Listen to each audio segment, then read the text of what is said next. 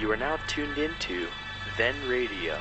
If you enjoy our videos, we ask that you consider joining our Patreon to support our channel. Don't forget to like and subscribe so that you never miss a new video. We hope you enjoyed today's episode, and as always, thank you for watching.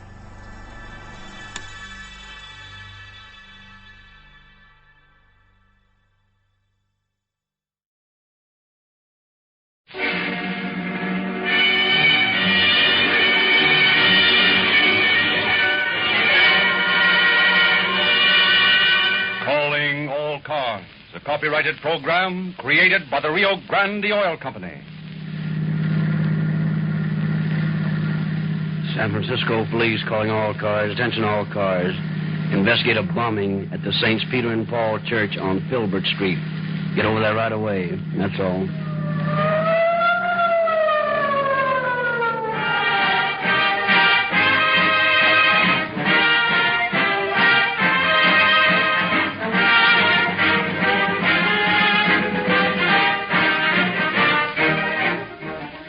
Daring, fearless, up-and-coming men who do things invariably prefer Rio Grande cracked gasoline. Police officers, like those portrayed in the following drama, are of this type: courageous, quick to make decisions, quick to act. When they get a call from headquarters, they have to jam down the throttle and go. More police officers use Rio Grande cracked gasoline wherever it is sold than any other brand.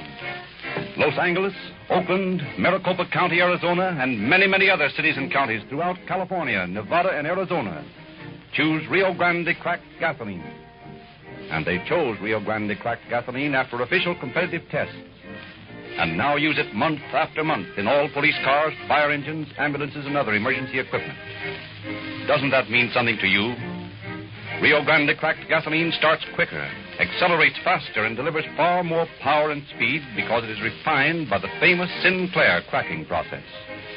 It is the only gasoline you can buy that is refined by this patented process. So, if you are the vigorous, hard-hitting type who likes to do things, fill up your tank with Rio Grande cracked gasoline and enjoy the satisfaction of police car performance.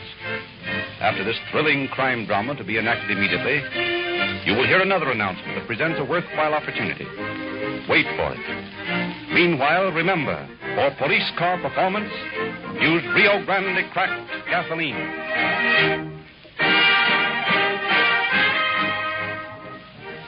We take you now to our San Francisco studios, where you will hear Sheriff Hollenberry, San Francisco County. Sheriff Hollenberry. Good evening. It has almost been 10 years since the bombing of the Saints Peter's and Paul Church in the section of San Francisco known as Little Italy. Yet San Francisco has not forgotten the work of Chief Dan O'Brien and his men in bringing to an end the reign of terror that gripped the citizens of that district. 5 different times the phantom bomber left his deadly package of dynamite on the steps of the church. 4 times his attack was successful. What happened on his 5th visit will be told in a moment in the true dramatization you are about to hear.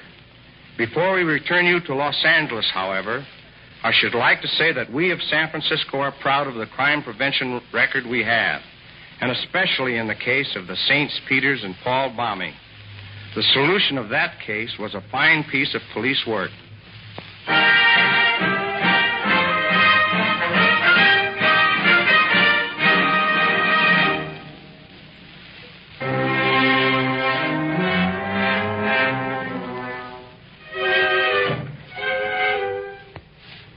It is a cold, rain-driven Saturday night in San Francisco. In Little Italy, there are no sounds of gaiety, no late parties. For tomorrow is the feast day of St. Francis de Sales. From somewhere deep in the interior of the Church of Saints Peter and Paul on Filbert Street, the deep tones of a clock strike 11. Victor Grafero, the sexton, stands surveying the result of his efforts toward decorating the altar. There is no sound other than the clock to disturb the peace and quiet of the moment. Then, suddenly, an earth-shaking explosion shatters the silence. Its deep-throated roar echoing and re-echoing through the nave of the church. Priceless stained glass windows crashed to the floor. Plaster rained from the walls and ceiling. In one split second, the interior of the church becomes a shambles. And in houses all through the district, lights suddenly flash on. Half-clad Italians rush out into the street, fear lurking in their eyes, memories of the great quake of 1906, striking sudden terror to their hearts. Then, as suddenly as it began, a deep silence. Grifero, dazed and shaken by the explosion, slowly rises from the floor, stumbles to the back door, out onto the wet cobblestones of the alley.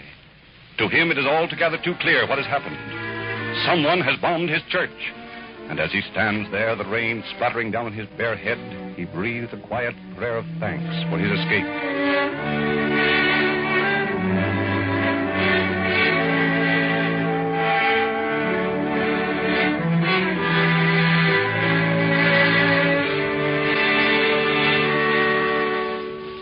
And in police headquarters, the scene is one of complete confusion. Hundreds of calls from terrified residents of the neighborhood pour in through the switchboard. Sleepy-eyed policemen snap into sudden action. Siren screaming police cars roar to the scene of the explosion. But upon their arrival, detectives learn nothing that might lead to the bomber. There is no single clue that can be followed. All agree that it's the work of some madman, perhaps some religious fanatic, but nowhere is there a lead as to his identity. And after weeks of inquiry, questioning of hundreds of suspicious characters found in the neighborhood, the investigation slowly cools off. The world forgets the bombing of the Saints Peter and Paul Church. Peace and quiet is restored to Little Italy.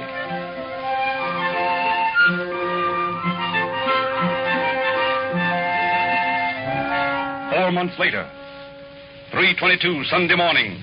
With no warning, the mad bomber strikes again.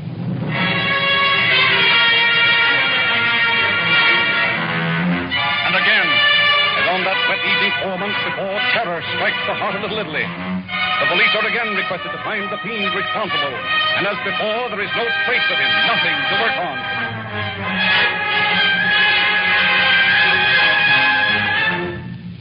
5 months later, another explosion rocks the district. And 3 months after that, another, and this time more powerful one, tears great ragged holes in the sidewalk, smashes the great door to splinters.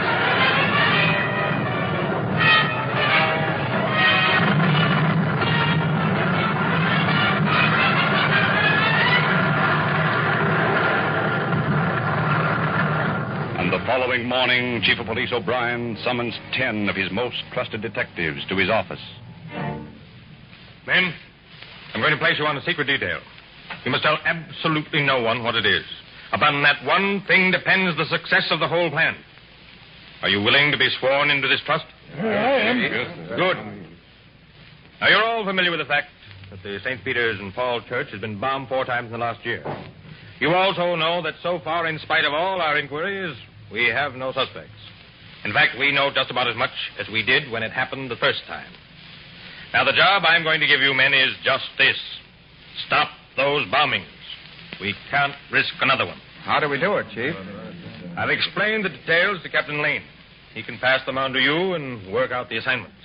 Well, now, the plan depends, as Chief O'Brien said, primarily on the fact that no one knows about it. By that, I mean no one, and that doesn't exempt your wives. My wife would like that. Boys, that's going to be the hardest part of your job. Well, now to be serious, here's the idea.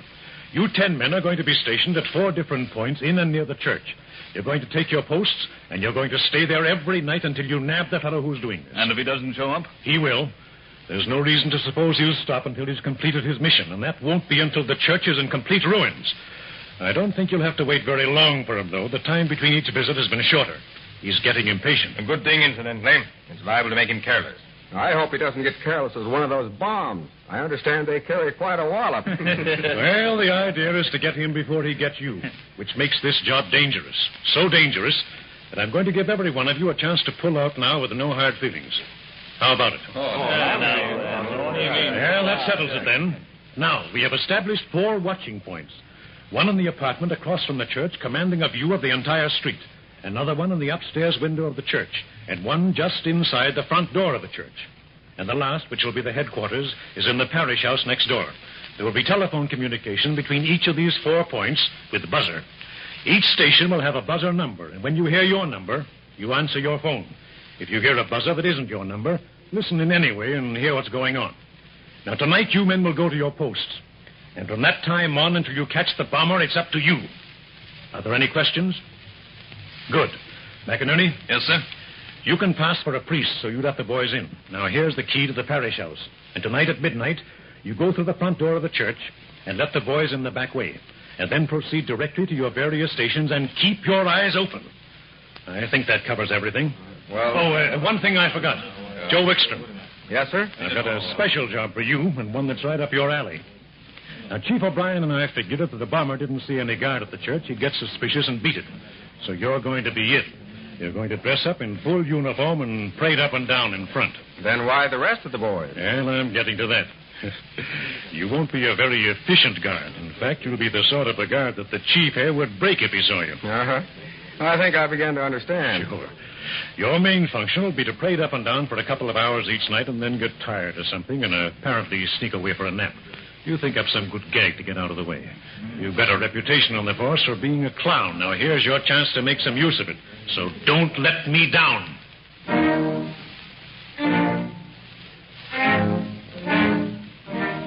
Thus, at exactly 12 midnight the same evening, Detective McInerney slips silently into the church, makes his way to the extreme back, finds his companions waiting in the alleyway. Come on, let us see what's the matter with you. All right, boys. Come on in. Hey, keep quiet. You got any kind of a light so we can see where we're going? Can't risk it, do we? We'll just have to be plenty careful and pick our way along the aisle here. I think I can lead the way. Well, I hope so. I can't see an inch in front of me. You and me both, Joe. The main thing is to watch the pews along the aisle here. If you can sort of feel your way along without stumbling on them, you'll be all right. Everyone's in, Larry. Shall I shut the door? Yeah. And watch it doesn't squeak on you. It did. Well, that's all right. No one can hear that. Come on, now, follow me. When we get to the front, we'll split and go to our stations. I'll lead on. Okay. We're with you. Right. Careful there. Careful there, boys. Come on, quiet, boys. Take your time. Here, come over this way. Look out. All right. Hold it. This is where we separate. You all know your stations? Yeah, sure we do. Good. Well, then you go through this door here and up the stairs. Window's right at the top of it. Right. DeMette, you and Tom, that door over there leads to the parish house. The priest will share the window. Good enough. Let's go, Tom. Ed, you and Greminger here. There's the phone and the buzzer right by the door. Dewey and I'll go up this way. As soon as we get to our station, we'll buzz and check the phone system. Okay, Larry. Keep those eyes peeled. Don't worry. I haven't any more desire to get blown out of here than you have. So long. See you in the morning, if everything goes well. Right. Come on, Dewey. Yeah. Easy now. Just keep close to me. That's it. So, this is to be our happy little home, huh? Nice roomy spot. Yeah, it's cramped, all right. Well, at least it'll keep us from getting sleepy at the wrong time. That's something. Yeah. You gonna buzz the phone? Yeah, right now. I hope it works.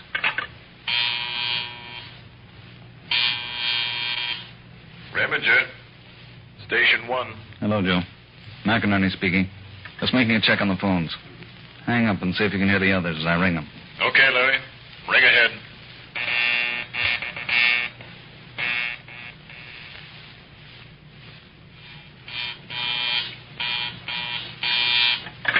DeMette speaking, Station 2. Hello, DeMette. McInerney speaking. Testing the phone. Can you hear me all right? Yeah, fine. Clear as a bell. Good. Hang on and listen while I check the other stations. See if you can hear us. Right. What's up? Just checking phones, that's all. Great idea. These phones makes everything hunky-dory. Yeah, as long as they work. Sims Harry. Wait a minute, let me listen. Station 3. McInerney, testing phones. Sounds fine here. Good. Keep the phone open. Okay, Larry. I can hear the others talking on the line. Anything doing? No, just testing. Lennon, Station 4. Okay, Lennon. McInerney, testing the phones. Yeah, there's Lennon over at 4. Everything's fine here, Larry. Okay. Gonna ring off now. Keep your eyes open. Don't worry. If the rest of you stations can hear me, check back as soon as I hang up. Start with 1 and follow in numerical order. That's all. Keep your eyes on the street, Tom. I got to check back with Larry as soon as Station 1 is finished. Okay. There's Greminger up at 1 ringing. McInerney, Station 5. Reminger at 1, checking back. Okay, Joe, that's all. Right. I'm going to buzz Larry.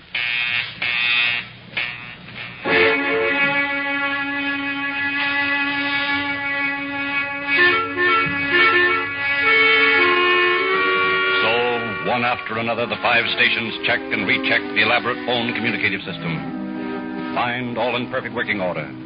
Settle down to the long vigil ahead of them. And in the street outside the church, Detective Joe Wickstrom paces slowly up and down, to all observers an obviously tired guard, not too enthusiastic over his job. What a job, walking around by myself like a night watchman. 1 o'clock and all's well along the Filbert Street front. What a life. Good evening, officer. Cold enough for you? Yeah, plenty cold. You've certainly had a lonely job here. I don't envy you at all. All a part of the night's work, ma'am. But I got to admit, I've known better jobs. You watching the church? Yes, ma'am, that's the main idea. But just between you and me and the lamppost, I don't see much sense to it. It seems to me there's a lot of sense to it, officer. What with all the bombings and all that's been going on, about time the police did something about it. That's what the chief says. Maybe he's right. I still don't see the idea. Well, come along, my dear. We can't stand here all night talking to an officer. Good night. Good night, ma'am. Good night. Not a very conscientious officer, if you were to ask me. He didn't seem overly enthusiastic about his work, did he? That's the trouble with this police force. The men are lax, inefficient. Now, when I was in the army... George, look back at that officer. Is that a flask he's holding in his hand? What? By heavens, I believe it is. He's drinking from it. An officer on duty, openly drinking. Why, I never heard of anything so disgraceful in all my life. I have a good mind to report him. I think you'd be in the right, too, George. After all, we do pay taxes and things that go for their salary. We do indeed. Matter of fact, I not only have a mind to report him, I think I will. Come along, my dear. I shall telephone from the first available place.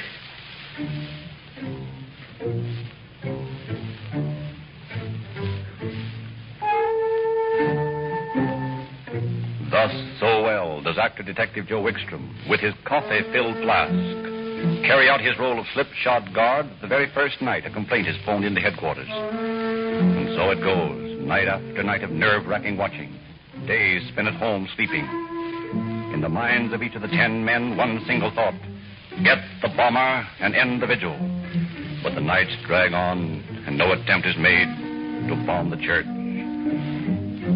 6, 7, 8, 9 nights. Still no alarm to break the monotony of the 10 weary men's vigil. It is the 10th evening of constant surveillance. In the apartment across from the church, Detective Sidney Du Bois and James Simseri sit, staring into the empty street, lighting cigarettes one after the other, striving to keep alert. 10 nights. 10 nights of just sitting and staring out that window. It's enough to drive a guy screwy. Oh, take it easy, Sid. We may be here for 10 more, or even 10 more after that. I hope not. It's getting so I imagine I see things out there in the street.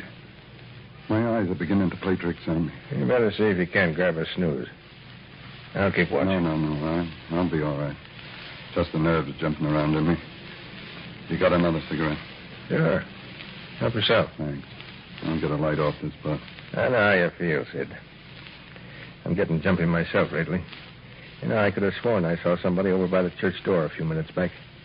And when I got ready to ask you to look, I couldn't see anything anymore. Gives you a funny feeling in your insides, doesn't it? You said it. Makes you want to get up and yell all of a sudden. Only that wouldn't be such a good... What's the matter? Shh, wait a minute. See someone? I think so. Look down the street there. Is that someone coming this way? Or... Yeah. Keep your eyes on him. I'm going to buzz McInerney. What's he doing? Still coming this way. Looks like he's carrying something under his coat. McInerney. Suspicious character approaching church. Be on your guard. Right. Keep me posted. He's heading across the street for the church. Watch it, Larry. He's heading for the front door. We're ready. Can't see him from here yet. Revejar speaking.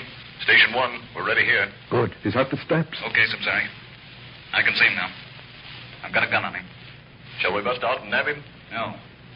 When do we see what he does? He's going up the steps. You'd better nab him before something happens. You'd better nab him. Easy, Sid. Larry has a gun on him. But if he has a bomb there, he'll blow the boys to bits. He's liable to let it go any second. Easy. Look, he's kneeling down. Looks like he's praying or something.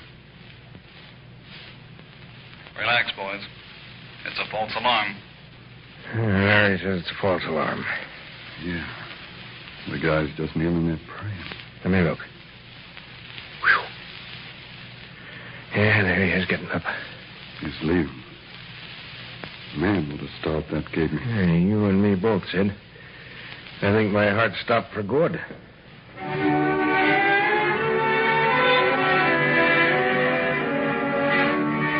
So the first activity in 10 nights turns out to be no more than a devout Catholic stopping to offer his prayers. Nerves stretched to the breaking point suddenly ease off. Faces lose their mask-like expressions. Silence settles on the 5 stations once again.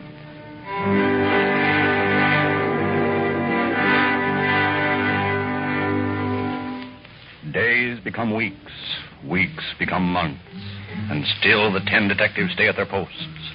And as the weeks drag by in each man's heart, the conviction becomes stronger. The phantom bomber has disappeared.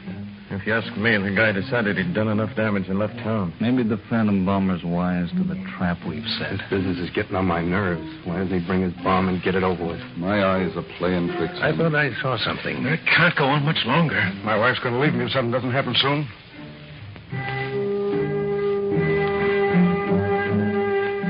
Thoughts running crazily through tired minds, bodies aching from cramped positions, and still the endless watch continues. Wednesday, Thursday, Friday, Saturday, Sunday, the Sabbath. In the apartment window across from the church, Simseri and Du Bois listen to the ticking of a clock, count the ticks as the minutes turn into hours. You awake, Sid? Yeah. I couldn't tell. You haven't moved for an hour. I was listening to the clock. I got it all figured out how many ticks there are to an hour. I'm trying to figure out how many there are in a 12-hour day, Nick. Yeah, that is if you don't go bats first. Right. How much is 12 times 7,200? I wouldn't know, Sid. I never was much at arithmetic. Well, that's how many ticks there are to a day if I can multiply that far. Hey, why don't you give the clock up in favor of the spots on the wallpaper? I've counted them 5 times now, and I get a different answer every time. Why don't we give this whole thing up and start living normal lives again? That's simple. Because we stay here until we get our bomber friend. Any more questions? Seriously, though, Jimmy. How long do you think this thing is going to last? I can't answer that one. In fact, I've tried not to think about it. It doesn't do any good. If only something would happen. I think I'd even welcome a bomb at this point. Oh, no, thanks. Not for this one. I've seen what bombs do to people who get in their way. You know, they don't leave much to take home to Mother. Yeah, I've seen the results of bombs, too. Not very pleasant when you come to think about it. I remember once when I was over on... That's us. Station 3. Simsari speaking. Keep your eye on the street, Jimmy. There's 2 men coming this way from Powell Street. You'll be able to spot them in a minute. Okay. A couple of birds coming this way, Sid. Stand by. Right. You on the line, Larry? Sure thing. Keep me posted. I can't see them yet. Wait a minute. Yeah, now I can. One of them's carrying something. Yeah, I can see it. Hey, Larry. Yes? They're right below me now, and they've stopped. Looks like they're talking together. One of them's starting across the street for the church. Stand by, Larry. One of them's heading for the steps. He's got something under his arm. Watch him, Jimmy. If he starts running, let him have it. Right. He's starting up the steps now. Okay. I see him now. Stand by, Grimminger. All stations ready to attack.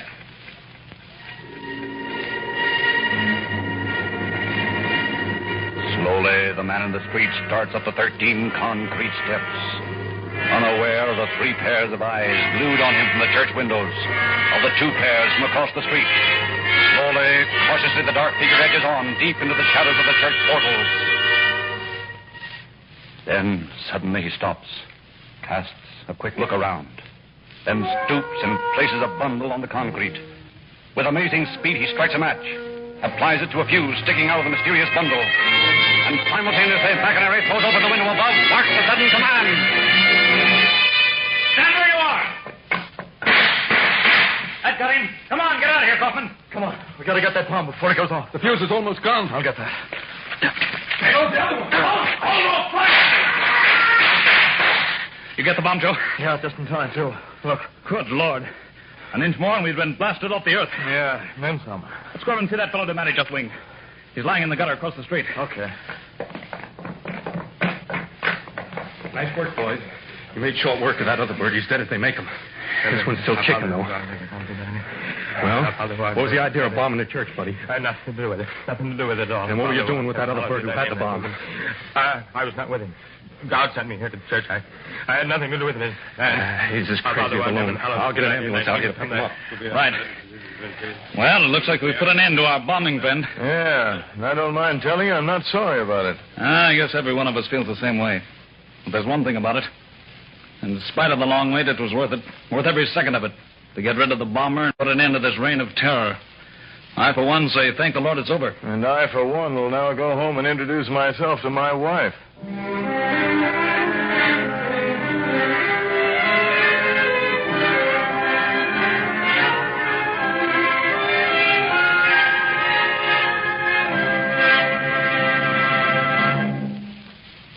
And now we take you once more to our northern studios, where you will hear District Attorney Matthew Brady of San Francisco County. Mr. Brady. Thus, the apprehension, trial, and sentencing of the phantom bomber were dispensed with in a few seconds by San Francisco police without further cost to the county. The bullet-riddled corpse was identified as that of G. Rickey, a religious fanatic. His accomplice, the man across the street, died from his wounds a few weeks later, and the police records were closed. The 10 detectives whose daring solved the bombings were each given 2 weeks' vacation by the police commission and a gold badge for distinctive service by Mayor Rolfe. Once again, the faithful congregation of the Church of Saints Peter and Paul began to climb the 13 steps to worship without fear.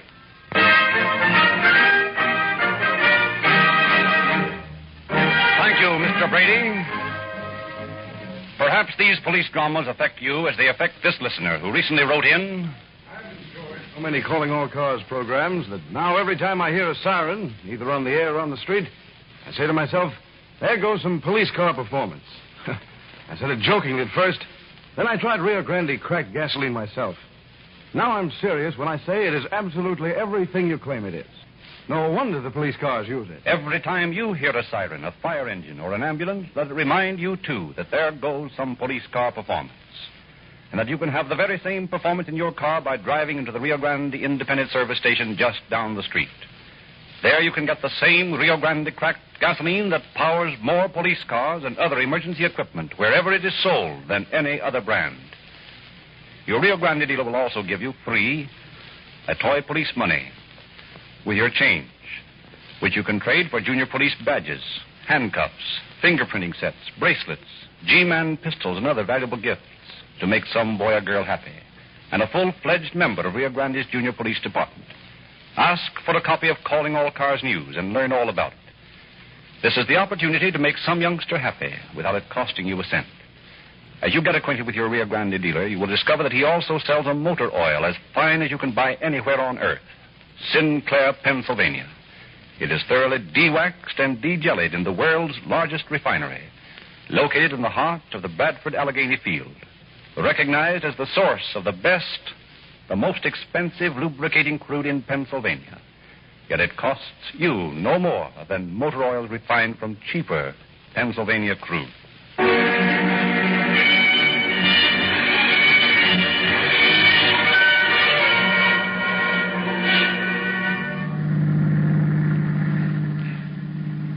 San Francisco police calling all cars, attention all cars, a cancellation broadcast 152 regarding the bombings of the St. Peter and Paul Church on Filbert Street. Suspect in this case killed while trying to escape. That's all.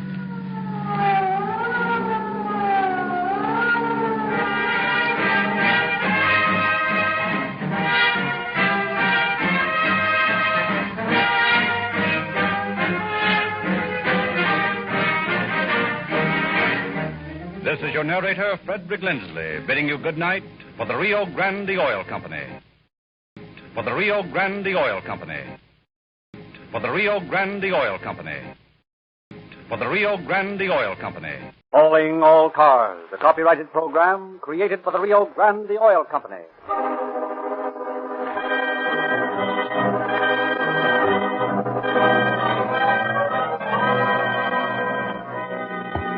Los Angeles Police calling all cars. Attention all cars. Broadcast 5. Regarding a man wanted for murder. Description later. Rose and clerk.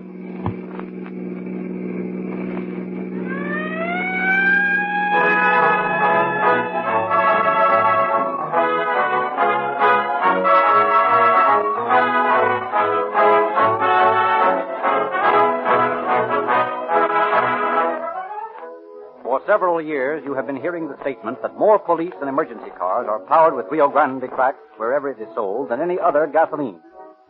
Year after year, this statement is proved. Can you ask for a more convincing testimonial?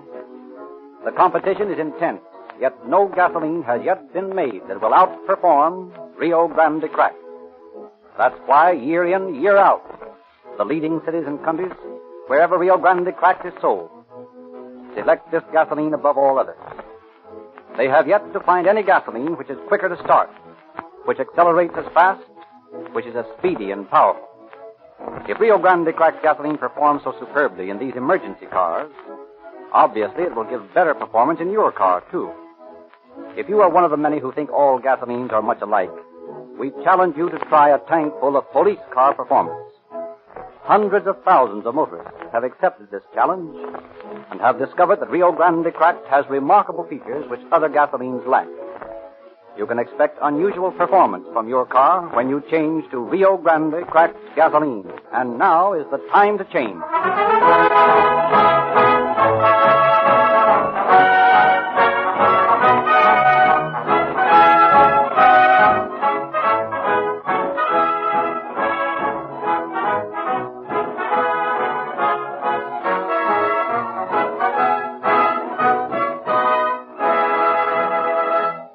Present Captain Bert Wallace, head of the homicide squad of the Los Angeles Police Department.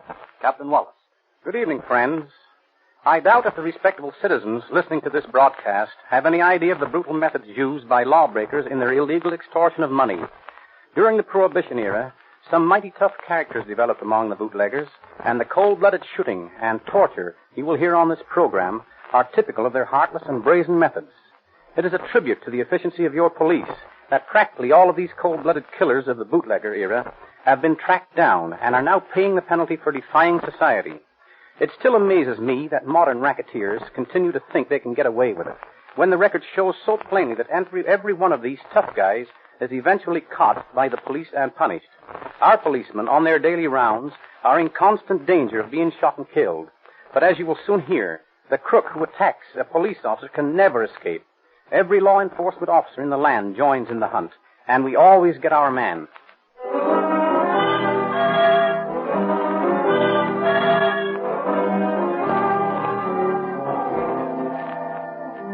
Tonight, we have selected the story of the killing of Deputy Sheriff Cookie Vejar for this episode of Calling All Cars. The story goes back to the middle of November 1932 for its beginning. The activities of the Los Angeles Police Department had made business bad for the bootlegger, and Raleigh McAllister, a petty whiskey peddler, and his friend James Rogan, a sailor bootlegger, are discussing the situation. Can I tell you, Jim, it's getting tougher and tougher. Yeah, I know, Mac. The feds are clamping down so you can't get it in off the boat, and Davis's gang down at City Hall slap you down when you try to sell the stuff you make yourself. Yeah, it's tough, all right. You got another drink there? Yeah, here.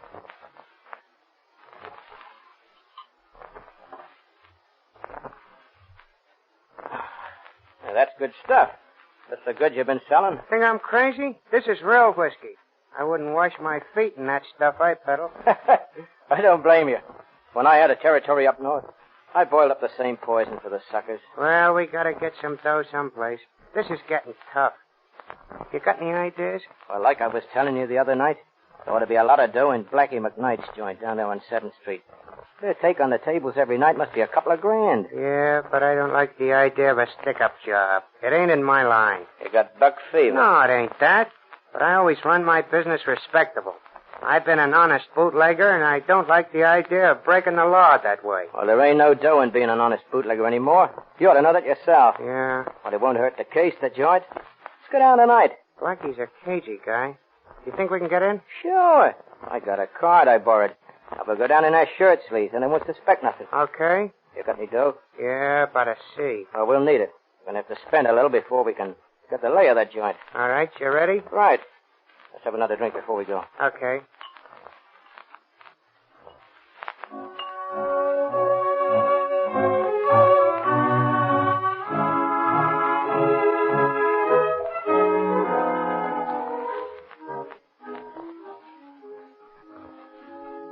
Sorry, boys, I can't let you in. We got a card, ain't we? Yeah, you got a card. And it's got your signature on it, ain't it? Yeah, that's just it. I never saw you boys in my life. I never made out this card to you. Look here, we got a card and we're coming in. No, you're not. Not until I make sure you're on the up and up. This card's made out to Tom Walsh. You him? No, I'm not. He's a friend of mine. You call him up and tell him Jim Rogan's down here. He'll tell you I'm okay. All right. You guys will have to wait outside, though. Okay. You're right. He sure is a cagey guy. He's got a lot of cash in this joint, and he ain't taking any chances. Ever been here before? No. But I got an idea it'll be a cinch to knock over. Looks like there's only one way out, and this is it. Looks that way. This guy got a great big mob hanging around? Not that I know of. I understand there's just himself and a couple of dealers and a bartender. Dealers will all be gone by the time we come back with the heaters. Maybe we'll have to pull a job without ever getting in first. Nah, Tom will okay me. Yeah, if he's home. Well, we'll know pretty quick. Like he's coming back now.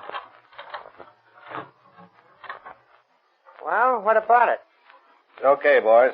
Tom says you're all right. What did we tell you? Well, you know how it is, boys. You can't afford to take no chances in this business. Yeah.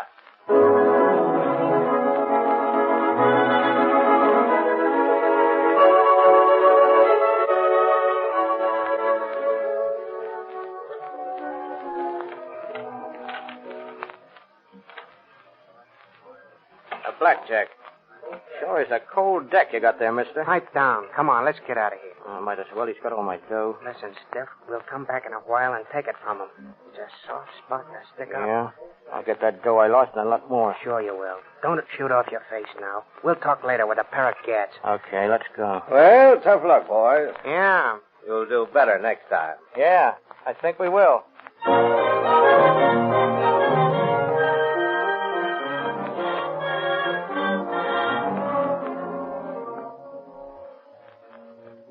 And in the early hours of the same morning, Deputy Sheriff Cookie Vejar dropped into Blackie's place looking for a suspect.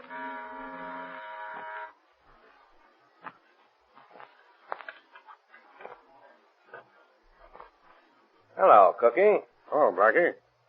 Come to make a pinch, Cookie? No, not this time, Blackie. Just looking for a guy, that's all. Oh. Nobody here now, Cookie, except Mike the bartender and one of the girls. Yeah? Well, I think he'll come in anyway. Okay, Cookie.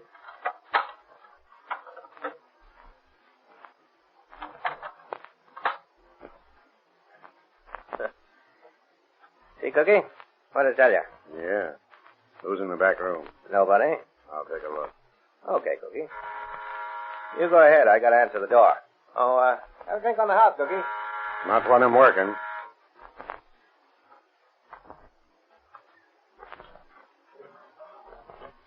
Oh. Hello, boys. Back again? Looks like it, don't it? Yeah, we got some more dough. Let us in. Okay.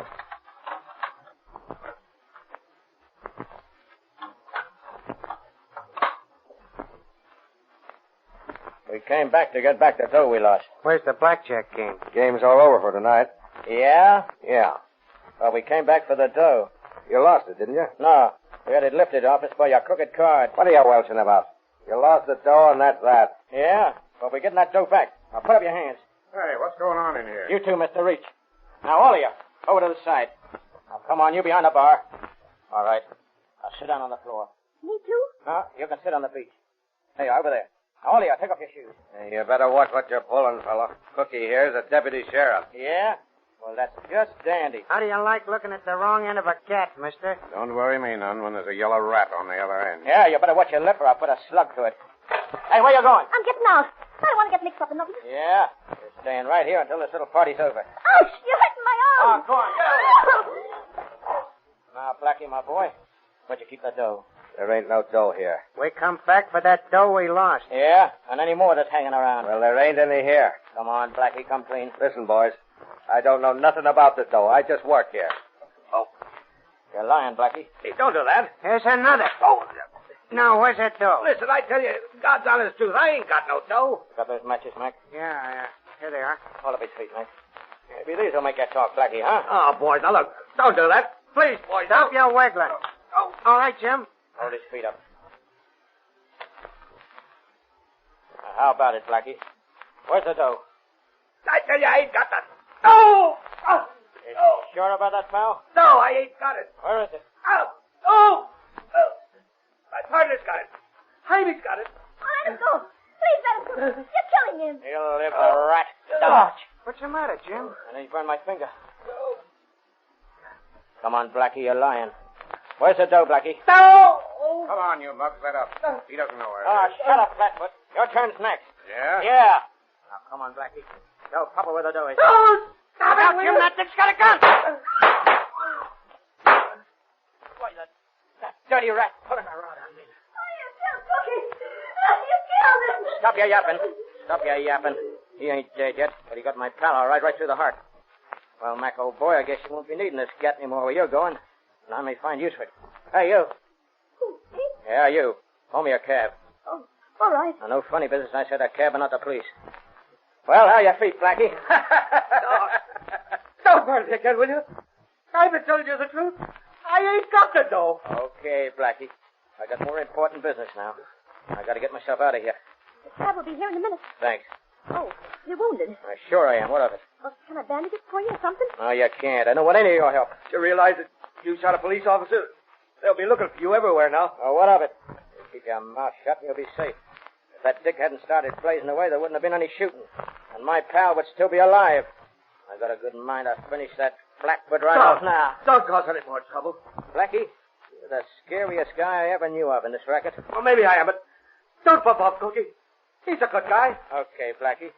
Probably gonna bump off anyway, so I'll leave you here to watch it. Only, Blackie, if you love your life, keep your mouth shut. So long.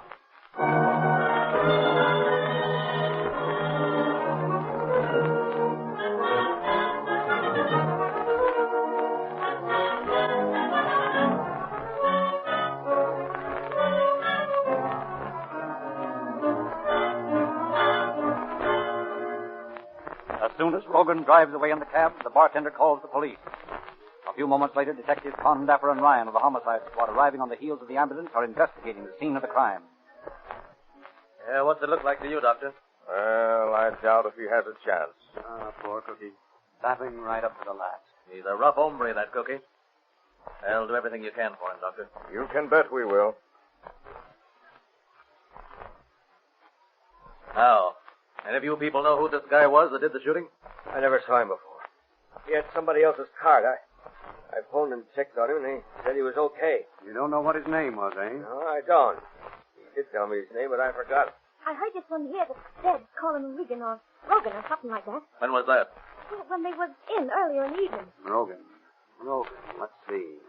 Oh, yeah. Yeah, here's his name in this dead guy's notebook. That's him, all right. Rogan. Jim Rogan.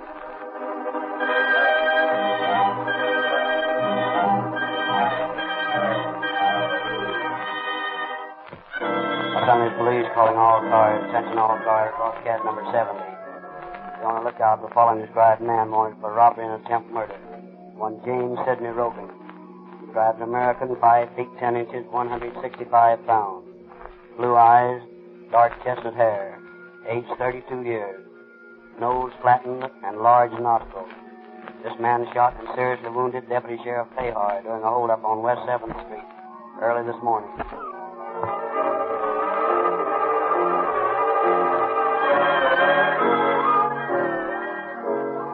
The search of Rogan's apartment reveals a phone bill, among the items of which are several calls to a Bakersfield number. Bakersfield police are asked to trace down this clue. They call at the address where the phone is located. It is a well-known resort. Hello, Amy. Hello, Bert. What you doing down this way? Oh, just paying a call. Anything wrong, Bert? No, everything's okay. Come on, spill it. I never come down here unless there's some trouble. Any of your girls been getting any calls from L.A.? When? Oh, recently? I don't check on them that close. They got a lot of calls. Yeah, I know, Amy, but you might know if one of the girls got, say, 6 calls from L.A. in a month. Might. Well, then, what's her name? She ain't here anymore. Where is she? She left for L.A. yesterday on the bus. Yeah? Yeah. What was her name? Mabel's the name. She went by here. Mabel what? Just Mabel. What'd she look like? Blonde. Young? Oh, 22 or 3. Where'd she go in L.A.? How should I know? Did she ever call L.A.? I don't know that either. Why not? It's a payphone, you dummy. Look for yourself. Yeah, that's right. Well, the phone company will have a record on that.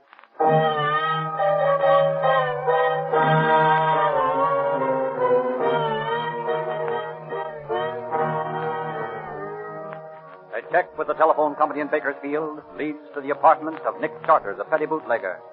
Con Dapper and Ryan visit the apartment and find Charters and Mabel there. They arrest them on a technical charge of suspicion of murder and bring them in for questioning. Hour after hour, Charters stoutly protests his ignorance of the whole affair. And then... I don't know what you got me here for. I don't know nothing about it. Rogan's a friend of yours, isn't he? No. He's a friend of your girls, isn't he? No. He isn't cheating on you, is he? Oh, no. Why? Well, Rogan called her up in Bakersfield 6 times last month. He did not. Did you call her 6 times? Yes, and more. Where from? Rogan's apartment? No. Then she's kidding you. Because we know somebody called her from Rogan's apartment 6 times last month. Oh, come on, Charters. We know all about it. Let's not waste any more time. Come on, tell us all you know. I don't know nothing. Oh, yes, you do. Now, look here, Nick. We know you weren't in on the shooting. But we also know Rogan went right to your place after the shooting. Well, how do you know that? That's right, isn't it, Charters? Well, yes. All right, let's have the rest of it. Well, he came over and told me what had happened. Was he wounded? Yeah. Where? Well, in the chest and in the leg. What'd you do with him? Well, he wanted to get out of town, so after we'd laid low a couple of days, he was well enough to travel, and so we took him to San Francisco. What address there? Well, I dropped him in front of the ferry building. Is that the truth, Charters? Yes, on the level. He said something about having relatives there, so I said goodbye to him and came on home. That's all I know about it, honest. You ain't got nothing on me. I didn't have nothing to do with it. Can I go now, huh? Yeah, Nick. Can I go? Yeah, you can go.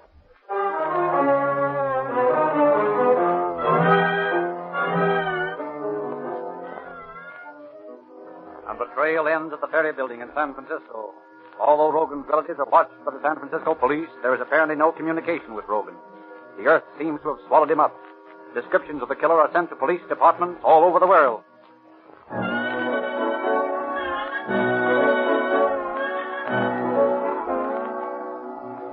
In Balboa, in the Panama Canal Zone, a suspect answering Rogan's description is arrested. Fingerprints from Los Angeles reveal him to be the wrong man.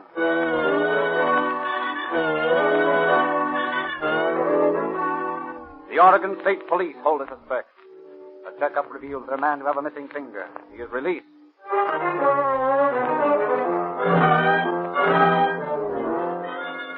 Rogan is reported recuperating in a hunting resort near Redding. The sheriff of Shasta County investigates the place and finds nothing.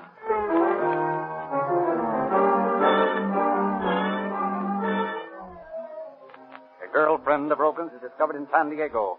She claims she hasn't seen Rogan in a year, but she admits if she did know where he was, she wouldn't tell for fear of what he would do to her.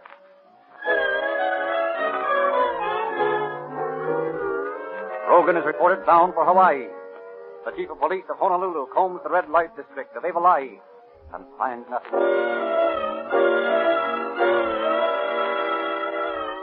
So for months, the fruitless manhunt drags on. Clue after clue is followed, leading nowhere. Vejar's brother officers of the sheriff's office raise a fund of $500 and offer it for Raven's capture. The detective magazines print Rogan's picture and description in their show-up departments. Avid amateur detectives the nation over are on the lookout for the killer. Corinth, Mississippi.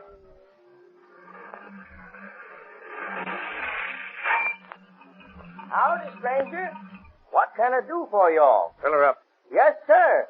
Reckon you all come some distance from the looks of your car. Maybe I have. Are you going far? Maybe.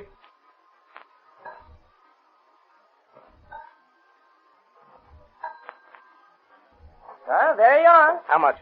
That'll be $168. Oh, here, $2. Just a minute. I'll get your change. Oh, keep it. I'm in a hurry. Well, I'll be doggone if it ain't. Martha! Martha! Yes? Bring me that detective book. Which detective book? Have you got the picture of the dead girl in the cover? Yeah, that's right, the green one. Hurry. All right. I'm coming. Hold your horses. I'm coming as fast as I can. My, she was a pretty gal. Well, here you are. What you doing? Seeing things again? Martha, I do think we all seen $500 lying down the road. Yes, sir.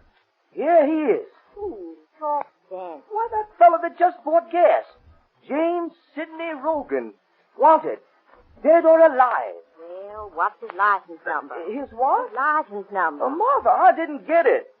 And you call yourself a detective? Just the same. I'm going to write to the chief of police in Los Angeles. He ought to know about this.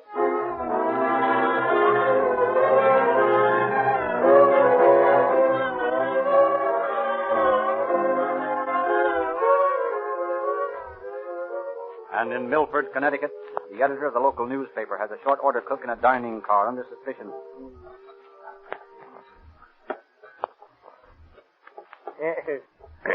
Let me have a donut, too, huh? Coming up. Yeah. Thanks. Oh, say, you might give me some butter. Hey, just put it on the coffee saucer, huh? Yeah, it's fine. Hey, you ain't been here long, have you? No, a couple weeks. Where'd you come from? Worked over in Jersey City. Yeah? Uh-huh. Yeah, ever been west? Oh, no further west than Newark. Huh. California's a great country, they tell me. Yeah, I guess it is. Sure is, from all I can hear. Oh, say, could I have some more coffee? Sure. Oh, sorry, I stuck my finger in that butter. Wait, I'll get it cleaned off. No, that's all right. That's a silly habit I got when I was a kid, smearing butter around a saucer like that. I'll get you a clean one. No, this is fine. Say, you don't mind if I drink this over to the office, do you? We're going to press soon. I guess I better get back. It's okay with me. Just leave a dime deposit. Oh, yeah, sure. Yeah. There you are.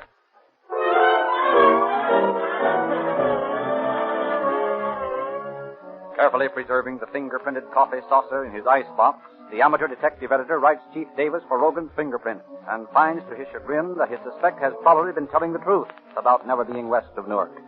At least he is not Rogan. So months pass, and Rogan remains at large, and then one day Inspector Davidson of the homicide detail calls Condapper and Ryan into his office. Well, here's the letter I thought would interest you boys. Yeah, what's it about? Rogan. Well, let's see it. Say, listen to this. Do you really intend paying $500 reward for the information leading to the arrest of Rogan? Because if you do, I can tell you where to find him. Just write me, care of General Delivery, San Francisco. Probably another one of those nuts. Well, what did you do about it? Well, I wrote and told him the reward absolutely would be paid. And we'll see what comes of it.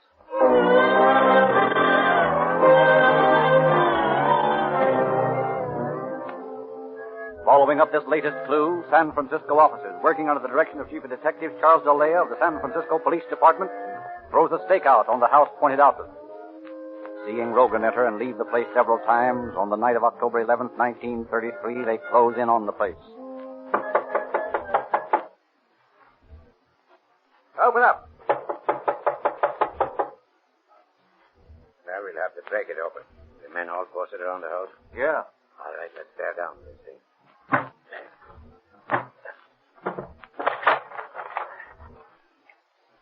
Remember your gas. You may need it. I already have. Throw your flashlight this way. Well, he's not in there. No, not in here. Now, wait a minute. Just heard a sound down the hall here. Look, the door's closed. All right, let's open it.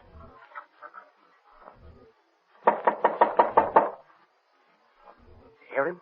Yeah. Come on out of there. I will give you 3, and then I'll shoot through the door. 1, 2. Okay, let's get on, coming. Hello, Rogan. We're mighty glad to see you. I ain't glad to see you. I don't suppose so. If you'd have come to you later, you'd never had me. Yeah, how's that? I was lambing out where you'd never got me. Well, we figured we'd better pay your call pretty soon. Yeah? Well, how about it, Rogan? Are you ready to talk about that job down in L.A.? Yeah, I'll talk. Let's get out of here. I'll talk as soon as we get to headquarters.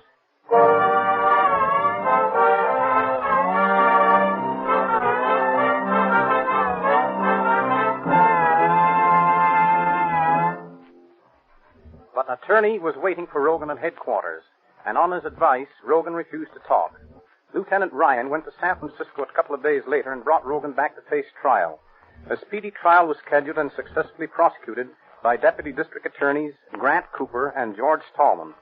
Rogan's attorney tried to enter a plea of guilty to murder in the first degree in exchange for a life sentence, but the prosecution refused this move, and on December the 5th, Rogan was found guilty of murder in the first degree with no recommendation for clemency. On December the 15th, 1933, Rogan was given the death penalty by Judge Fletcher Boren. He was sent to San Quentin in February 1934 and fought his hanging. But on February the 8th, 1935, he was hanged by the neck until dead. Thank you, Captain Wallace.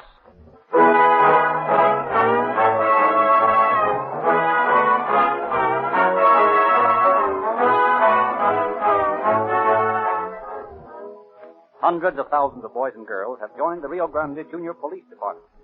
These junior G-men are outfitted with uniform belts, pistol and holster, handcuffs, fingerprint outfits, genuine metal police badges, and many other items of equipment, all given away absolutely free by the Rio Grande Oil Company. Ask your independent neighborhood Rio Grande cracked gasoline dealer how you can get the oil company. Ask your independent neighborhood Rio Grande cracked gasoline dealer how you can get these free gifts. All over America, hundreds of thousands of gasoline service stations are now warning motorists to Sinclair Eyes for summer. As warm weather comes, your car needs entirely different lubrication. Your motor oil, for example, should be of an entirely different grade. But every car is different, so we can't tell you here what oil to use.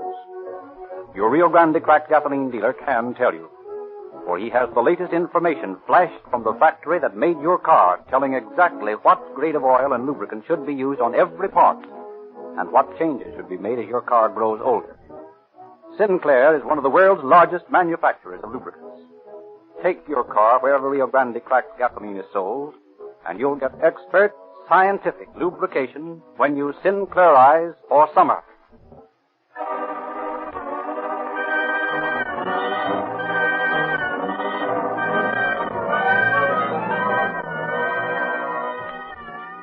Police calling all cars, attention all cars, a cancellation broadcast 5. Suspect in this case is now in custody. That's all. Rolls and quit.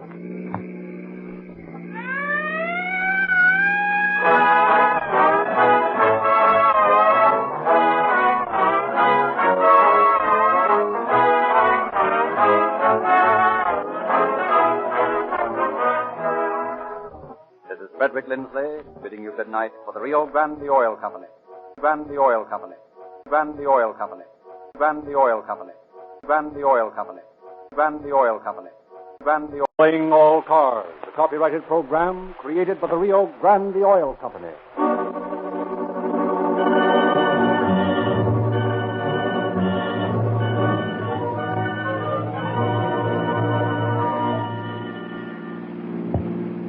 Police calling all cars, attention all cars, broadcast 6 regarding a holdup on Terminal Island just before noon. There's 2 bandits. Number 1, dark complexion, Mexican or Filipino, about 20 years of age, wearing a dark suit and gray cap. Number 2 is also dark, wearing a gray suit and gray cap. These men may be heading north toward Los Angeles. Keep your eyes open, boys. That's all. Rolls and quit.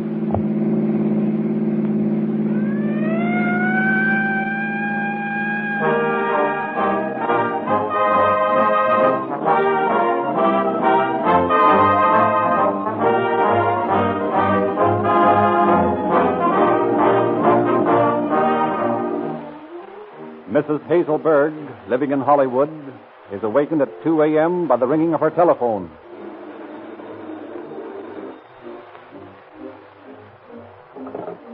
Hello? Goodbye, Hazel. This is Virginia. I've turned on the gas. I'm dying.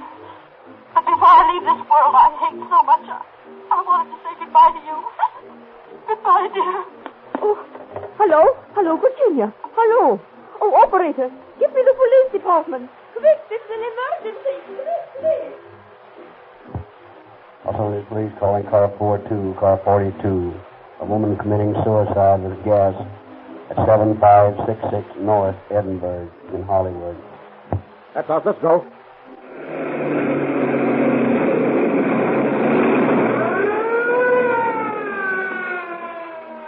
Less than a minute after the emergency call was received by the police department, radio policeman crashed down the door, gave Virginia first aid treatment, and saved her life.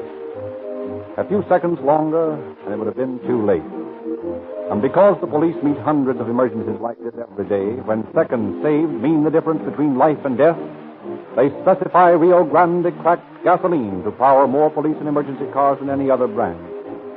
This emergency gasoline galvanizes into action at the touch of the starter. It accelerates so much faster than ordinary gasoline. Police and emergency car drivers in Los Angeles, Oakland, Berkeley, and many, many other cities, as well as deputy sheriffs in Maricopa County, Arizona, and many other counties where great distances must be covered at top speed, all swear by Rio Grande cracked gasoline as the fastest, most powerful, most efficient gasoline they have ever used. And every day, scores of motorists who try Rio Grande cracked gasoline for the first time get the thrill of police car performance in their own cars.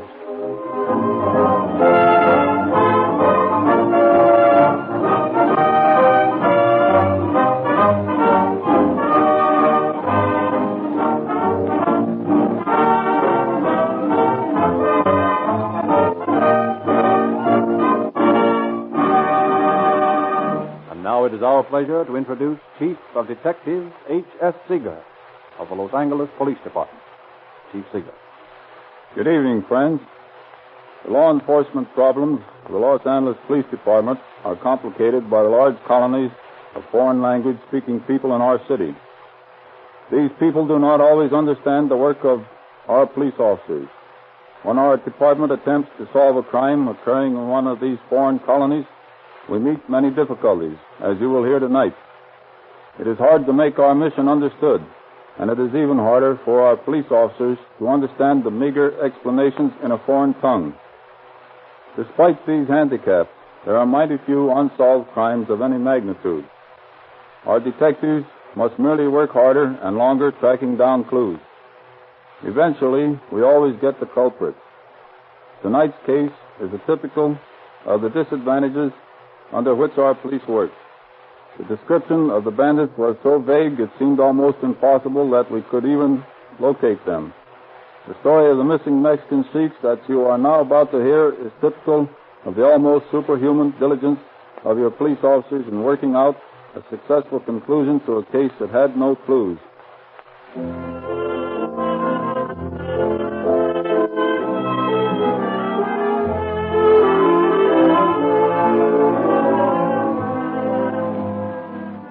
It is late morning of February 5th, 1930. Mrs. Takinago, as is her custom, visits her branch bank on Terminal Island in Los Angeles Harbor. Good morning, Mr. Nago. Oh, good morning, priest. What will it be this morning? Oh, I think I take out money today. All money in bank. Oh, today's your big banking day, isn't it? Oh, yes. Today, many fishermen, many cannerymen, he pay off. He come eat at my extra special #1 restaurant. And you cash their checks, is that it? Yes, I think maybe I fix for them. Well, I can see what you get out of it.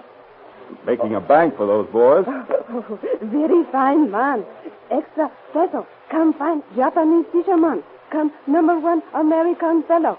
Give money. Spend money. Lots money in my restaurant. Well, from what they tell me, they'd come anyway to eat your cooking. Oh, you hear? I cook very good. And that's what they tell me. Oh, very fine. You come to my place. I fix you something nice. Oh, you like some special seaweed? Seaweed? Well, not exactly. Maybe so. You like fish. Oh, very good fish. He 6, maybe so 8 months old. You like? Well, I don't know, Mrs. Nago. You see, I'm not used to Oriental dishes. Well, here's your money. $1,000 in 10, 5, and $20 bills. Oh, yes. There's $100 worth of ones. Oh, you count him. Is they all right? Yes, I counted it. It's right, just $1,000. Oh, very good. Now, be careful of that money. Oh, yes. I careful. I hold tight in hand. All right. Goodbye. Oh, goodbye. And you not forget, I made special #1 Japanese dinner for you. All right, Mr. Nago. I'll drop in and see you someday.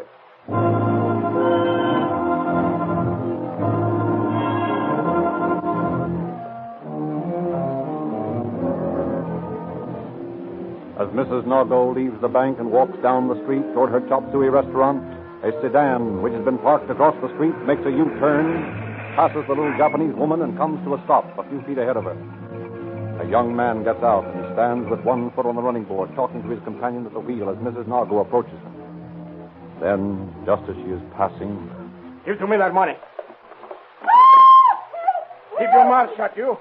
Come on, give it to me. Stop. Get it aboard. Stop. He steal money. All right, come on, let's go. Come on.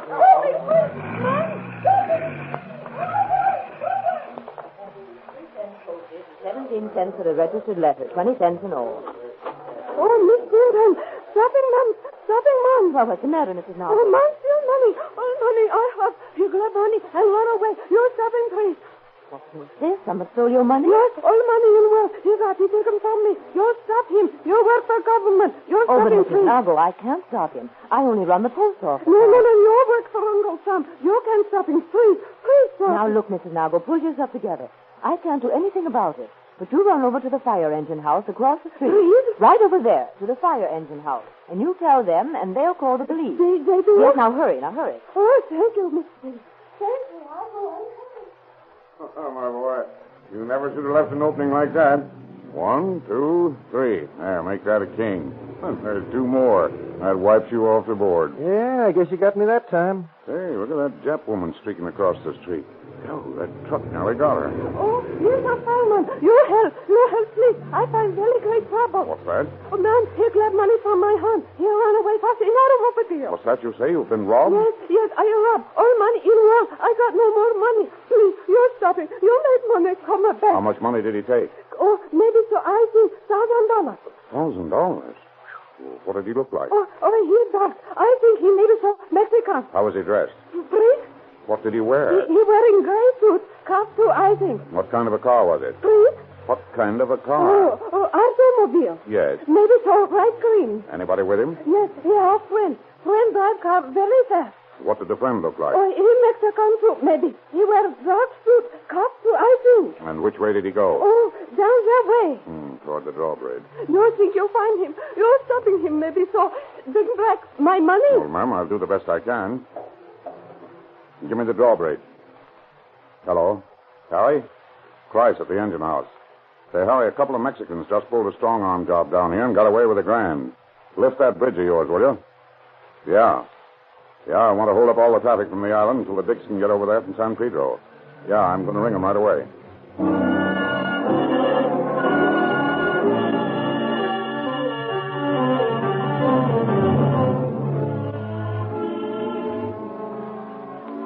Captain A.L. Gentry and Detectives Evans and Dunphy answer Captain Price's call.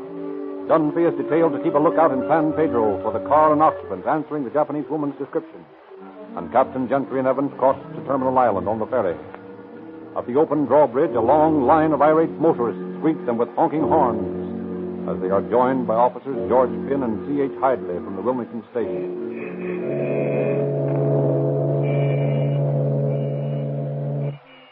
Hello, Captain. We've been waiting for you. Hello, Finn. Got here as soon as we could. Hey, come on. Let's get going. All right, you'll be moving in a minute. That's about time. Hey, they're getting sort of restless back there, aren't they? Well, a little delay won't hurt them any. Now, here's what I want you men to do. Yes, sir? We'll drop the bridge. Then sift this line of cars and trucks up. Get the license number and description of every car and the name and address of every occupant. Yes, sir. And if you find a light green sedan with 2 Mexicans or Filipinos in it, one dressed in a gray suit and the other in blue, both wearing caps, arrest them and bring them in. Right. I doubt if you'll find them in this lineup, though. The chances are they've abandoned the car. Evans and I are going to take a look around the island and see if we can locate it.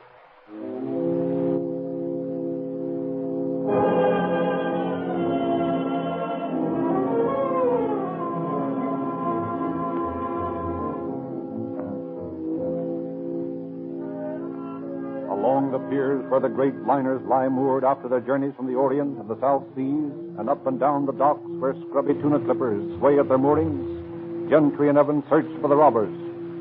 Their hunt leads them past warehouses that smell of cargoes from far places of the earth, and through streets where the fishermen are drying their nets, past canneries and past lumber freighters. Finally, as they turn into Seaside Avenue...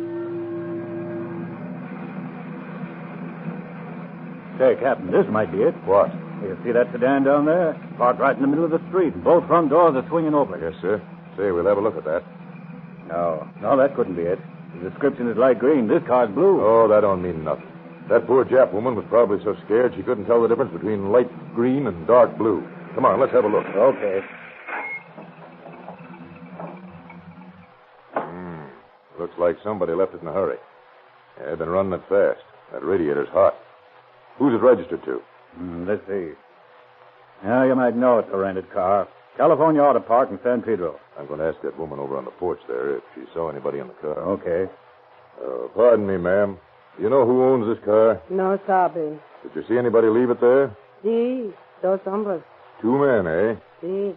What'd they look like? Were they Mexicans? Maybe. How were they dressed? One, he wear gray suit. Other, he wear blue. Well, did they wear caps? Sí. You know him? No. Do you? No sabe. Do they live around here? No sabe. Well, ever see them around before? No sabe. Well, that's good enough. Thanks. Well, Evans, the description tallies. I guess this is the buggy we're looking for. Yeah, a lot of good it'll do. These mugs didn't give the right names when they rented it, I'll bet. Well, we'll follow it up anyway.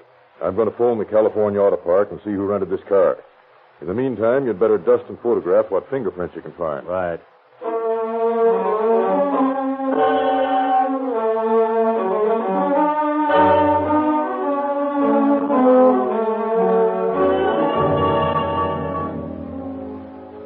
The Auto Park manager informs Captain Gentry that the car was rented by one J. Colano of 8328 Street, San Pedro. On the way back from Terminal Island, the detectives check this address and discover that it's a school building. They return discouraged to the San Pedro police station to determine their line of action. Well, we're pretty much up the well-known tree. Phony address, phony name without a doubt. And they didn't catch a shadow of a suspect while they were sifting at the drawbridge. Those birds must have abandoned the car and come over to town on the foot ferry. They're probably miles away by now. You're forgetting one thing, Gentry. What's that? Those prints I photographed this afternoon. Yeah, if the guys have ever been up before, well, they may help us. Well, anyway, it's not as bad as it could be. Huh. Oh, hello, boys. Hello, Sebastian. How's the Merchant's Patrol? Okay. I dropped over from the island to get the latest dope on the crime. Well, there isn't much dope. We found an abandoned car with some prints on it. Well, that's something. I've been up at the bridge with the boys checking cars. You didn't have to do that. You're paid to guard warehouses, not to do our work for us. Well, I wanted to get in on the excitement. Yeah, from all I hear, there wasn't any. Not very much. But I thought I'd drop over and give you some dope I got on a hunch. Still playing hunches, Sebastian? Yeah. Sometimes they're a good idea. Well, I don't know whether this is worth a nickel to you, but a few days ago I saw a couple of Mexican sheiks over on the island that were dressed like the ones described in this holdup. Yeah? What were they doing? Oh, they were innocent enough. Had a couple of girls with them. And they were taking pictures. But here's where the hunch comes in. Somehow they didn't look on the up and up to me, so I took the license number of the coupe they were driving. I got it here someplace. You want it? Sure. Here it is. Here. 5 Edward 1495. Wait a minute. I put down that number again while I was checking at the bridge. I'm sure I did, too. Wait till I look at this other list. Yes, sir, here it is. 5 Edward 1495. Chrysler coupe with 2 Mexican dames in it. Yeah, here's their name. Dolores Gonzalez driving, accompanied by Mona Martinez, both employed by the Gold Star Fish Cannery. And they live up on 8th Street near the school. Yeah, we know all about that school. That's where this guy who rented the car lives. Hey, you'd better hop up there to the girls' rooms and see if you can find them, Evans. Try to wire Sacramento and get the registration on this license number.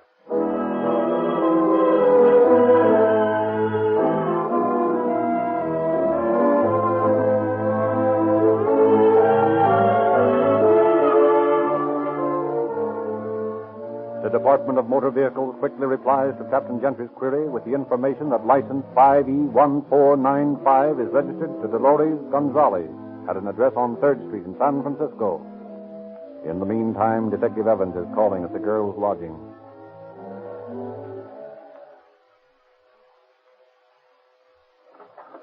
Yes, You the landlady here? I am. I'm trying to locate Dolores Gonzalez and Mona Martinez. They live here, don't they?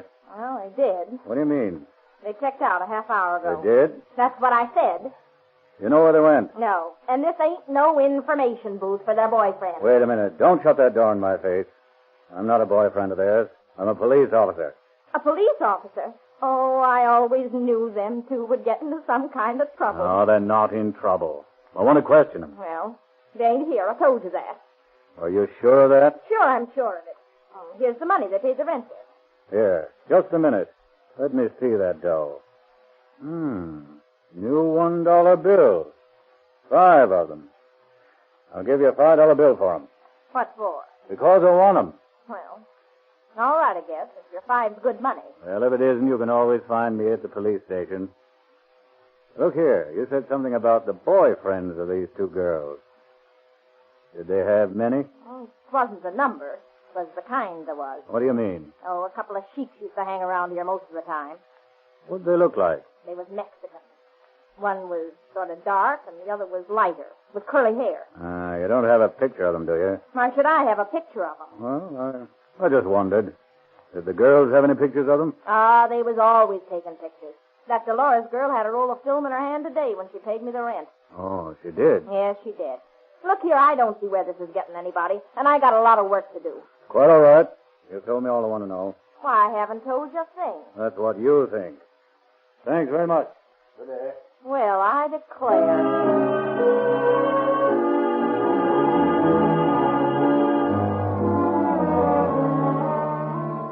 The landlady's dollar bills bear the same serial numbers as the money issued to Mrs. Nargo. Every drugstore and Kodak store in San Pedro is searched for the roll of film. Every traffic policeman and motorcycle patrolman is furnished with the number of the Chrysler Coupe on their daily hot sheet of wanted cars. San Francisco police are asked to watch for the 2 girls in the coupe, and police in Ventura, Santa Barbara, San Luis Obispo, every town between San Francisco and Los Angeles are requested to be on the lookout. The following morning, Lieutenant Barlow, Police Department fingerprint expert, sends his report to Captain Gentry, who is opening it just as Evans bursts into his office. Well, here they are. What? Why, the missing pictures. Where'd you get them? Picked them up at the Green Cross drugstore. They were in the name of that Gonzalez girl. Oh, that's swell. And say, look here. Barlow reports that the prints on that car are the same as those of Paul Jojola, alias J. Colano. Well, I'll be. Used his old aliases when he rented the car. Yep. He's on parole now after serving time for a robbery job in 1928. Up to his old tricks again, eh? Looks like it. And say, here's a kick. Yeah? Oh, this is good. His address entered on his police record is 832 8th Street. At school again. Well, let's have a look at those pictures. Yeah, here they are. 2 women and 2 guys. Well, so far so good. They fit the description. Yeah, here's the wavy-haired one wearing the gray suit and the darker one in the blue suit. Yeah. And look at this. The wavy-haired one poses full face with one of the dames in this picture. And then in this one, he poses profile. That's as good as shooting him for the mug book. If we can find a mug on him, it'll be a cinch to identify him. Well, one of these guys is Colano. The question is, which one? Better get Barlow to send you his mug. I'll do that right away. And you take these snaps over to the island and see if you can get an identification from the Japanese woman. Oh, yeah, and you'd better stop in on that landlady and the parking station manager. See if they recognize him, too. Right.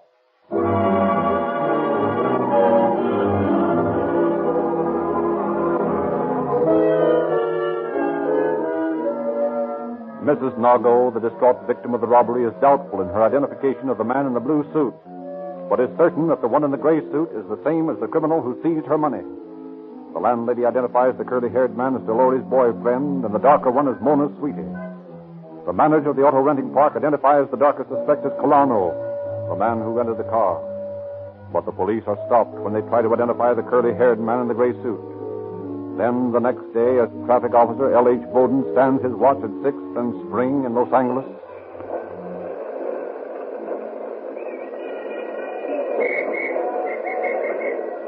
Hey, buddy. Order that green coupe going down Spring. Okay, jump on. What's up? Well, I wanted car, and they didn't stop. Well, you can't get through that traffic on 5th. Here we are. Now, pull over to the curb. Oh, me? Yes, you. The big idea of not stopping when I blew my whistle. Were you whistling at me? Yes, I was. No, Dolores never stopped when men whistle at her. Well, she better stop when the man wears a badge. I gotta put you girls under arrest. Arrest? What for? Well, we stopped with that light back there. Yeah, I know. It ain't that. This car's wanted. Wanted by who? Wanted by the police. Oh, but this is my car. It's not stolen. It's mine. Hey, we ain't done nothing. I can't help that, girls. I gotta take you in.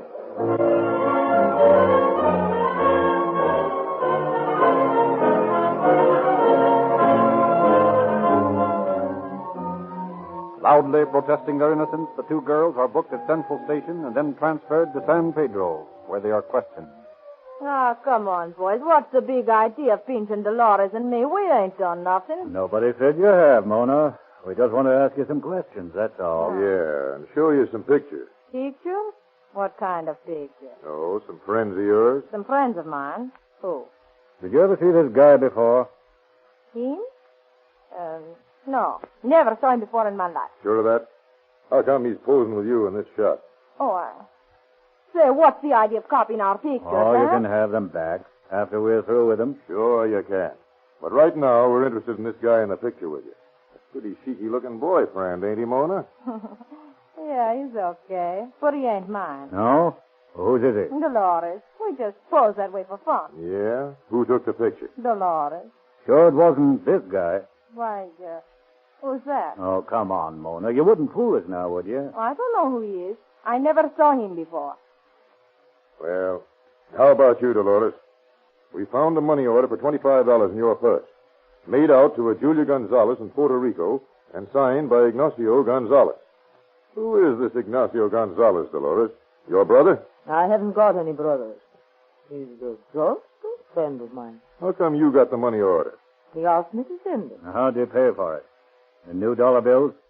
What do you mean? Maybe the dollar bill was taken from that poor Japanese woman a couple of days ago on the island, eh? Say, what are you trying to pull off?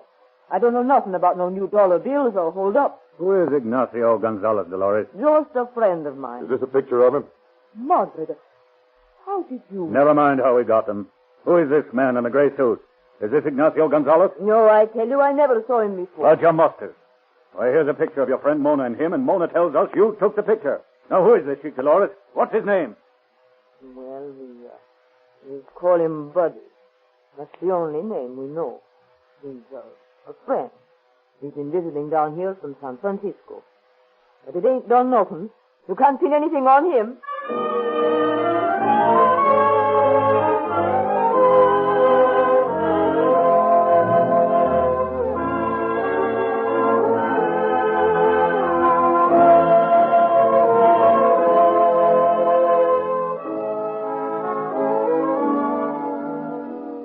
Convinced that the man in gray is the same Ignacio Gonzalez, whose name appears on the money order in Dolores' purse, Captain Gentry has Los Angeles and San Francisco check their mug books for the man. A couple of days later, the records from San Francisco arrive, and the police pictures checked with the snapshots. After 4 days, the girls are released for insufficient evidence and declare they are leaving for San Francisco at once. Gentry asks the San Francisco police to keep a lookout for the girls' coupe and also to watch the Gonzalez girls' address in the northern city.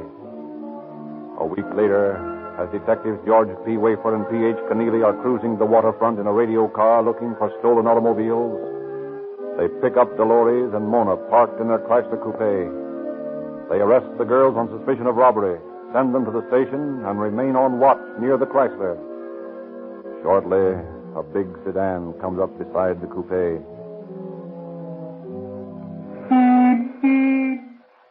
Hey, Dolores, what are you doing? You're sleeping?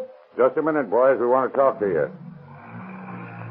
Hey, stop. We're police officers.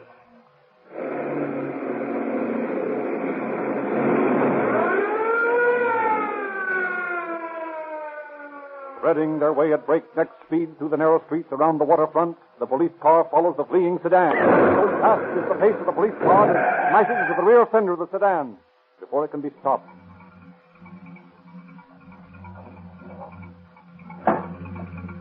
Well, this baby won't run away anymore. Dead? Look at him. 4 bullets in the head. Yeah, but there was 2. Where's the other one? He must have jumped out as they hit the curb. Come on, he can't be far away.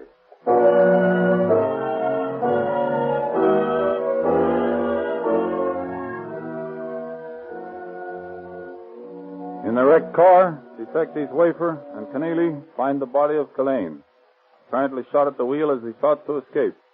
But Ignacio Gonzalez had escaped in the darkness, and although police scoured the vicinity, he was not found. But so extensively did we advertise for him, and so persistent was our search that, nearly a year later, when he was admitted to a hospital in Stockton for treatment of a minor injury, he was promptly recognized and arrested.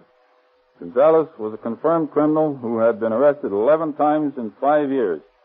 This time he was convicted on a charge of first-degree robbery, and it is doubtful if the parole board will again release such a habitual offender from his present home in San Quentin Penitentiary. Thank you, Chief Seeger.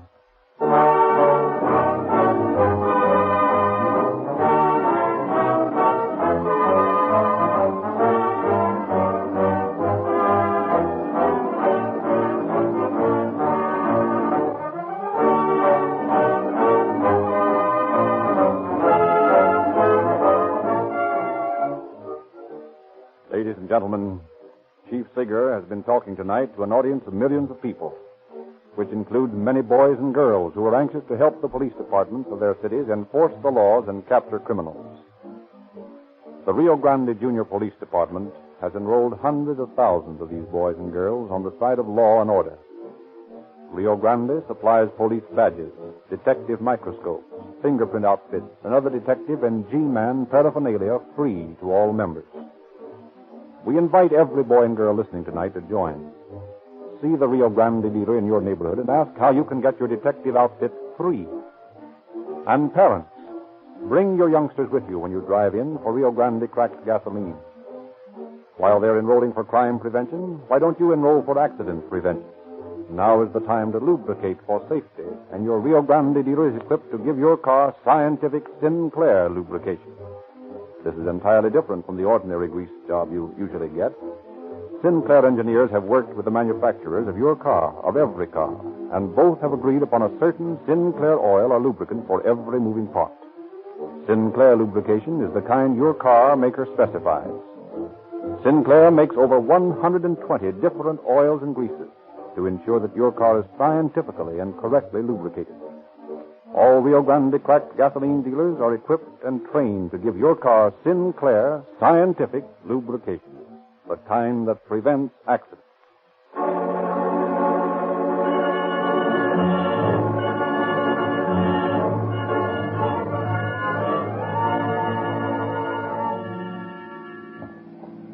Please, calling all cars, attention all cars. The cancellation broadcast 6. Suspects described in this broadcast are now in custody. That's all. Roll concluded.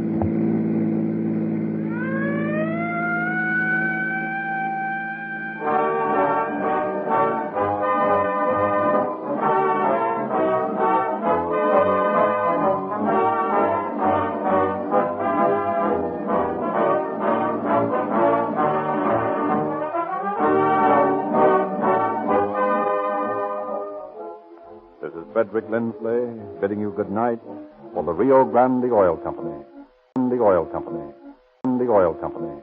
The Oil Company. The Oil Company. The Oil Company. The Oil Company.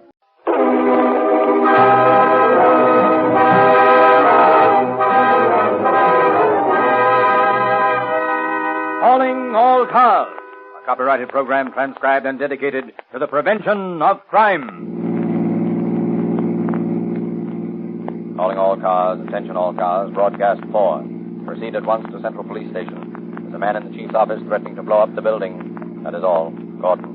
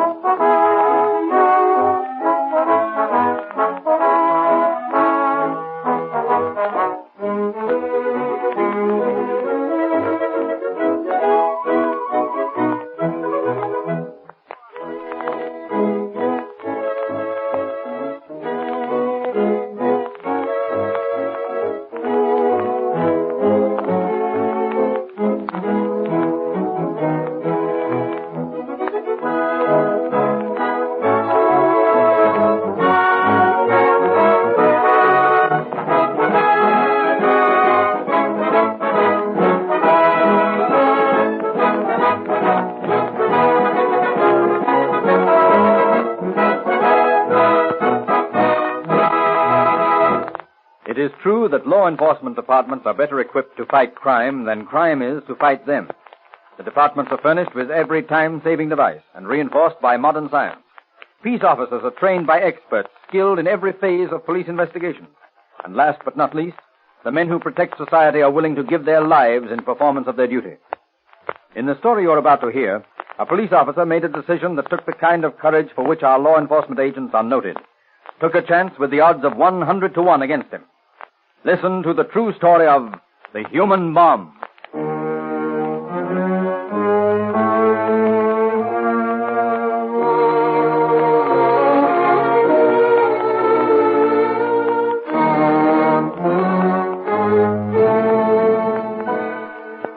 We reach far back in the police records to bring you a story of one of the most daring and desperate plots ever attempted by one man.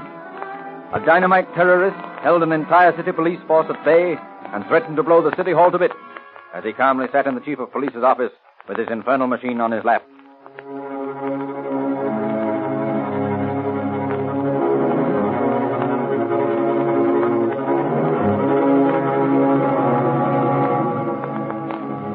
One morning, a strange apparition looking like a man from Mars appeared at the chief's office.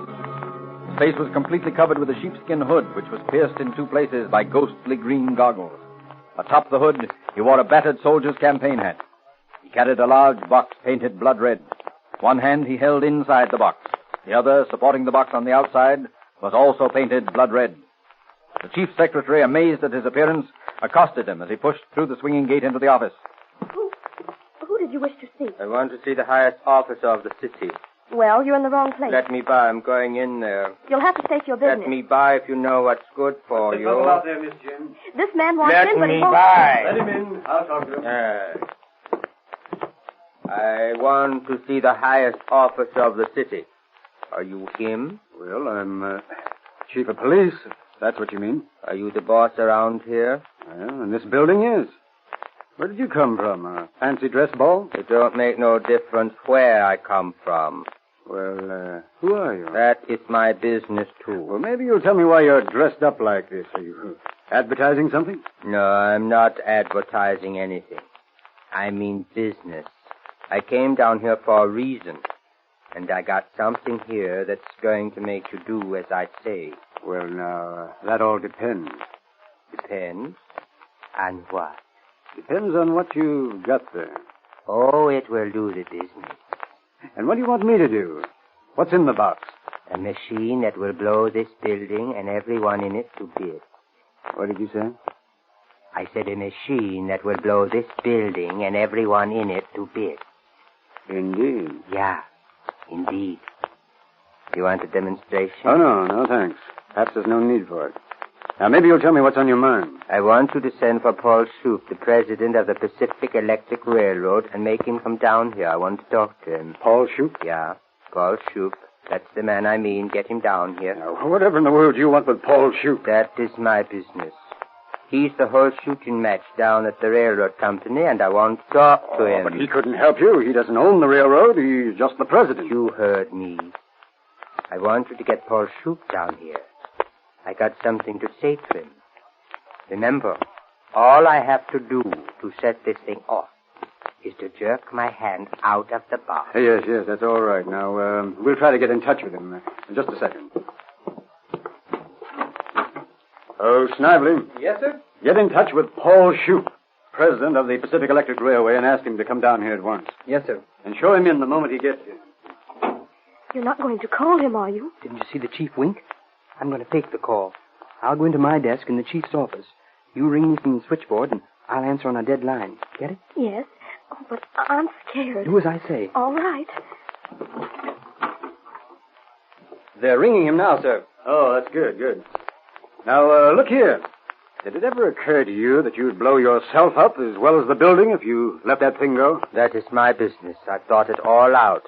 I'm going to see that those railroad men get a square deal or die trying. Well, there's the call, Chief. I'll get it. Hello, Pacific Electric? Mr. Shoup, please. Chief Sebastian calling.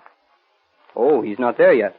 Well, just as soon as he comes in, ask him to come down to the Chief of Police's office. Yes, it's very important. Thanks. Goodbye. Well, when will he be here? Well, they said they expected him any moment. Good. When that guy gets here, he'll listen to me. He'll give those poor railroad men the wages they should get, or else.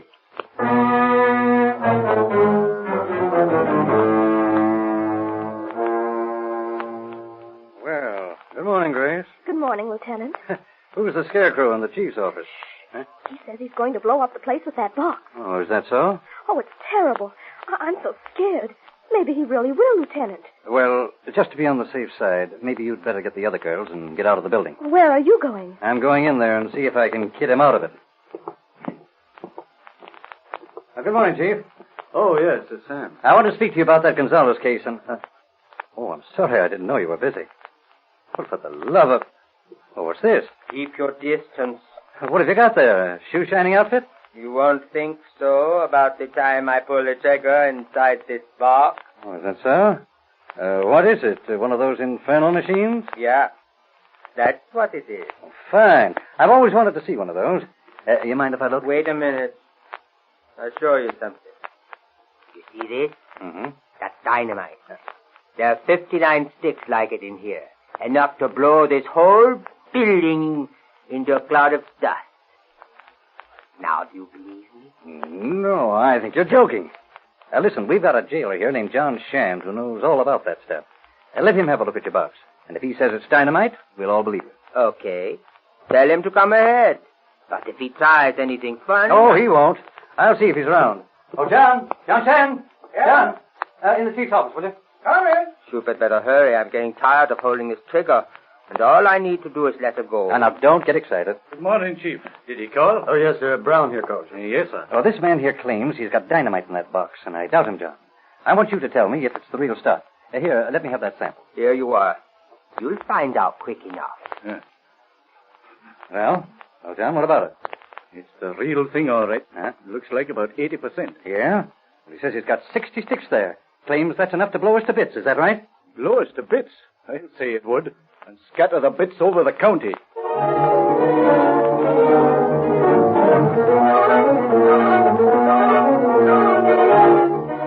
Rumor spreads like wildfire through the downtown district. There's a maniac loose. He's going to blow up the police station. Murder. Wholesale murder. There's a madman in the police station.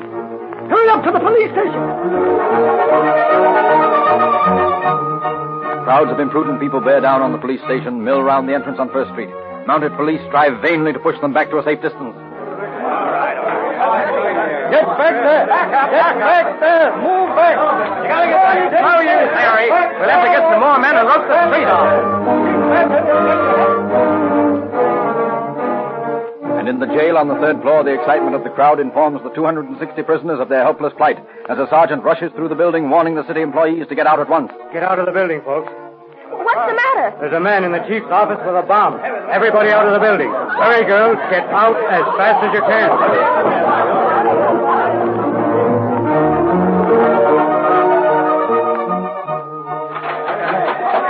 Hey, get me out. We don't want to get blown up. Get me out of here. Hey, John, what are we going to do with these men? You get them out, all right. Get some of the boys and help me herd them into the drunk tank. They've sent for a streetcar. It'll be waiting by the time we get them out the back way. Good, okay. Pipes down! Pipes down! We can't get no place with all this noise. Now listen to me. I'm unbarring the doors. File out and bar in the doors. File out and march down to the drunk tank. And don't try any funny business. All right, boys, get along there. Make it snappy. Come on, boys, we haven't all day. Now listen carefully, men. Down in the chief's office, there's a nut with a load of dynamite threatening to blow up the building. I'm serving 30 days for beating my old lady. I wasn't given no death sentence. All right. Pipe down now and listen. The boys are stalling this bird along, trying to kid him out of it. Let them be heroes if they want to. You don't get me. Yeah, but we're caught like rats in the trap. Boys. That's what I'm trying to tell you. If you'll all be quiet, we'll be out of here in 5 minutes. Now listen, we're taking you out the sideway and we're putting you into a streetcar. Now for the next few minutes, act like men, not cowards. Okay, Bob, get him into the handcuff chain. We'll get you out of here in no time, boys. All right, come on. A Under the watchful eye of Jailer Shand, the 260 prisoners are emptied from the jail, loaded on the waiting streetcar, and transported to the East Side Station. In the chief's office, Sebastian and the terrorist face each other silently. The hooded man keeps his hand within the blood-red box, balefully watching the chief through his green goggles. In the outer offices, detectives discuss the situation in hushed tones. Could use an ammonia gun on him. Yeah, that ought to work. Well, he claims that the thing goes off when he releases his hand. If we used ammonia, then the relaxation of his hand would blow us up. How about clapping a chloroform sponge on his face? Oh, that's no good. Couldn't get behind him. He's sitting plumb against the wall. And remember, he's wearing that sheepskin mask. Oh, yeah. Oh, hello, John. Get the prisoners out okay? Yeah, they're all gone, thank heaven. Any change up here? No. We're trying to figure out how to get that box away from the guy. See here. I could draw a bead on him from where I'm standing with his coat of mine, and he'd be dead before he knew it. Yeah, and so would you probably. Too late now, anyway. He just moved his chair. Say, I got an idea. Let's tell him that Paul Shoup will meet him at the corner of First and Broadway. Yeah, then when you get him down there in that mob of people, what then? Well, we can clear the streets first. Not without calling out the National Guard. Yeah, wait a minute. We could try it. Get him out of the building, and then make a break to get out of the way and take a pot shot at him from a safe distance. Okay, we got to try anything. All right, go ahead, Snively. Give him the message. Beg pardon, Chief, but Mr. Shoup just called and said he'd meet you on the corner of First and Broadway in 5 minutes. Very well. Shall we go down and meet him? You think you're pretty smart, don't you? Don't you think I'm wise to dodge like that? Well, I am. And it won't go. Here I am, and here I stay until Shoup shows up. And what's more, I'm getting tired of waiting. I've been here a half hour now. If he don't show up in 15 minutes, I'm going to jerk my hands off this box. Now, think that over. Oh, but that wouldn't accomplish your purpose. You said you wanted to talk to Shoup. Something about the railroad men's wages. Oh, that doesn't concern us. Now, if you let that thing go, you'd kill a lot of policemen and yourself as well. There wouldn't be any point to that. Well, I don't count. And I don't like policemen.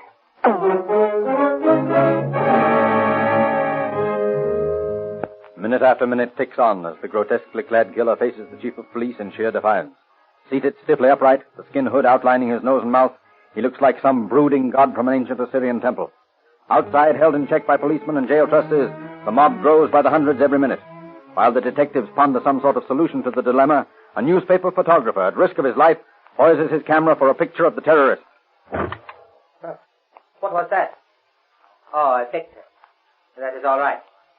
Put it in your paper as a lesson to the exploiters of the working men.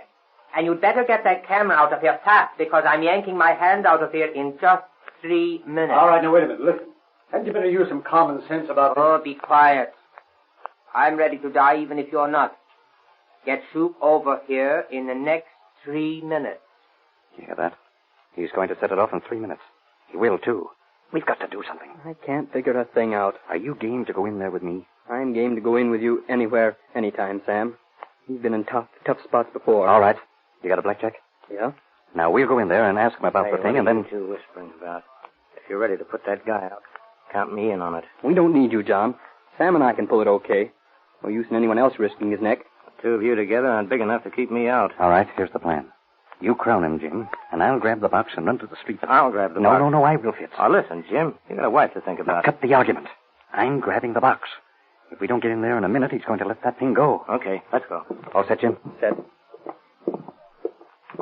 Mr. Shoup will be here any minute now, but whether you come to an agreement with him or not, I wish you'd give us fellows time to get out of here before you set that thing off. When Shoup gets here, I don't care what you birds do. Pretty neat little contraption you got there. Must have taken you quite a while to rig that up. What's this thing for? What thing? This gadget down here. You got it, Jim! I got it!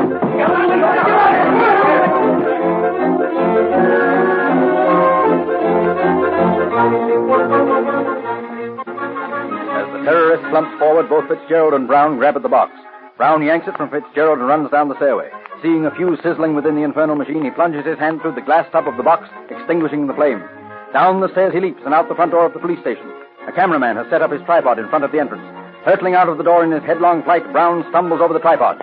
He has the presence of mind to throw the bomb from him. Sticks of dynamite spill from it as it careens down First Street, scattering the frightened crowd. Jumping to his feet, Brown runs to the smashed box and, holding it high over his head, smashes it again and again on the cobblestones.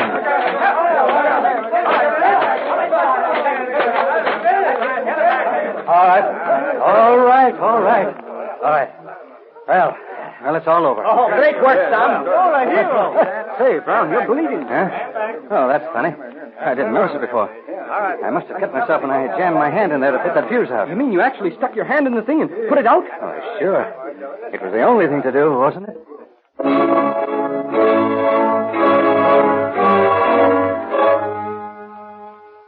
Certain that no damage could come from the infernal machine, the broken parts are collected from the street and carefully pieced together by police experts attempting to discover how the apparatus was to work. The machinery centers round a gun hammer mounted on a base. Under the hammer is a shotgun shell. Evidently, when the terrorist released the hammer, it would explode the shell.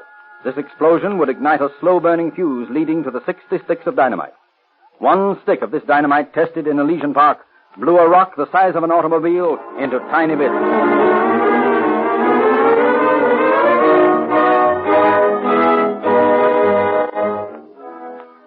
A few hours later, Brown and Fitzgerald visit the human bomb in the receiving hospital. Well, how is he, Doctor? He'll pull through, I think. He's semi-conscious now. For a while there, I was afraid we'd lose him. Now, don't lose him, Doc. We want to talk to him. Well, you can go in now. My head. Hello, my friend. How do you feel now? Where am I? You're in the hospital. Yeah, I'm mighty lucky you're not in the morgue. Where's my machine? It's been taken all apart, and it did blow us to bits like you promised it would. Oh, yeah, I remember. Now, you guys sneaked up on me and slugged me. But I can't understand why it didn't work. I must have made the fuse too long or something. It should have gone off. Well, it didn't, thanks to the bravery of Sam here. Oh, come on, John. Come on, John. Cut it. Now, look here. We want to find out something about you. Well, fire ahead. What's your name? Carl White. Mm-hmm. Age? 35. Where do you live? Over on Lake Street. Now, tell us, what was the big idea of that show you put on today? Well, I thought the railroad men ought to have a little more money. That's why I told you to send for Paul Shoop. I thought I could scare him into promising to raise their wages. Besides, lots of men are out of work now. Mm-hmm. Yeah. Have you got a job? Yeah. I do a little carpentry work now and then. I worked for the railroad company once. That's when I got the idea that they didn't get enough pay. So you thought you'd do something about it, eh? Well, I tried. What do you think we should do with you? Don't you realize what a terrible thing you were going to do? No. I don't think I committed any crime. I kept telling you men to keep away from me. If the machine had gone off as I expected, well, it was their fault. You committed a bigger crime than I did. Well, I don't follow your reasoning. But let's hear how that machine was to operate.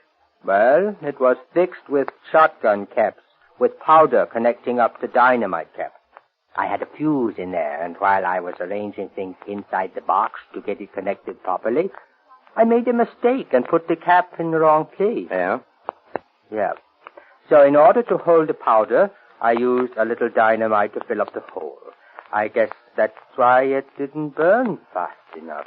Mm-hmm. You guys didn't give it time to burn through. No, we didn't. Be quiet. You see, this machine was different from most. Instead of having to pull the trigger to make it go off, I had to hold on tight to keep it from going off. You see, I can't understand what happened when you hit me over the head. I thought sure the minute my fingers let go of that trigger, the thing would explode. And it should have. Because it was a beautiful machine. It was a beautiful piece of workmanship. Mm-hmm. Well, I can't share your admiration for the thing. But I would like to know, what was the idea of the 2 red wooden fingers we found on the street near the box? Oh, them. Well, you see, I got 2 fingers missing on the right hand, and I knew if you ever looked in the box and saw them, you could identify me. Why? Have you ever been arrested before? Yeah, once.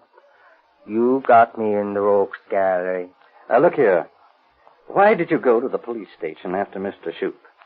You knew you wouldn't find him there. Because I was afraid if I went to the railroad office, the bomb might cause a panic, and some of those poor workers might get hurt. But you didn't worry about killing a bunch of policemen. Well, that wouldn't have mattered so much. Well, I don't know about that. Well, why have you got it in for policemen? Oh, nothing in particular. Only they're always going around arresting somebody. And anyway, I didn't think you'd be foolish enough to monkey with the box. I was just getting ready to yank my hand out when you started asking fool questions. I don't know why I didn't see that blackjack in time. I don't... What other part of your scheme didn't work? Well, the railroad man didn't show up. Well, what if he had shown up and refused to do what you asked? We found a pair of handcuffs on me, didn't you? Yes. Well, I intended to handcuff Mr. Sheik to me. Then I was going to make him walk out of the station with me like he was an officer and I was a crazy man.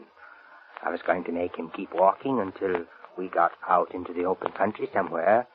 Then I'd have kept him right there until he did what I said. And if he'd still refused, you were going to set off the dynamite. He'd have promised all right. And I'd have given him 6 weeks to make good. What do you mean? Well, if he hadn't given the men a raise in 6 weeks, I'd have come back down to the police station again. But I wouldn't have waited. I'd have blown it up as soon as I walked into the place. I intended to see that a working man got a square deal. You didn't choose a very effective way to see it done. Well, I guess it was as good as any. Don't you think it was pretty brave of Sam here to grab that box from you? No. I don't see where he deserves any credit. You had no right to hit me. I was only trying to get a raise for the railroad man. Have you ever been confined to an insane asylum? An insane asylum? Yes. An insane asylum. You don't think I'm crazy, do you? Why, I'm perfectly sane. I'm all right. It's you people that can't see the injustice and suffering in the world. It's you people that are crazy.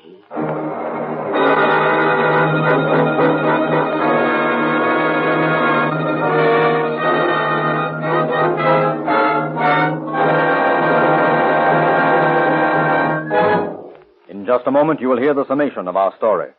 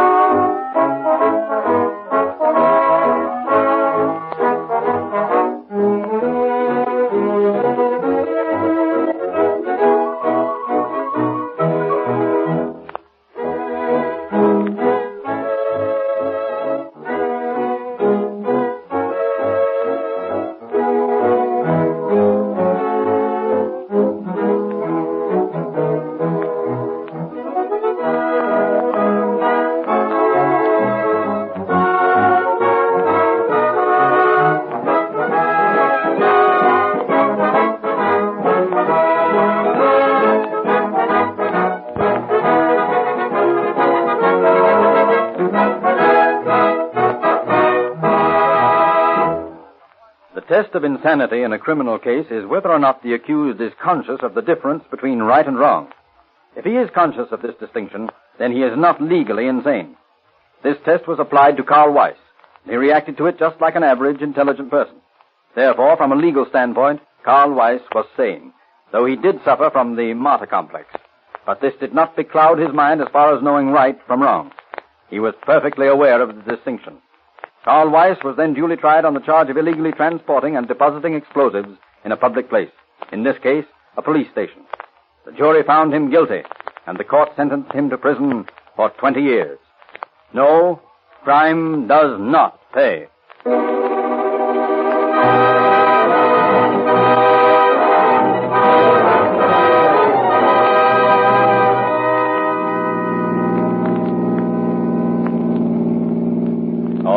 cars. Attention all cars. Cancellation broadcast 4. Suspect now in custody. That is all. Gordon.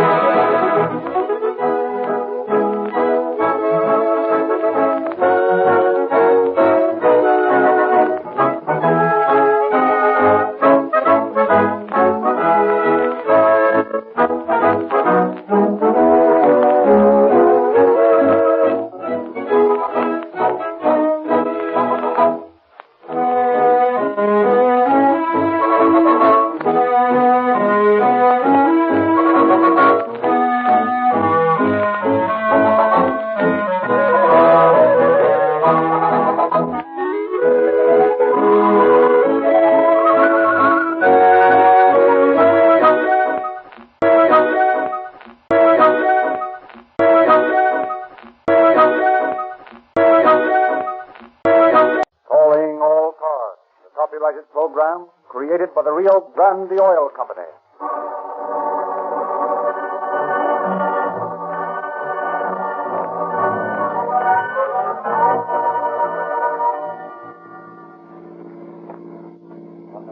Calling all cars, attention all cars, broadcast 109.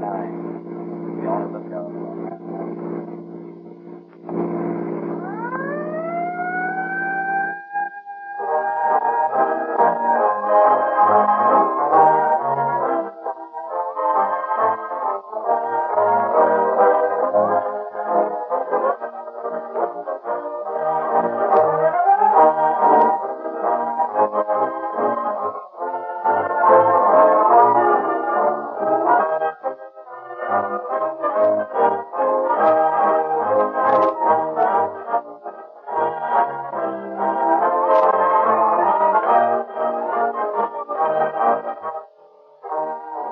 Thousands of boys and girls listening tonight proudly wear the Rio Grande Junior Police Badge. They have fingerprint outfits, police microscopes, sirens, G-man guns, and other detective equipment. Rio Grande offers every boy and girl a complete police outfit absolutely free. Read all about these free gifts in the latest issue of the unique Calling All Cars News, out today. Ask for your free copy wherever Rio Grande cracked gasoline is sold. Rio Grande publicizes the heroic deeds of the police in their war on crime because more of the West's police and emergency cars are powered by Rio Grande cracked gasoline than any other brand. Leading cities and counties of the West specify the same Rio Grande cracked you get from your neighborhood dealer because official records prove they get faster miles and more miles for the money.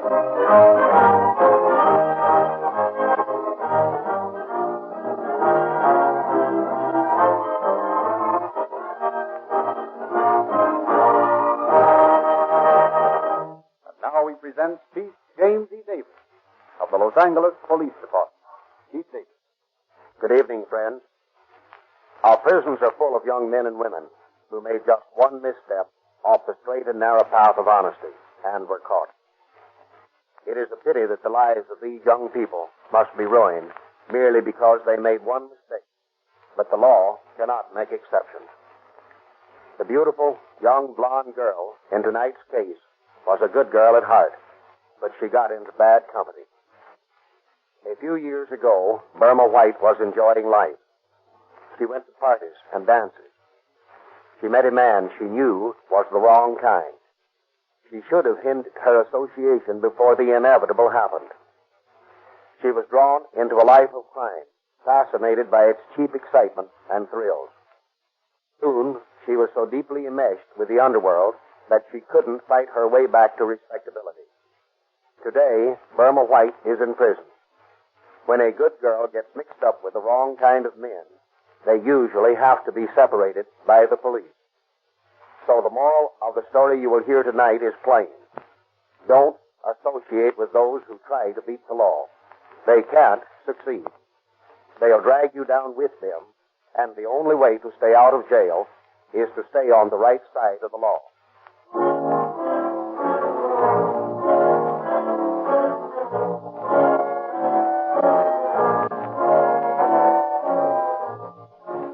In 1930, Tom White was sentenced to San Quentin to serve a maximum term of 10 years for grand theft. He proved to be such an incorrigible prisoner, getting into fights and fomenting trouble among fellow convicts, that he was sent to Folsom. In spite of his incarceration in that haven of the two-time losers, he was paroled in April 1933. At a nightclub, he meets Burma Adams, a young blonde who worked in a beauty shop. And then, on the night of August 16th,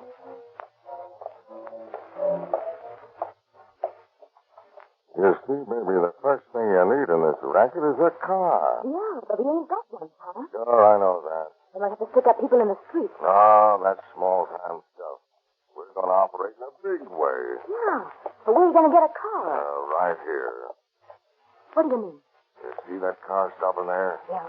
Well, that's practically ours right now. Gonna take it from him? Sure. Gee, you're a hard guy, Tom. Sure I am, baby. How about you? You scared? Me scared? No. I get a kick out of this. That's the way I like to see him. Come on, babe.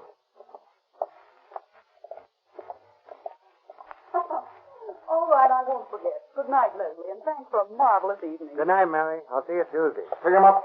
Oh. What do you mean? Pick him up and give me your dough. I haven't very much on me. All right, give me all you got. And you too.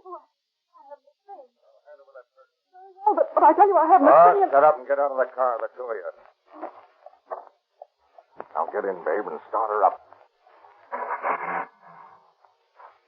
You'll get your car back sooner or later. And if you know what's good for you, you'll not squawk to the bulls too soon.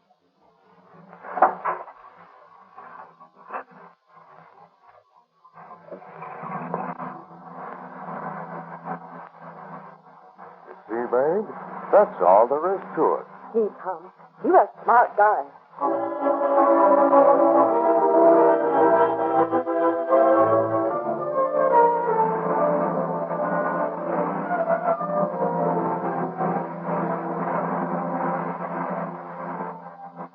Here. Let's turn up this street. Pretty swell dumps along here. Ought to be some dough in some of them. Gonna stick up an apartment? Oh, I don't know yet. No. We're transferring right here. Parked right behind that car. The one that just pulled up in front of that apartment house. Well, what are you gonna do now? Well, we'll take that one. This heap will be hot by now. You can bet that mug has already reported to the bulls as a stolen car.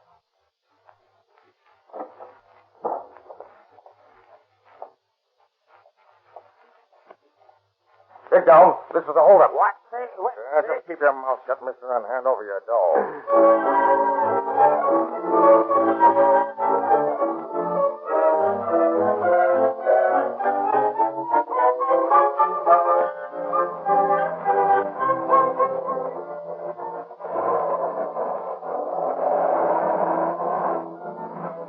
Look, baby.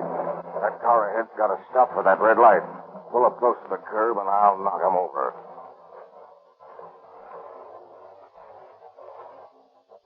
Right here. Now, that's swell. I'll be right back. Okay.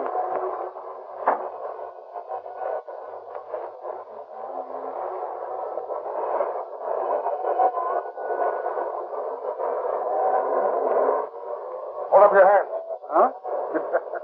What is this, a joke? No, it's a holdup, and I mean business. Now, keep your hand off that gear shift. Lady, you're not going to pull away from this. Well, I can assure you, Mr. Withington won't try. I'm just teaching her to drive. I don't think she knows how to start the car, unless I told her. All right, then. But hand over your money. Don't you think this joke has gone far Now, enough? this ain't no joke. Now, give me your watch. You don't have to rip it off my wrist. Well, all right, if you don't want me to rip your coat off, hand me your pocketbook. Here. There you are. Is that all you've got? Well, yes. You see. Well, it ain't enough.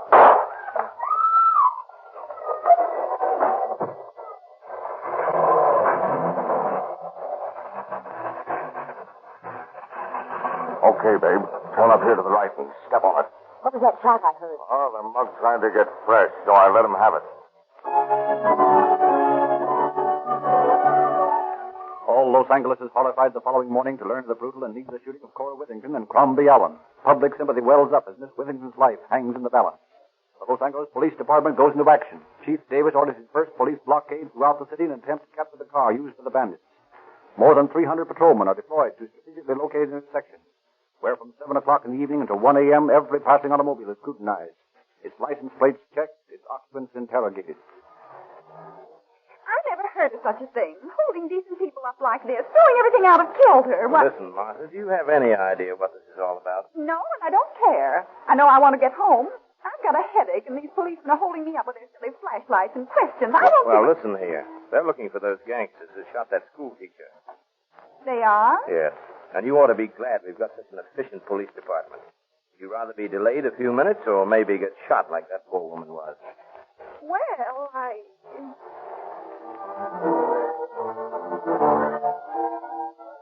6 days later, Tom White changes cars again, holding up Mr. and Mrs. Effie Bobria and taking their Chevrolet coupe from them.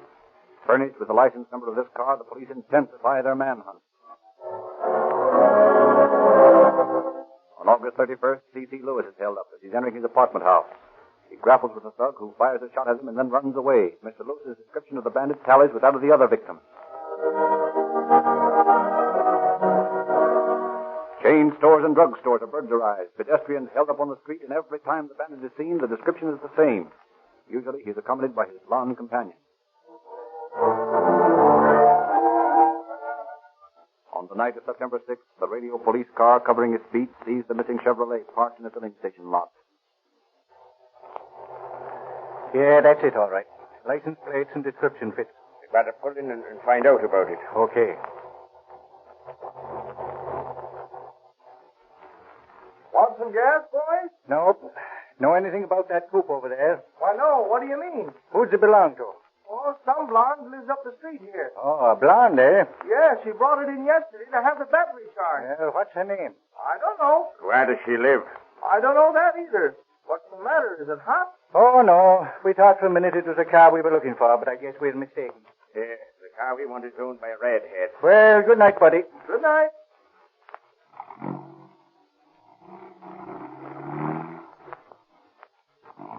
That's it, all right. Better get to a box and call headquarters. That's what I'm doing right now.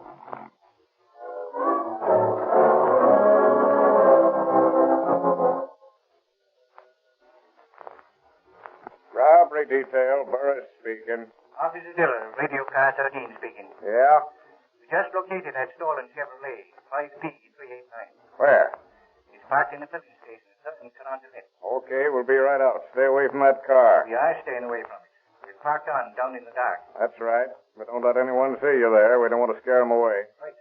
Okay, Anderson and I will be right out.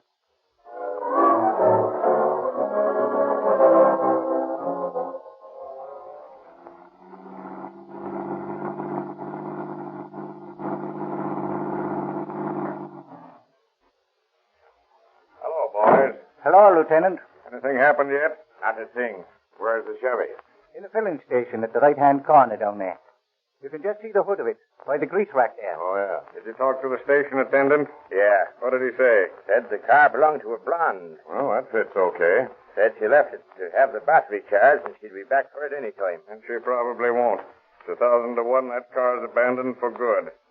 But I'll play the long chance that she's coming back for it. It's worth trying. Right. Now, you boys better get out of here and stay away from this corner. We'll hold the stake from now on. Okay. Tell the boys to relieve you to stay away out of this neighborhood and tell them to tell the boys to relieve them. Right. Good night.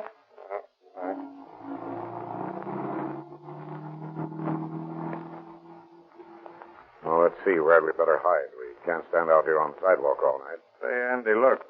Right next to that filling station is a garage, see? We could get in there. Yeah, that's a swell idea. Come on.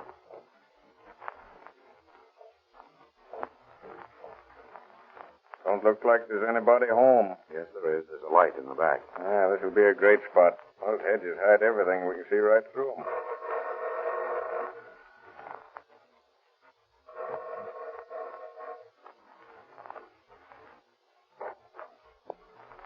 Yes? We're from police headquarters. Well, what's the matter? Is there some trouble? No, nothing's wrong, but we're looking for a car thief. A car thief, is it? Worse than horse thieves, they've got to be. Well, what do you want with me? I ain't no car thief. Oh, we know that.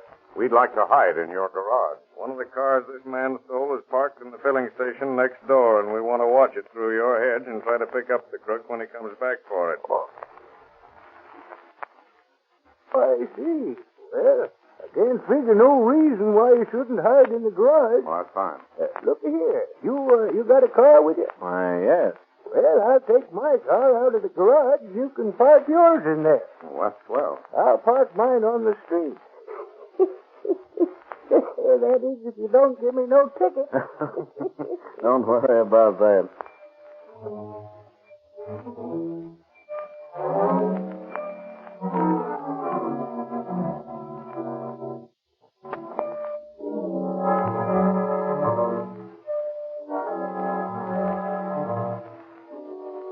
All evening and past midnight, the hidden detectives watch the filling station. The attendant closes up and goes home. The stream of traffic dwindles as the city goes to sleep. Still, the guardians of the law keep their watch. Well, it doesn't look like they're coming for this crate tonight. Maybe not. And again, maybe they will. If the girl comes back alone, we will have to follow her. You realize that? Sure, we can't let the guy get away. Well, I've been thinking maybe we'd better get a couple more men in case we have to surround their hideout. Yeah, not a bad idea. I'll call in for a relief so we can get some dinner. And I think it'd be a good plan to change clothes. You got any dirty old pants at home you use when you grease your car? Yeah, I think so. Well, you'd better get them.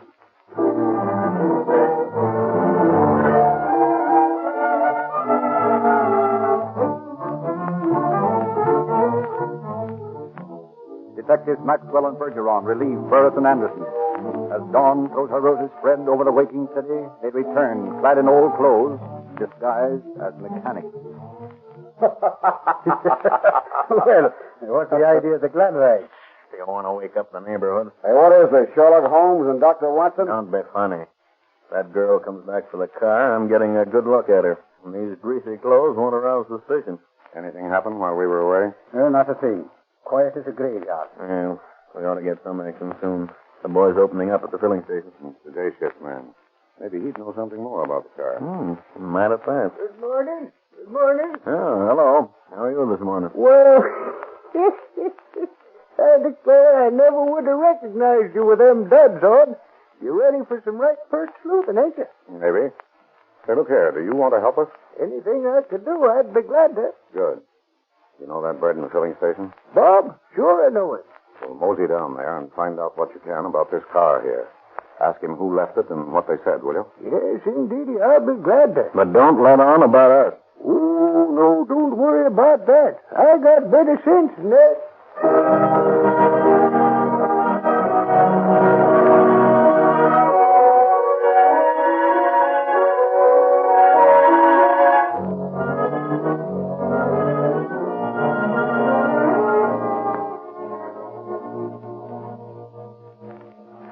Well, here he comes back. Took him long enough to find out anything. He's a great old character. Probably had to settle the international debt situation while he was at it. Well, it's people like him that are a big help sometimes. Yeah, that's right. Well, Dad, what'd you find out? Well, not very much. It seems that this blonde girl left the car to have the battery charged. That was 2 days ago, and she ain't been for it since. Bob said she lives up on Coronado somewheres, and that she's got 2 other cars, a Ford and Essex. 2 others, eh?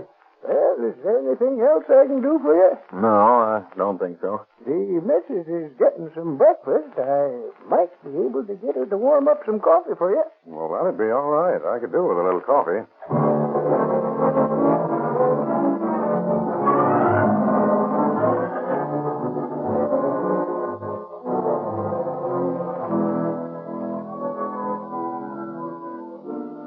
Throughout the long, hot morning, the 4 detectives remain on watch.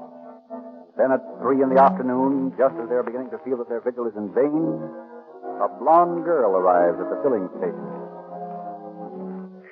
Hey, there she is. Who? The blonde. Yeah, that's her. She's gone over to the Chevrolet. Well, we'll have to follow her and get the guy, too. Well, I'm going to get a good look.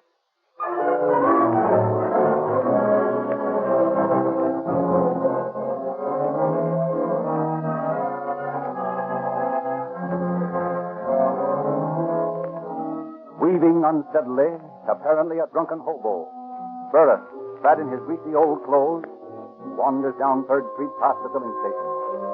As the blonde girl fills her tank with gas and chats with the station attendant, Burris has plenty of time to look her over and check her appearance against the description given by the many hold-up victims. As she pulls out of the filling station, Vejar and Maxwell follow her in their car. Burris staggers up Carondelet until he's out of sight and then breaks into a run. Joined by Anderson, he streaks between houses to Coronado. They watch as the blonde turns into an alley and parks the car in a garage behind an apartment house, where she is joined by a man in a blue sweater.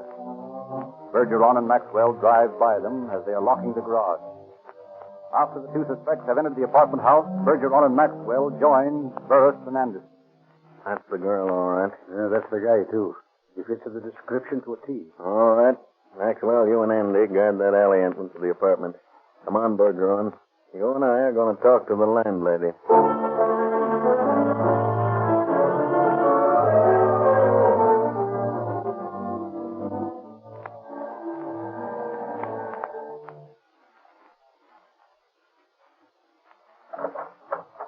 Yes?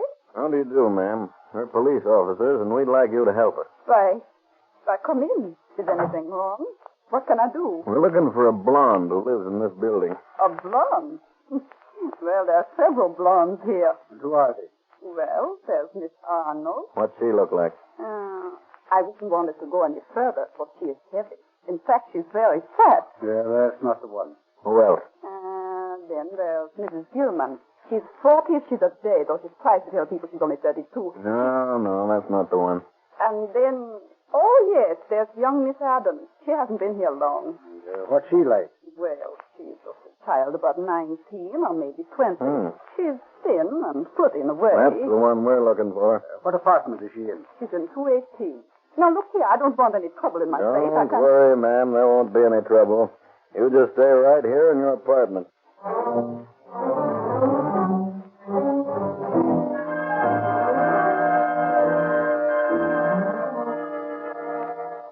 Burris and Bergeron call Anderson and Maxwell in from the alley, and the four, guns drawn, climb the stairs to apartment 218. They find the door unlocked. Stop her. Grab her for us. Okay. Hey, that's the guy down the hall. Hey, come that guy coming. We're police officers. Get him out. Come that gun. Get him up for what? Hey! What are they doing? Kill us out? Now, just sit still until we find out what this is all about. I don't know what's the matter myself yet. We'll be as good to you as you let us. What are you, police officer? Yes, ma'am. We're police officers. Oh, mercy. I thought you were hold-up men. And just who are you? I'm Burma's mother. Well, boys, what happened? That guy in the blue sweater opened up on us, so we let him have it. Is he dead? I don't know. Where's the phone? Over there on the wall.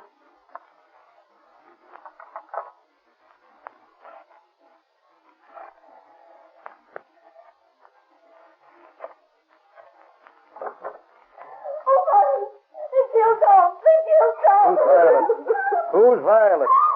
Well, that's his sister. What's she doing here? Came down here to see him. Tom's out on parole, you know. Hello, Phil. Anderson. Send the ambulance out to 2nd and Coronado. Yeah. And man shot. I don't know. Make it snappy, though. Don't let my mother know what I'm into. You'll find out from the papers. Well, I don't know if you found out that way to know. All right. Anderson, place these two women in technical custody. I want to talk to the girl. Come on in the kitchen, Burma. Now, let's find out all about this. What's your name? Burma Adams. What's the boyfriend's name? Tom White. Where's his gun? Where's what gun? The one that blinded Miss Withington, that 32. Well, that's him. That's in his room, I guess. What room? 327. Maxwell. Yeah. Get up to that guy's room, number 327, and see if you can find that 32. Right. Now, where's your car? What car? The Chevrolet. I haven't got any Chevrolet. Oh, yes, you have. I saw you drive it away from the filling station. Well, then you ought to know where it is. Where's the key to it? In my pocketbook. Oh, please, mister. Don't let my mother know about this. I won't tell her a thing. How many jobs have you and Tom pulled, Burma? Oh, not so many. Did you hold up that drugstore on Western Avenue? Yes? Those chain grocery stores? Yes? About how many? I can tell you all that later, can't I?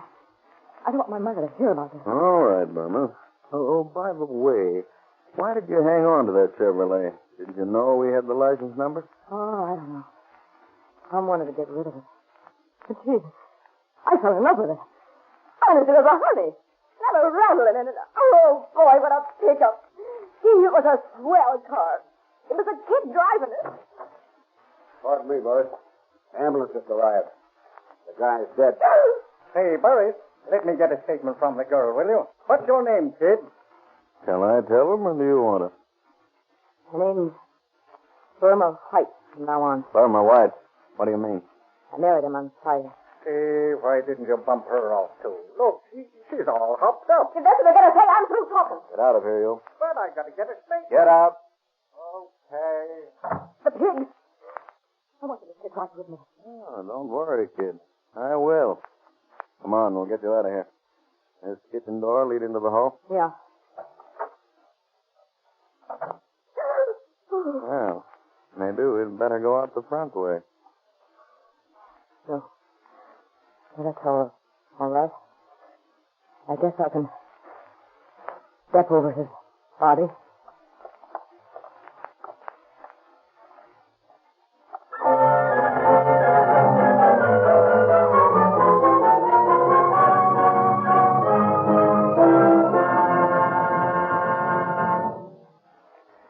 And on November 6th, Burma White, tool of the parole convict Tom White, was sentenced to serve from 30 years to life on 7 counts of first-degree robbery, 1 count of attempted robbery, and 3 counts of assault with deadly weapon with intent to commit murder.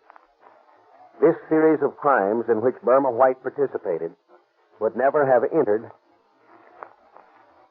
a career of crime had the parole system been stringent enough to prevent desperados from having their freedom.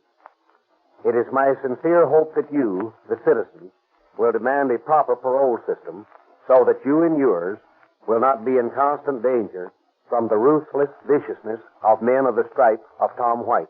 Thank you, Chief Davis.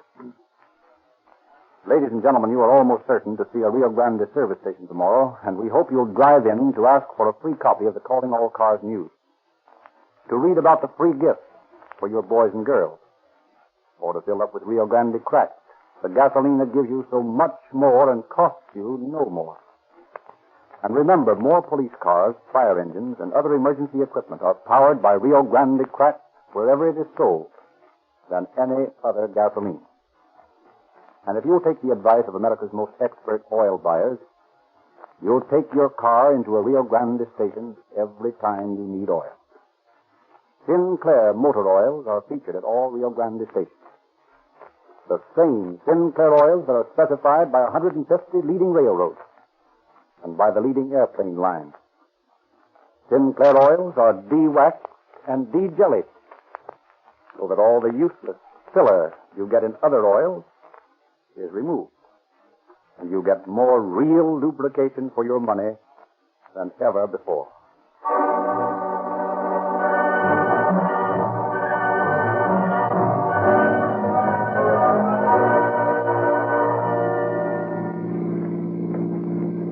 Please calling all cars, attention all cars. Cancellation broadcast 109. Regarding a man wanted.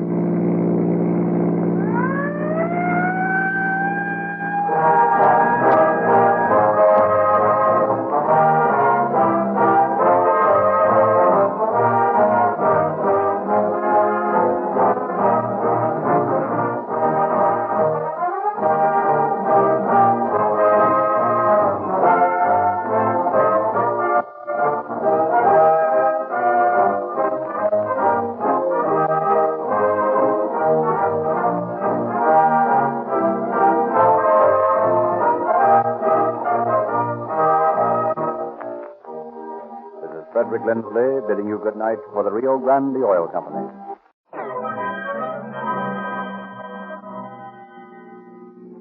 Police calling all cars. Police calling all cars. Attention all cars. Broadcast 3. Be on the lookout for LaSalle Coupe. 8 X-ray 3072. 8 X-ray 3072. 3 men in the car. An American, a Mexican, and a Negro. These men are wanted for robbery and murder. That's all. Rolls and close.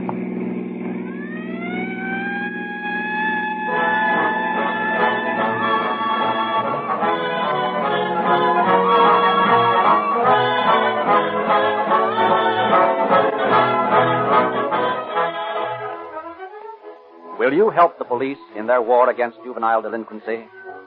Every boy and girl should be trained to respect the law and despise lawbreakers. Already, many thousands of young boys and girls have joined Rio Grande's Junior Police Department. We offer 15 different free gifts to members, complete G-Man and Junior Detective outfits. Your neighborhood dealer who sells Rio Grande cracked gasoline will show you how to get all 15 of these gifts, all free.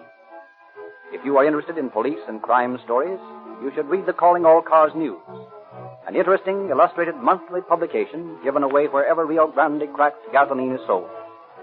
One of the most effective weapons used by your police in their war on crime is Rio Grande cracked gasoline, which gives so many police cars the lightning-like acceleration, the sensational speed and power which enables them to quickly capture speeders and fleeing criminals. Police cars have made an enviable reputation for these quick captures, and police say Rio Grande cracked gasoline has proved to be the fastest and most efficient gasoline they have ever used. Every year, more and more cities contract with Rio Grande to use cracked gasoline exclusively in all their emergency cars. For years now, more police and emergency cars have used Rio Grande cracked gasoline wherever it is sold than any other brand, and the list is constantly growing. We invite you to make a test in your car with the same tetraethyl-treated Rio Grande cracked gasoline used by police cars and enjoy the thrill of police car performance.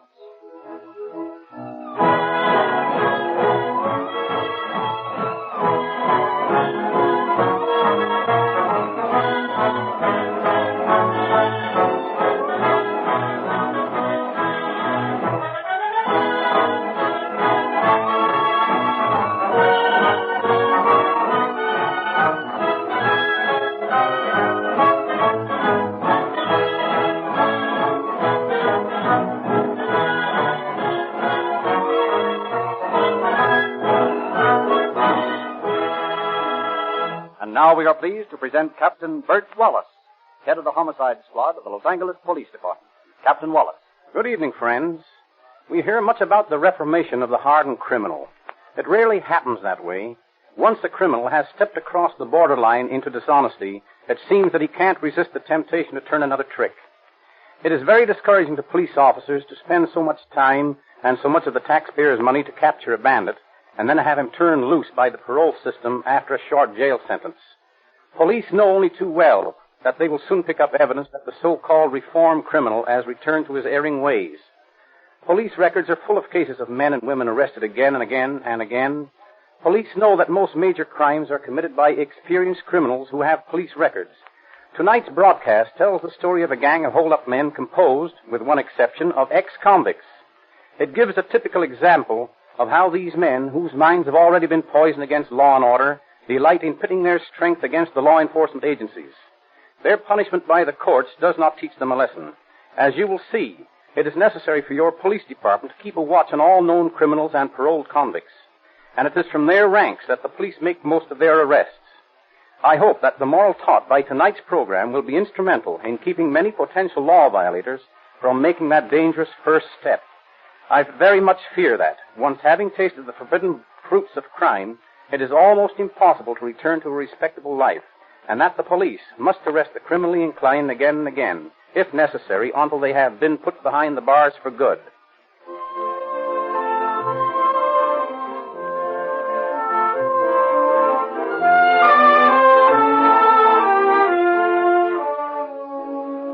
Our story opens on a warm summer afternoon in 1932 in a little jewelry store on South Vermont Avenue in Los Angeles. The proprietor, black magnifying glass in his eye, is repairing a watch when a customer wanders in, followed by two companions, one a Negro. Yeah, well, good afternoon. And what can I do for you? I want to look at your watches. Yeah.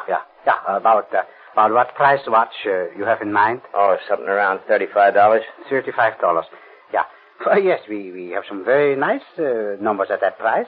Just a minute, and I will show you.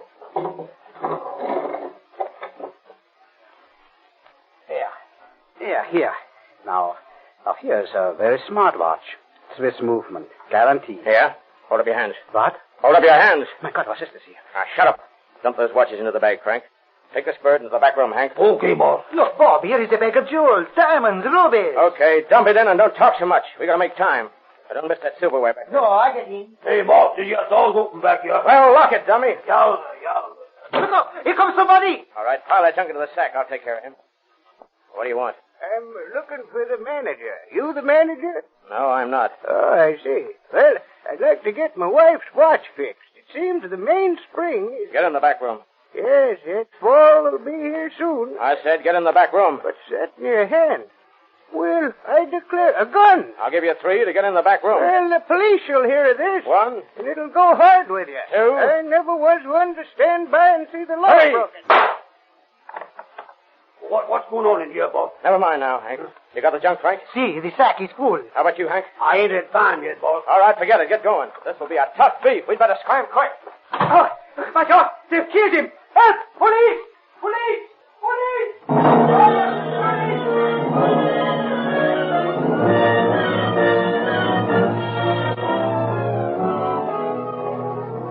A few moments later, the police arrive. The clues are meager. The frightened jeweler's description of the bandits, the bullet which is later removed from the skull of the murdered customer, and a pillowcase which one of the bandits had dropped in his flight. This pillowcase, which was used as a sack for the loot, is turned over to Ray Pinker of the police department's laboratory. Later in the day, he makes his report to Inspector Davidson of the homicide detail. Well, Ray, what did you find? I was able to make out this erased laundry mark. It's 1471. 1471. Just a minute till I make a note of that. Well, there seems to have been a name worked into this material in the thread. Probably the name of a hotel. I've carefully pulled all the threads out, and I haven't been able to decipher that yet. Very well. Keep after it. You bet I will.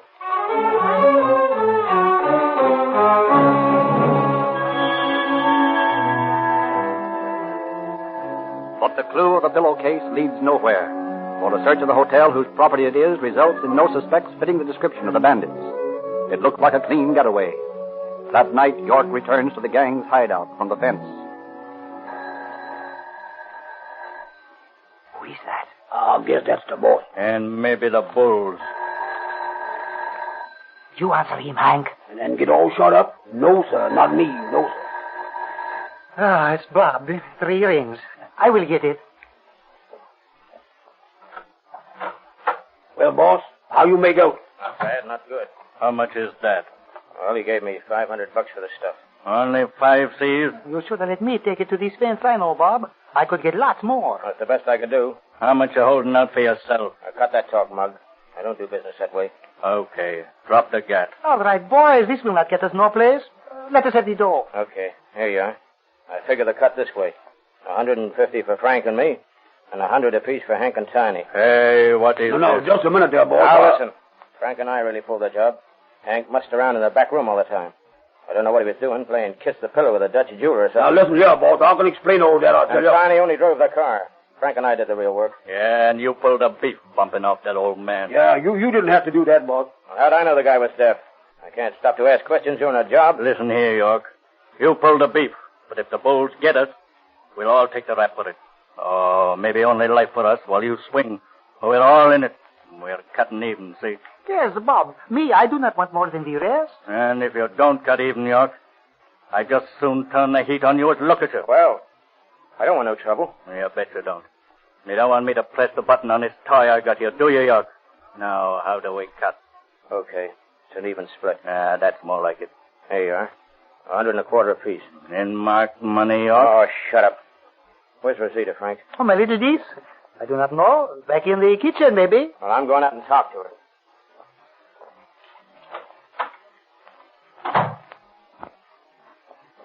Rosita, Yes? where are you? Here in the kitchen.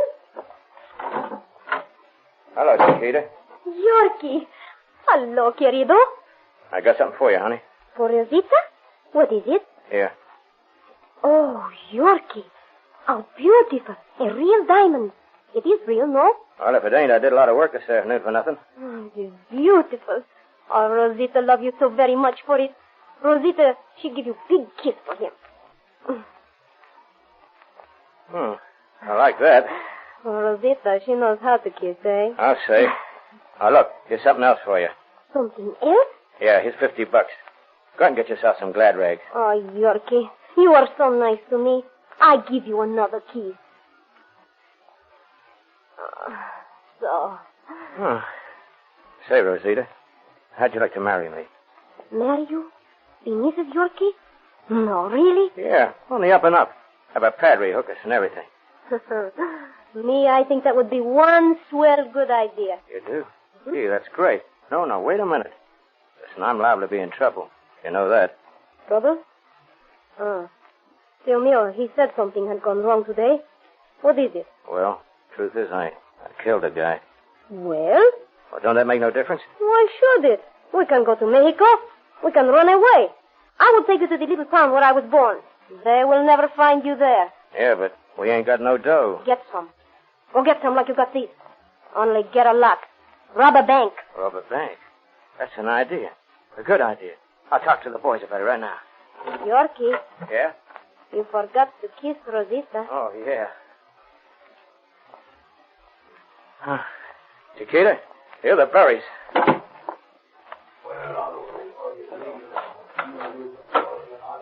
Hey, boys. I got a great idea. Like bumping off an old man? Oh, shut up. Now, listen, Rogers. I'm sick of the sight of you. Now, get out. What do you mean, get out? You pulled your last job with me, and I'm through with you. Now, look here. What You heard me. You got your cut. More than you deserve. You're paid off, so scram. Well, if that's the way you feel about Well, it is the way I feel about it. You're nothing but a small change, Rogers. Well, I've been sprung out of more big houses than you ever heard of. Yeah, well, listen. I done my time, too. Now, you'd never know it. You talk like a kid sticking up gas stations. Now, beat it. I got no time for you. Okay. But maybe you're making a mistake. Yeah, and maybe I'm just wising up. And don't slam the door when you go out. That guy gets on my nerves. Doggone, he's a good man, boss. Well, I don't want him around me. You get it? Yes, I sure does, yeah. Okay. Now, here's the idea. We're going to stick up a bank. A bank? That's a big job, boss. You're telling me? Well, we're doing only big jobs from now on. Now, look here. We're in up to our necks now. If they ever get us, we're on our way to the big house. But if we pull a couple of nice jobs, we can all get out of the country with enough to live on for the rest of our lives. You're figuring on getting some real important money, is that it, boss? Right. Now, we'll need another guy, a good hard guy to pull a bank job. Now, can you think of anybody? Say, I've got it. Turcotte. You know him? Don't seem as if I does, no. See, I know him. He is all right. He is very good with the gun. All right. We'll start on one of these little branch banks out this way. And then, just to be sure we get enough for the rest of our lives, we'll knock over one of the big downtown banks. Listen, we got everything to gain. And if we stick around here too long, the bulls are bound to pick us up. It's in the cards. The homicide squad down at the city hall is a tough bunch of monkeys. And don't ever forget it.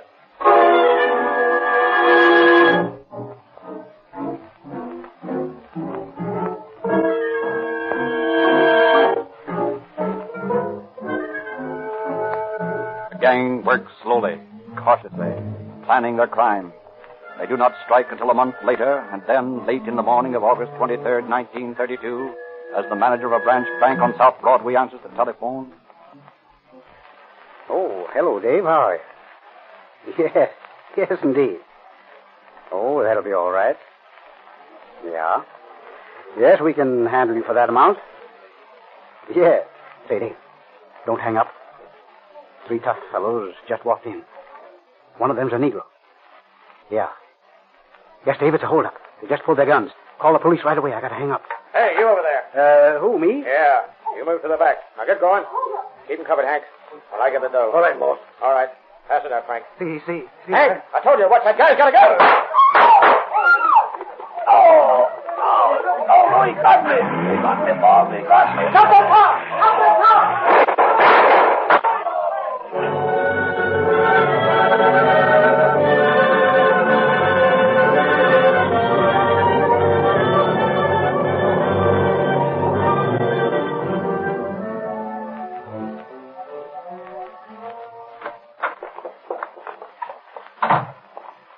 Yankee Castor. Have you brought me the money? I don't have it, Rosita. Frank's got it. Well, where is Tio Francisco? He's shot. Shot? Yeah. They plugged him. Well, what happened? Oh, the boy's got buck fever. It didn't turn out like we figured. Everything went wrong. Well, where is Tio Francisco? We left him on the street. You left my uncle on the street to die? Oh, listen, baby. We couldn't help it. There wasn't time to get him. That manager was blazing away at us. You left my uncle to die. Oh, honey. He ain't bumped off. Hank is. He's dead. But Frank's okay. He's just wounded off there. You left him to die. You're a thief. He was the only one in the world who was good to me. Oh, now listen, Rosita. Listen to me. I swear I'll spring him from the hospital. I'll spring him if I have to bump off a half a dozen guys to do it. No, he's dead. I know it. You let him die. I never want to see you again. Get out! Get out! Get out!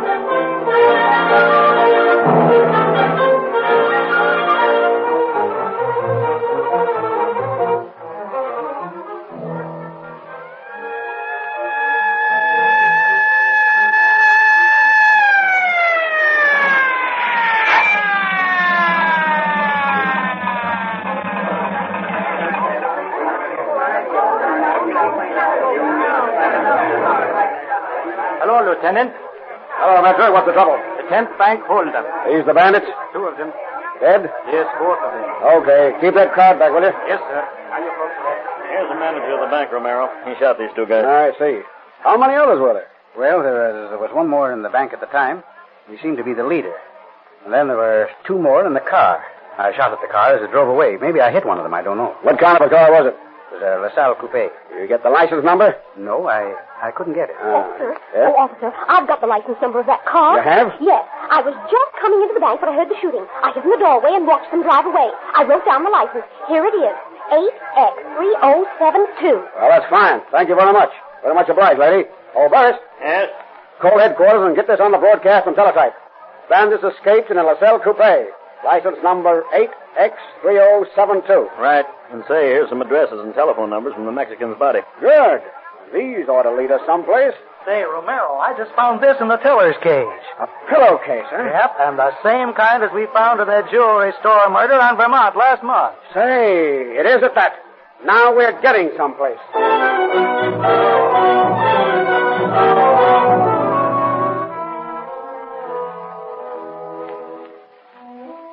The pillowcase turns out to be a mate to the one used in the jewelry store holdup.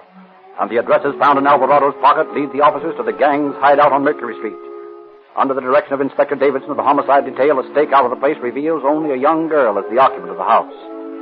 Late in the day, the officer decides to pay her a call.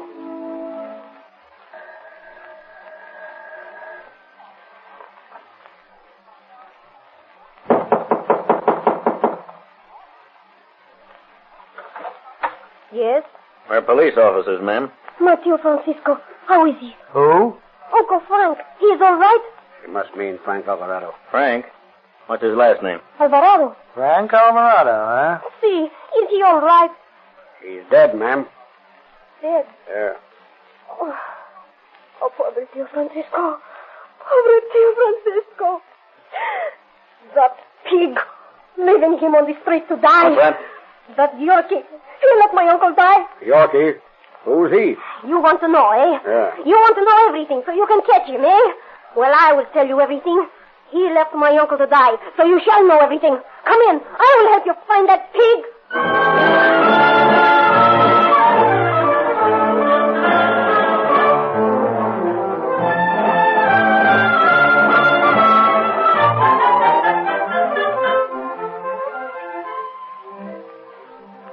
Rosita's information leads the officers to a rooming house on Maple Street operated by an Oriental, where York and Alvarado stayed on August 15th. Oh, hello. How do you do? What can I do for very nice American gentleman? Let's see your register. Oh, what for I show register? Don't ask so many questions. We're from police headquarters. Oh, yes, very fine policeman. I show. Here, you please look. Yeah. Let's see now. 19th, 18th, 16th. Here we are. Just 2 names. Thomas Kern and William Cummings. Probably phonies. Yeah. Hey, you. Know anything about these 2 fellas? Oh, what a fellow. Oh, these are... Oh, what do you want to know? What do they look like? Oh, look at that. There. Oh, I scared. I not remember. That many days ago. I forget. Many people come, many people go. I not notice. Yeah, I'll bet. Please? Try to think what these two men were like, will you? It wasn't so long ago, only a week. Oh, no. I'm sure I cannot think. I no remember. Well, then, that's that. Well, maybe he doesn't remember. Yeah, maybe.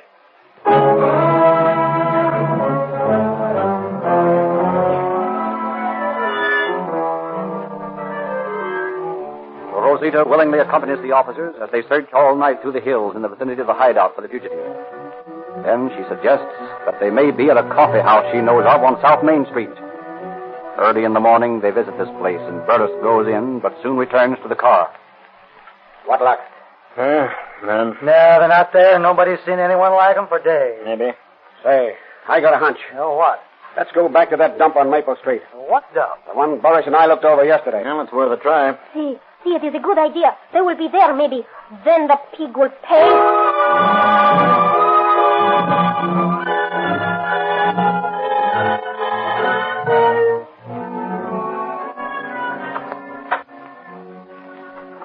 Oh, what the for?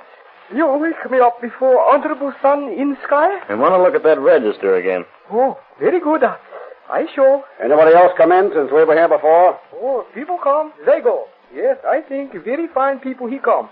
You please to look? Now look, Romero. Huh? Here's the same birds registered yesterday as registered on the 16th. Let me see. Yep, you're right. Yeah, let me see that handwriting. Well, say, that checks with this, you see? Now, what's that? York's writing from the police records. Well, then I think we've got the boys. Hey, you. What room are they in? Oh, what a room? Oh, I think number 16, I think. Are they there now? I know nothing. Did you tell them we'd been here before? Oh, I run extra special fine rooming house. I know nothing else. Okay, you got a key to 16? I think, or maybe I find it here on the desk. All right, find it and let us into that room. Oh, I wonder if this is good thing for a customer. Don't forget, we're police officers. Oh, yes, sir. I remember now. I open now. You come around to this way, please. Have your guns ready, boys. These are tough monkeys. All right. Well, here we are. All set? You bet. Okay. Open her up. All right, I do. Oh, I know can do. Bolt on other side. He's a lock. They got it bolted from the inside, eh?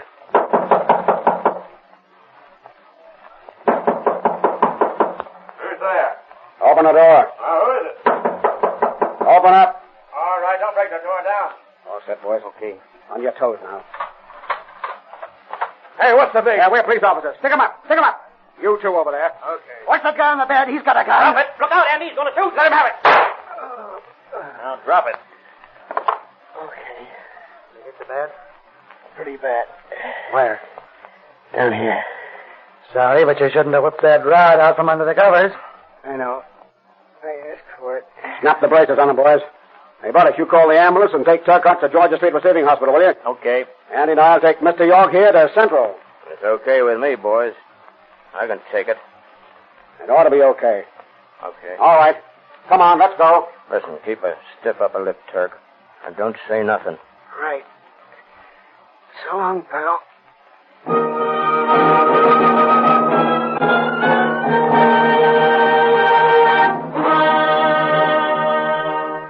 Robert York confessed to the murder of William Kirkpatrick in the jewelry store Holdup and implicated his previous accomplice, Rogers, in the crime.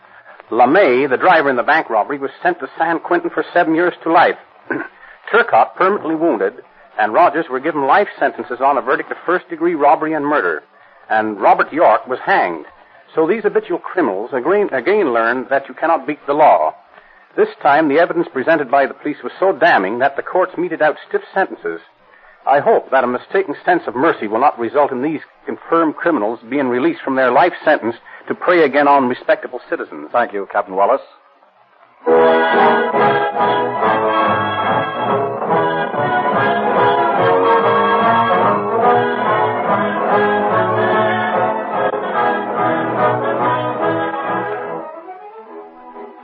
Warning.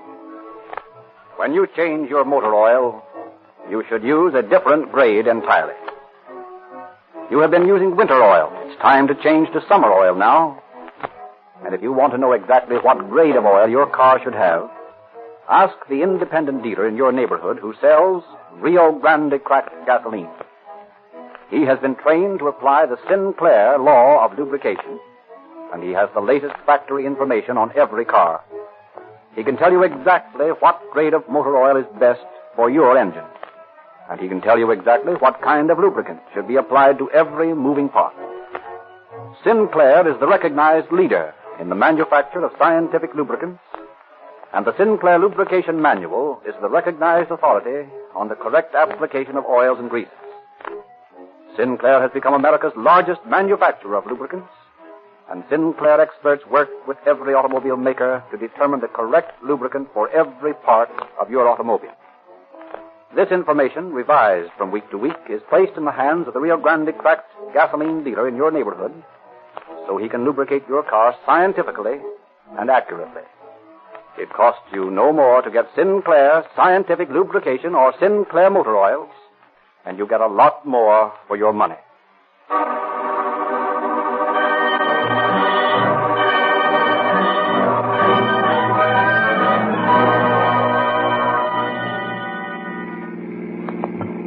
Los Angeles Police calling all cars, attention all cars.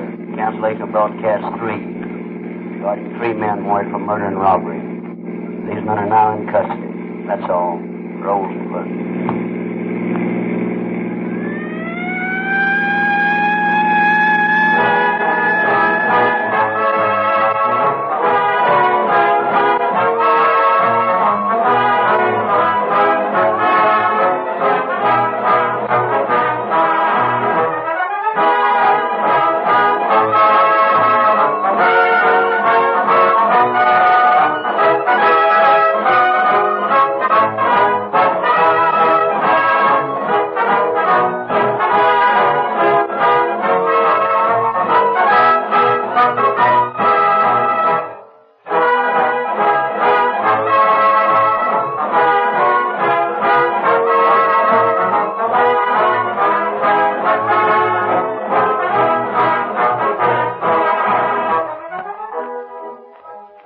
Frederick Lindsley, your narrator, bidding you good night for the Rio Grande Oil Company. The Rio Grande Oil Company. The Rio Grande Oil Company. The Rio Grande Oil Company. The Rio Grande Oil Company. The Rio Grande Oil Company. The Rio...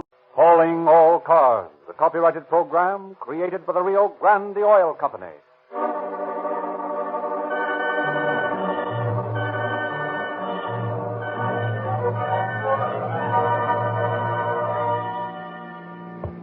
San Diego Police calling all cars, attention all cars, broadcast 7. Regarding a holdup and murder on the National City Dike. Bandits wearing tan coveralls, dark glasses, and driving a black Ford Roadster without a windshield. These men are armed, so be careful. That's all.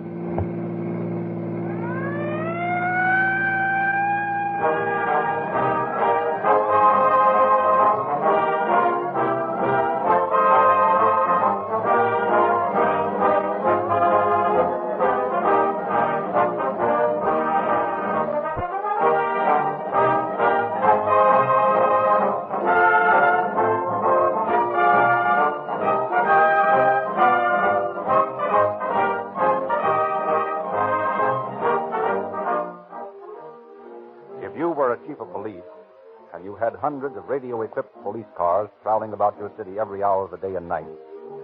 Would you risk your reputation by letting ordinary gasoline slacken the speed and cut down the power of your emergency cars? Or would you select the finest gasoline money could buy, so your police cars could answer emergency calls at top speed, so they could catch any criminal getaway car in a chase? Many of your brother police chiefs would advise you that Rio Grande cracked gasoline has the reputation in police circles of being the fastest, most efficient gasoline made. The police chiefs of Los Angeles, Oakland, Berkeley, or Maricopa County, Arizona, and many, many other cities and counties use Rio Grande cracked gasoline exclusively because it comes as close as possible to perfect performance. Yet it fits expense budgets. For the cost records of these cities show year after year that Rio Grande cracked gasoline delivers more miles as well as faster miles from every gallon. Every motorist can get this same gasoline that powers more police and emergency cars than any other brand from the independent Rio Grande dealer in your neighborhood.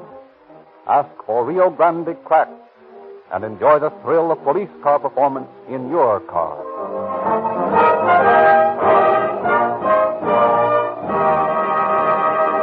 It is now our pleasure to present Mr. W.A. Huggins on the staff of Chief Sears of the San Diego Police Department. Mr. Huggins. Every man who plots a holdup or some other crime invariably thinks he is smart enough to get away with it. He knows that in crimes committed in the past, the law has captured the criminals in practically every case, but always he is going to be the exception. We have confronted scores of lawbreakers captured by our police officers, and always they are baffled at the ease with which we tracked them down and blew up their alibis. They marvel at the apparent uncanny ability shown by the police in singling the right man out of the many who might have committed the crime. The secret of our success is simply that we take advantage of the mistakes every lawbreaker makes. Carefully as he plans his crime, there's always some detail he overlooks. Our job is simply to discover these mistakes and use common sense. There are always one or more clues to lead us to the criminals. The case you will now hear, for example, was carefully planned and daringly executed. But the hold-up men made plenty of mistakes. They were not smart robbers. They were stupid. All criminals are stupid. The story that follows is proof that crime cannot pay.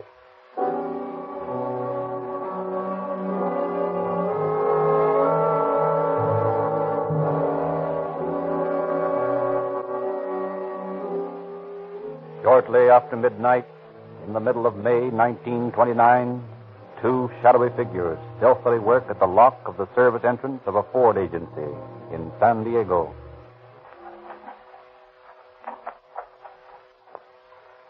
How you coming? None of these keys seem to fit. That's funny. Well, here's the last one. I'll try it.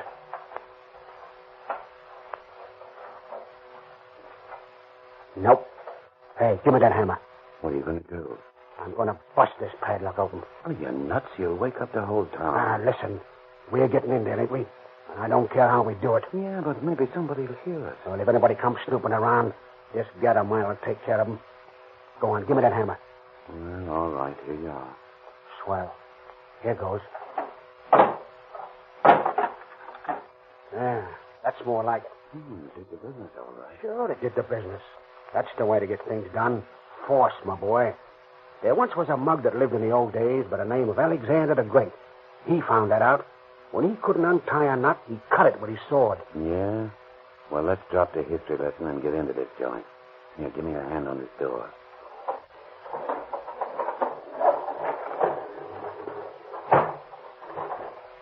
Sure there's no watchman here? I told you I cased the joint, didn't I? Yeah. Well, you heard me. There ain't no watchman. Okay. Hey, douse that flashlight, will you?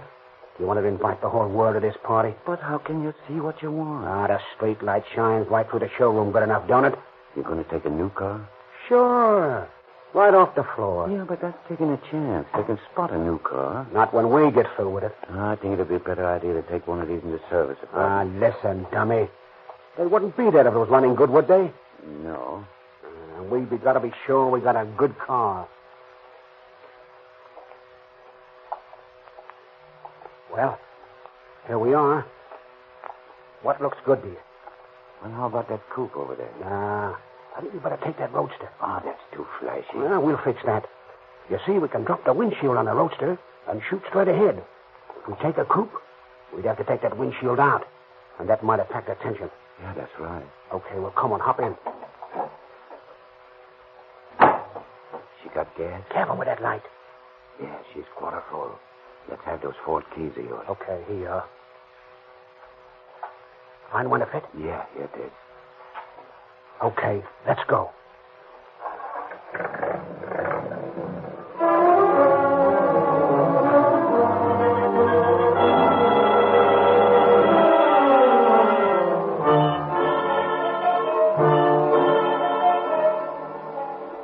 While police scour San Diego for the stolen car, Cochran and Colson are working on it in the garage back of their bungalow. Finally, after 2 days of secret activity, they pridefully view the result of their labor. That's a big difference from the shiny gray job we drove off to Florida the other night, eh, Marty? Yeah. Nobody could call it a professional paint job, but it's just what we want. And that rotten black paint makes it look like any number of other heaps around the town. Oh, say, listen. Don't you think we'd better put some damp rags on the headlights and radiator so they'll rust? Yeah, that's a good idea. Now, listen. The way I figure is this. That wide stretch of road along the National City Dike is the best place to pull the job. Yeah, there's not much traffic there. What time does the money car come through? Well, it leaves Caliente in time to get to the bank in town here around noon. So it'll come along and, well, about 11:30. We'll knock over Monday, see, you know, when they're bringing in the tape for the weekend. Figure we'll have much trouble with the Mex guards? Nah, there's only 2 of them. They bring the dough over in a coupe. They've never been knocked over before, have they? No, that's why they're so careless, I guess. But if they get tough, why, we'll just bump them off. Oh, gee, we don't have to do that, do we? Might. What of it? Ain't $100,000 worth of beef? Yeah, I guess so, but... Remember that mug Alexander? He had the right idea. Cut right through the knot.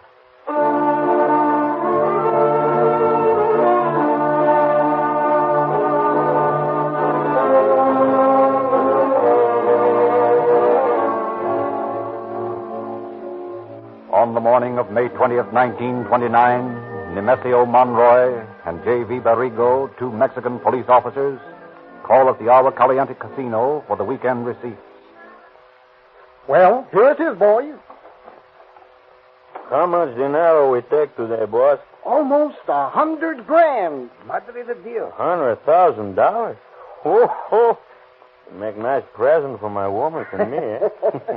Yeah, so it would. But don't you go waltzing off with that dough, or I'll beat your ears in, Nemesio. Oh, do not worry. By the way, how's your wife? Oh, pretty good. Will not be long now before we have another little one. Is that so? You're acquiring quite a family, Nemesio. Oh, see. 4 already, all boys. And soon it will be 5.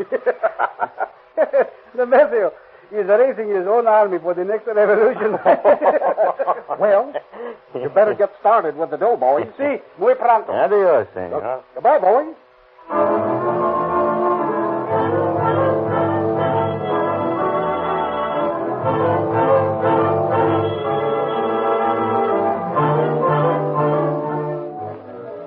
Parked on a side street from which they can see far up the highway along the National City Dike, Cochran and Colson await their victims. Ignorant of their peril, they are approaching, laughing and joking as they drive through Tijuana, bumping along the dirt road to the customs gate. They pass over the line, through San Isidro, and on into National City. Hey, it's 11:30. Maybe we missed them. Nah, how could we? We've been here since 8 o'clock this morning. But maybe they went the other way, through Chula Vista. Hey, listen. I tell you, this is the route they take. You don't think I'd go into this thing before I checked every angle, do you? Well, no. Hey, but... that looks like them now. Yeah? See that big coupe coming down the road? Yeah. Yep. Them's the boys. All right, kick that motor over. Okay. All right. Pull over there and get in right behind them. Boy, oh boy, what a break this is, eh? Not another car in sight.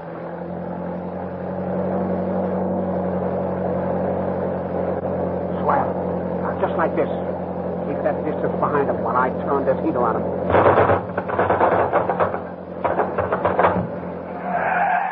There you are. That pulled them over all right. Hey, just a minute. What's the matter? This tomcat's jammed. Wait till I clear it. Ah, darn it. All right, there it is. Okay, let's go. You take that side and I'll take this one. Come on now. What do you men want from us? All right, boys. Hand over that dough. Caramba, what's the big idea of shooting at us? Let them have it, Lee. Let them have it. But, Marty... Shut up. Let them have it, I say. What's the matter, Marty? Oh, you darn fool. You didn't have to hit me, did you? I'm sorry, Marty. Well, it could have been worse. Oh, you only got me in the arm. There's the satchel. Come on, grab it. Okay.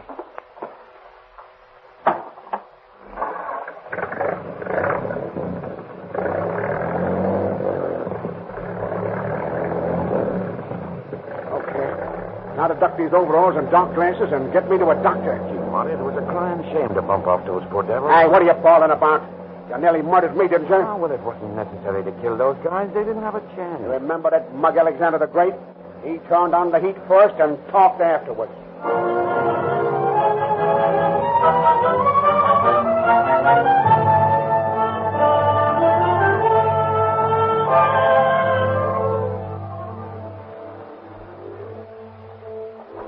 Detective Bureau. Sergeant Kelly speaking. Yeah? Where? On the National City Dike. Yeah? Okay. Be right out. What's up? Murder, O'Connor. Come on.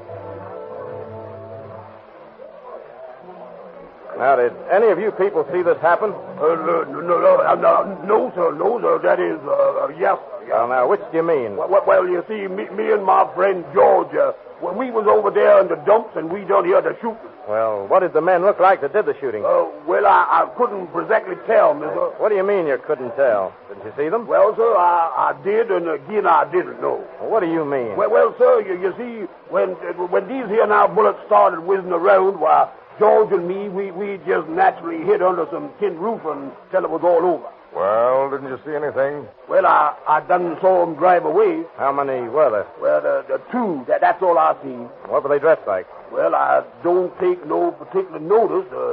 Seems like they had on these here now jumper things like the garage mechanics wear. Anything else? Well, sir, let me see now.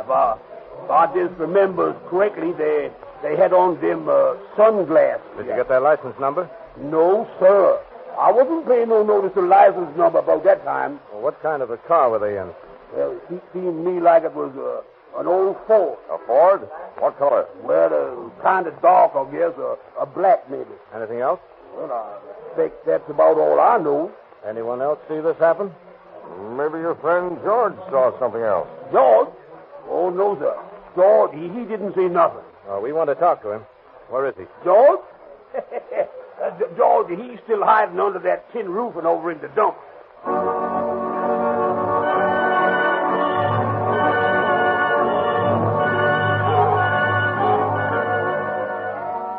Meager are the clues the police have on which to work.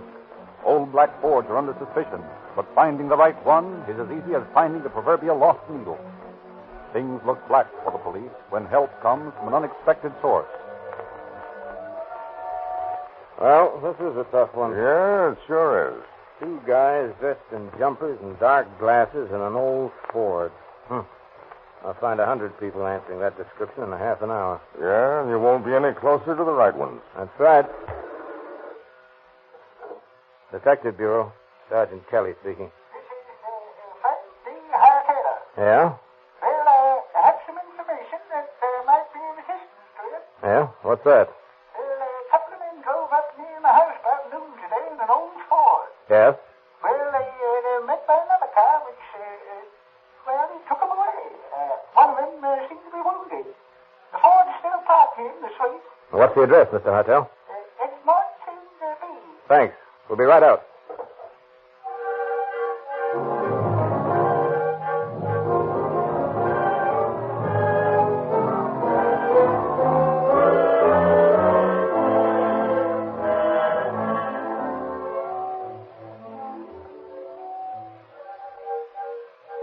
Now, what did these men look like, Mr. Hartel? Well, they were both about 25 years old.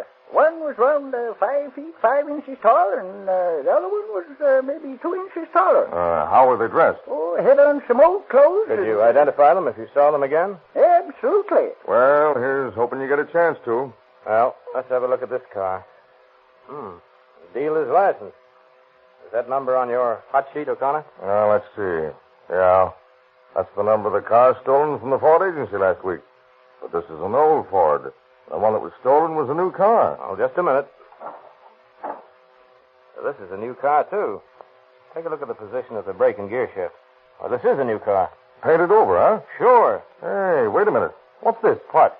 Something stuffed into the corner under the brake pedal. Well. The jumpers and the dark glasses. Well, what's that mean, hey? That means this is the car the murderers used, Mr. Hartel.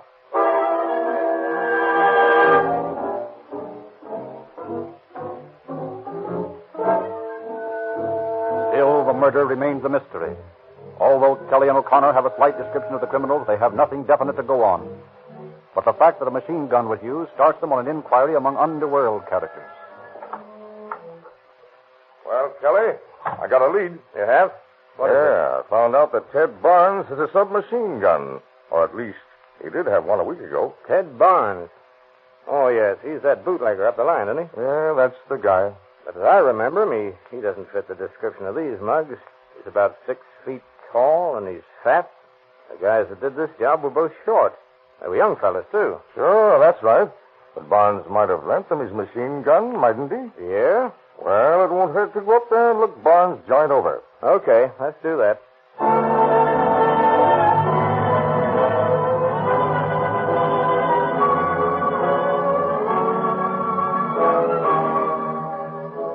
Armed with a search warrant, Kelly and O'Connor follow up this latest elusive clue.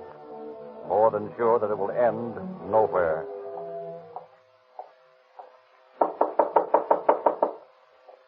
Mighty quiet around here. I'll be prepared for anything. This Barnes is a bad egg.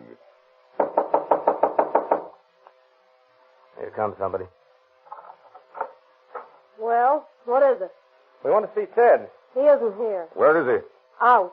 Well, we'll come in and wait for him. You can't do that. I don't know when he'll be back. We'll come in just the same. Say, what's the big idea? Who are you? We're police officers. Oh, yeah? Yeah.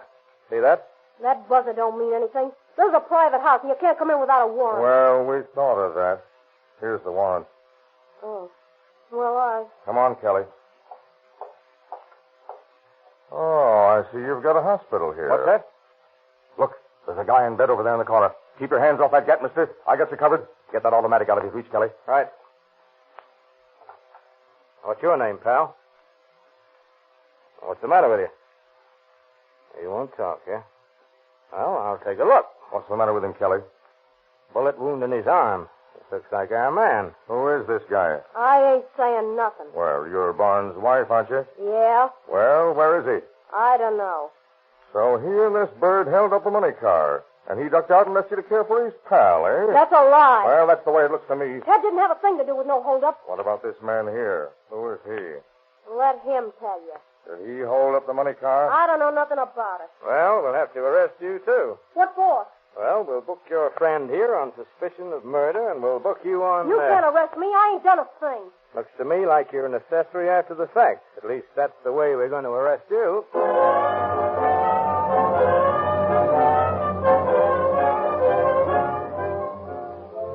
Hartel positively identifies the wounded man as one of the two he saw leave the Ford 2 days before. Police cover the town and discover the bungalow court in which an apartment was taken by Joseph Renane, who answers the wounded man's description. However, effects discovered in the apartment identify Renane as one Marty Colson, an ex-convict on parole, after serving part of a sentence on an arson charge committed in Los Angeles County. Papers in the apartment show that his partner is one Lee Cochran. Mrs. Barnes is the important link in the chain of suspects. Police question her closely. Now, look here, Mrs. Barnes. We've got this case just about sewed up. Yes, it isn't going to do you any good to hold out on us. Listen, I don't know anything about it. Now, that's not true, Mrs. Barnes. It is true. I don't know a thing. Now, we know that Ted wasn't in on this job. What are you trying to do? Trap me? Why, of course not.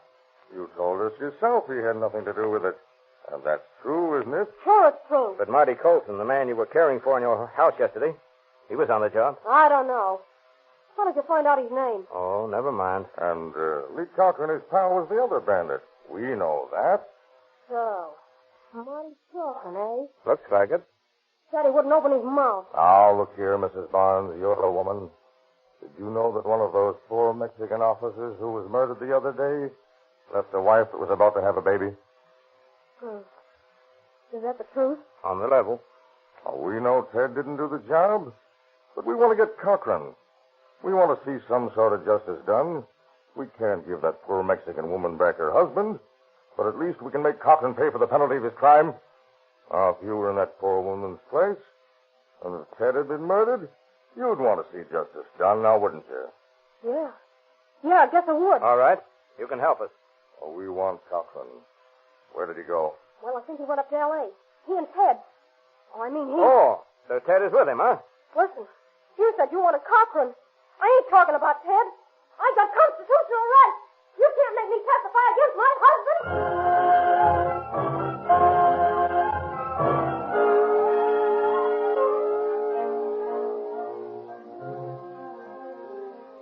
Furnished with a description of Cochran and Barnes, the sheriff's office of Los Angeles County takes the two men into custody within 24 hours. For more than 2 months while they were awaiting trial, and all through the courtroom proceedings, Colson refused to talk. He makes the communications that are necessary in writing. But from the moment of his arrest to the moment when he stands before the judge to receive his sentence, Silent Marty, as he has come to be called, has never uttered a word.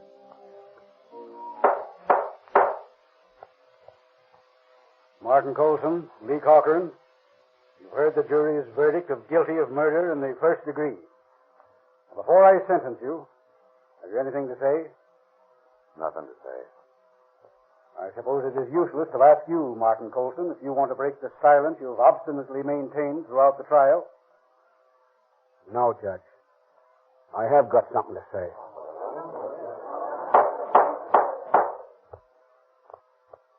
Before you sentence me, I've got something important to say, Your Honor. I want to die.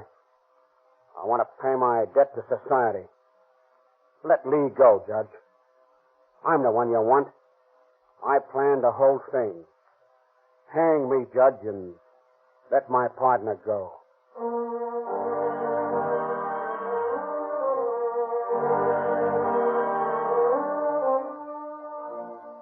But Colson's magnanimous offer is refused, and he and Cochran are both sentenced to life imprisonment in Folsom Prison.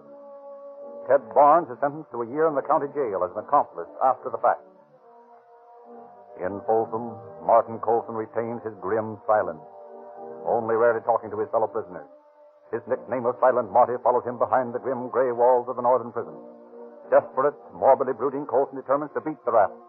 For months, he works secretly on a crude diving apparatus, and then one day he attempts to escape through the powerhouse water intake pipe into the prison moat. But his apparatus fails to function, and he is dragged from the moat half drowned. Serves a hitch in solitary for his attempted break. But as soon as he's back in the cell block, he and his cellmates set about fashioning 2 pistols from the bits of metal they conceal in the machine shop. Then, on the morning of February 27th, 1933, as the men are marching to their daily task,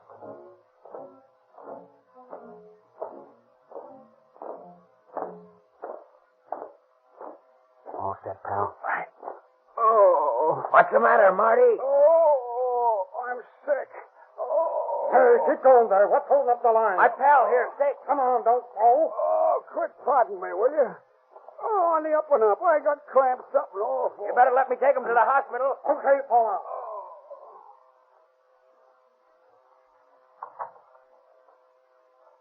Work like a charm. Yeah, but you better keep on looking sick. Now, you hold up the guard in the hospital. Yeah? And I'll make the operator call the warden down here. Yeah. If anybody gets fancy, bump 'em off. You know what that means if they catch us? Sure I do. But remember that mug, Alexander the Great, right through the knot. Okay, here we are. You all set? Let's go.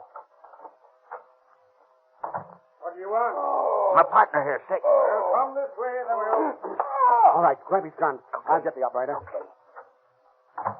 What are you... Shut up, you. Don't ask no questions. Call the warden and tell him to come down here right away. Tell him it's important. But look here. George, I tell you, will you? Or you're breathing your last this minute. Oh, all right. Hello, warden. This is the hospital. Can you come down right away? One of the men is very sick. Yes, it's important. Please All right, hurry. that's enough. You don't have to cry over the telephone. Don't touch that board. It's hot, I say. Now get into that other room. The warden comes? Yeah. This guy here nearly tipped us off. But it's okay. The warden tried to call back. When he doesn't get an answer, he'll think that guy's awful sick and he'll be down on the double. Good. Then he'll listen to us. He'll hand over the keys and give us a safe conduct out of this hole. Yeah. He ain't got no guts. Wardens never have. No. It's strong guys like us. Yeah. Like that Alexander mug that gets places in this world. Yeah. You bet I'm telling you, pal. Listen. What's that? The prison siren. They're wise. Hey, where you going? They'll never get me. Okay, you win. Where's your pop? He wasn't. Hey, I guess he shot himself. He said you'd never get him. Hey, and he was a swell guy, too. Lots of education. Say, do any of you guys know who this mug Alexander is he was always talking about?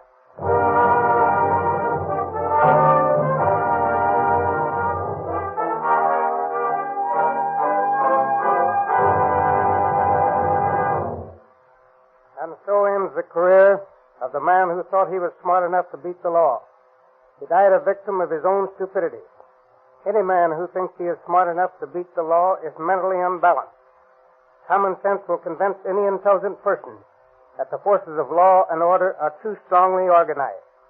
Let tonight's story of criminal folly serve as a warning to any criminally minded listener that you can't get away with it. The time-worn old slogan is today truer than ever. Crime does not pay. Thank you, Mr. Hudson.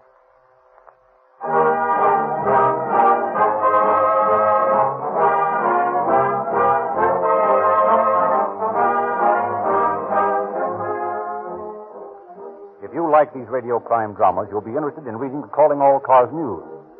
This month's issue illustrates 15 free gifts for boys and girls. Get this unique publication free wherever Rio Grande cracked gasoline is sold.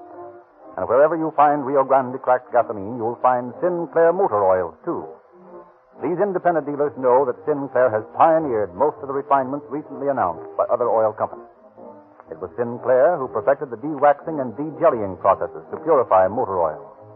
Modern high-compression engines need Sinclair motor oils to ensure continuous lubrication of those fast-moving, finely fitted parts. As one of the world's largest makers of lubricants, Sinclair engineers work with every automotive manufacturer to develop perfect lubricants.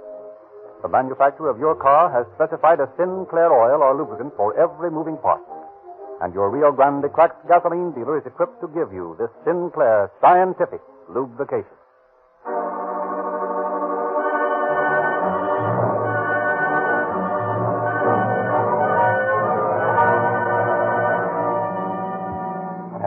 Police calling all cars, attention all cars, cancellation broadcast 7. Regarding a holdup and murder on the National City Dike. Suspects case are now in custody. That's all.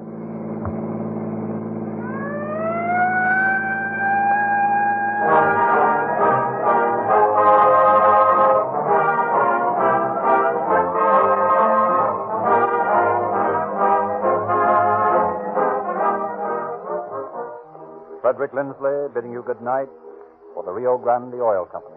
Rio Grande Oil Company. Rio Grande Oil Company. Rio Grande Oil Company. Rio Grande Oil Company. Rio Grande Oil Company. Rio Grande Oil Company.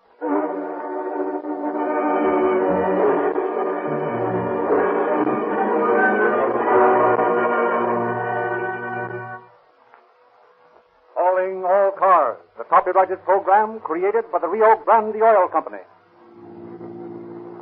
Los Angeles Police calling all cars, attention all cars, broadcast 11. Regarding the murder of officers Brett and Castor, who were shot to death tonight in Loyal Heights. Suspect of driving a battered old Ford. Description of the only suspect obtainable is a medium height, has thin hair, wearing a checkered suit. Get 'em, boys. That's all. Rolls and clips.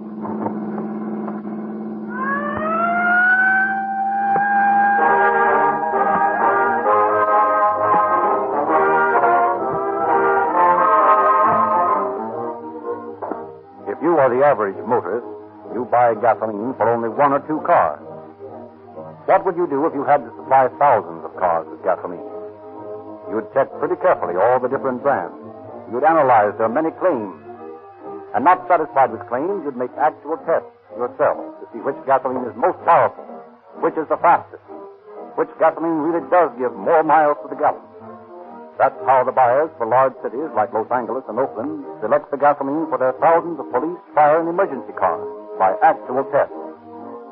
What gasoline wins these tests?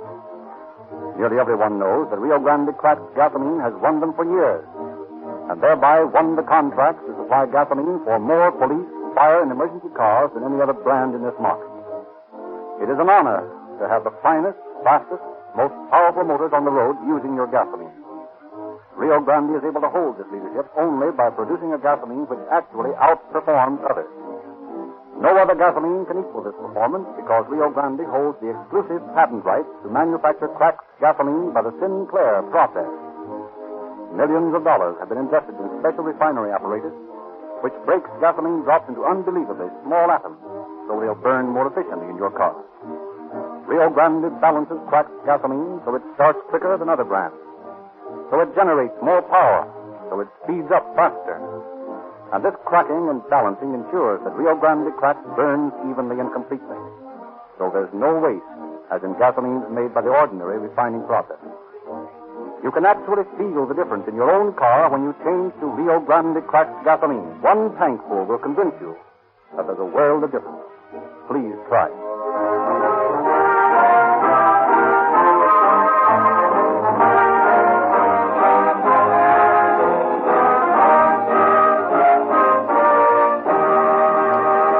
And now we are pleased to present Chief James E. Davis of the Los Angeles Police Department. Chief Davis. Good evening, friends. It is only when a police officer is slain while protecting your life and property that many of you realize how dangerous and at times how thankless his life is. The brutal killing of two men with whom I worked in the first Auto Patrol in the city of Los Angeles 15 years ago startled me, as it did the entire police personnel of the state, into such a realization. Tonight's dramatization of that fiendish slaying and the manhunt that followed it will, I sincerely hope, impress upon you the peril in which your police officers work. I hope, too, that it will serve as a warning to those who live outside the law that it is far more dangerous to shoot a policeman and take a chance on getting away than it is to surrender.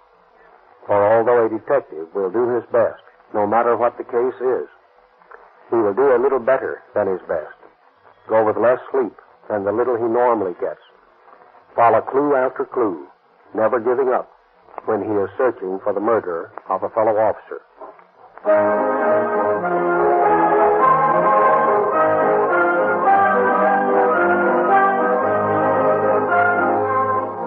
It is the night of December 6, 1921. In Mosley's Auditorium at Grand Avenue and 16th Street, the annual police ball is being held. Clad in severe black and white evening dress, accompanied by their ladies in dazzling, colorful gowns, the guardians of the law are at this moment being led by Mayor George E. Cryer in the Grand March. Immediately behind the mayor marches Police Chief Charles E. Jones. Just as the march is drawing to a close, an attendant approaches the chief. Beg pardon, Chief.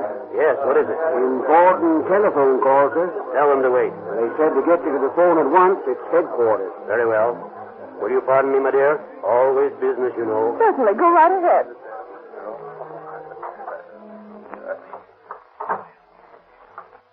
Right here. Oh, yes, thank you. Hello? Chief Jones speaking. What? Yes.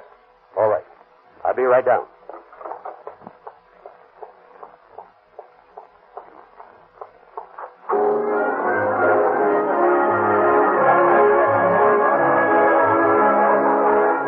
Stop the music, Professor.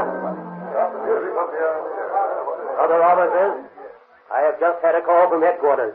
It was a report that Officer Bill Brett and Officer Harry Clester have just been murdered.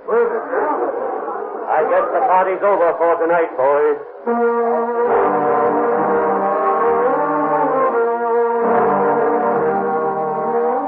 As the grief-stricken officers file silently out of the auditorium, newsboys are already screaming the headlines of extras heralding the death of the two policemen.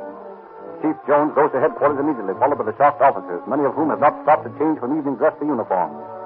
A citywide manhunt is ordered at once for the brutal killers, who, not content with riddling the bodies of Brett and Clester with bullets, had maniacally driven the car backwards and forwards over the already dead bodies. The next morning, Detectives Jesse Urban and Harry Hickok are assigned to assist Harry J. Raymond, Night Chief of the Theft Bureau of the Automobile Club of Southern California, in investigating the crime. You know, boys, I'd rather capture the murders of Brett and Clester than any criminals I have ever brought in.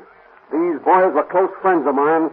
We've worked on plenty of cases together, and a finer pair of thoroughbreds I have never known. Yep, that's right.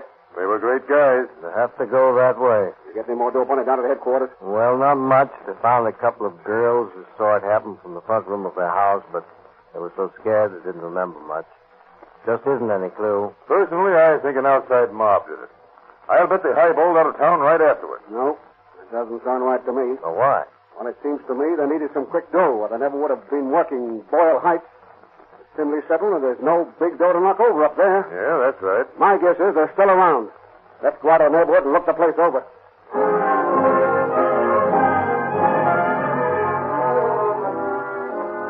But a close questioning of the residents in the neighborhood of the scene of the crime fails to reveal anyone save the two girls who had seen it happen.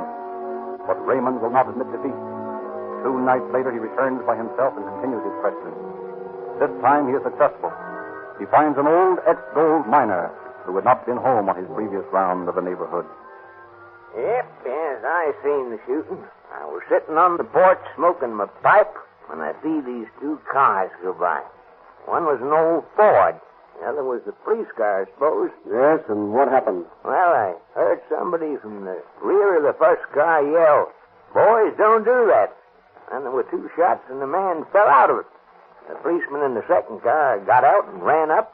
And just then, another guy gets out the Ford and starts running across the vacant lot. How was he dressed? He wore a light checkered suit, like a gambler, I'd say. And I saw him in the street light, and his hair was light and thin. Would you know him if you saw him again? Yes, I'm certain I would. Good. What else happened? Well, the policeman called to this fella to halt.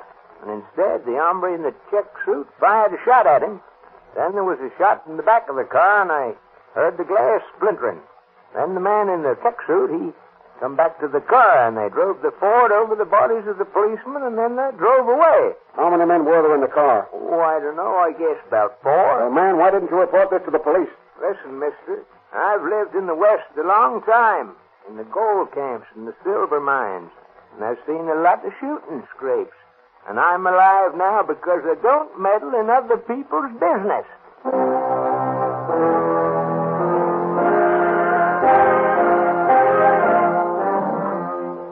Next day, Detective Raymond returns to the scene of the crime, searching for clues. In a pile of rubbish along the curb, he finds a small, irregular piece of glass. Elated at this discovery, he brings it to the chief. Well, Chief, here's a clue. What's that? A piece of broken glass. My guess is that it's from the windshield that was shattered by bullets the other night. Any fingerprints on it? Hardly. It was shot away. All you have to do is find a car with a broken windshield that will fit that piece. Yeah, but I want to... With all the automobiles in Los Angeles, that's quite a job. Yeah, there's no doubt about that. But I've got 2 clues. One of the guys wore a check suit, and this piece of glass fits into a windshield someplace. And if it's humanly possible, these 2 clues are going to avenge the murders of Brett and Custer. Go to it, Harry. You've cut out a big job for yourself, but I'm all for you.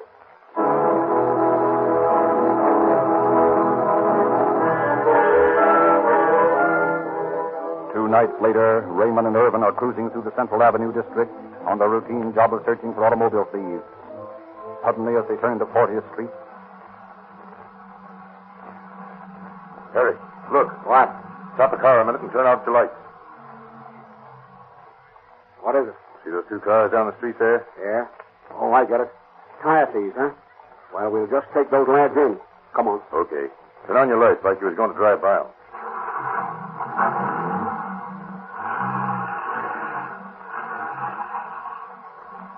Irvin. What?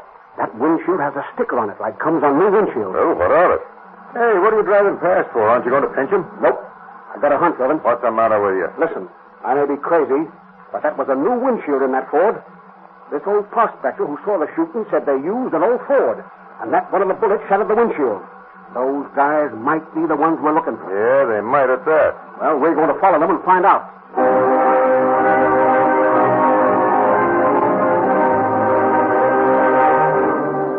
Irvin and Raymond tail the suspected car to Hermosa Beach, where it enters a garage behind the house a block from the ocean. The windows of the house are lit up, and the 2 detectives remain on watch until the lights go out at 4:30. Next morning, they are to stake out early, accompanied by Hickok, and their vigil is rewarded when 3 men and 2 women come out of the house clad in bathing suits and go down to the beach. Leaving Hickok on watch in front, the 2 detectives go around to the back door. They enter by means of Raymond's pass key. Say, Harry, here's an eyeful. What's that? In this drawer here, look. Revolvers.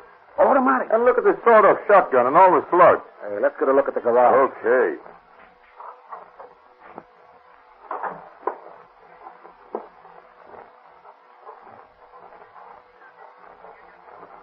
Well, there's the old Ford in the garage. Yeah. Now I want to take a look at this windshield. By gosh, Irvin, I'm right. What's that? This is a new windshield. Here's the price on this sticker. Say, Harry, here's the old one here, and it's broken. Where? On this bench. Oh, boy, this is more like it. Hey, what are you fixing in your pocket for? That piece of glass I picked up on the street. Wait a minute. Here it is. Here it is. Now, let's see. Irvin, it fits. This is the gang that murdered Brett and Castor.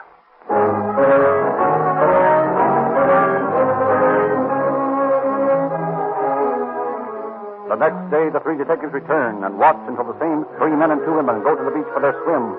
Then they interview the occupants of the adjoining house. It all depends on what they look like here. Yeah. I'll stall, but I'll find out if it's okay. How do you do, ma'am? Could you tell me who lives next door? I don't know. Why are you asking? Well, we're interested in knowing. Well, I don't know nothing about them. They just moved in a couple of weeks ago. They keep to themselves, and so do I. Seems like they're up mighty late, though. I see. So you never met them then, huh? No, I don't do no visiting with neighbors out here in California. Now, back in Grand Island, Nebraska, where I come from, it was different. Yes, of course. As a matter of fact, ma'am, we're police officers. Police officers? Oh, well, I declare. And we'd like to keep watch on these people next door. Why? What have they done? Well, we don't know, but we're interested in finding out. I wonder if you could let us occupy a room on the side of your house next to theirs. Well, I don't know. I'll have to ask Pa. Pa! Oh, Pa! Yes, Henrietta? What is it? Well, what did you want? These men are police officers. Hey? It's the law, Pa. Hey, what they after us for? They ain't, Pa. They want to watch the folks next door. It's all right? Well, I suppose so. Have they shown you their papers? Oh, yes, of course. Here you are, sir. Well, that looks sure enough like the real thing. You can come in. That's fine. Go into the room here, Cox. We've got to plant that machine. Right.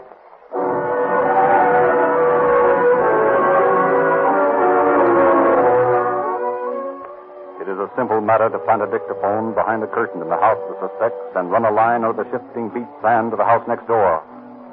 All day the detectives lie in hiding, alternately taking turns listening at the dictaphone. Late in the afternoon, the party returns from the beach, and then, as they sit around the dinner table, the detectives get an earful. Hey, get a load of this. Well, let me tell you, guy, you better never doubt Bill's nerve when he's around. Oh, yeah? Yeah. Curly and Bill will be down tonight to talk things over. Ask him about that time in Utah. Yeah, that's right. Curly and Bill pulled plenty of fast ones on the Mormons. Oh, come on, boys. Cut the arguing. Have some more potatoes. Sure. Reach for them. Where's Babs, Marge? She's lying down. She got a headache in the sun today. Hey, here's Curly now. He just let himself in. Hiya, Curly. Hey, Curly. How's the boy? Hello, boys.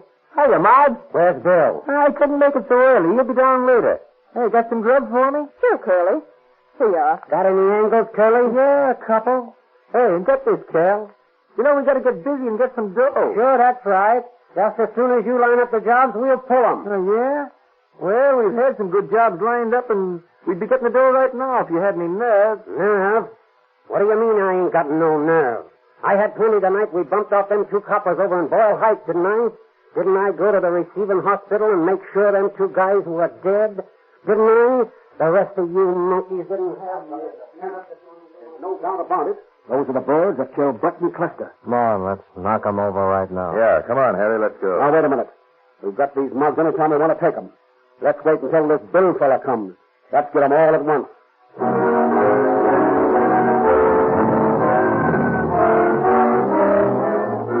Later, Bill, the apparent leader of the mob, arrives, and they discuss a job they have in mind that will net them some Christmas money. When Curly and Bill leave the place, Raymond follows Curly, and Irvin and Hickok tail Bill, thus discovering the Los Angeles addresses of both men. The next night, the 3 detectives decide to arrest the gang, but Jess is missing. They plan to get an early dinner, and hoping Jess will have arrived by the time they get back to knock the place over then. But on their return... Hey, this is funny. Well, what's that? The house is dark. Do you suppose that, Beg pardon, Constable. Yes? They moved out while you was away. They did? Yes, they all left less than 15 minutes ago. A baggage man came and took their stuff away, and they all piled into that old Ford of theirs. I couldn't stop them. No, of course not. Maybe we should have knocked over the 6 of them while we had a chance. Yeah. But I did find one thing out. Yes, I got the license number of the car and the name of the expressman.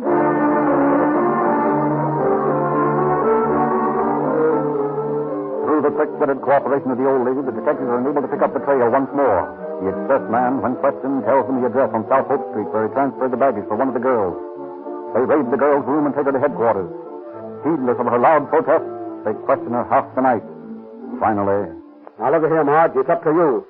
You can tell us the truth and save yourself, or you can lie to us, and sure as I'm standing here, you'll hang, just as all the rest of your friends are going to hang. Listen, boys, you got me all wrong. I ain't done a thing, honest I ain't. I come from a good family, I do. I'd never harm a living thing, not even a copper. Yeah, we know that, Marge. Now, we're not doubting you. But what we want to know is, what do you know about these other guys? Now, remember, if you want to talk, it'll save your neck. You're innocent. We want to believe you. Well, I guess they bumped off the bulls all right. That's what they claimed, anyway. Who are these guys? Who's Curly? Well, his real name is Willard Thompson. And Bill, who's he? He's Bill Brinkhurst. They both served time up in Utah. Well, what about the rest of them? Jim Wheaton, Cal Rowe, and Jess Wendell are their names. Jim Wheaton, Cal Rowell, and Jess Wendell. Hey, tell me, why did you leave the beach so suddenly? The boy just got a hunt. That's all. Where are they now? I don't know. Honest, I don't. I wish I'd never seen them. I'm straight, I am. I was trained to be a nurse, and if things hadn't been so tough, I'd never taken up with them. Oh, I wish I was dead. I wish I was dead.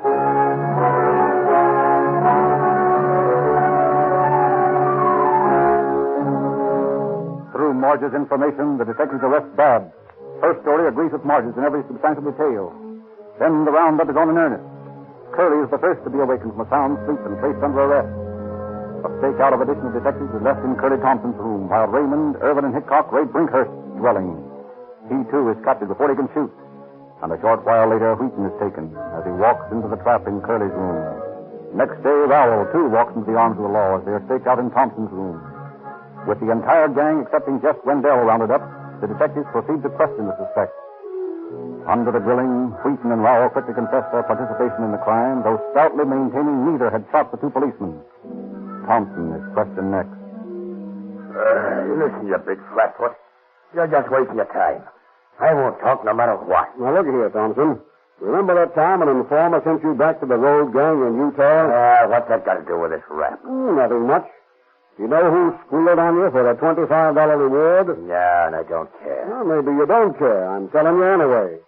It was your pal, Brinkhurst. You're a liar. Oh, I don't think so, Thompson. Here's the reward receipt for $25 paid out to William Brinkhurst. Well, I'll be a... Why, he was my best friend. Yeah, that looks like it, doesn't it? Now will you come clean? No. Just because he was a dirty stool pigeon, you don't think I'm one? You'll never get nothing out of me.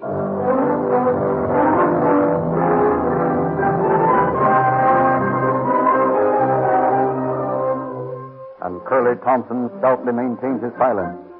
Brinkhurst is next to be questioned. He claims he was helping his wife with the washing on the night of December 6th. Mrs. Brinkhurst is brought in to face her husband. Mrs. Brinkhurst, your husband tells us that he was helping you do the washing on the night of December the 6th. Is that true? Go ahead, Molly, and tell him about it. That was the night you had such bad rheumatism in your left hand. Remember? No, Bill. It won't work this time. I covered you up. I lied for you for the last time. You gotta face it alone now. I've given you the best of myself. There's nothing left now. I'm burned out, Bill. I'm through protecting you. I'd like someone to protect me for a change. No, officer. My husband was not home that night.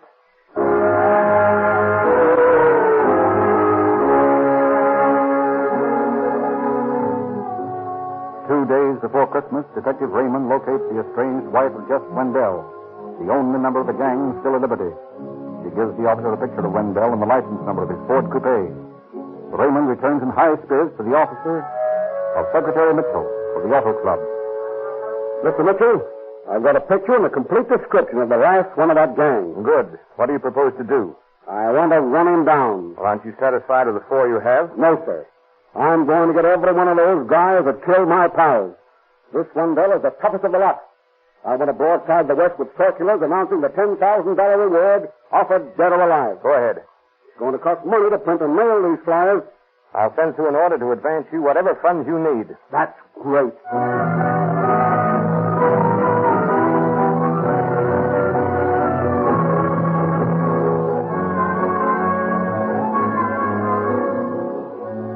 After a long search for a printer, Raymond finally finds one willing to undertake such a mammoth order on Christmas Eve. 20 traffic officers are dispatched from headquarters to augment the clerical staff of the Auto Club, and the circulars, ink still wet, are in the mail by midnight of Christmas Eve. The day after Christmas, the phone rings on Raymond's desk.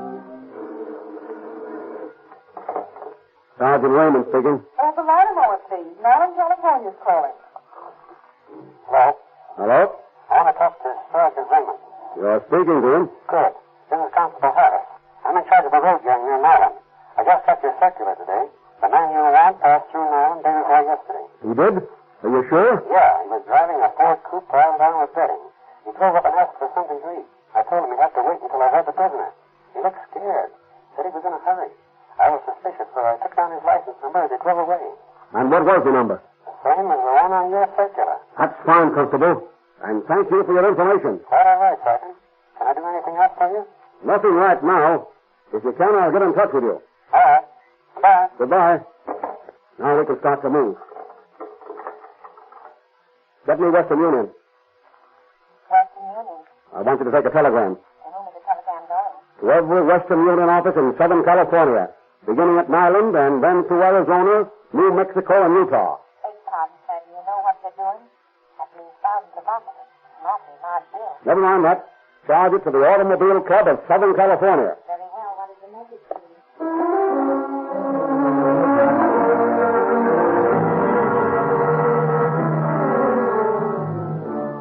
At Raymond's request, Santa Fe Railroad dispatchers send Wendell's description to every station on the Santa Fe throughout California, Arizona, and New Mexico. Every brakeman, conductor, porter, engineer, and fireman is furnished with a copy of the message describing Wendell and his automobile. A message which begins one of the widest manhunts in the history of the Southwest. While hundreds of keen-eyed officers in every town and hamlet in 3 states are searching for the fugitive, word comes from Yuma that a man answering Wendell's description stole a pair of Arizona license plates and is heading east. Then from Oatman, Arizona, comes a flash that Wendell's coupe had passed through that town. Raymond, Irvin, and Hickok, missing the eastbound limited, jump in their car and race it to San Bernardino, intending to board it there. Arriving ahead of the train, Raymond telephoned Sheriff Mahoney in Kingman, Arizona. Hello? Hello? Sheriff Mahoney? Yes. Speak louder. I'll try. This is Sergeant Raymond of Los Angeles. Did you get my circular describing Jeff Wendell? Well, this Wendell was last seen heading east through Oatman. Detectives Irvin and Hickok and I are taking the 1040 in a couple of minutes, but I'd like you to start after him right away. Okay. If you need time to go ahead again in a few minutes. I'll get the chief deputy out here and we'll get there.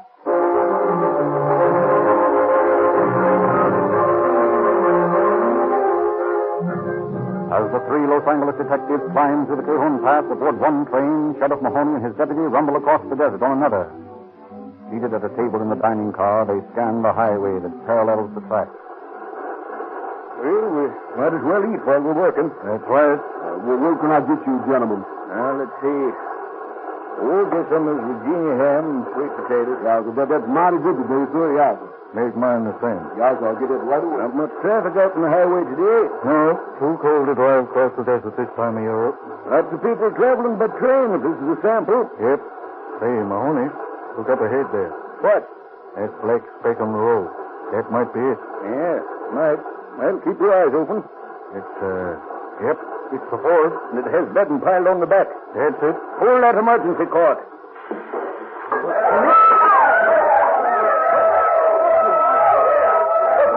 Pulling the cord. Can't stop to explain, conductor. I'm sheriff of this county. Come on, Red. Get your gun out. Wait.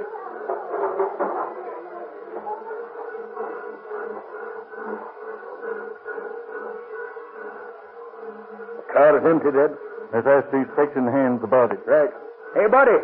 Where's the guy that owns that Ford coupe? Oh, him? Oh, he come ask for food.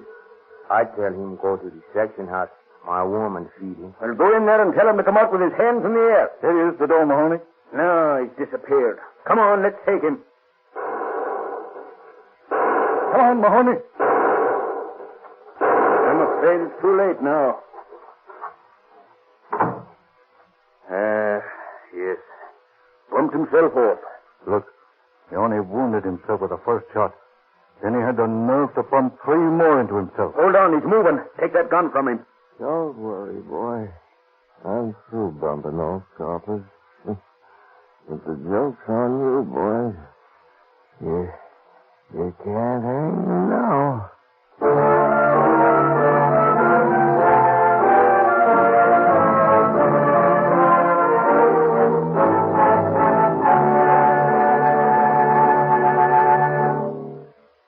Wendell died on the westbound train bringing him back to Los Angeles. Jim Wheaton and Cal Rowell were given life by a jury that took into consideration their confessions. And on April 21st, 1924, Brinkhurst and Thompson were hanged in San Quentin.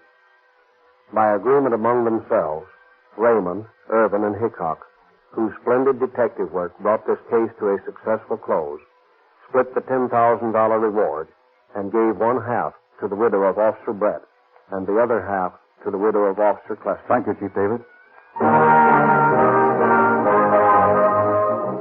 Police officers realize that their lives are at stake when they speed up their emergency cars to capture a criminal.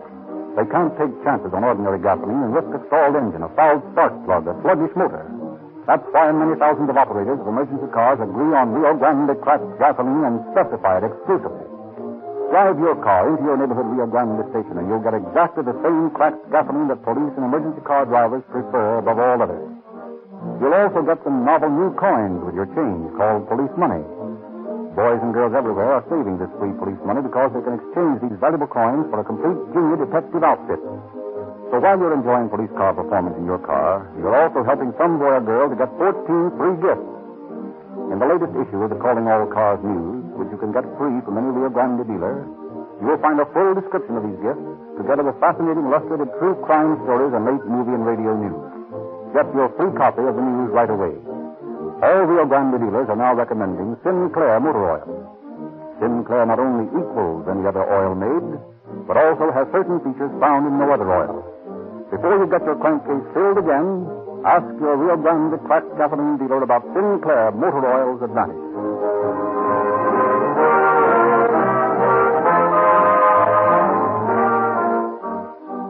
This is Frederick Lindsley saying good night for the Rio Grande Oil Company. Rio Grande Oil Company. Rio Grande Oil Company. Rio Grande Oil Company. Rio Grande Oil Company. Rio Grande Oil Company. Rio Grande Oil Company. Calling All Cars, a copyrighted program created by the Rio Grande Oil Company.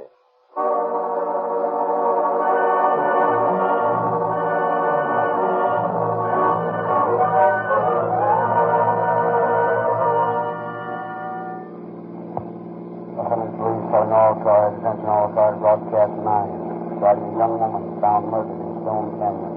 That's all. Roll the first.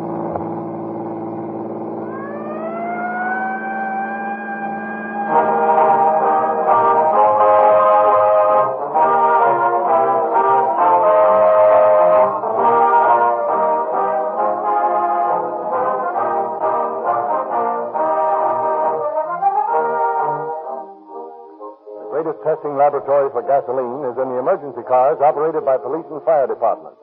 Cities and counties keep accurate cost records of these cars, and it is easy to tell which gasoline gives greater mileage. Emergency cars test gasolines over the same streets and roads that you travel on. So when we prove conclusively that more police and emergency cars use Rio Grande cracked than any other gasoline, we have definite proof that this same gasoline will also improve the performance of your car. You'll get greater speed because Rio Grande cracked has been chosen for the fastest cars on the highway. You'll get greater power, for the most powerful motors made are in the fire engines that use Rio Grande cracked gasoline. And you'll get more economical operation because cost records of the many cities and counties using Rio Grande cracked prove that this gasoline gives more miles in every gallon. So Rio Grande backs up its bid for your business with facts, not merely claims. The same gasoline that powers more police and emergency equipment than any other brand will actually improve the performance of your car. Rio Grande's independent dealers in every neighborhood offer you the same cracked gasoline that emergency cars use.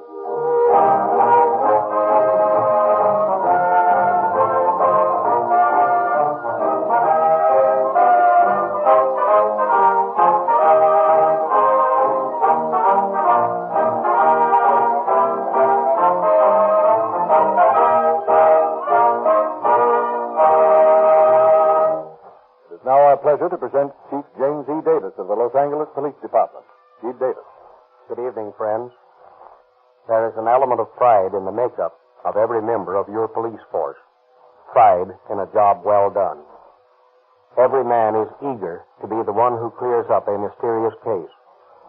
It is this element which is really responsible for the solutions to baffling crime. For as you all know, the financial reward of a police officer is certainly not enough to compensate him for the long hours, the nights away from home, and the risks he runs every day in his search for desperate lawbreakers. Your police officers are intensely, personally anxious to trace down every evidence of a crime, and their greatest reward is the satisfaction of writing solved on the records of a case on which they have worked. Tonight we are presenting the dramatization of a famous case in which the police had very slim and nebulous clues to work on. The case looked almost hopeless, but the men assigned to find the murderer of Barbara Mauger made it a matter of personal pride to bring the case to a successful conclusion. The story you will now hear reveals what is, to my mind, one of the finest examples of sincere detective work in the annals of the Los Angeles Police Department. The case of the 3 grooved bullets.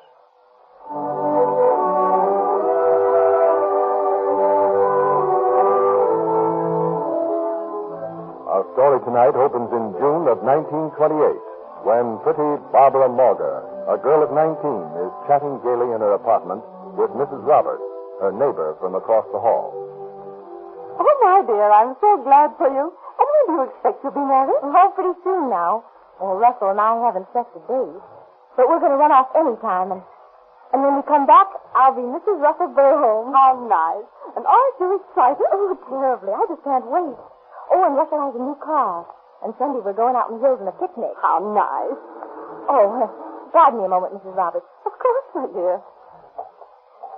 Hello? Oh, hello, Russell. Yeah? Yeah, I have it in the desk. All right. Yeah, I'll look at it right now. Hold the wire.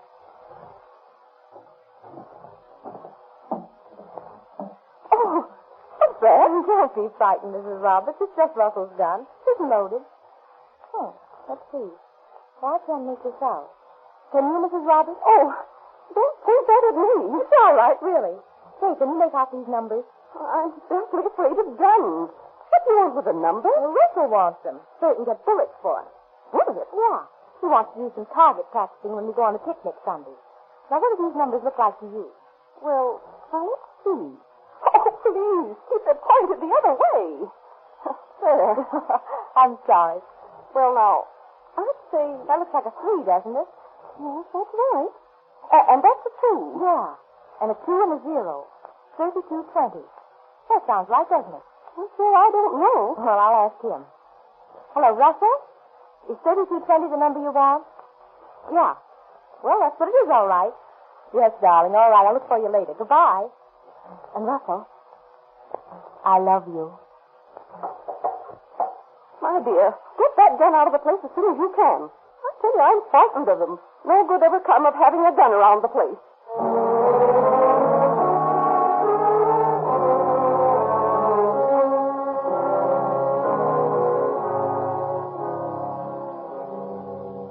That weekend, in the canyon off Mulholland Drive, pretty Barbara Mauger is enjoying the warmth of the June afternoon with her sweetheart, Russell Burholm. On the horizon, white clouds dilute the friendly sun. Overhead, the sky is deep blue. A bird sings nearby. Barbara is completely happy, but for one thin shadow across her heart. But, Russell, we can't wait much longer. Why not? Well, I told everybody. Oh, my friends know we're going to be married. Now, listen, Barbara. Been all over this before, and I don't want to listen to it again. Oh, but, Russell, you promised me you'd marry me, and, well, every time I bring it up, you stop me. Oh, don't you think you've hurt me enough, Russell? Gee, I haven't any pride left. Now, for Pete's sake, let up. Oh, but, Russell, You want to know I won't marry you. Well, I'll tell you now. I won't marry you because I can. I've got a wife and kid back east. Oh. And I'm going back to them as soon as I can. You want the truth? I'm sick and tired of you, Barbara. Oh, Russell. From now on, we're quits. Oh, Russell, why didn't you tell me? Well, you know what you're going to do. But I love you, Russell. I love you.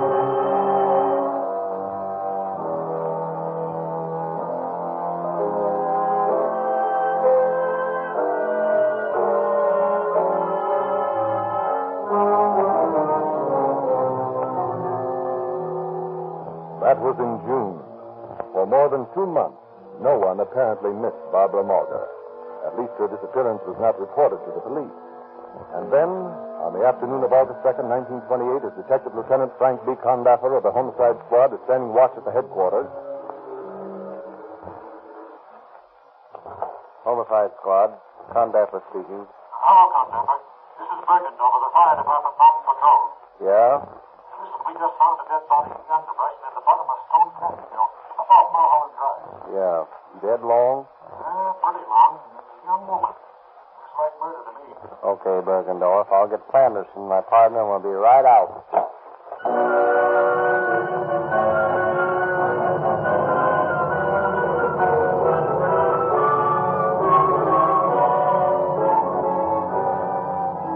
A half hour later, Detectives Condaffer and Sanderson joined Bergendorf on Mulholland Drive. Hello, Bergendorf. Hello, Condaffer.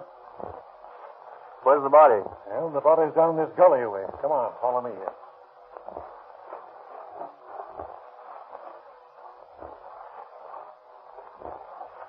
Well, boys, here we are. Yeah, who found it? We did.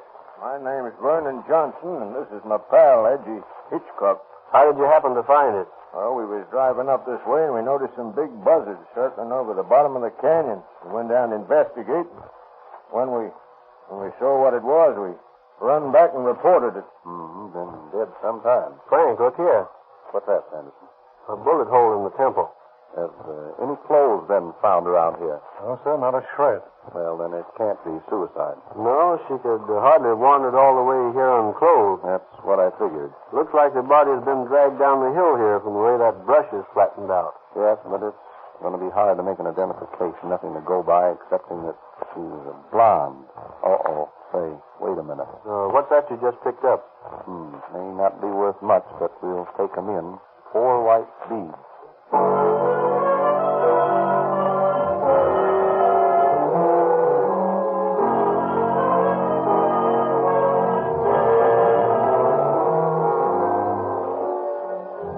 Detectives Sanderson and Condaffer returned to headquarters, and for hours they pored over the files of the Missing Persons Bureau.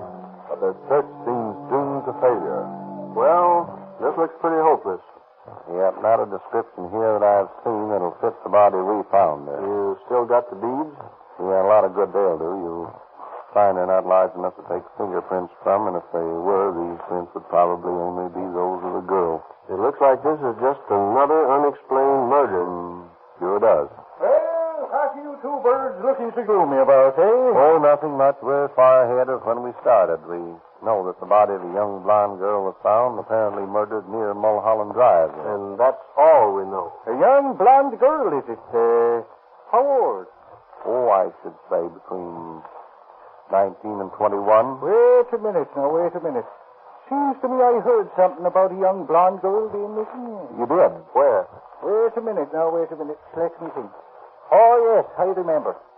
My wife was telling me a friend of hers lived in the same flat building with a blonde girl, the name of Mrs. Barber, as I remember. Yeah, about a month ago, she went away suddenly, and... Hey, that sounds hot. What address was that? Just a minute now, and I'll call the wife and find out.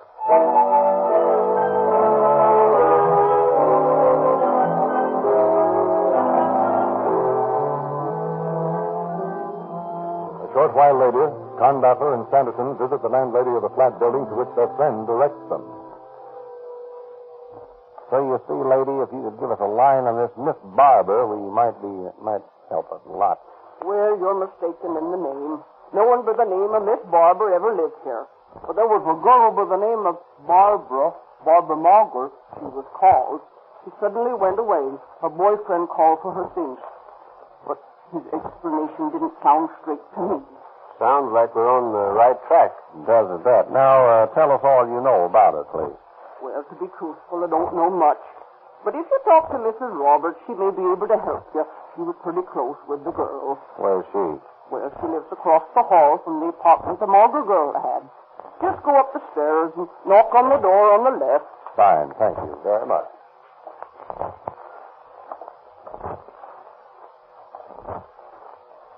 Here we are. There's the name on the door, Mrs. Roberts.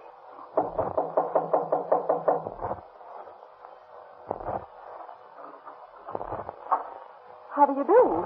We understand that you were acquainted with Barbara Mauger, Mrs. Roberts. Yes, that's right. She lived across the hall from me. Why, dear Al? We're police officers, ma'am. Barbara Mauger's been missing, and we're trying to locate her. When did you see her last? Why, that Sunday when she went off on a picnic with her sweetheart. What is his name? Why, Russell Burholm. Do you recognize these, lady? Oh, well, those are her beads. What's happened? Is she dead? Oh, I just knew something terrible would happen that morning she left with him.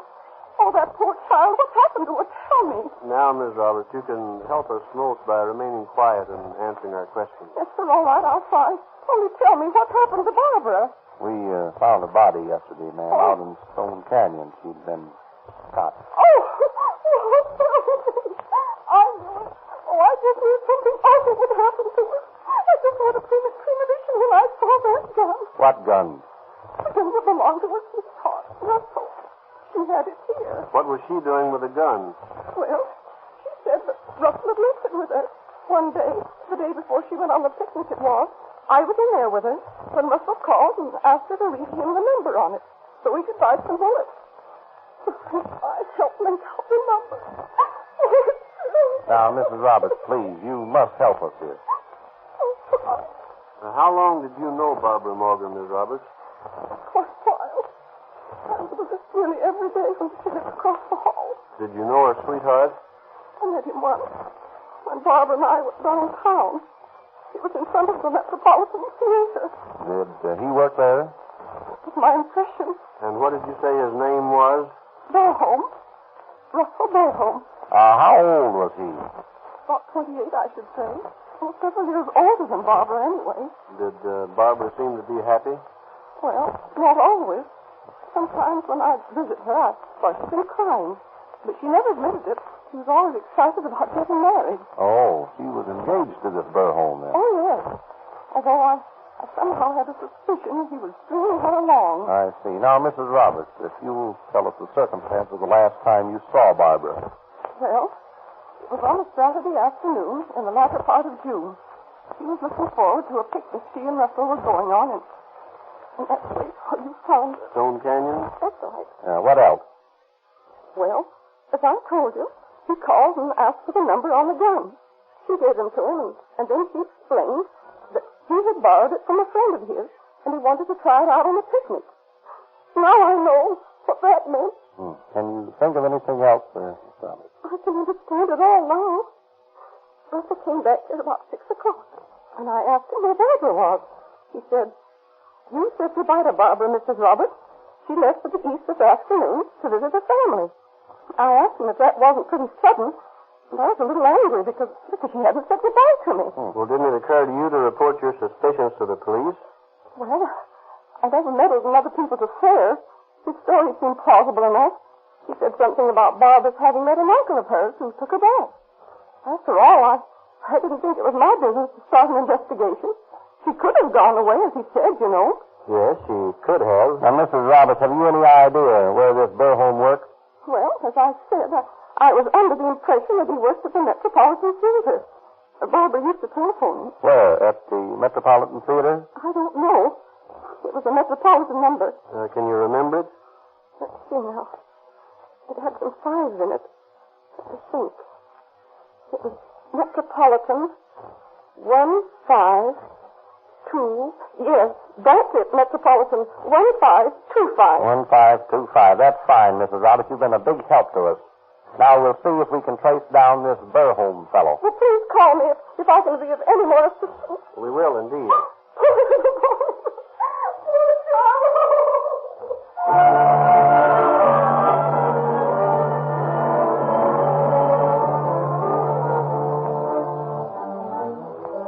Detectives Condaffer and Sanderson drive immediately to the Metropolitan Theater. At the stage door, they ask for the stage manager.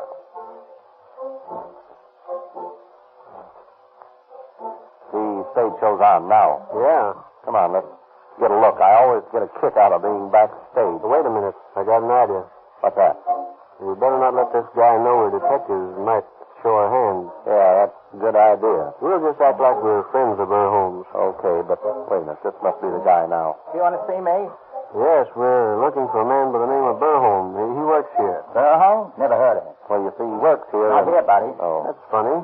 Are you positive? Or couldn't he be one of the motion picture operators? Hey, listen, don't you suppose I know my own employees? Yes, but there's nobody here by that name. Somebody's giving you a bum steer, that's all. Well, has anybody by that name worked here in the last couple of months? No, I tell you, I'm busy. I got a show to put on. I can't stand here all night answering dumb questions.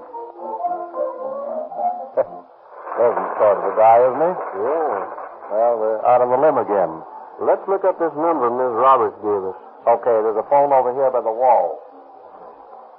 Let's see now, J-C-L-M. Here we are. Metropolitan Theater. What was that number? Metropolitan 1525. That's not the number of the theater. It isn't. Let me see. No, but look. It is the number of the engine room of the Metropolitan building. Well, now that's getting closer. Let's go down there right now.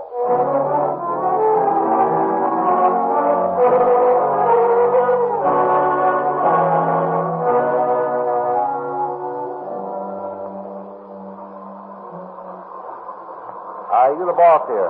I'm the engineer. We're looking for Burholm. Who? Russell Burholm. He's working here somewhere. Nobody by that name here. Well, let's take a look at the time book. Why? We're trying to locate Burholm. Where's your book? I can't let you look at them. We're police officers. Oh, well, that's different. Yeah, hand over the book there. Sure. Here it is.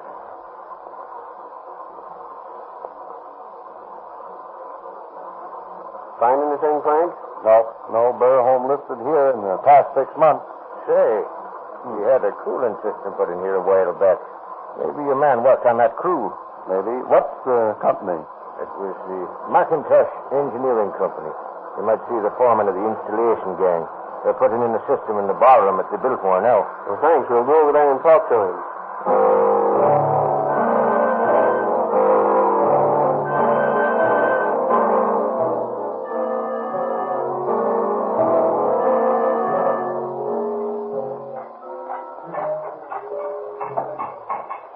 It looks more like a pipe yard than a ballroom. Yeah. Hey there. Yeah? Is Russell here? Russell? No, he's not working on this job. Oh, that's too bad. We're friends of his. We're leaving for San Diego this afternoon. We wanted to see him before we left. Well, you can catch him at the office. I know he's there today. Okay, thanks. We'll drop by the office.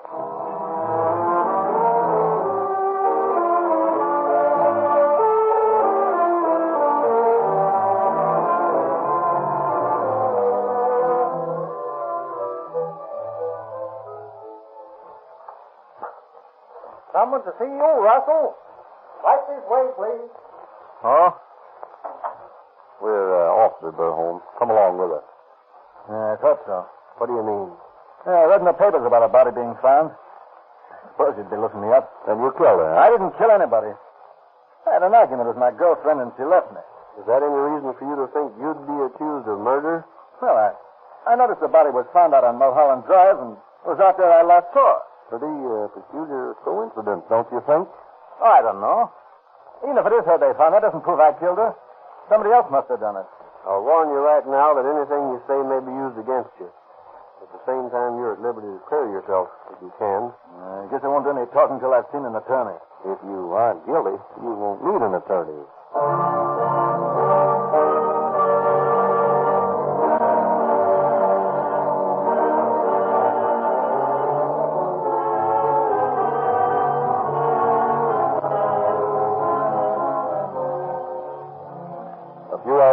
Accompanied by a police stenographer who makes surreptitious notes from the front seat of the police car, Conductor and Sanderson drive Burholm to the scene of the crime. They question him en route.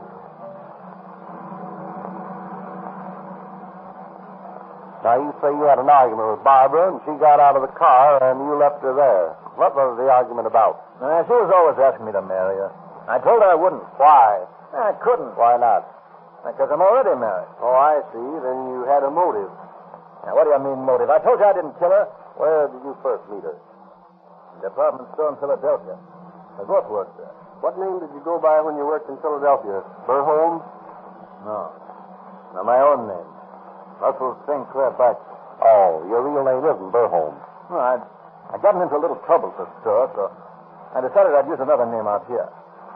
Because I didn't want my wife to trace me then. And I'm sick of this place. I'm going back to my wife and kid. Maybe you are. Perhaps you won't mind telling us why you thought the body found in the canyon might be hers. Sure. Sure, I'll tell you. Someday, I think it was the 24th of June, we started toward Stone Canyon for the picnic. Everything went swell until on the way out, she began to beg me to marry her. And I told her I wasn't ready to marry her. And we had a quarrel. Finally, she started crying and got so mad she made me stop the car. She wouldn't ride with me any further. I kidded her a little bit, but I just made her madder, and she got out and walked off. That's the last I saw her. Why'd you leave her? Along here somewhere? I really couldn't say. She might be near here. Well, let's stop here anyhow.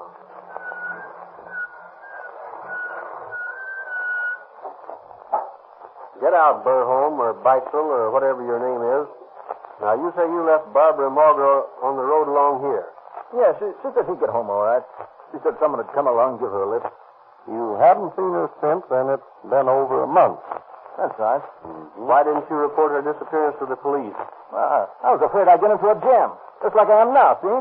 Come on down this way, Beitzel. This is where we found her. What? Yeah, surprises you, doesn't it? Not where you left her at all. That was further up the hill. But you hadn't figured on Kyle dragging her body, had you? Oh, stop. I tell you I didn't do it. Where's the gun you shot her with? You had one, and we're going to find it. Sure I had a gun. Yeah. I brought it along for target shooting. Your aim must have been very good. What did you shoot at? Nothing in particular. A couple of birds, that's all. Yeah, what you really mean is you murdered her, stripped her body, and left it up the hill there. I did not. Where's the gun you used for target practice? In my desk. I borrowed it from a friend. I thought I might buy it, but I decided not to. Naturally, having no further use for it, what did you do with the clothes and things you removed from her apartment? Well, I bundled them up and shipped them away. Where to? Why, I just sent them up to some town in Arizona. Phoenix, I believe. To what name? I can't remember. But I put a Seattle return address in the package. Well, what was the idea of that? I thought I could get them back again if she ever came or wrote for them. Come on now, Beitzel. You must realize your story is pretty thin. Won't hold water at all. That's my story. Yes, and you're stuck with it. I haven't anything to worry about. You may have before you're through, young fellow.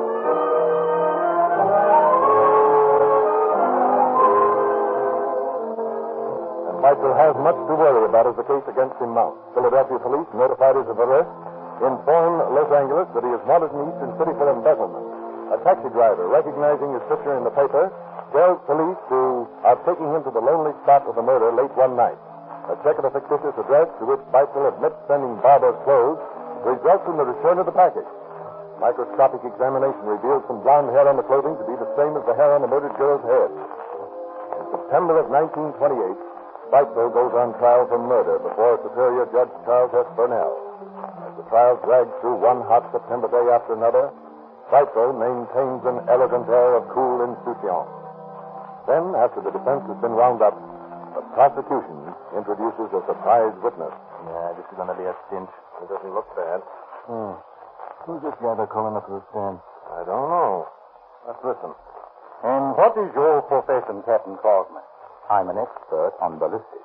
Will you explain to the jurors what that means? Ballistics is the science of projectiles. Good. Do you recognize this gun? Let me see. Yes, I examined that gun for Lieutenant Condorfer of the police department. This is the gun you examined.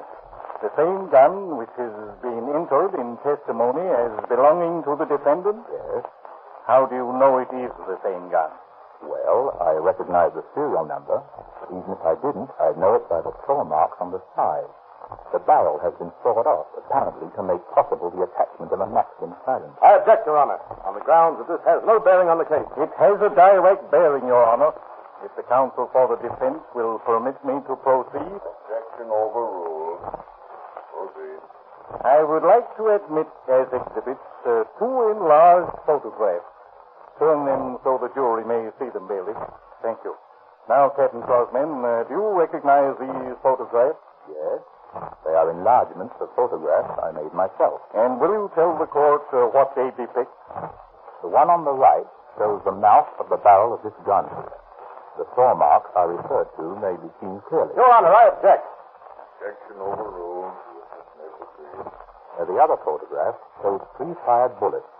You will notice the grooves clearly shown along the sides of the slug. These grooves were cut by the saw mark on the barrel of the gun. Your Honor, this is a waste of the court's valuable time. Witness may proceed. The bullets, you will notice, are marked identically. The ones on the right and left were test shots made from this gun. The middle bullet was taken from the skull of Barbara Morgan.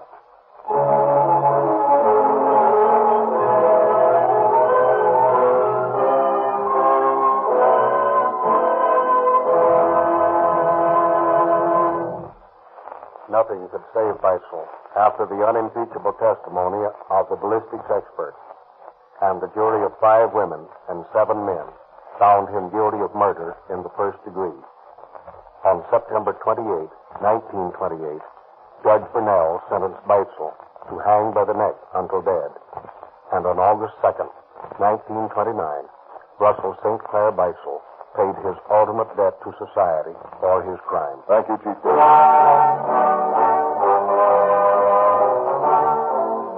Police departments of the West are great boosters for Rio Grande cracked gasoline. The officers and sheriffs who drive police cars know that it develops greater speed and power in their engines, especially in emergencies when so many ordinary gasolines fail. The recommendations of these police officers and sheriffs have caused thousands of motorists to try Rio Grande cracked gasoline. With such satisfactory results that Rio Grande is leading all gasoline companies in percentage of sales increase. You'll try Rio Grande cracked someday, and you'll be thrilled by your car's improved performance. But when you're trying and you're enjoying the greater power and speed created by Rio Grande cracked, be sure that your engine is protected. High speeds and hot weather thin out many motor oils so that they rupture and break down.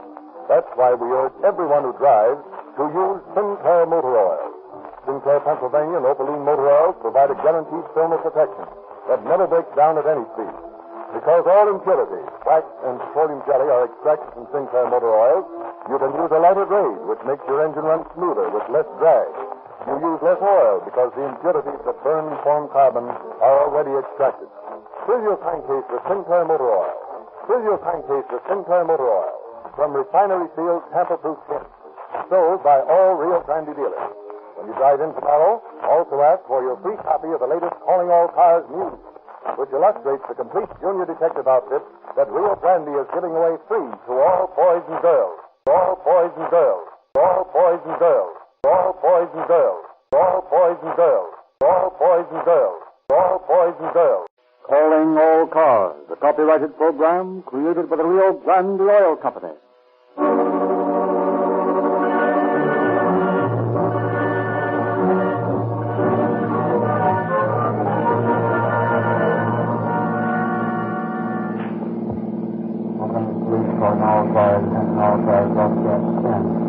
Robbery, 1500 block, West 29th Street. 2 bandits, both dressed in dark suits, wearing black felt S, and bandanas on their faces. Escape from Chevrolet Cafe, 7 George 6, 783. Keep your eyes open, boys. That's all.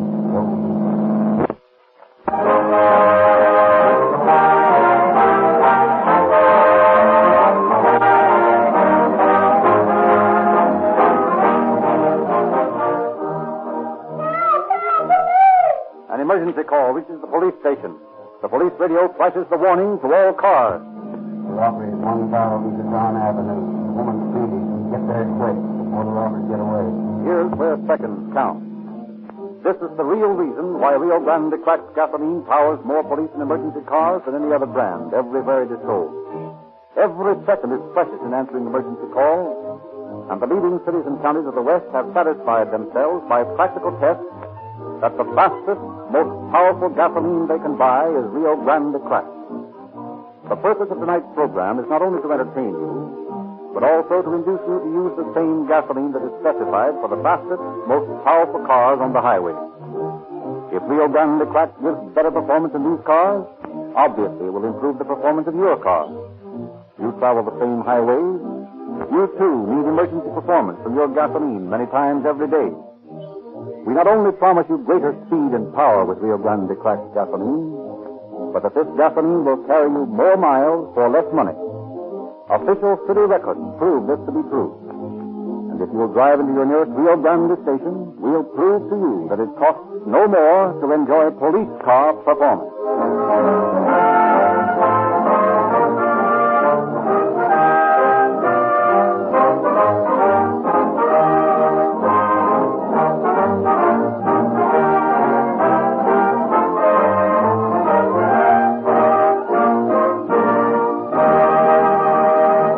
Tonight, Chief Davis is with us once more, and I know he has something of interest to say to you. Chief James E. Davis of the Los Angeles Police Department. Good evening, friends. One purpose of this series of broadcasts is to familiarize the public with the operation of their police department and to enlist their cooperation.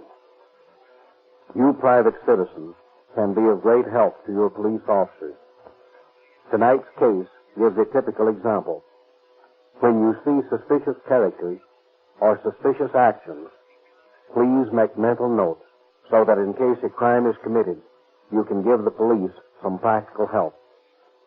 Because an alert young man memorized the license number of a suspicious-looking automobile, the case you're about to hear was broken in a hurry. Eventually, our detectives would have caught up with the criminals, for the lawbreakers who get away with it are very rare indeed. But you people who are at the scene of the crime can save a lot of time and a lot of the taxpayers' money if you will keep your eyes and ears open. Memorize the faces of suspected criminals. Remember scraps of conversation. Make notes of automobile license numbers. If you are held up, remember that you will soon be talking to the police, who will ask you for detailed descriptions of the robbers. The more information you can give us, the quicker we can recover the stolen property. We of the police department welcome your help and thank you for your suggestions. You will now hear how an alert amateur detective helped us solve a famous diamond robbery.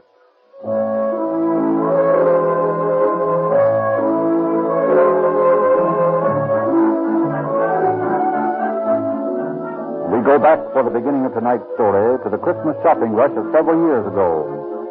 Mr. and Mrs. Abraham Zeminski are paying one of their many visits to a little radio shop near their home on 29th Street.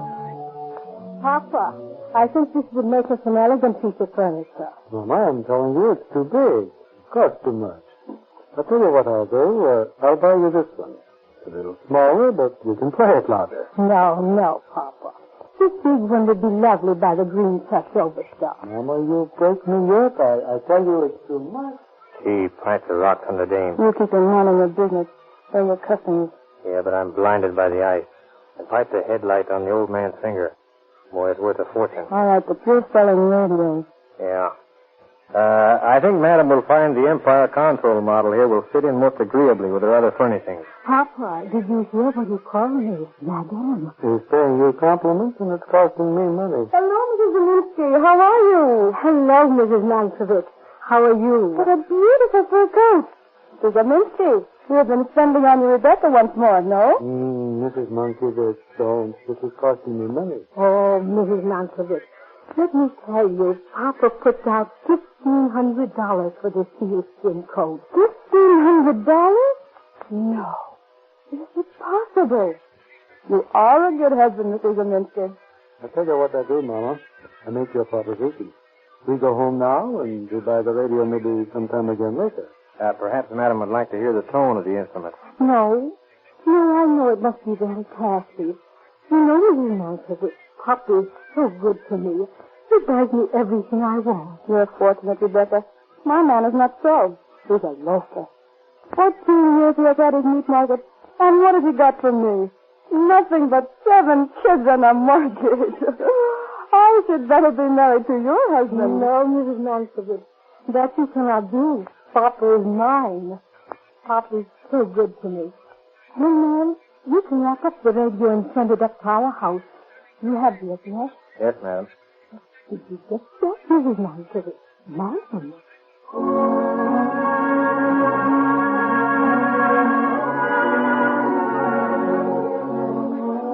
And the next day, Roy DeHogue, the clerk in the radio store, installs the new radio for Mr. and Mrs. Zeminski.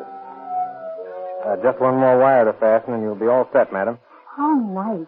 Don't look nice to me. Papa, how you talk. You don't appreciate artistic things. Too long you've worked without getting culture. Now you can enjoy things. There you are, madam. The tubes are warming up now. Oh, Papa, listen. Music. I hear it. Oh, in Poland it was not so. When we were young. No, but you could hear there the Chicanos play for nothing. There you are, madam. This dial on the right controls the volume. What's that? It makes it louder or softer. Now, this dial here brings in your station. If it gives you any trouble, let me know. Don't worry, we will. Nice place you got here, madam. Very tastefully furnished. Do you think so? Maybe you'd like to look around. I just baked some cookies. Would you like some and a drop of wine, maybe? Sure. I don't mind if I do.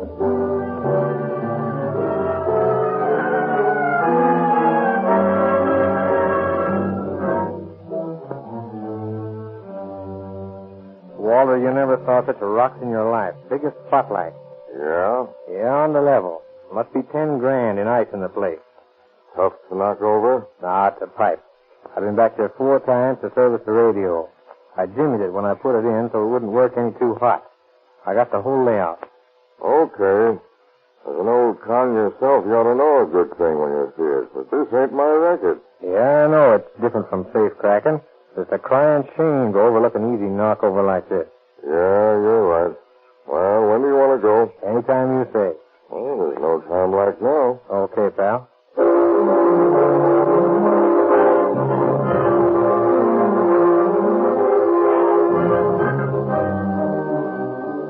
Early in the evening of January 23rd, 1929, a Chevrolet coupe cruises back and forth on West 29th Street. Finally, it comes to a stop, and the driver quickly turns off the lights. It's dark enough now. Let's get going. Okay, just a minute. What's the delay? I gotta get a shot. Hey, what's the big idea? No. Didn't you know I was sunk on this stuff? No. Well, I am. Well, you better lay off sniffing cocaine. We got work to do. Oh, I couldn't do a thing unless I got a load. Ah, that's better. Here, you want to try it? No, thanks. You ready now? Yeah. Let's go.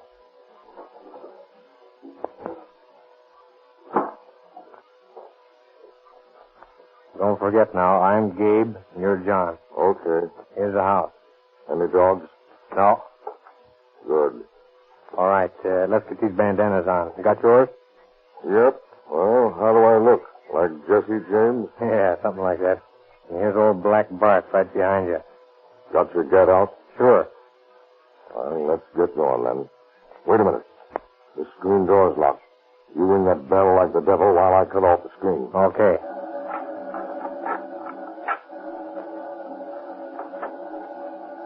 There we are. Ouch!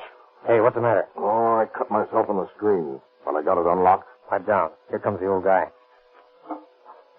Good evening. What can I do for you? Put 'em up and keep 'em up and shut your eyes. What is this, a practical joke? No, it ain't no joke. Now get inside. Easy, Papa. Don't stand there in the draft. Ask them in. They're already coming in, Mama. Shut that door, Gabe. Quiet, you. Put up your hand, too. Oh, don't frighten her, please. Put the guns down. We won't try to run away. Shut up, you. There, put your hands up. What do you want of us? We came for diamonds. Hand them over and be quick about it. What diamonds? We have nothing you would want. Is that so? Supposing you let us be the judge of that. Where are they? I tell you, Shut up. We'll find them ourselves. Face the wall, you two. Keep them covered, Gabe, while I twist the joint. Okay. Nothing here. Please, mister. That's my wedding limit in Poland. Don't tell him. Oh, shut up. How you doing, John? I guess we'll have to torture it out of them. We can't stay here all night. Wait a minute. Here's a jewel box. Nuts. Nothing but a piece of string of pearls. Are these real? They are. Okay, well, let's see what's in here. Ah. So this is the $1,500 sealskin coat. Why? How did you know how much it cost? You'd be surprised, lady. But don't worry. You can keep it. We ain't got no use for it. Thank you. Now won't you take the string of pearls and go? Sure. As soon as you tell us where the diamonds are. But I can't. We haven't any diamonds. There must be some mistake. Oh, come on and quit wasting our time. We didn't do any guessing when we muscled in here. We know exactly what you got. We come to get it all. But I tell you that... Where's that big rock you usually flash? I don't know what you're talking about. You don't, eh? Well, you'll soon find out. Gabe, take a sheet off that bed in there and tear it up. We'll see how a little torture works. Now, you two, move back into the bedroom. Come on, get going. Now, sit down on the bed. Come on. You don't want your head blown off, do you? Hey, you. There, come on, sit up. What's the matter with you? I have a pain. Well, don't throw any fits. You ain't been hurt yet. Tie the hands behind him, Gabe. Attaboy. Now hobble their feet. Stop! Stop, I tell you, where are the diamonds are? Now, you're talking sense, lady. They're not in here. Untie me and I'll show you where they are. They're in the front room. Carry her in there, Gabe. She don't weigh much. Okay, come on, lady.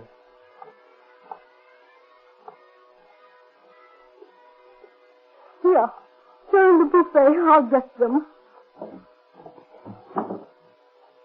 Here, I'll keep them in my crate. Take them and now please go. Please leave us in peace. Not bad. What'd you give for this dinner ring with the 3 rocks? $2,000. And the marquise cost $500. They're first-rate stone, not a flaw in them. Now are you satisfied? Not quite. I'll take a look at that purse myself. Uh-huh. I thought so. Holding out on me. I wanted to keep those things. Those earrings belong to my grandmother in the old country. Please let me keep them. They're worth as much as the ring. I suppose this bracelet's an heirloom, too. And this bar pin. But I know a dame that'll be tickled pink around. Please. Please don't take them from me. Oh, shut up. Come on, we're going back in the other room now. Not bad, John. Pretty fair haul. I'll just step into the kitchen and make sure she didn't overlook nothing. Well, make it snappy. I'm going to give this bird just 2 minutes to tell me where that big rock of his is. And if he doesn't come through, I'm going to cut it out of him. Can't you see my husband's ill? We can kill him. Well, if it does, it's his own fault. I came after that ring, and I'm going to get it. What are you going to do with that knife? Now, just you wait and see. Now, my friend, where's that ring? I haven't any ring. Well, I know better. I'm telling you the truth. See this knife? Give me your feet. Come on, don't pull away, or I'll clout you one. Now I'm going to cut a chunk at a time out of your feet until you get ready to talk. How's that strike you? Please, mister. Please, don't. Papa, please. Papa, tell them where it is. That was just a scratch. Now, here's the second cut. Stop. I'll tell you. I thought so. All right, then. Where is it? Under the bed. I threw it under there when I sat down. I thought you was faking when you said you was sick. Well, we'll find out whether you're telling the truth soon enough.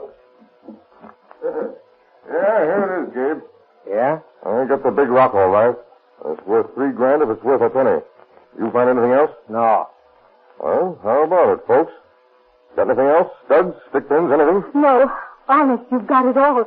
He did have a diamond stick pin, but somebody stole it from him on the Jefferson Avenue streetcar. Okay, we got enough now. We'll leave you people tied up. We'll phone the cops after we've left and tell them you've been struck up. Then they'll come in and tie you. So long.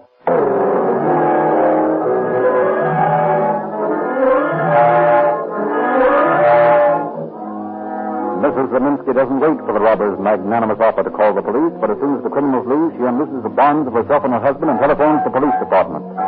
KGPL, the police radio station, broadcasts the call to the car in the neighborhood of 29th Street, and 2 minutes later, officers Birch and Astley of the University Division arrive at the Zeminski home. The frightened couple tell their story to the police. And then, inside one of the men were torturing Papa. The other went into the kitchen. What for? I don't know. Better take a look out there, Birch. Okay. Now, would you recognize this man if you saw him again? I wouldn't know them to see them. You see, Sergeant, they had bandanas on their faces. But I know them if I hear their voices. One of them sounded familiar. Didn't you think so, Papa? I couldn't tell. I was too scared. Hey, here's something. What's that? Here's 2 rings I found in the kitchen with a tissue paper over them. Oh, my dinner ring. Oh, my lovely dinner ring. Guess the guy was in such a hurry looking the stones over, he forgot these. Look, Papa. I got my dinner ring back. Is that... Oh, Papa, aren't you glad? Fine, Mama. But what about my big solitaire? We'll never see that again. Well, we'll do our best to recover it, Mrs. Zeminski. But you can see we haven't got much to go on in the way of identification. Oh, Papa. There's them again coming back after the rain. I'll answer it. Get your gun out first. Right.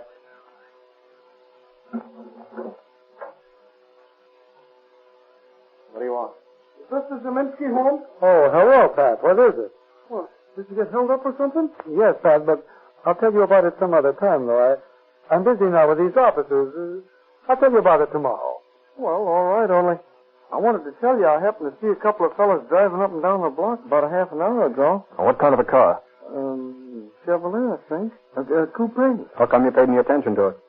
Well, they drove by a couple of times and they sort of looked suspicious, so I thought I'd keep my eye on them. You know, I'm taking a correspondence school course on how to be a detective. You are, eh? Well, maybe you can help us at that. Go on. Well, when I went home for supper, I kept thinking about that car, and it sort of worried me, so I went out again, and sure enough, that car was parked a little ways down the street from Mr. Zeminski's house. Yeah? So what did you do? Well, I stood behind a tree across the street from the house, and I saw the two men get out of the car and walk up on Mr. Zeminski's porch. And so before I went back home to finish supper, I sneaked up behind the car and I took the license number. What? You got the license number of the car? Sure. Yeah, you know, we got to do things like that in our detective lessons, get information and so on, you know, without being seen. Yeah, I know, but what's the license number? Here it is.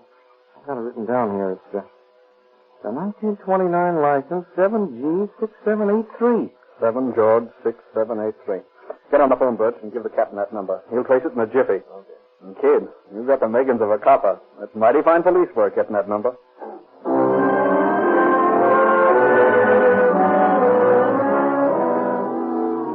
The Department of Motor Vehicles reports that license 7G6783 is registered to one Walter Daly, who lives at the Renard Hotel, San Francisco. Captain Cahill of the robbery detail at Central Headquarters requests the Chief of Police of San Francisco to investigate this man. The next morning, Captain Cahill receives a reply. Right. Kimberly. Barry. Right? Yeah? Come into the office a minute, will you? Right away, Bill. Well, I got a hot tip on that diamond job. Yeah? What is it? It's a wire from San Francisco. Those boys work fast up there. It says, Walter Daly checked out Renard Hotel January 21st. Gave forwarding address Delroy Hotel, Los Angeles. Reputation unknown. Yeah, you know that Delroy, Bill. No, I can't place it. Sure, it's that dump on the other side of the track. Full of dips and snowbirds. Remember we knocked over Jerry Parker down there? Oh, yeah. Yeah, and we pinched a lot of other mugs in that joint. Well, let's get going. We'll ease down there and have a talk with this Daly guy.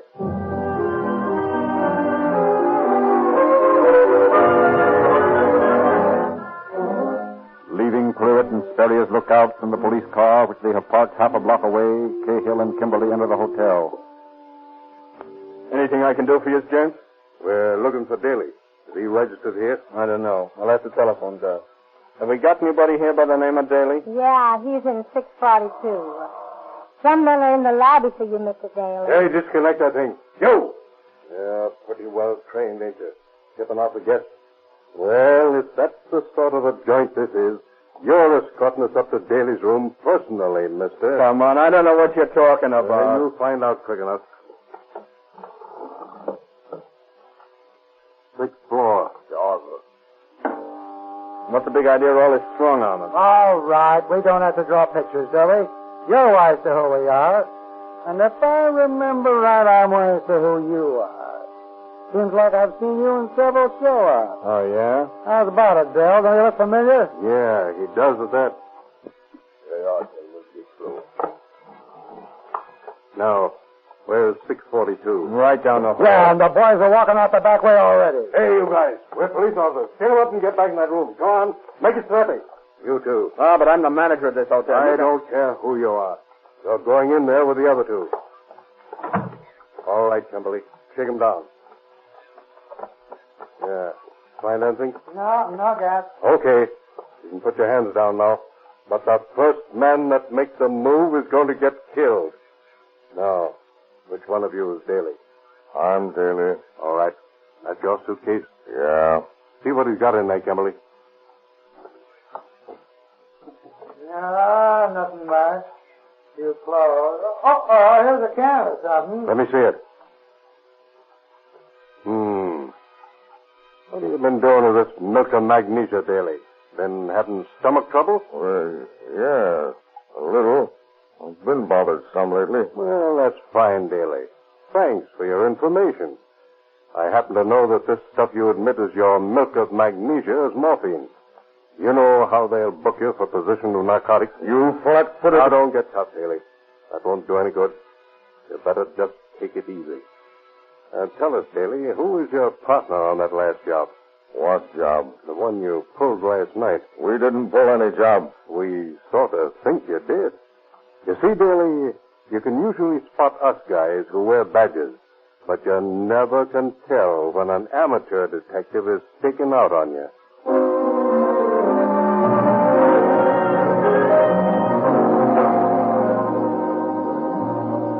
Cahill takes his prisoners to headquarters, leaving Sperry on stakeout at the hotel. The two men are watched closely on the way to the station to prevent them from throwing away any jewels. For an intensive search of the room had failed to reveal the missing diamonds. They are mugged and fingerprinted, and a comparison of records shows that Daly, under many aliases, had led a life of crime for 30 years, while DeHogue, his partner, is on parole from Folsom, where he was sentenced to serve a term for bank robbery. Mr. and Mrs. Zeminski are summoned to Central in an effort further to identify the two criminals. If you'll just be seated here, Mrs. Zeminski. Oh, thank you. And you over here, Mr. Zeminski. Mm-hmm. Kimberly, bring in number 1. Do you folks recognize this man? Papa, that's the nice young gentleman who called me madam. The one who sold us the radio. Yes, I know him. I told you shouldn't have bought that radio, Mama. Hey, what's this all about? I never saw these people before in my life. That's him. That's him. I know him for sure by his voice. What did you do with my diamonds, you young loafer? What is this, a frame-up? I don't know nothing about no diamonds.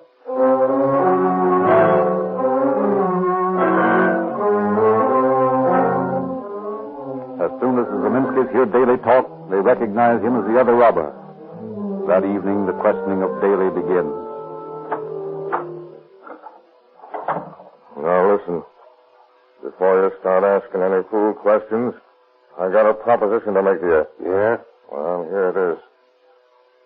DeHogue is a young fella. He's got a chance.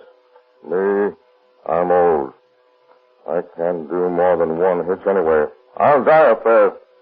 Now, if you file possession of narcotics on me and let DeHogue go back to stir for violation of parole, I'll tell you where the big diamond is. I can't get the rest of this stuff back to you. We can't make any bargains with you. We want to know what you did with the jewels. Okay, and I won't tell you. Yeah? I think about as much of you mugs as a man in my racket can think of all. And you've got a fair idea how much that is. Look here. I'm on the junk. I need a shot, and I need it bad, but I won't spare anything for nothing. That's okay with us, Daly. It doesn't make any difference if you spill anything or not.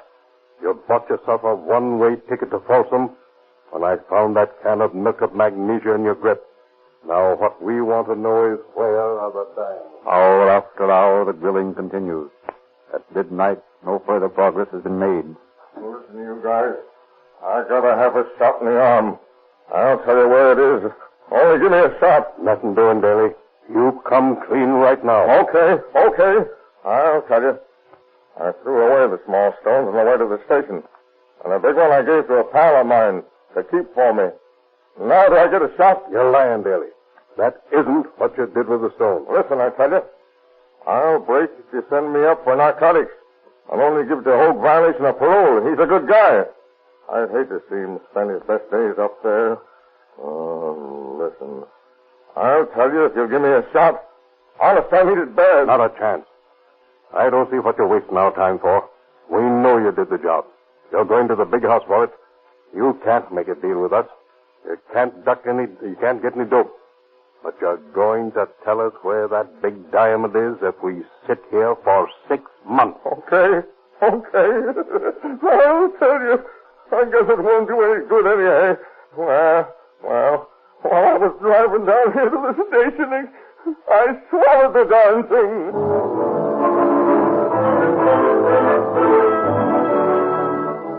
Rushed to the receiving hospital, a stomach pump is applied to the recalcitrant Daly, and the diamond is finally recovered. The next day, Mr. Zeminski calls at Captain Cahill's office for his diamond. You sent for me, Captain? Yes, Mr. Zeminski. Come in. Thank you. Well, yes, sir. Well, here it is. What? My diamond? Oh, Captain Cahill, how can I thank you? Oh, my beautiful diamond. Oh, that's all right, Mr. Zeminski. It's all in the day's work, you know. Oh, you couldn't appreciate, Captain, how much this means to me. But this diamond represents my wife, Captain. For years, I saved all the money I could. Even went without food sometimes, until I could own this stone. But, Captain, where's the setting? Sorry, Mr. Zeminski. We were unable to reclaim it. No. I can get another setting somehow, but never could I get another diamond.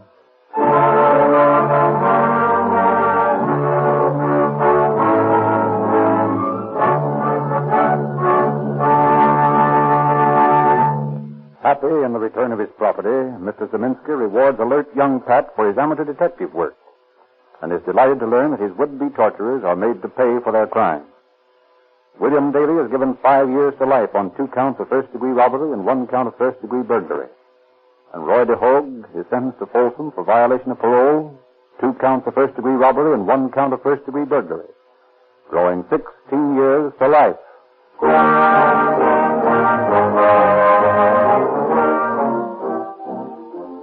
In behalf of the cast of Calling All Cars, I make a special request of all our listeners tonight. We have put in long hours in the writing and rehearsing of this show. We have no means of knowing whether or not you like these broadcasts unless you respond by calling personally at the Rio Grande station in your neighborhood. Won't you drop in there tonight or tomorrow? Ask for a copy of the Calling All Cars News. It's free and full of interesting information about these broadcasts. Take the boys and girls of your family into the Rio Grande station with you so they can talk with the Rio Grande dealer and learn how easily they can get a complete junior detective outfit free. Of course, we hope you will try some Rio Grande cracked gasoline, the same gasoline that is used by many police departments featured on these broadcasts. We are all convinced that there is no finer gasoline made. And so many of the West's largest cities and counties specify Rio Grande cracked that there must be a real reason for the popularity of this gasoline. You'll discover the reason when you try a tank full. And we also ask you to let the Rio Grande dealer drain your crankcase next time and refill it with Sinclair motor oil. We feel that Sinclair motor oil gives you greater value, and we'd like a chance to prove it. Thank you.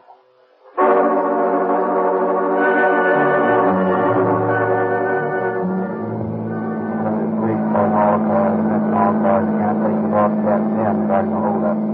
Check the private broadcast now, that's all.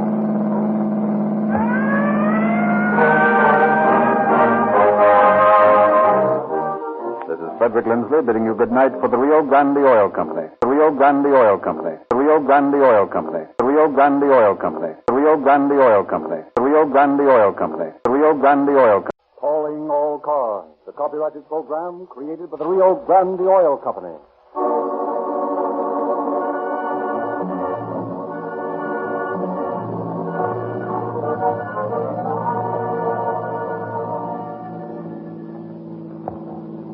Police calling all cars, attention all cars, broadcast 8. Call your station regarding a possible kidnapping. That's all. Roll control.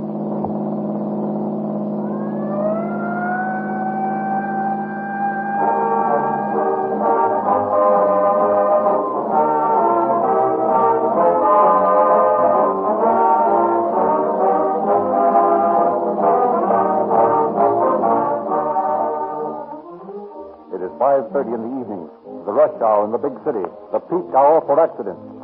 At the Georgia Street Receiving Hospital, we listen in on one of the constant series of emergency calls. A man's been run over by a streetcar at the corner of 8th and Hill Street. He'll die unless help gets here quick. How fast can you get a doctor here? 8th and Hill Street? The ambulance is on its way now, and be here in 2 minutes or less.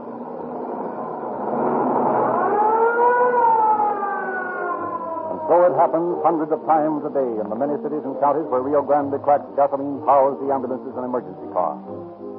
As the call for help is coming over the phone, the ambulance driver is signaled and steps on his starter. The engine roars instantly into full power. No choking, no delay.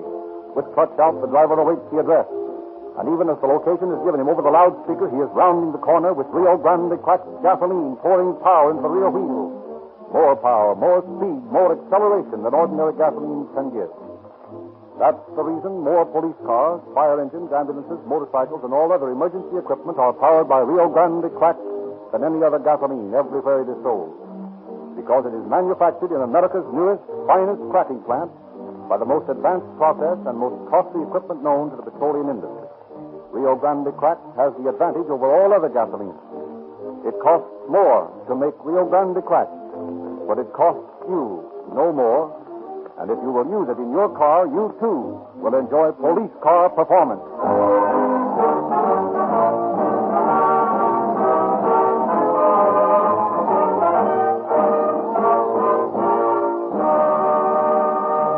And now it is our pleasure to present Chief James E. Davis of the Los Angeles Police Department.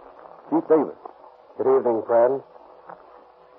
When the bootlegging racket was abolished by repeal, the organized gangs of criminals in this country turned to the snatch racket as the next easiest way of making a dishonest livelihood.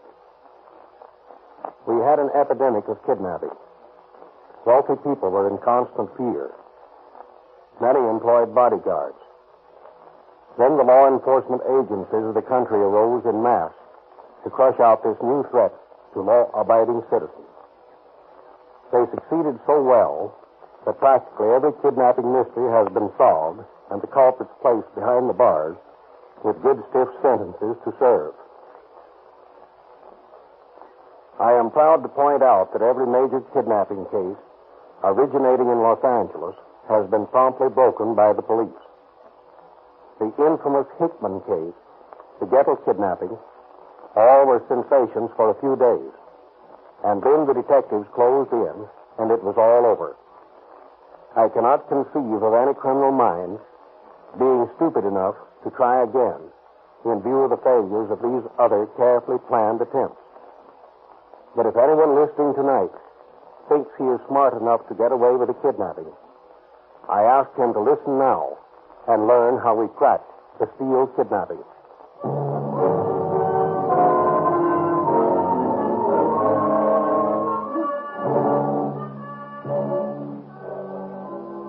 Tonight's dramatization is based on the famous Skeele Kidnapping case.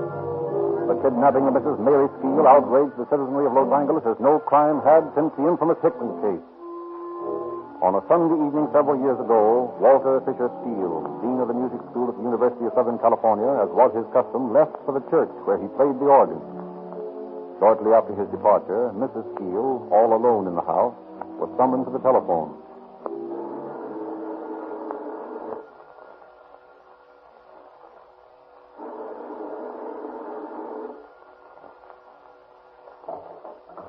Hello? Is that Mrs. Skeele? Yes? Are you alone? Yes? I don't want to frighten you, Mrs. Skeele. Why, well, what's the matter? This is the emergency hospital. Yes? What is it? My husband? Yes. Is he? He's been injured in a traffic accident, Mrs. Skeele. Oh. He's not in danger. Oh, thank heaven. But the doctor thinks it's best for you to come over here. Yes, yes, of course. We'll send a car for you. Very well. I'll get ready right away. Thank you, Mrs. Skeele. Goodbye. Goodbye. Oh, poor Walter. I should have asked her how it happened. Now, where did I leave my hat? Oh, yes. And my coat. Oh, here it is. I must call Franklin. Oh, why don't I put that coat doesn't slip out. I must mend that lining. Now, let's see. What is Franklin's number? Oh, yes, I remember. Oh, dear. Poor Walter. Oh. Hello, Franklin. Hello, Mother. Franklin, something terrible has happened. What's the matter, Mother? Oh, Franklin, your father's been hurt. Hurt? How? What happened? I don't know. They just called me from the hospital. They said it was a traffic accident. What hospital, Mother? The emergency hospital. They're sending someone over for me. Well, I'll leave here right away and meet you at the emergency hospital. All right, Franklin. And don't worry, Mother. No, I'll try not to, son. There's the bell. That must be the man from the hospital. Hurry over there, Franklin. I will, Mother. Goodbye. Goodbye, son. Is he? Oh. Is he all right? Yes, ma'am. He's resting very well. Is it serious? Well, I really don't know much about it. I'm just an orderly. Are you ready, ma'am? Yes, I think I've got everything. Let's see. Oh, yes, my glasses. All right, now. You can go now.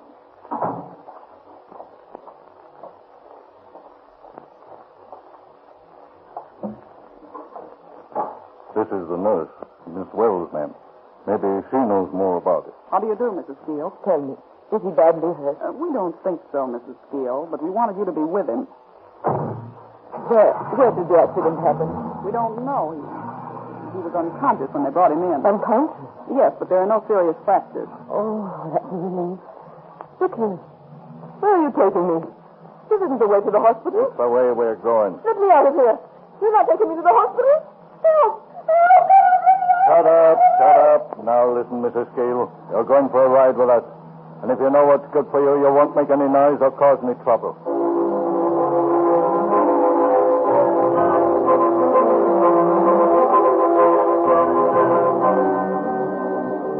Failing to find his father at the emergency hospital, Franklin Skeele rushes to the church.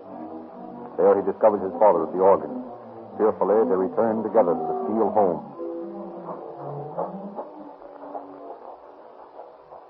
Well, I can't understand it, Franklin. Well, somebody must be playing a joke on you. One of the students, perhaps. It's rather a grisly joke. It doesn't look as though Mother's home. Here, Father. Let me open the door. Your hand's shaking, sir. Well, the house is dark. Oh, Mary? Mary? Let me switch on the light.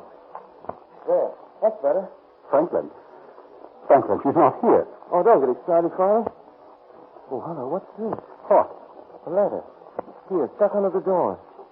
It's addressed to you. It says on the envelope, Walter Fisher Skeele. If ever there was a time to be careful, it is now. Oh, here. Let me have it.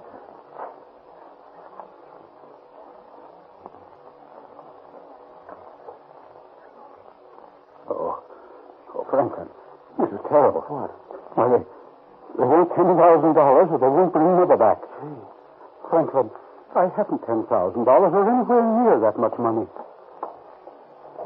What are you going to do? I'm going to call the police.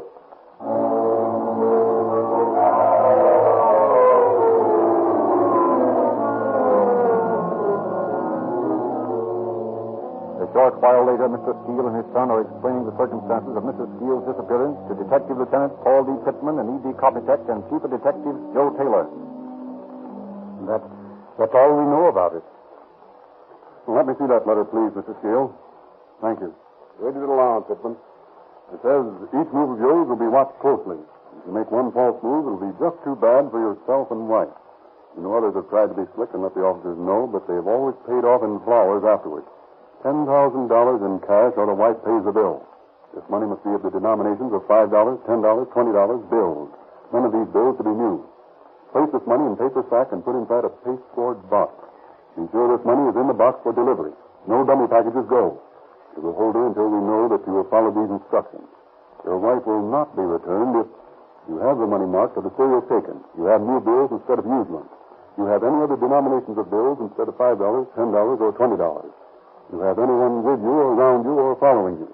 You talk of this to anyone. You notify the police or anyone else. Oh, do you think I did wrong and the wrong thing in coming to you? Absolutely not, Mr. Skeele. That's what we're here for. Oh, I hope they don't do her any harm. Well, we had to come to the police, Father. You certainly couldn't have paid the ransom. This appears to be the work of amateurs. The ransom letter is not worded as it would be if written by experienced kidnappers. I think you may expect Mrs. Skeele back safely. Well, I leave it all to you. We've given you all the information we have. We can only wait and hope. Let me ask you, Mr. Skeele, can you think of any enemies who may have done this out of vengeance? No, I have no enemies.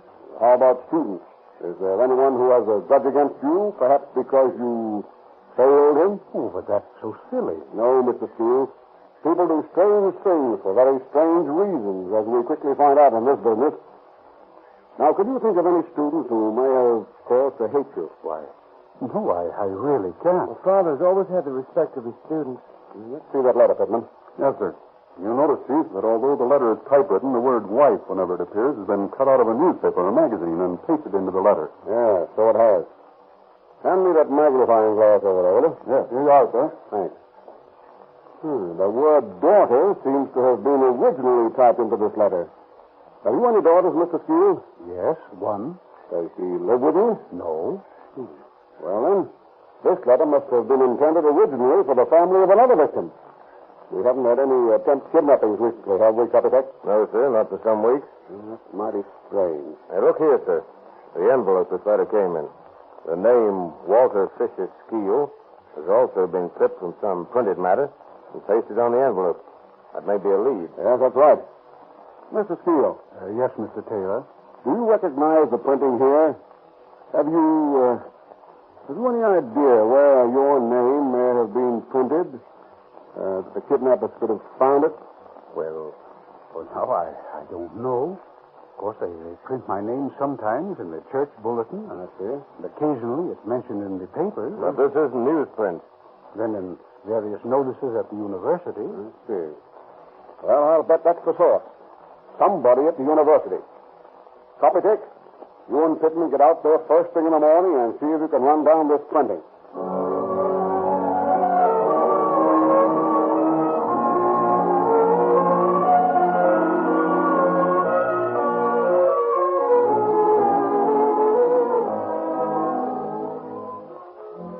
At the university, Detectives Copytech and Pittman are given the utmost cooperation by the sympathetic colleagues of Mr. Skeele. They interview Mr. Cleo Foster, Assistant Superintendent of Buildings. Mr. Foster, you can be of great assistance to us. I'll do anything I can. Well, look closely at this printing here. Can you tell us whether it's similar to any type you use here in the university? Let me hold this closer to the light here. Why, yes. That was clipped from one of our university bulletins. It's the only publication we print in which that particular typeface is used. Now we're getting someplace. Maybe. Here, I'll show you what I mean. Here's the pamphlet, and here on page 11, see?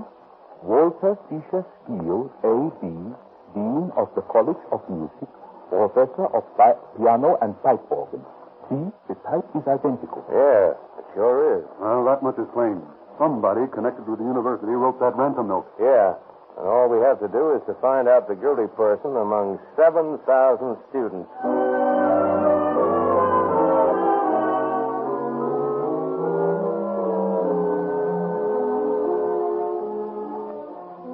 Scores of Mrs. Skeele's relatives and friends are questioned by investigating officers.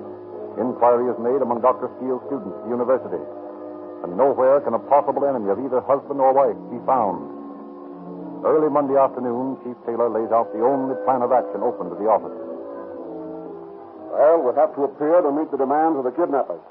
We'll take them their ransom as the note directs. But, Chief, I haven't that much money. That's all right, Mr. Skeele, I know. We'll make a dummy package.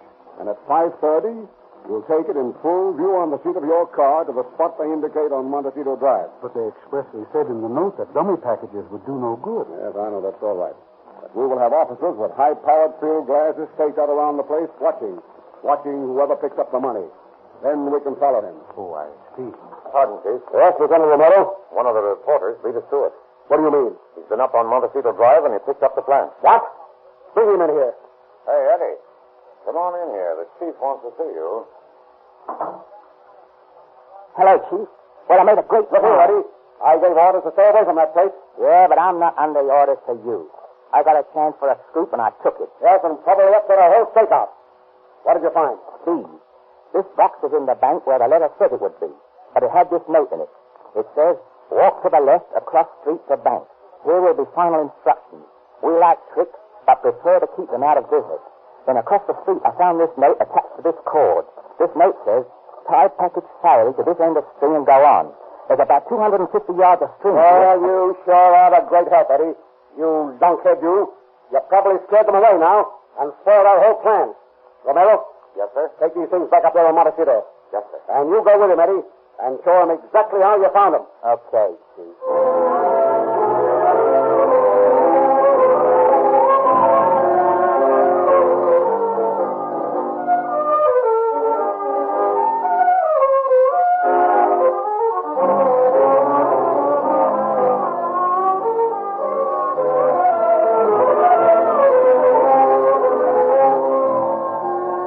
At the appointed time, Mr. Skeele drives to the top of Montecito Drive with Detective Copytek cramped into the rumble seat of his car. He deposits the dummy ransom bundle and drives on. Early that evening, Copytek reports to his chief. Well, Copytek, what luck? None. Mr. Skeele delivered the package. There wasn't anyone around. The men stayed on the stakeout until it was too dark to see through their binoculars, and they pulled the stake. Didn't see a thing, eh? Looks like we're up a blind alley until the kidnappers make the next move. Yes, it does look that way. We've done all we possibly can. And look at these papers. Howling for action from the police. As though we haven't been doing anything else but acting for the last 24 hours. Well, I know. Haven't been to bed yet. Well, most of the other boys. If I could only get my hands on the rat that snatched that harmless, frail little woman, I'd really... Detective Bureau. Chief Taylor speaking. Yeah. What? All right. We'll be right out. What's that, Chief? That was Skeele. Mrs. Skeele just came home. Come on, Ed. We're going to get someplace now.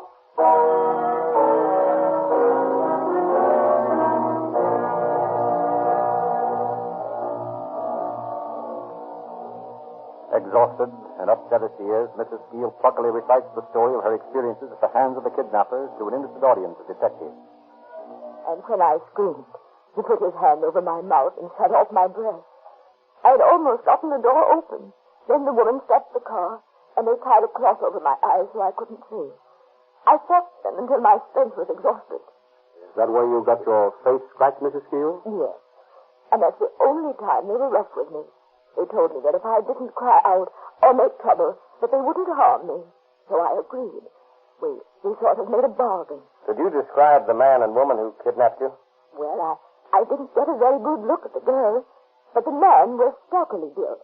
He was of medium height, shorter than Mr. Skeele, and he had a ruddy complexion. He really was a nice young man, and he treated me very well. What, Mrs. Skeele? Well, I told him I wouldn't double-cross him. But I feel somehow that in telling you gentlemen about him, that perhaps I'm doing just that. You can't double-cross a criminal, ma'am. You owe this man nothing. It's your duty to help us put him in the penitentiary, if possible. Well, if what I can tell you will do any good in saving other innocent people from such an experience, I guess then it is for the best. Of course it is, Mrs. Skeele.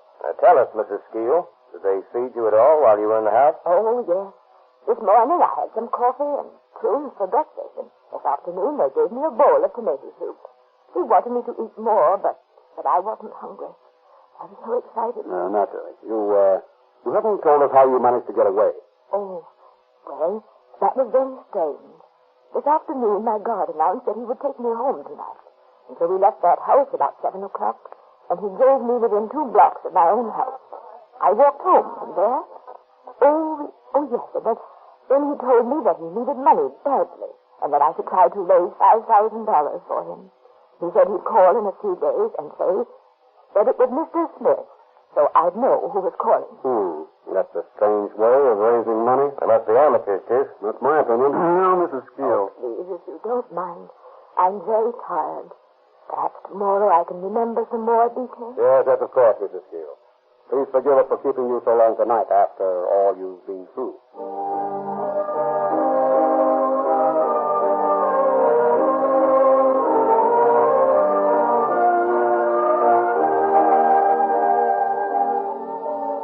Further questioning of Mrs. Skeele the next day brings to light a little information regarding the layout of the house in which she was held captive.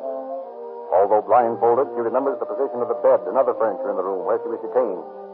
She recalls hearing children playing outside, the chiming of a clock, the purr of passing traffic, a distant train. But such clues are all too meager. Telephone messages regarding persons whose actions might be suspicious flood the Detective Bureau, and Chief Taylor's staff is kept busy running them down.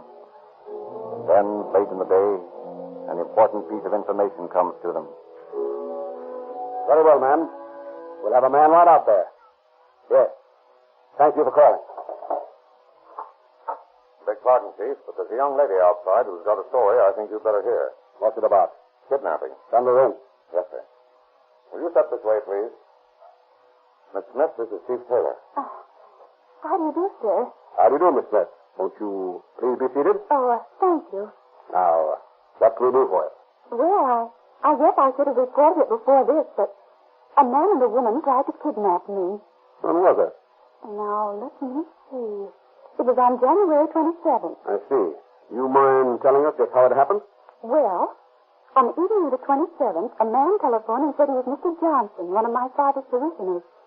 Father's a minister, you know. I see. And this man said that one of Father's church classes was planning a surprise party for Daddy.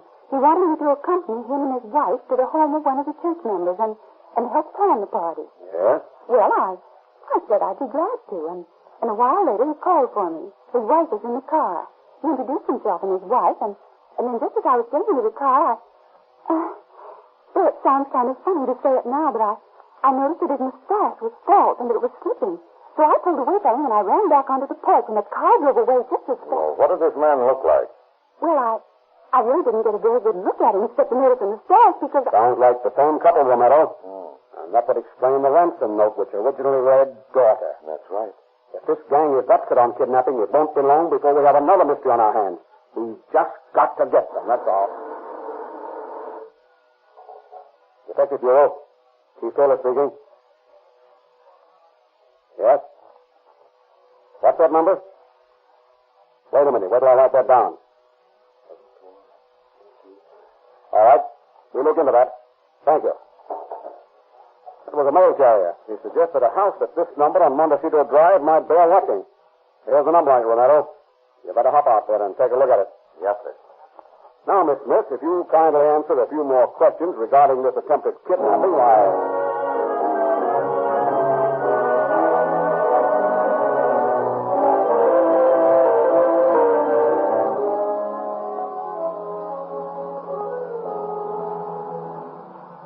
Montecito Drive. What block is that on, Copytech? The 1100 block. Hey, whoa, that was it. We just passed it. Pull up here.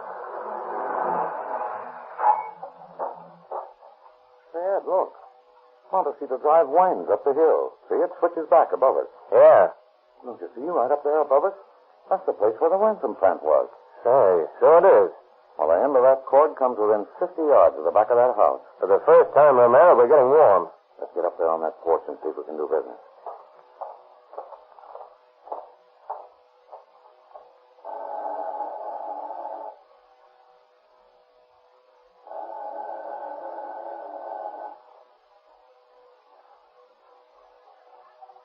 Keep ringing. I can see somebody moving around inside.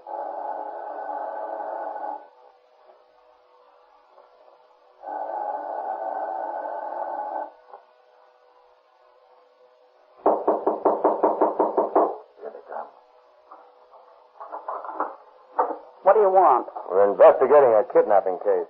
I don't know anything about a kidnapping case. Just a minute, if you don't mind. We'd like to come in and talk with you. Well, all right. It won't do you any good, but you can come in. What's your name? Georgia Price. Age? 28. How long have you lived here? 2 months. And before that? In Long Beach. Can you give us the names of some Long Beach people who are acquainted with you? What for? So we can complete our report, Miss Hammer. What's that? I said Miss Hammer. I told you my name is Price. You live here alone? Yes. Well, then why is there mail here addressed to the Well of Pearl Hammer? Why, Never mind. Copytech, do you smell something familiar? Like, say, pipe tobacco smoke? Yeah, I believe I do. All right, come out of there, you. What's your name? Howard. W.D. Howard. You shouldn't smoke your pipe while your girlfriend here's entertaining the police. You take a lot for granted. Maybe. You leave that pipe alone. Why? So you don't know anything about a kidnapping, huh? Well, how does it happen that you have Mrs. Mary Skeele's name, address, and telephone number written down here in your purse? And then right above it, Miss Isabel Smith. Now, you didn't do so good on that little job either, did you? Too bad your boyfriend here let his mustache slip. Quiet, you. The less talking you do now, the better for you. And here's a phone bill for a house on Buckeye Street in Pasadena. Made out to you. What's the meaning of that? My mother used to own that house. I haven't been there for several months. Still, the bill is dated January the 10th, 1935. Come on, get on your hats and coats. You're going to the police station.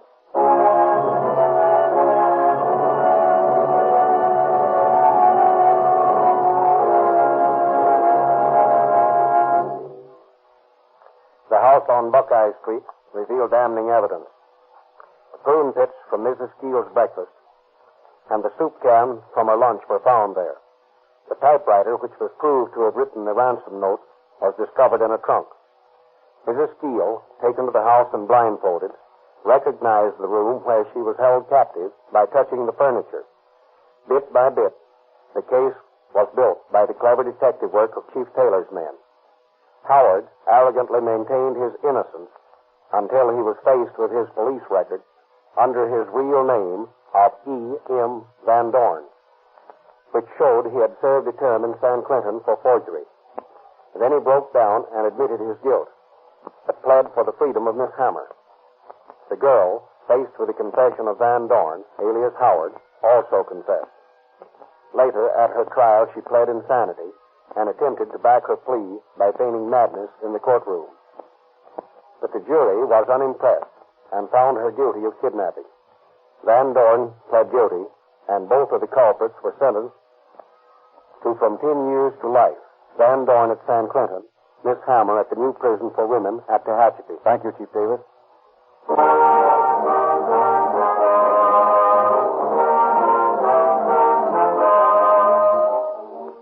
Hundreds of letters are received every day by the Rio Grande Oil Company from boys and girls who want to join Rio Grande's Junior Police Department.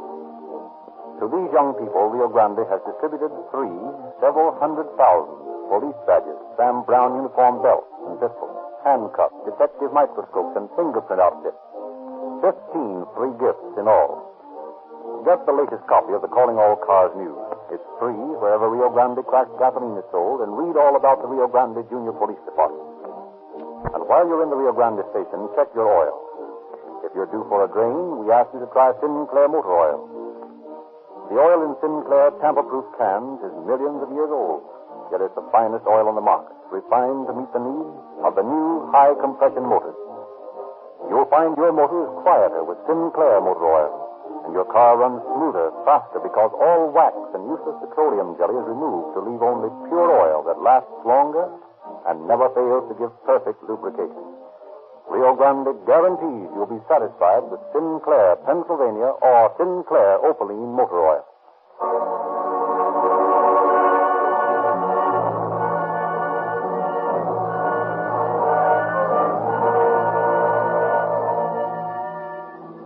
Police calling all cars, attention all cars, cancellation broadcast 8 regarding the kidnapping.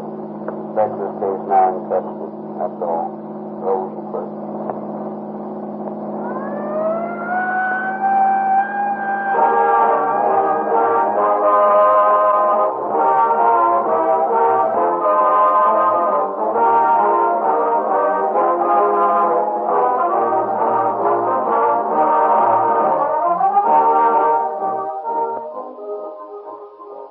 Frederick Lindsley, bidding you good night for the Rio Grande Oil Company. Rio Grande Oil Company. Rio Grande Oil Company. Rio Grande Oil Company. Rio Grande Oil Company. Rio Grande Oil Company. Rio Grande Oil Company. Calling All Cars, a copyrighted program created by the Rio Grande Oil Company.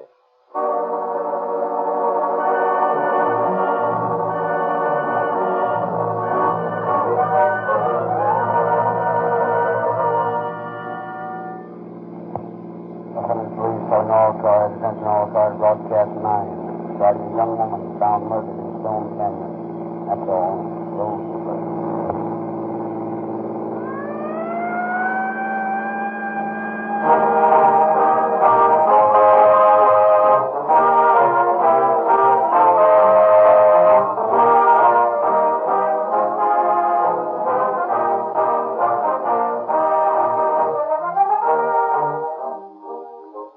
Testing laboratory for gasoline is in the emergency cars operated by police and fire departments. Cities and counties keep accurate cost records of these cars, and it is easy to tell which gasoline gives greater mileage. Emergency cars test gasolines over the same streets and roads that you travel on. So, when we prove conclusively that more police and emergency cars use Rio Grande cracked than any other gasoline, we have definite proof that this same gasoline will also improve the performance of your car. You'll get greater speed because Rio Grande Cracked has been chosen for the fastest cars on the highway. You'll get greater power, for the most powerful motors made are in the fire engines that use Rio Grande Cracked gasoline. And you'll get more economical operation because cost records of the many cities and counties using Rio Grande Cracked prove that this gasoline gives more miles in every gallon. So Rio Grande backs up its bid for your business with facts, not merely claims. The same gasoline that powers more police and emergency equipment than any other brand will actually improve the performance of your car. Rio Grande's independent dealers in every neighborhood offer you the same cracked gasoline that emergency cars use.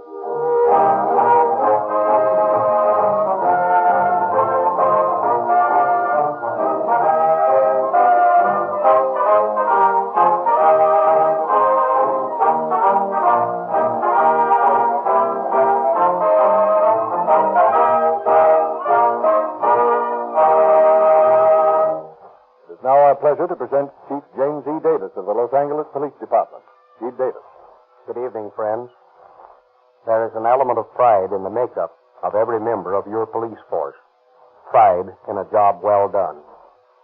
Every man is eager to be the one who clears up a mysterious case. It is this element which is really responsible for the solutions to baffling crimes. For as you all know, the financial reward of a police officer is certainly not enough to compensate him for the long hours, the nights away from home, and the risks he runs every day in his search for desperate lawbreakers. Your police officers are intensely, personally anxious to trace down every evidence of a crime, and their greatest reward is the satisfaction of writing solved on the records of a case on which they have worked. Tonight we are presenting the dramatization of a famous case in which the police had very slim and nebulous clues to work on. The case looked almost hopeless, but the men assigned to find the murderer of Barbara Mauger made it a matter of personal pride to bring the case to a successful conclusion.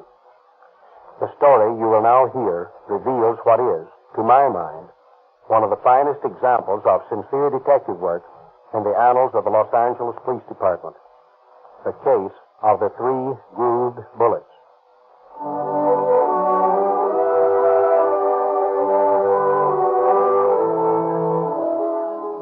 Our story tonight opens in June of 1928, when pretty Barbara Mauger, a girl of 19, is chatting gaily in her apartment with Mrs. Roberts, her neighbor from across the hall.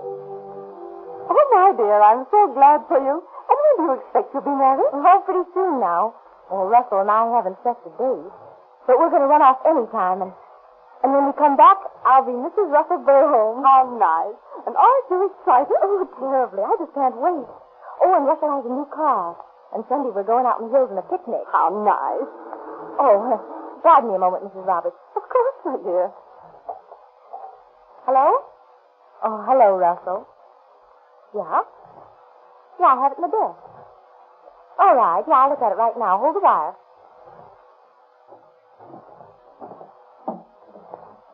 Oh, what's that? Don't be frightened, Mrs. Roberts. It's just Russell's gun. It's loaded. Oh, let's see. Well, I can't make this out. Can you, Mrs. Roberts? Oh, don't point that at me. It's all right, really. Say, can you make out these numbers? I'm simply afraid of guns. What do you want with a number? Well, Russell wants them, so he can get bullets for it. Bullets? Yeah. He wants to do some target practicing when we go on a picnic Sunday. Now, what do these numbers look like to you? Well, let's see. Oh, please, keep it pointed the other way. There. I'm sorry. Well, now, I'd say that looks like a 3, doesn't it? Yes, that's right. And that's a 2. Yeah. And a 2 and a 0. 3220. That sounds right, doesn't it? Well, I don't know. Well, I'll ask him. Hello, Russell? Is 3220 the number you want? Yeah. Well, that's what it is, all right. Yes, darling, all right. I'll look for you later. Goodbye. And, Russell, I love you. My dear, get that gun out of the place as soon as you can. I tell you, I'm frightened of them. No good ever come of having a gun around the place.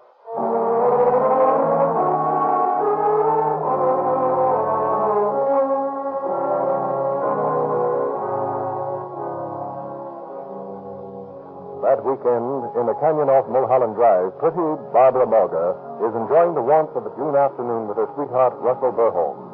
On the horizon, white clouds dilute the friendly sun. Overhead, the sky is deep blue. A bird sings nearby. Barbara is completely happy. but for one thin shadow across her heart. But, Russell, we can't wait much longer. Why not? Well, I told everybody. All my friends know we're going to be married. Now, listen, Barbara. Been all over this before, and I don't want to listen to it again. Oh, but, Russell, you promised me you'd marry me, and, well, every time I bring it up, you stop me. Oh, don't you think you've hurt me enough, Russell? Gee, I haven't any pride left. Now, for Pete's sake, let up. Oh, but, Russell, Now, you want to know I I won't wife. marry you. Well, I'll tell you now. I won't marry you because I can. I've got a wife and kid back east. Oh. And I'm going back to them as soon as I can. If you want the truth, I'm sick and tired of you, Barbara. Oh, Russell. From now on, we're quits. Oh, Russell, why didn't you tell me? Now you know what you're going to do. But I love you, Russell. I love you.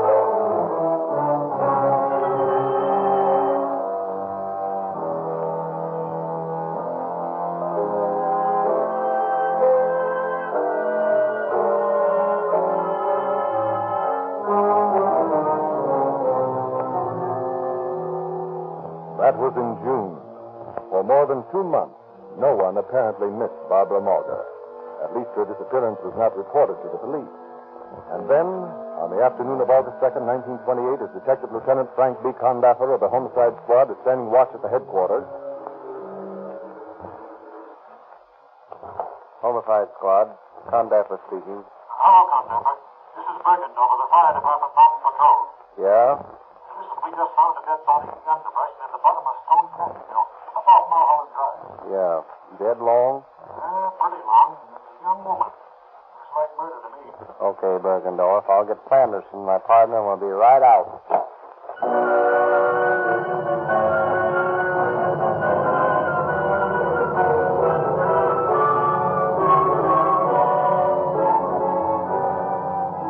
A half hour later, Detectives Condaffer and Sanderson joined Bergendorf on Mulholland Drive. Hello, Bergendorf. Hello, Condaffer. Where's the body? Well, the body's down this gully way. Come on, follow me here.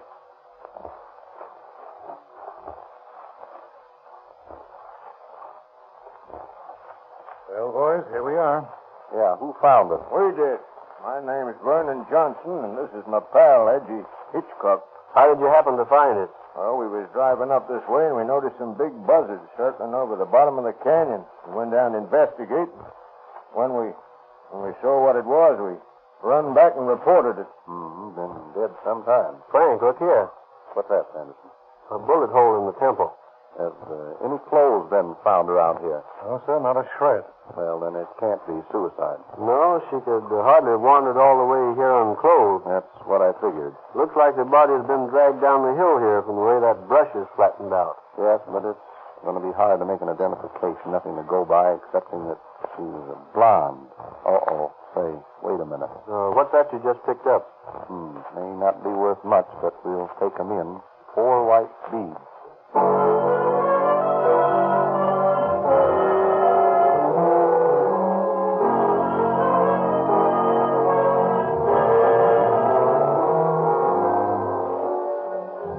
Detectives Sanderson and Condaffer returned to headquarters, and for hours they pored over the files of the Missing Persons Bureau. But their search seems doomed to failure. Well, this looks pretty hopeless. Yep, not a description here that I've seen that'll fit the body we found there. You still got the beads?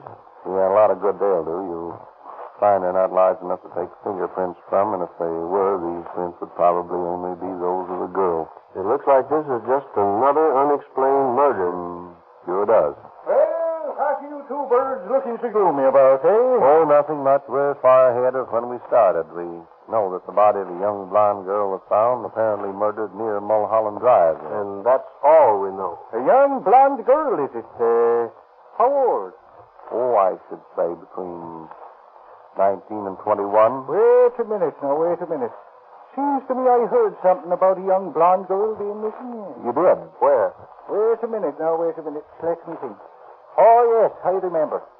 My wife was telling me a friend of hers lived in the same flat building with a blonde girl, the name of Mrs. Barber, as I remember. Yeah, about a month ago, she went away suddenly, and... Hey, that sounds hot. What address was that? Just a minute now, and I'll call the wife and find out.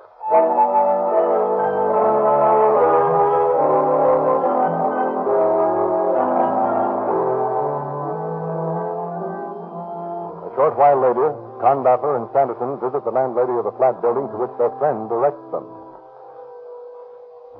So you see, lady, if you could give us a line on this Miss Barber, it might help us a lot. Well, you're mistaken in the name. No one by the name of Miss Barber ever lived here. But there was a girl by the name of Barbara Margaret, she was called. She suddenly went away. Her boyfriend called for her things. But his explanation didn't sound straight to me. Sounds like we're on the right track. Doesn't that? Now, tell us all you know about it, please. Well, to be truthful, I don't know much. But if you talk to Mrs. Roberts, she may be able to help you. She was pretty close with the girl. Where's she? Well, she lives across the hall from the apartment the Margaret girl had. Just go up the stairs and knock on the door on the left. Fine, thank you very much.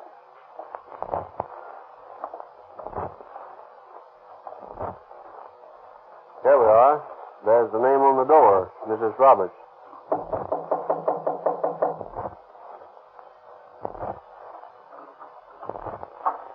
How do you do? We understand that you were acquainted with Barbara Margaret, Mrs. Roberts. Yes, that's right. She lived across the hall from me.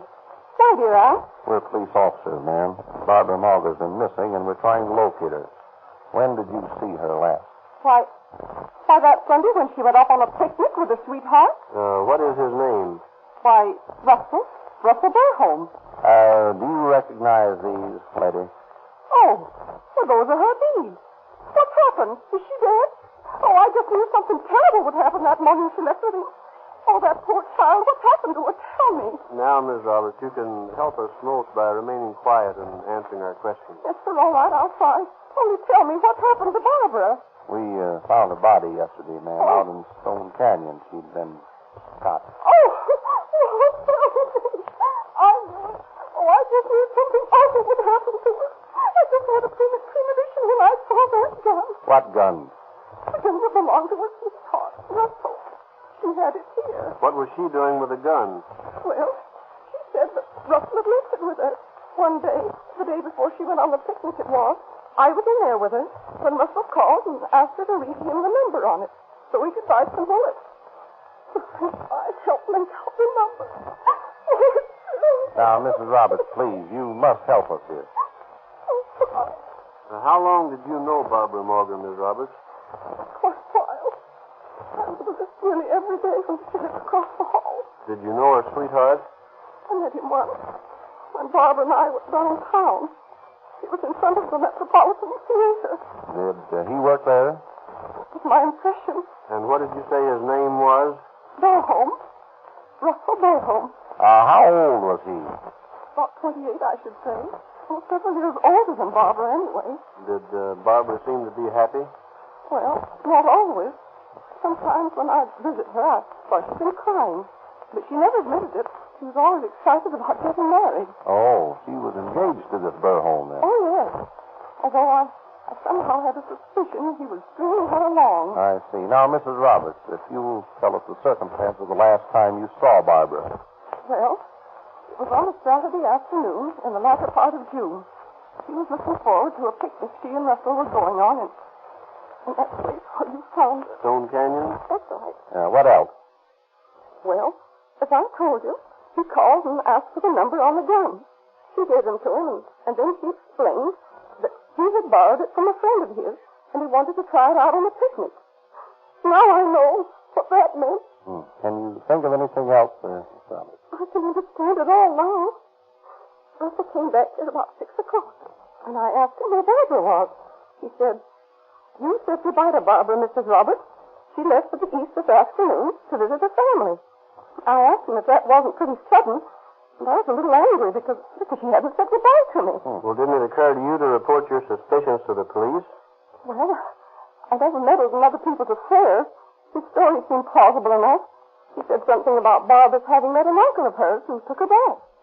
After all, I didn't think it was my business to start an investigation. She could have gone away, as he said, you know. Yes, she could have. Now, Mrs. Roberts, have you any idea where this Burholm works?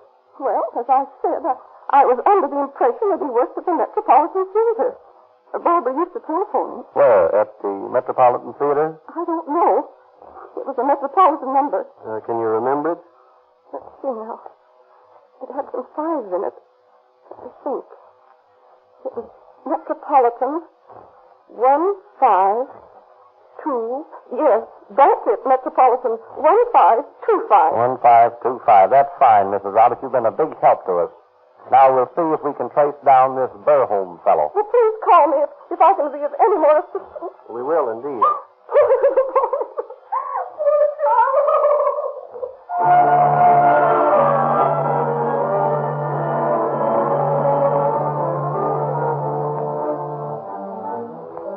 Detectives Condaffer and Sanderson drive immediately to the Metropolitan Theater. At the stage door, they ask for the stage manager.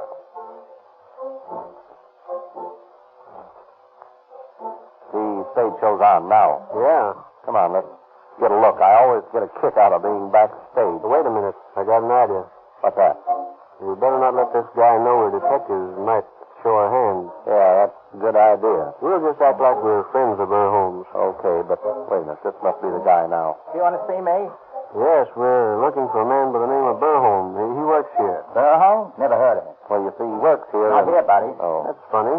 Are you positive? Or couldn't he be one of the motion picture operators? Hey, listen, don't you suppose I know my own employees? Yes, but there's nobody here by that name. Somebody's giving you a bum steer, that's all. Well, has anybody by that name worked here in the last couple of months? No, I tell you, I'm busy. I got a show to put on. I can't stand here all night answering dumb questions. Isn't sort of the guy, isn't he? Yeah. Well, we're out on the limb again. Let's look up this number Ms. Roberts gave us. Okay, there's a phone over here by the wall. Let's see now, J-C-L-M. Here we are. Metropolitan Theater. What was that number? Metropolitan 1525. That's not the number of the theater. It isn't? Let me see. No, but look. It is the number of the engine room of the Metropolitan building. Well, now that's getting closer. Let's go down there right now.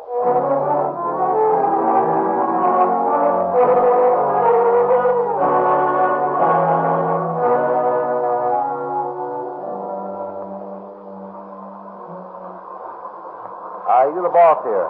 I'm the engineer. We're looking for Burholm. Who? Russell Burholm. He's working here somewhere. Nobody with that name here. Well, let's take a look at the time book. Why? We're trying to locate Burholm. Where's your book? I can't let you look at them. We're police officers. Oh, well, that's different. Yeah, hand over the book there. Sure. Here it is.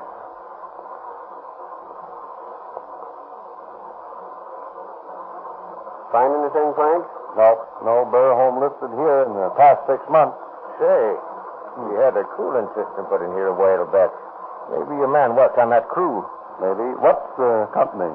It was the Macintosh Engineering Company. You might see the foreman of the installation gang. They're putting in a system in the barroom at the Biltmore now. Well, thanks. We'll go over there and talk to him.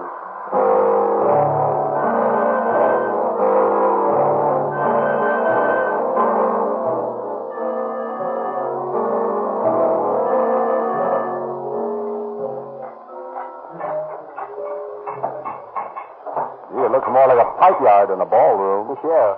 Hey there. Yeah? Is Russell here? Russell? No, he's not working on this job. Oh, that's too bad. We're friends of his. We're leaving for San Diego this afternoon. We wanted to see him before we left. Well, you can catch him at the office. I know he's there today. Okay, thanks. We'll drop by the office.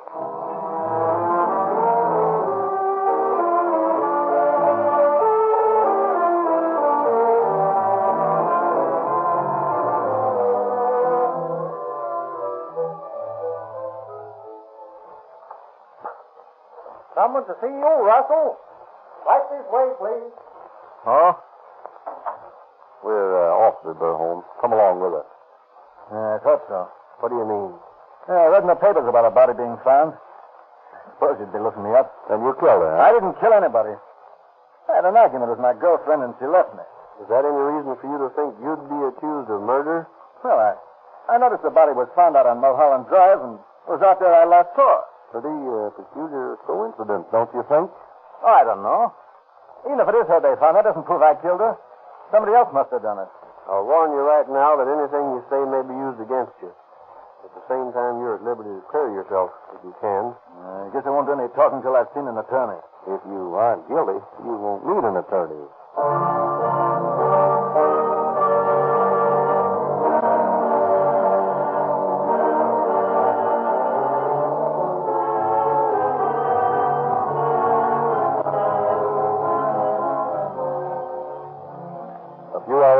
accompanied by a police stenographer who makes surreptitious notes from the front seat of the police car, Conductor and Sanderson drive Burr home to the scene of the crime.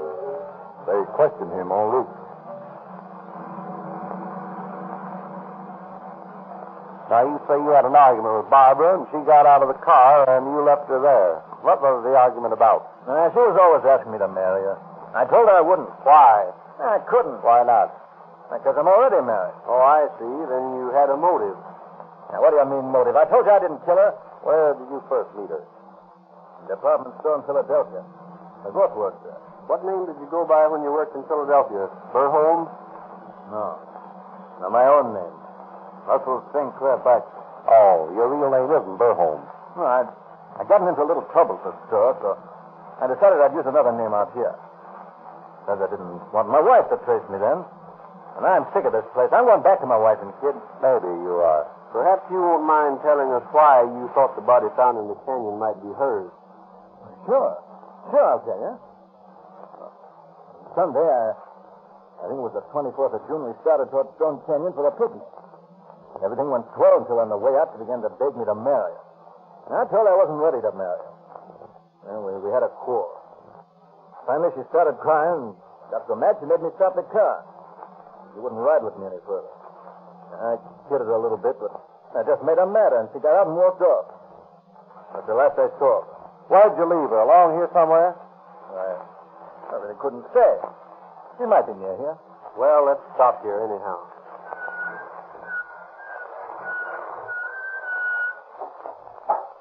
Get out, Burholm, or Beitzel, or whatever your name is. Now, you say you left Barbara and Margaret on the road along here. Yeah, she said she'd get home all right. She said someone would come along and give her a lift. You haven't seen her since, and it's been over a month.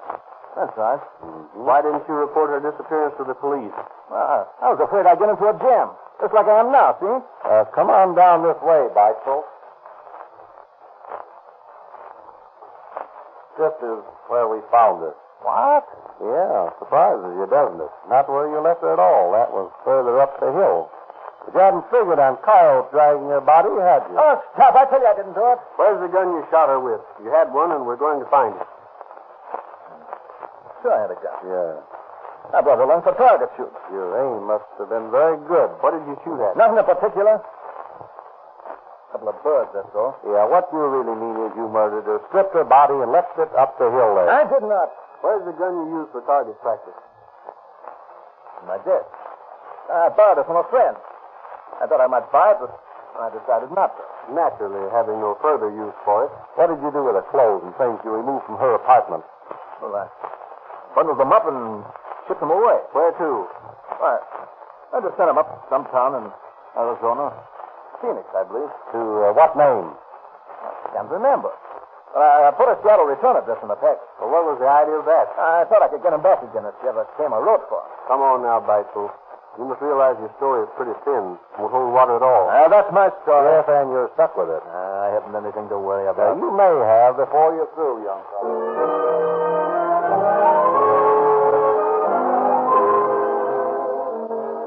And Beitzel has much to worry about as the case against him mounts. Philadelphia police, notified of arrest, inform Los Angeles that he is wanted in Eastern City for embezzlement.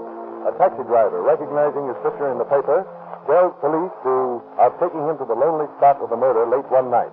A check of a fictitious address to which Beitzel admits sending Barbara's clothes results in the return of the package. Microscopic examination reveals some blonde hair on the clothing to be the same as the hair on the murdered girl's head.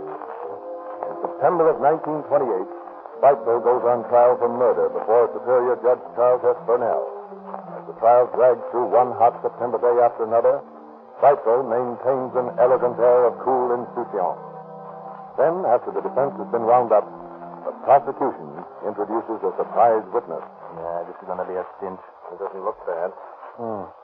Who's this guy they're calling up to the stand? I don't know. Let's listen. And what is your profession, Captain Crosman? I'm an expert on ballistics. Will you explain to the jurors what that means? Ballistics is the science of projectiles. Good. Do you recognize this gun? Let me see. Yes, I examined that gun for Lieutenant Conductor of the police department. This is the gun you examined. The same gun which has been entered in testimony as belonging to the defendant? Yes. How do you know it is the same gun? Well, I recognize the serial number. Even if I didn't, I'd know it by the claw marks on the side. The barrel has been sawed off, apparently to make possible the attachment of a Maxim silence. I object, Your Honor, on the grounds that this has no bearing on the case. It has a direct bearing, Your Honor. If the counsel for the defense will permit me to proceed. Objection overruled. Proceed. I would like to admit as exhibits two enlarged photographs. Turn them so the jury may see them, Bailey. Thank you. Now, Captain Crossman, do you recognize these photographs? Yes. They are enlargements of photographs I made myself. And will you tell the court what they depict? The one on the right shows the mouth of the barrel of this gun. The saw marks I referred to may be seen clearly. Your Honor, I object. Objection overruled. The other photograph shows 3 fired bullets. You will notice the grooves clearly shown along the sides of the slug. These grooves were cut by the saw mark on the barrel of the gun. Your Honor, this is a waste of the court's valuable time. Witness may proceed. The bullets, you will notice, are marked identically. The ones on the right and left were test shots made from this gun. The middle bullet was taken from the skull of Barbara Morgan.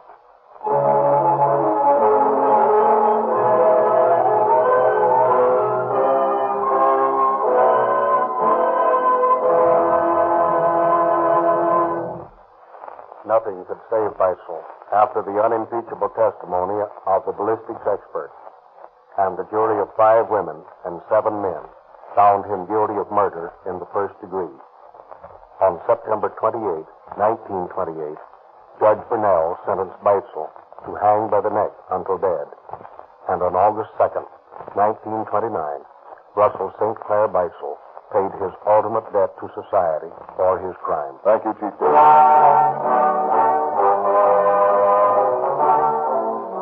Police departments of the West are great boosters for Rio Grande cracked gasoline. The officers and sheriffs who drive police cars know that it develops greater speed and power in their engines, especially in emergencies when so many ordinary gasolines fail.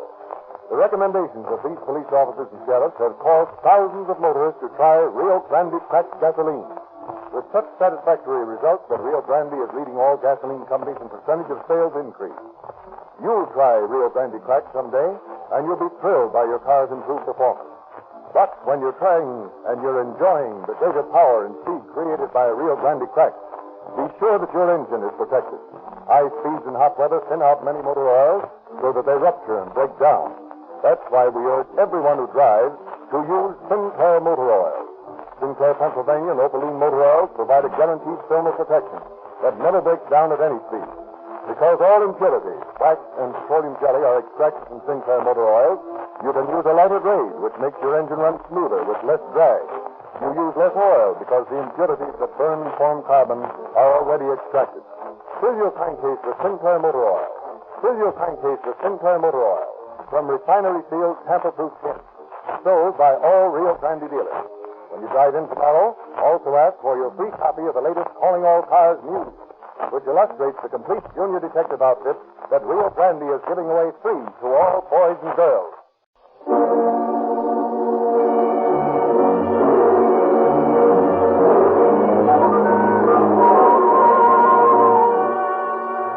Calling All Cars, the presentation of the Rio Grande Oil Company. Los Angeles Police calling all cars, attention all cars, broadcast 69, a holdup. Suspect described as 5 feet 10 or 11 inches. Weight about 190 pounds. Escaped in a maroon-colored coupe. License number unknown. This suspect held up and robbed May West, motion picture actress, of more than $15,000, jewelry and cash. Go get him, boys. That's all. Rolls and clips.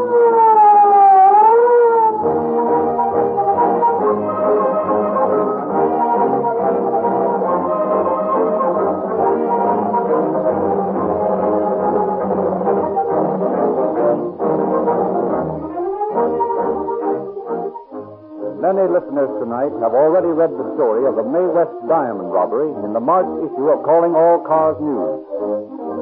Over 300,000 motorists have already driven into Rio Grande service stations and asked for their free copy of this unique publication.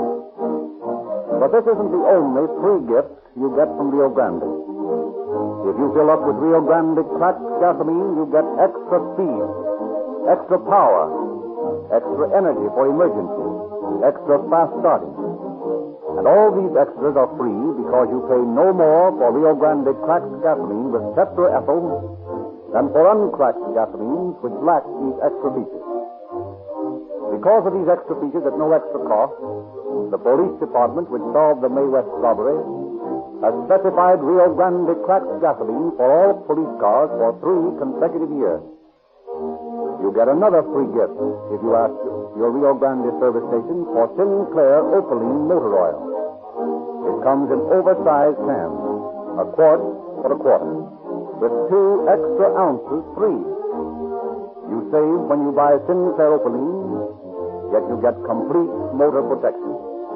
Sinclair Opaline motor oil enjoys a worldwide sale and is world famous for quality. The price is lower because the sales are larger. You see, the independent service stations selling Rio Grande cracked gasoline and Sinclair Opaline motor oil are actually giving you better values for your money.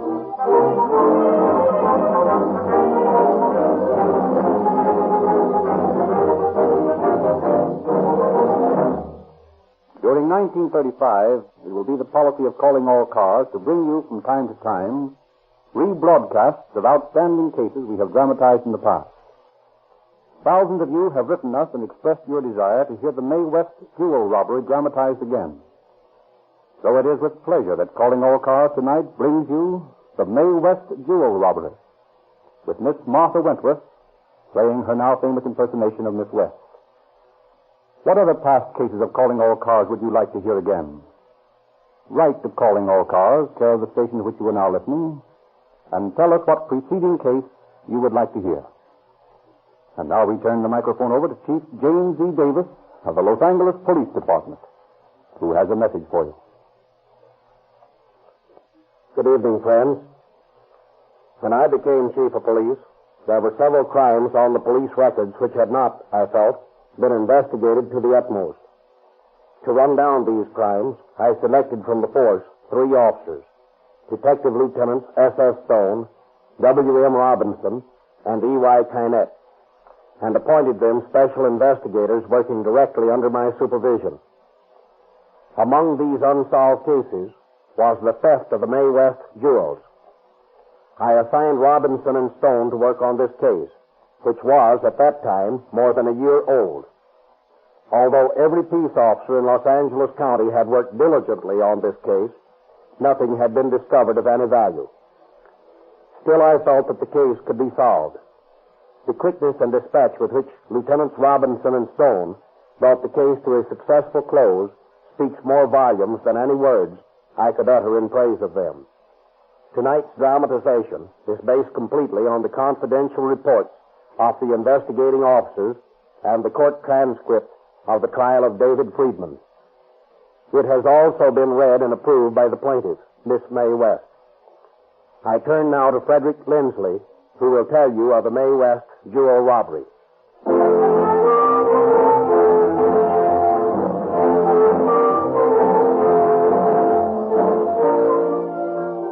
In the latter part of September 1932, May West's automobile is damaged in an accident. She is seriously inconvenienced by the lack of a car. And we find her in her apartment on North Rossmore, talking the situation over with her manager, James Timoney. Oh, tell you, Jim, it's a nuisance dealing without a car right now with its new picture starting. Yeah, you can rent a car. Yeah, and put your life in the hands of any palooka they send along to drive it. You could use cabs. Oh, it's just as bad. And anyway, there's never a cab around the studio when you want one. See who it is, will you, Jim? Sure. Hello, Miss West Department. Who? Just a minute, I'll see. There's a Mr. Benham in the lobby. You in? Oh, that's Dave. Sure. Tell him to come up. Send him up, please. Hey, who is this guy? Oh, you heard me speak of Dave Brennan? His wife and I were good friends in the big town. Oh, yeah. Seems to me I do remember the name. Well, he looked me up at the studio today. Just isn't in town. I told him to come up and sing us sometime. Well, Revolver, what's the matter with you? Hey, Jim, this monkey looks hungry. Did you feed him? Yeah, right on the stroke of 7. Oh, okay. What is it, fella? What are you trying to tell me? Huh. You know, Jim, the Revolver here, he has more sense than any man I've ever met. Except in you, of course. Well, thanks for the exception. Well, I'm your manager, and that does require some sense. Yeah, I guess it does. Well, that must be Dave, Jim. I'll let him in. Oh, Dave. Good to see you again. Good to see you, man. Well, I didn't have a minute to talk to you this afternoon. Come on in. Oh, tell me, how's Marge? Fine as silk, man. Wants to be remembered to you and everything. Oh, gee, that's swell. Oh, Dave, this is Jim Timoney, the manager. I don't think you ever met. Jim, this is Dave Brennan. How you doing? Hello, Jim. I'm glad to know you. Sit down, Dave. Have a cigarette? Thanks. Gold tips, huh? Doing all right, ain't you, man? Little different from the time they closed Pleasure Man over in Jersey, huh? Oh, I wasn't doing so bad then either. Yeah, you ring the bell every time, man. Well, tell me, how's every little thing out here in Hollywood? Oh, it's okay. I can't complain. Only I'm walking instead of riding these days. Yeah, what are you talking about, man? You walking? You turned over in a new leaf? Oh, don't be funny. Oh, that lousy chauffeur of mine wrecked the car the other night, and I fired him. And they're still fixing the car, so I haven't a chauffeur or even a car to put him in. Hey, that's tough. And the same, man. I'd be glad to help you out. What do you mean? Well, I'm not doing anything out here, just looking the place over. I'll drive you around. Oh, no, Dave. I couldn't ask you to do that. Why not? You're welcome to it. Oh, Jim, that sounds like the answer to a maiden's prayer. Well, anyway, the answer to a prayer. Okay, then I'm your new chauffeur. Oh, Dave, I accept with pleasure.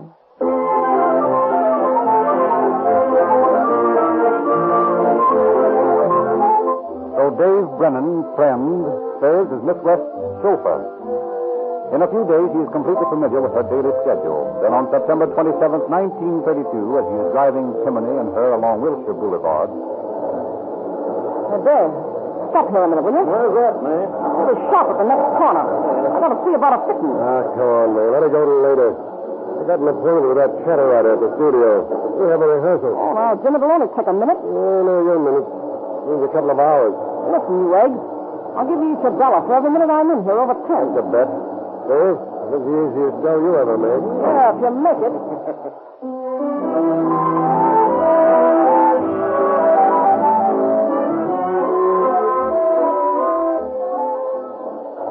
Well, here she comes at last. Yeah, and look at all the bundles. Yeah, what'd I tell you? What's the place out? Oh, there, boys. That wasn't long, was it? Yeah, not much. Spent 26 minutes in there. 26 minutes. Oh, you're through it. No, man, that's right. 26 minutes. So you owe us each $16. Oh, it was worth it. I found some of the loveliest lines. Never mind what you found, May. Come on, pay off. Oh, gee, I can't right now. Why not? Well, I haven't got the car. Go on. You're a piper. Oh, on the level. I haven't any change. Woman, I don't trust you. Let's see your purse. Oh, here you are. Gee, $3,000 notes and 400. Nothing smaller, so I can't pay off. What's the idea? Toting that fortune around with you, man? I just got it out of the bank. I'm sending it east. You know, my mother. Yeah. It isn't safe to carry it around like that. I'm getting the postal order for it this afternoon. No, you're not. We've got rehearsals all afternoon and all day tomorrow, too. Oh, I'll have to carry it with me then. Gee, $3,000 and 4 cents.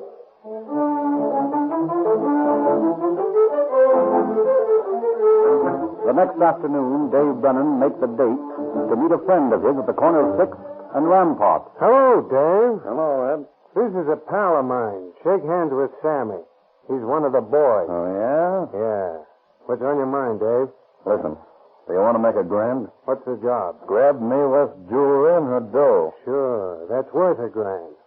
How about my pal here? Oh, I'll cut him in for $1,000, too. Fair enough. How about it, Sammy? Well, fair enough. Okay, hop in and I'll take you out to the joint and give you the layout.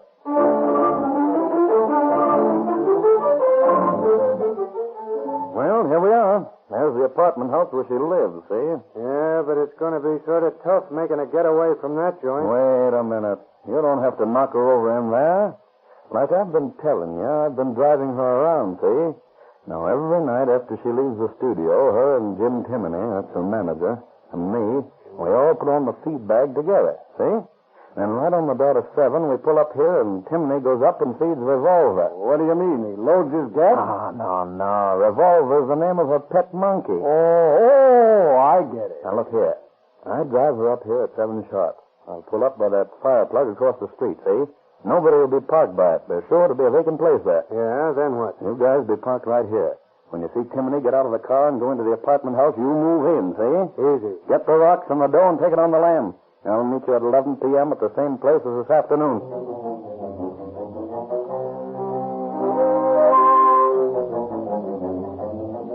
That night, as is her custom, Miss West returns to her apartment house at 7 o'clock and requests Timney to feed the monkey. She waits in the car, intending to go on to the fight. She has been chatting with Brennan about 3 minutes when she notices a man, coat collar turned up around his face, hat pulled low, staggered across the street toward the car. Hey, Dave. I don't like the looks of this guy coming across the street. Who? Oh, him. Just some drunk, I guess. Oh, maybe. And what's that he's got in his hand? I don't know. Looks like a handkerchief. It's a stick up. Hand over the poke. What? I said hand over the poke. Come on, give it to me. Oh. Now give me the bracelet. Quit stalling. Oh, don't get in a hurry. Take your time, buddy. You'll get it. Oh, there you are. Now, that necklace. Come on, make it snappy. Good. Now I'll have those rings. Well, you haven't overlooked anything, have you? No, I can't think of anything. Can you? Now listen, Mug. Start this car. Keep on going, and don't look back. Okay. Hey, Dave, stop. He said to keep on going. I don't care what he said. Stop right here. I'm going to try to get his number. All right. Big Mug. Well, he's able to turn the heat on you, May. He sounded tough to me. Oh, he's nothing but a hoodlum. Well, you see anything? No, I couldn't get the number. It's a coupe, that's all I made out. What's the matter, May? Out here standing here in the middle of the street. Anything wrong? Oh, it's plenty wrong. Some mug just turned around on me and lifted my jewelry and that dough I was carrying. Well, come on. Let's report this to the police right away. Hey, listen, May, I wouldn't do that. Why not? Well, if you get the bulls on this job, you may never see the rocks again. I tell you, these gunmen are tough monkeys. Oh, what did you propose doing? Now, listen, you leave this thing to me for a few days, will you? Why? What could you do about it? Well, I had some connections back east. Might do some good out here. Let me look up some guys, and maybe I can get the stuff back for you. Well, what do you say, Jim? If you think you can reclaim the stuff, go to it, Dave.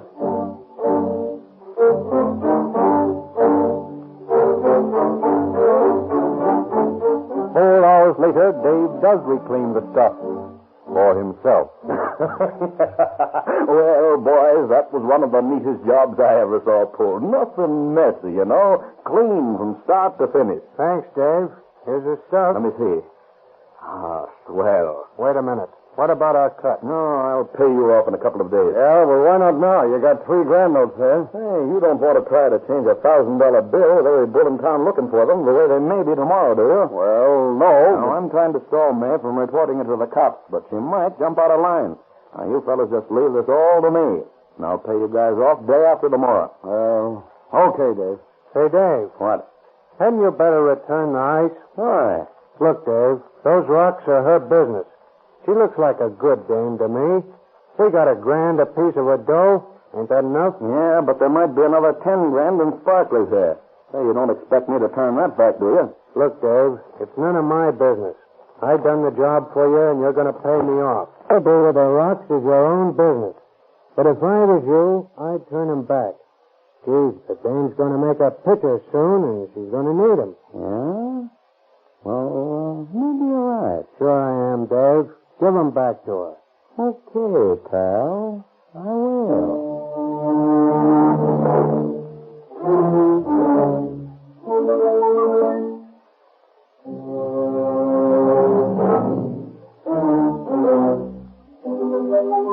The next morning, Timony and Miss West are discussing the robbery in her apartment when the phone rings. I'll answer it, May. Hello. I want to talk to Miss West. Who's speaking? This is your manager. Well, you do. It's about that holdup last night. Oh, yeah. Get a load of this, May. Well, what about it? Well, I just wanted to tell you where you can find the purse. The phone. What is it? Well, you go down Rossmore from the apartment to Rosewood Avenue. Yeah? Then you turn to the right. Yeah? Well, in the middle of the block is a white garage. And behind the garage is a pile of lumber. And under the lumber, you'll find the purse. Well, that's fine. Where is this Rosewood Avenue? Stranger here, Los Angeles, you know. It ain't far from your apartment. Next block, down Rossmore. What's that? I'm a little deaf. I said the next block, down Rossmore from your apartment. Yeah, I see. And you said something about a garage. Yeah, I said the purse is behind the white garage in the middle of the block, under a pile of lumber there. Yeah, well, thanks. Who was speaking? Hey, Mud, do you think I'm nuts? I'm doing you a favor as it is, telling you where you can find that purse. No, but I'd like to... Hello? Hello? You hung up on me. You got that, man? Oh, most of it. What's the idea of all the stupid questions and that crack about being deaf? Yeah, just stalling him so I could remember his voice if I ever get a chance to hear it again. Oh, smart boy, Jim. You ought to be a cop. You got the figure for it anyway. Oh, that's right. Well, they left the purse for me, huh? Yeah. Oh, I wonder if there's anything in it. Well, let's take a walk over there and find out.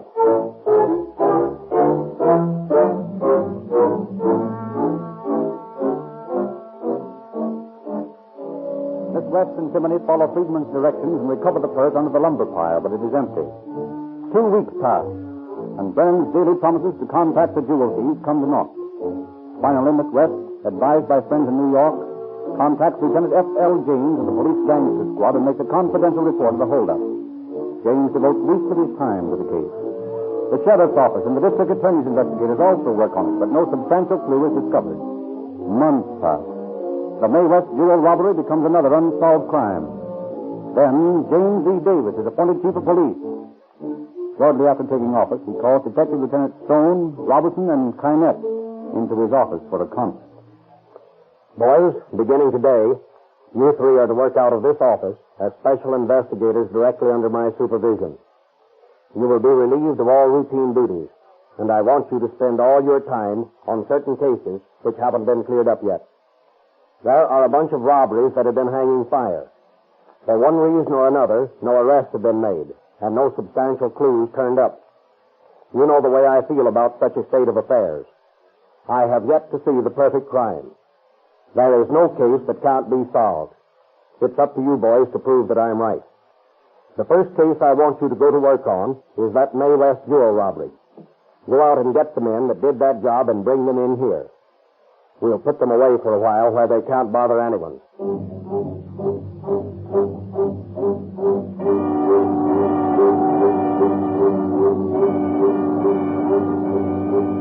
Detectives Stone and Robertson studied the investigation reports of the officers who had originally worked on the case, and then planned their criminological strategy. Well, it's clear from these reports that only 2 people knew Miss West was carrying that dough around with her. Yeah, but remember she says here that she thinks maybe somebody started the diamonds at the fight. That doesn't mean anything. The first thing the stick-up man said was hand me the poke. The only thing in the purse he wanted was the money. Yeah, that's right. Now, 2 people knew about that money. Timony and Brennan. Yeah, and Timony's out. He's been her manager and trusted friend for years. Right. So that leaves Brennan, who, after all, was only a casual friend. Let's work on that angle. Holmes, your deduction is astounding. Elementary, my dear Watson. Elementary. All right. Let's get a line on this Brennan guy.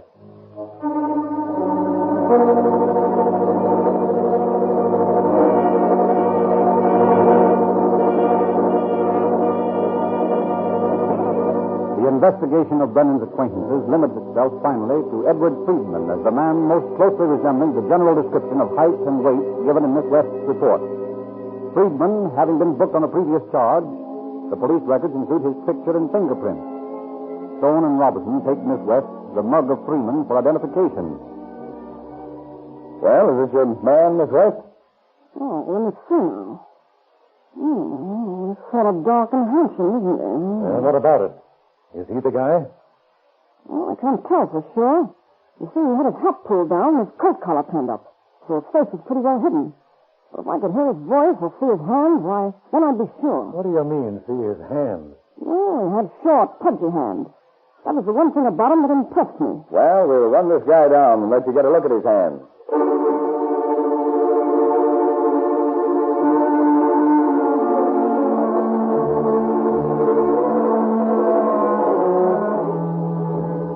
Stone and Robertson set out to run down Friedman, but they are blocked when they discover that he's out of town. A couple of weeks pass, and then an anonymous telephone call informs them that he's returned. For several days, they cruised the neighborhood of 6th and Dunsmuir, where Friedman lived, without spotting his car.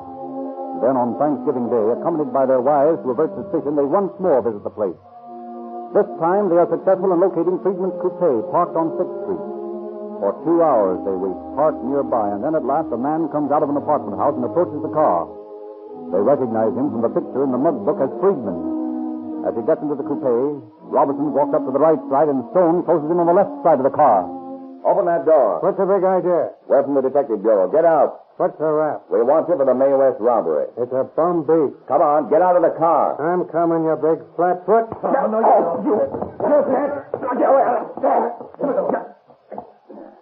All right. Yeah. All right. I'll go. Put the braces on, Bill. Okay. All right, let's go.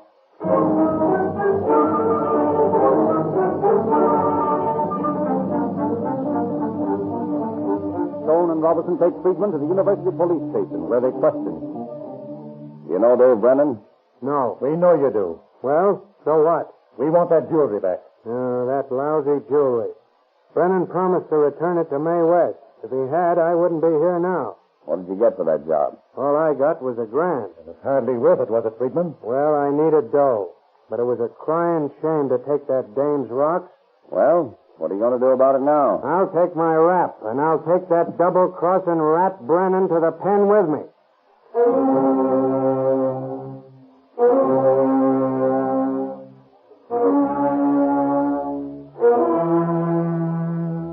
Having obtained Friedman's full confession, Lieutenant Stone calls Miss West and informs her that they have a suspect in custody who has confessed.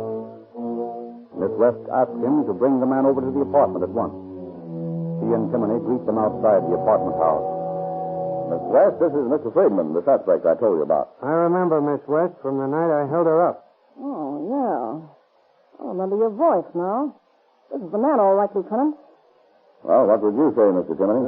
Sounds like him to me, but I'd have to hear his voice on the phone to be sure. Well, I guess we could arrange that, too, Mr. Timoney. Oh, listen, Lieutenant. I'd like to talk to Mr. Friedman alone. Mind if we get into the car? It's kind of cold standing out here. Sure, go ahead. Thanks. Well, look here, pal. Just what was the big idea? Listen, Miss West, I'm sorry about the whole thing. I really am. If I'd known you were so regular, I never would have agreed to do it. Well, it's all very nice to hear, but how about them diamonds of mine, huh? I don't know where they are. I got $1,000 for the job, and I was through. Brennan took the rocks. Oh, so Brennan was in on it, eh? Sure. Oh, that's the limit. And I call that guy a friend. I guess I'm just a chump. I made Brennan promise to return the diamonds. Well, you're good at moving mountains, too. I wanted to come and tell you about it a lot of times. If I could have gotten the jewels back for you, I would. Well, you're not a bad guy, Friedman. I don't know, but I feel kind of sorry for you. With that double-crossing Brennan, if I could get my hands on him... You and me both.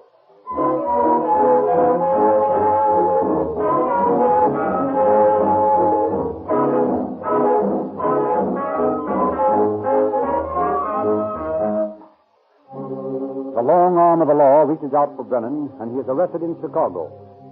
Friedman is indicted by the grand jury on December 4th on 2 counts of robbery, the May West job, and a prior holdup. On January 24th, 1934, Friedman goes on trial before Judge Harry Sewell. Day after day, the courtroom is packed as May West gives her testimony. On February 2nd, the jury is given its instructions and retires. At 1 a.m. on February 3rd, the jury files back into the still crowded courtroom.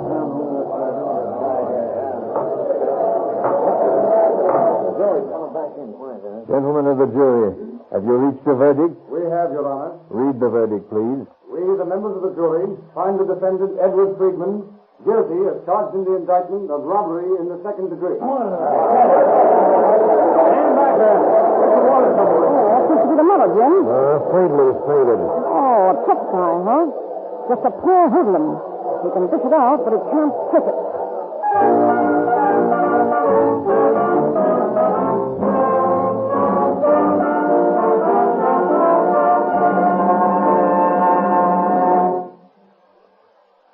Judge Sewell sentenced Friedman for from 2 years to life in San Quentin Penitentiary. He appealed his case, and the appellate court confirmed the judgment. Stubbornly, he carried his fight to the state Supreme Court. But that august body refused to review his case, and Friedman must serve his time. Dave Brennan, instigator of the plot, was arrested in Chicago, jumped a $10,000 bond, and traveled to Miami, Florida, where he was arrested again. Although Captain Stone traveled all the way to Miami to bring back his man, the governor of Florida ruled that as Brennan was under bond in Illinois, he would have to be extradited from that state. So the fight for extradition goes on. We, the police, have performed our duty and discharged our obligation to Miss West and to society in apprehending these criminals. But how quickly they can be locked behind prison bars is a question that can only be answered by those who manipulate the red tape of the law. Thank you, Chief Davis. Ladies and gentlemen, if you want further information on the Mae West diamond robbery, you can get the story illustrated in the March issue of the Calling All Cars News. Just drive into any Rio Grande service station and ask for your free copy. You are under no obligation to buy anything. But if you have not yet tried Rio Grande cracked gasoline, we urge you to fill your tank and then hunt for a hill. As soon as Rio Grande cracked reaches your carburetor, you will find your car developing new energy. It will accelerate easier. You will go over hills in seconds where you formerly had to crawl in low gear. You won't have to shift gears so often in traffic. For Rio Grande cracked gasoline with tetraethyl has extra energy, extra speed, extra power, because it's refined by the distinctive cracking process that creates a livelier gasoline.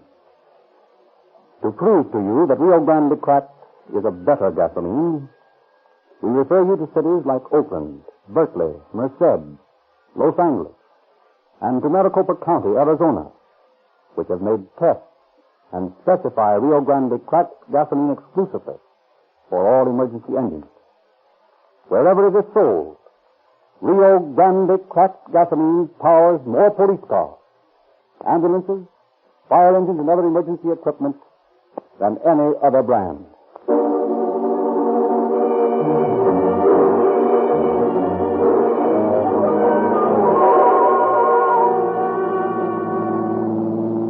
Los Angeles Police calling all cars, attention all cars.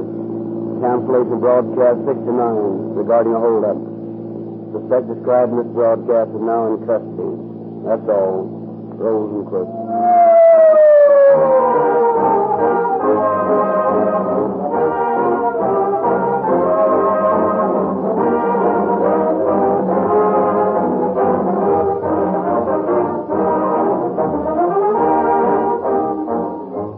This is your narrator, Frederick Lindsley, bidding you good night for the Rio Grande Oil Company. Rio Grande Oil Company. Rio Grande Oil Company. Rio Grande Oil Company. Rio Grande Oil Company. Rio Grande Oil Company. Rio Grande Oil Company.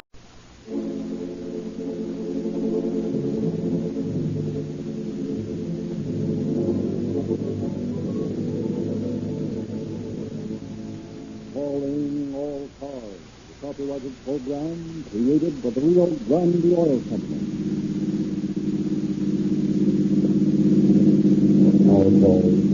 All cars broadcast 420.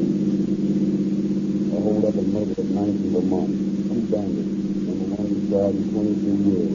Had black hair, a medium height, wearing a dark suit. Number 2 blonde, medium height, also wearing a dark suit. His name is Buster. Take no chance. That's all.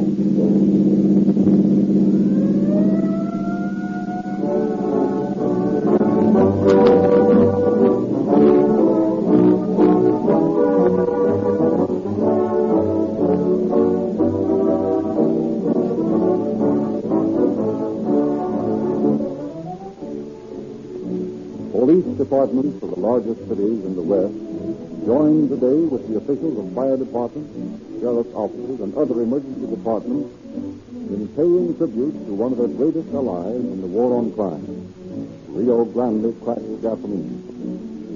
For it is this outstanding brand, more than any other, which enables radio police cars to answer your call for help within 2 minutes, which speeds fire engines at breakneck speed through city streets, which saves precious seconds as an ambulance rushes to rescue. In appreciation of the important part Rio Grande cracked gasoline plays in their daily work, police officials open their confidential files so that you, who are also users of Rio Grande cracked gasoline, can hear on Calling All Cars the truth about crime. In appreciation of the improved performance and the outstanding economy afforded by Rio Grande cracked gasoline, officials of a score of cities and counties have again awarded yearly contracts to Rio Grande, specifying cracked gasoline exclusively to power the finest and fastest cars on the roads today. If you who listen to Calling All Cars enjoy this program, we ask that you show your appreciation by driving into your neighborhood independent station and saying, "Give me Rio Grande crack, the same gasoline the police cars use."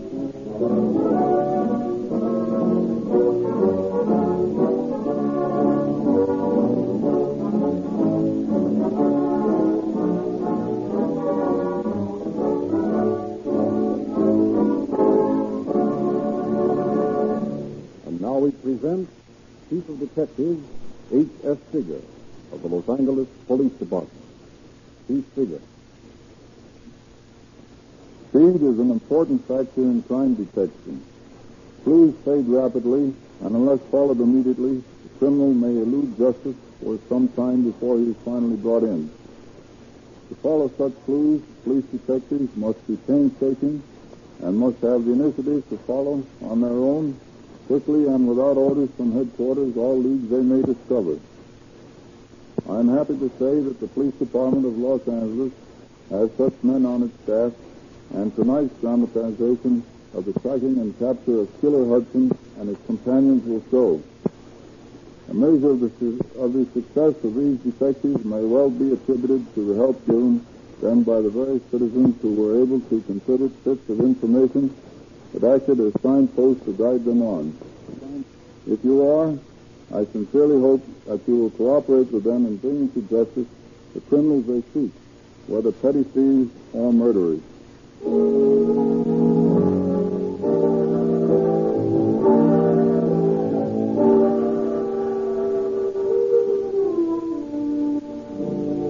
few nights before Christmas, 3 years ago, Alfred Kahn, the proprietor of a malt and bottle supply store on South Vermont Avenue, is preparing to close up shop when a pair of young men walk into the place. Oh, good evening, boys. Anything I can do for you? Don't make no noise. You want the dough. Hand it over. Well, what do you fellas trying to pull? Don't you understand English? This is a holdup. See this gap? We mean business. Where's that dough? Sir, I tell you, I haven't any money. The business ain't so good these days. I ain't taking in much. All right, shut up. There's the cash register, Bob. Go through it. I'll take care of this guy. Okay. Now, you'll get back there in the washroom. Look here, boys. I ain't got no money here. I swear. Shut up. Get in there and stay there. Listen, you, I ain't joking. You stay in there or I'll blow your head off. How about it, Bob? I got all the answers. Okay, let's cram. There's no way to lock that door from the outside.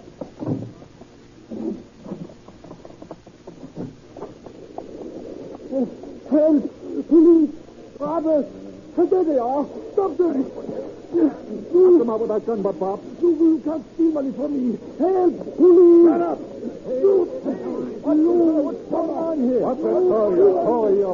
I'm a deputy marshal. Oh, well, it's nothing, Officer. Just a little argument. Well, look at all these people watching us. Put up your gun. Look, I'm not armed. Very well, but who's this? Well, my friend here just met a guy that has a grudge against him. Let him fight it out. Oh, they can't do that. They'll have to take him in. Hey, look here, you man. Look out, he's got a knife. This sort of meddle with me, you sneaking flatfoot. Well, that's one of them. Look out, Bob. I'm going to bump off the other one. Okay, let it go. Oh, come on, boys. Let's get out of here quick.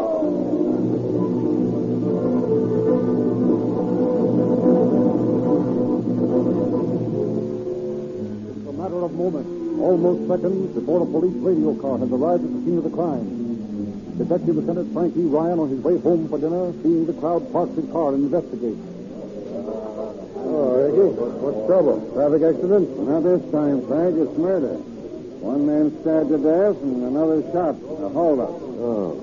Nice mess, isn't it? I saw the whole thing, officer. You did? I heard that young fellow tell the officer to put his gun away and tell him that he wasn't armed. It was murder, all right. Will you please give this officer over here your name and address? Oh, yes, I'd be glad to. You think you could recognize these men if you saw them again? Oh, I'd recognize that black-haired one anywhere. I'll never forget those terrible eyes. He looked like a madman, I tell you. Well, Frank, here are a couple of clues. Revolver. Old style Ivor Johnson, huh? That's right. And this one's even better. Well, billfold? Any identification in it? Yeah, receipt for a radio sold to a William Arrington who lives on South Bixby Street. Fine. I'm going to run that one down right now.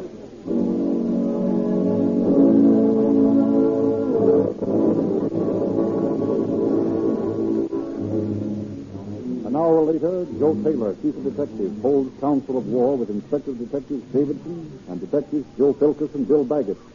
This doesn't look like an amateur's job to me.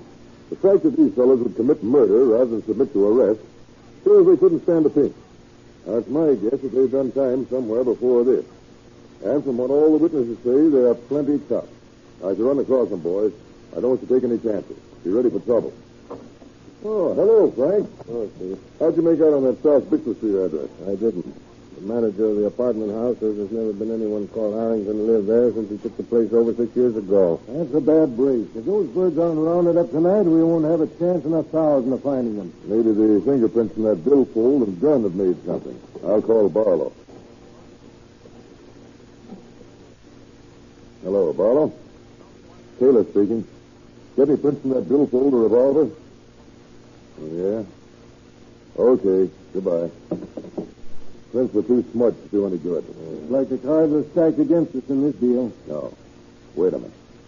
Let me see the receipt for that radio. Hmm? Oh, yeah. Here, that's it. The Great Western Furniture Company. Now, listen, Baggett. Take this receipt and go down there. Find out who that radio was sold to and what address it was delivered to. Yeah, but that place is probably closed. Well, there'll be a night watchman around there. Talk to him. Get to the man who sold that radio. We've got to get this thing tonight.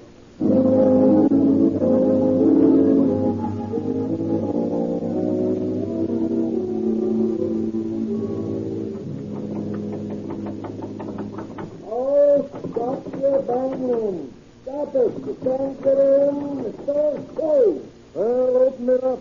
Can't you see this badge?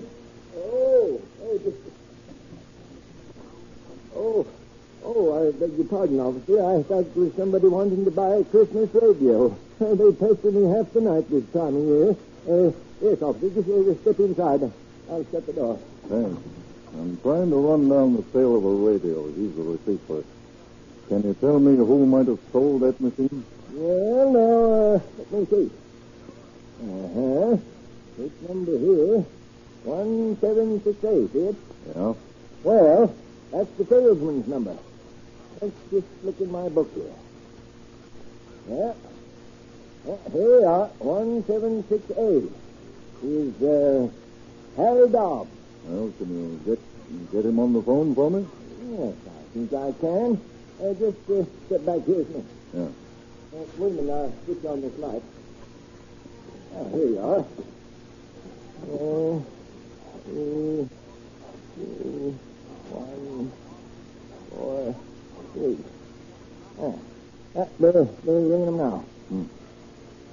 Hello, Mr. Dobbs. This is Lieutenant Baggett of the Los Angeles Police Force. I'm trying to get a line on the purchaser of a radio sold by you on November 16th. Yeah, I have the receipt here for a Thanasis portable model made out to William Arrington. You do? Well. Yeah. Yeah. Wait until I get that written down. Yeah, go ahead. You have the address? Fine. The list around? Fine. No, I can't stop to tell you what it's about now. Just read tomorrow morning's paper. In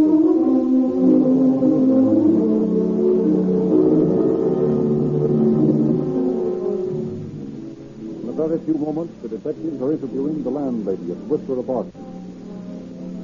Oh, there's nobody but the name of Arrington lives here. Are you sure of that, ma'am? Yes, but they may have lived here before. You see, I just took the house over 2 weeks ago. Well, who was the landlady before you? Mrs. Rudolph Sprang. And where does she live? Well, now, let's see. Oh, yes. She's at the Orange Hill apartment house now. The Orange Hill apartment. That's fine. Come on, boys. We're going to interview Mrs.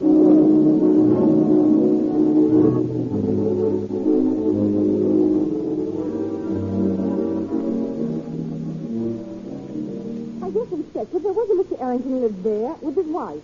He had a double apartment he showed Mr. and Mrs. O'Neill. And they You say they've moved, Mrs. Spang? Yes, just a few days ago. Well, can you imagine that? Arrington was about 25 years of age. How tall was he? Oh, I should say about 6 feet, and he had black eyes. What did O'Neill look like? Well, I should say he was younger, around 21 or 2. He had light brown hair, and his teeth sort of stuck out. Would you call him a blonde? Well, some would have guessed. He was a good deal lighter than Arrington. You have no idea where these people went, huh? No, I haven't. But he took the suitcases and their radio and called a taxi cab and drove away. Taxi cab? What kind of taxi cab? Why, let's see, You've got to remember, Mrs. Spang. Well, I do remember, What Inspector. kind was it, ma'am? A green top. Yeah, I'm sure. It was a green top. That's fine, Mrs. Spang, and thanks a million. Come on, boys, down to the green top office. In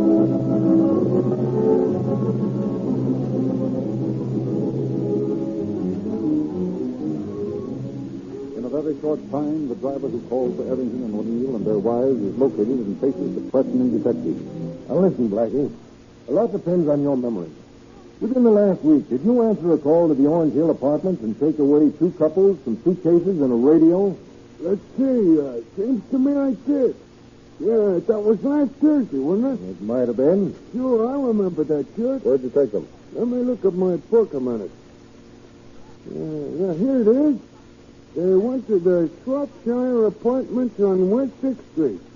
Oh, yeah, that was where I carried their radio all the way back to apartment 3. And all this guy gives me is a dime. The radio was heavy, too. And then one of the broads asked me to connect it up. The noise. What did these men look like? Sort of tough guys. But they could be cut down to size. One of them had black hair and the other sort of meh colored. If you get what I mean? Yeah, I guess we do. You remember anything else, Blackie? No, I guess that's about all. Okay, Blackie, and thanks. Not at all, not at all. Never hurts to be on the right side of the fence, if you get what I mean. Well, boys, let's get started for that 6th Street spot.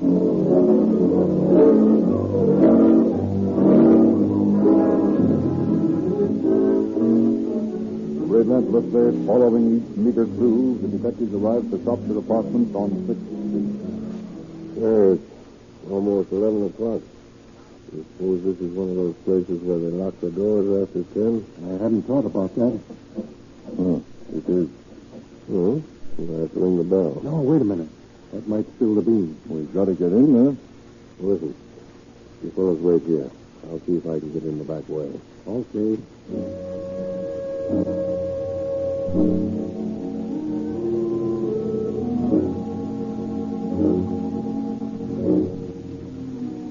Ryan lets himself into the back door of the apartment house and a moment later admits his colleague through the front entrance.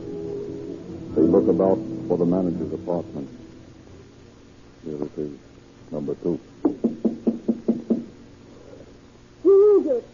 Open up, ma'am. It's police officers. The police? Well, what's the matter? Well, what's the matter? What's happened? I want to know. Don't make any noise. Well, I want to know what's the matter. Now, tell me this minute. I want to... Have to be more quiet. Well, all right, We but better can't you talk tell me... inside. That's a good idea. You stay out here in the hall, Baggett. Let us know if you see anyone that resembles the suspect. Okay. If you don't mind, ma'am, we'll step inside. But I wasn't expecting visitors. Why, I hardly know what to do. Don't mind us, ma'am. We're just folk. Oh, all right. Now, for land's sake, what is the matter? Well, ma'am, have you a couple of tenants by the name of Arrington and O'Neill? Possibly accompanied by their wives? Yeah, they're here. What have they done? Well, there was a nasty shooting and stabbing scrape over on Vermont early this evening, and one man was killed. And them fellas did it? Well, we don't know about that, but we want to talk to them. Are they in their apartment now? Well, I don't think so. I saw them go out about 9 o'clock, all 4 of them. And I ain't heard them come back yet. Oh, great Scott, Inspector. Do you suppose they'd land on us again? Are you certain they'll be back, ma'am? Well, I hope so. I'd hate to be beat out of my rent. Wouldn't be so hard for 'em to sneak out of the back way with their grip. Oh, I've had it happen before. I'll just take a look in their apartment right now. Now, wait a minute. Let's see. Here's the key, number 3. We'll go with you, ma'am. Well, all right. Sign up, Banker? No, all quiet. Good. Keep your eyes open. We're going back to look at the apartment. Quiet.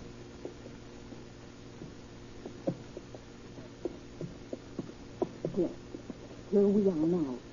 Number 3. Wait, I'll knock first. On your toes, Frank. I am.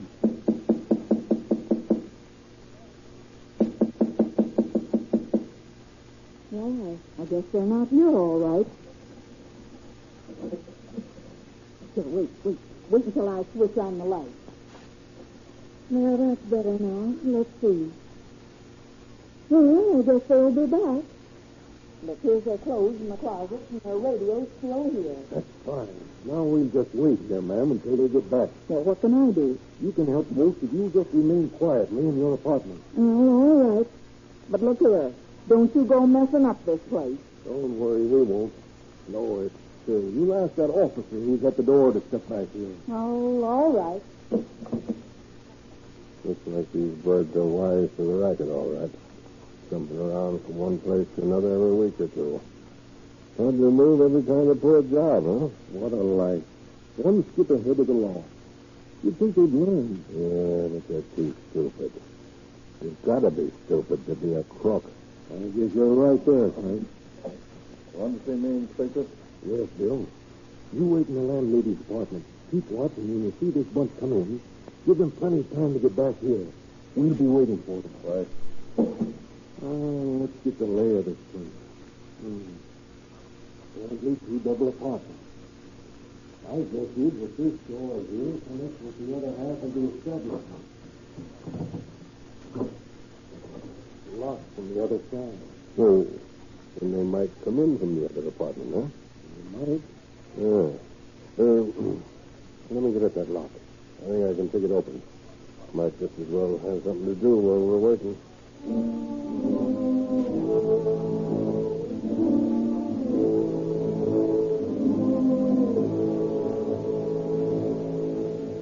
For an hour and a half, the 2 detectives wait. And then, at midnight, they hear footsteps. Exchanging a meaningful glance, they draw their guns. Wait a minute. Something's crazy. Stop that man, Bill. You there. Put your hands behind you and turn around. Come on, stand still. Here's a pair of bracelets for you. Shut up. What's this all about? That's what you're going to tell us. Keep your eye on this mug and these gals here, Bill. Come on, Inspector. Let's get the other guy. There he goes in that taxi with the lights off. Well, can you imagine that? Well, come on, let's herd the rest of them in. Did you see him? No, he made his getaway in a cab. He didn't go through here. I was watching the door after they came in. Might have seen him. Yeah, he got out somewhere. Maybe you wounded him, Inspector, huh? I'm afraid not. Those shots were fired at the lock that jammed when I tried to get out of the apartment. Not at our departed plane.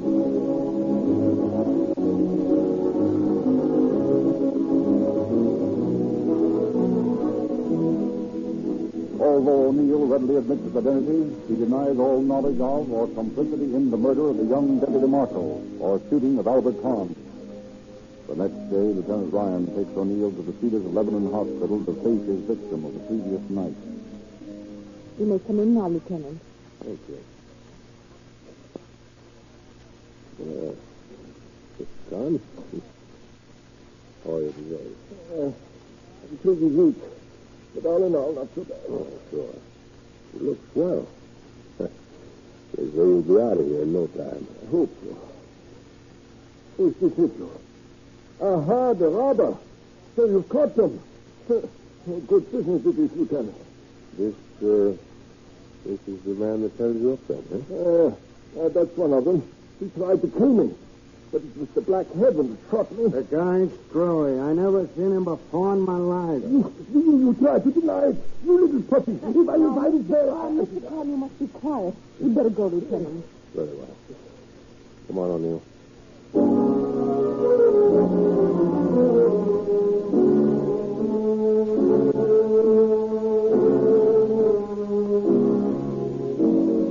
Ryan returns with O'Neill to Inspector Davidson's office at headquarters. Well, Inspector, Mr. Collins just identified O'Neill as one of the two men who robbed and shot him. Is that correct, O'Neill? I guess I'm hooked, all right. Yeah. You ready to start? Yeah, I guess so. Send me in a stenographer to take a statement. How much did you get for this job, O'Neill? $12 was my cut. Bill said he lost all the silver in the fight, and we only had $24 in paper when we got back. $12 for a human life, huh? Well, that guy had no right butting in. Where's Hugh going, O'Neill? How should I know?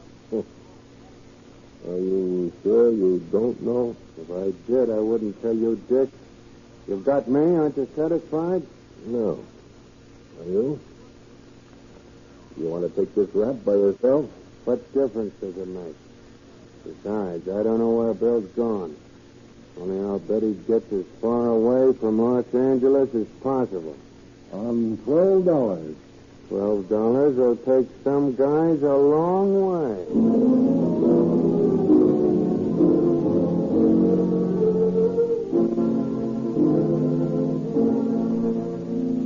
O'Neill is booked on a charge of suspicion of murder. His wife and Harrington's girlfriend are held 2 days as material witnesses, but when they convince the police that they know nothing about the case, they are released. With only O'Neill in custody, the work of the police is but half finished. Ryan ponders ways and means of arriving at a complete solution of the crime. Inspector, I'm convinced that this other man, Harrington or Bill or whatever his name is, has a criminal record. Yes, but how are you going to locate him with nothing more than an eyewitness description? Well, there is a way. It may take years. What's that? I'm going to start with the mug books of the holdup men, and I'm going to ask those witnesses one by one to go through them with me until we find the man we want. Go to it.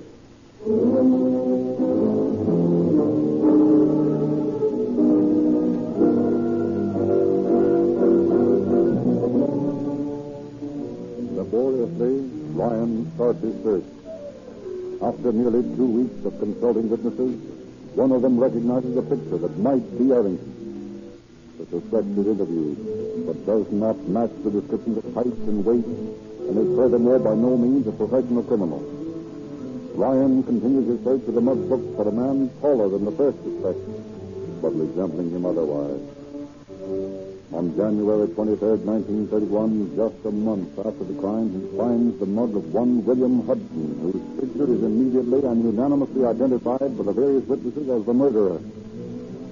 Police bulletins bearing Hudson's, alias Harrington's picture and fingerprints are broadsided across the country. Finally, on February 7th, word comes that Hudson had been arrested in Salt Lake City on the vagrancy charge several days previous. On direction from Los Angeles, Hudson is held, and Ryan travels north with an Oregon boot, a leg iron weighing 30 pounds, to bring back his man. Hudson doesn't open up to Ryan until they're on the train on the way back. And then Ryan employs some subtle psychology on him. Well, now that we're all settled down, Ryan, I'm warning you there's no use trying to get nothing out of me. What are you getting at? I ain't answering no questions, see? Well, I hadn't intended to ask any. Well, that's a good thing, because I ain't the blabbing kind, get me? You can't make me talk. I'm tough, and I can take it, see? Say, you are tough, aren't you? I wouldn't want to get in the jam with you myself. Yeah, and you'd be right there. Yeah, I guess there's plenty more like me. Take that little girl that was cashiering in that restaurant in Spring Street that you and O'Neill held up last month. You know, she told me that O'Neill did all the talking, but it was you she was scared of. Said it was the way you kept looking at her. She's a smart kid. She knows her onions. Yeah, and that That girl in the drugstore out near Westlake Park. You remember her? Yeah. What'd she say? Said she had hysterics for an hour after you left. Said she'd never seen such a mean-looking man in her life. Well, when I go into a place, I let them know that I mean business. Sure you do. I can see that. But this fellow Con, you know, he seemed to have plenty of nerve. No, he was a fool. He didn't know what a tough guy he was up against. Come near letting him have it. Yeah, man, I think. Smart one, too. You know, I've often wondered how you ever knew we were in that apartment waiting for you that night. Well, I had a hunch. When I got the door half open, I thought I saw something moving, so I took it on the land. Yeah? Where'd you go? Get away in that taxi? Taxi, nothing. I was up the stairs before you knew what was coming off. I went up to the roof, jumped across to the building next door, watched you fellas look for me, and then come down the fire escape after you'd gotten tired and gone home. That's how it was, huh? Yeah. Well, I guess us detectives were pretty dumb that time. That time? Was there any time when you wasn't dumb? Well, I can't seem to remember, Hudson, but, you know, it's you that's wearing the Oregon boots, if I'm not mistaken. Well, that's just because I slipped up. I shouldn't have come by way of Salt Lake City, where to pick up the bags. Well, that's one way of explaining it. Hey, tell me, Ryan, did anyone ever get away with one of those Oregon boots locked on them? Let me see. Yeah. Yeah, I believe there was a case 4 or 5 years ago up in Idaho. Fella got away, and they didn't find him until 3 years later. How did he get the boot off? He didn't. It was still locked around the skeleton of his leg.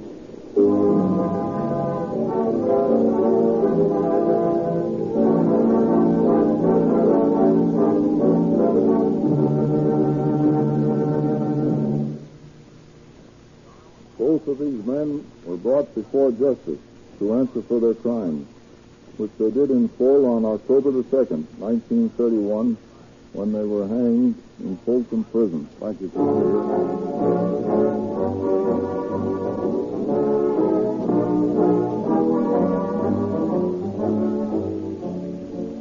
Ladies and gentlemen, don't miss the thrilling true case next week.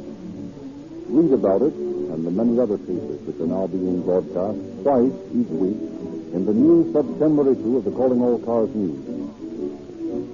Any Rio Grande dealer will gladly give you a free copy of this unique publication of illustrated crime, movie, and radio news.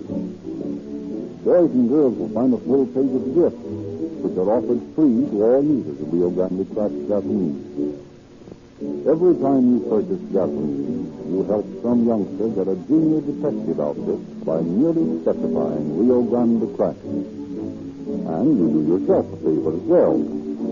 For no other gasoline on this market can give you greater speed or power.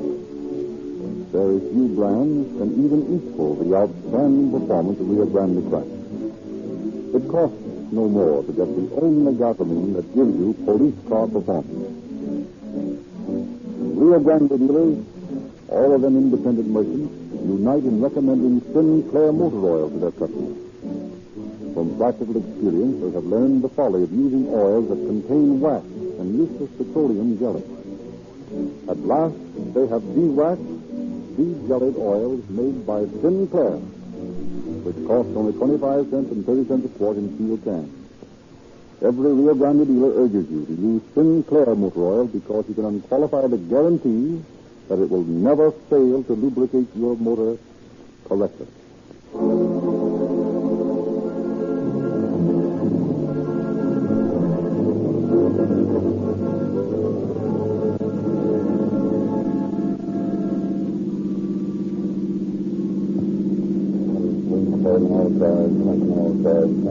Broadcast 14. Special charges, broadcast 9-7. That's all.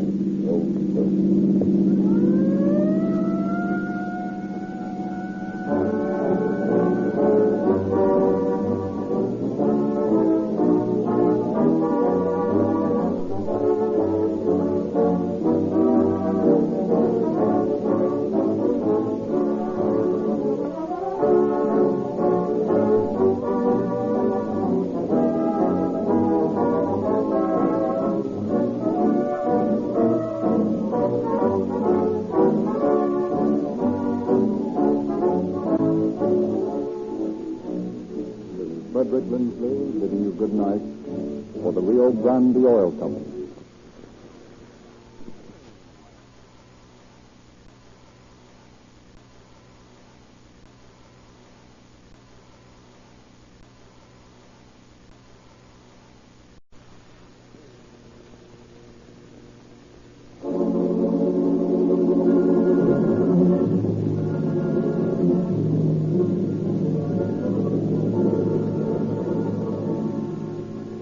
Calling All Cars, a copyrighted program created by the Rio Grande Oil Company.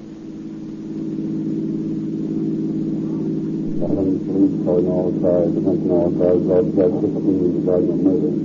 The body of a well-dressed woman is found in a vacant lot near West Westminster Avenue. That's all.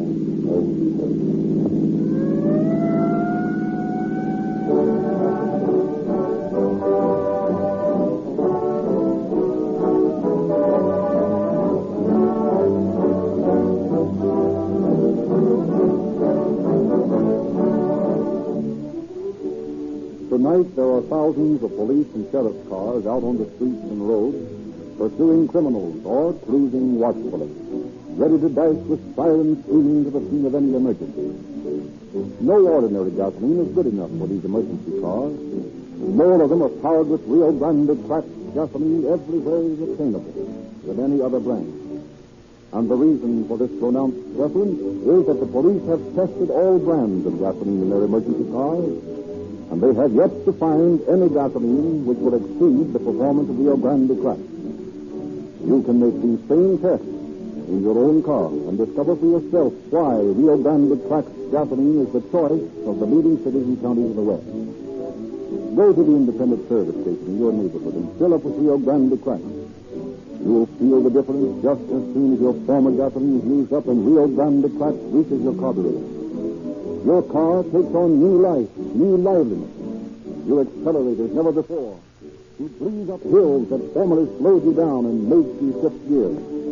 Your car runs smoother, quieter. Rio Grande cracked gasoline ignites at the touch of the starter, roars into action. And when you speed ahead of the traffic, you will realize at last what we mean when we promise you police car performance with Rio Grande cracked gasoline.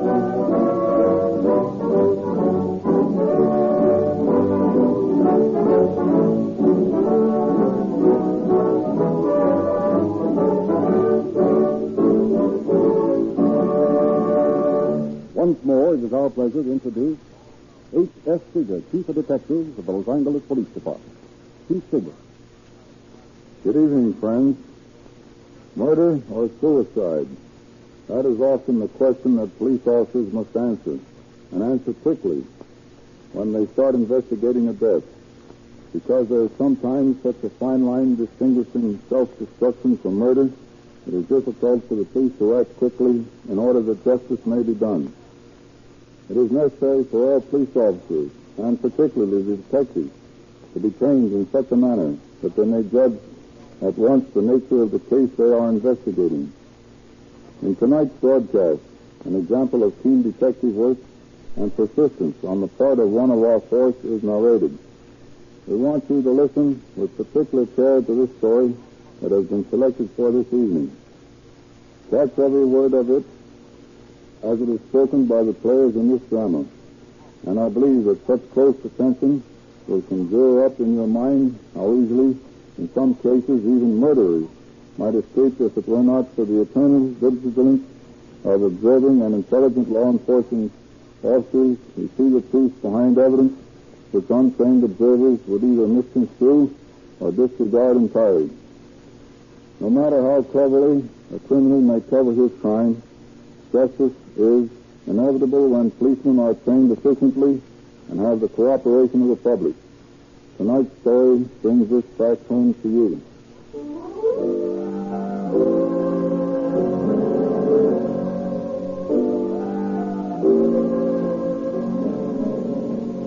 One evening in late summer, several years ago, Mrs. Maud Kennedy, a widow, her son and his wife, and Bert Normandy, a boarder, are at dinner in their home on 21st Street when the phone rings.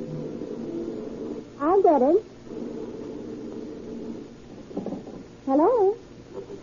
Kennedy, please. Just a moment, please. It's for you, Mother. I don't know, some man. It's came out of dinner. Ask you to call back. I'm sorry, but she's at dinner. But I've got to talk to her. Can't you call back later? No, it's important, I tell you. I've got to talk to her right now. Very well. I'll see if she can come to the phone. Mother, he says it's very important. Oh, all right.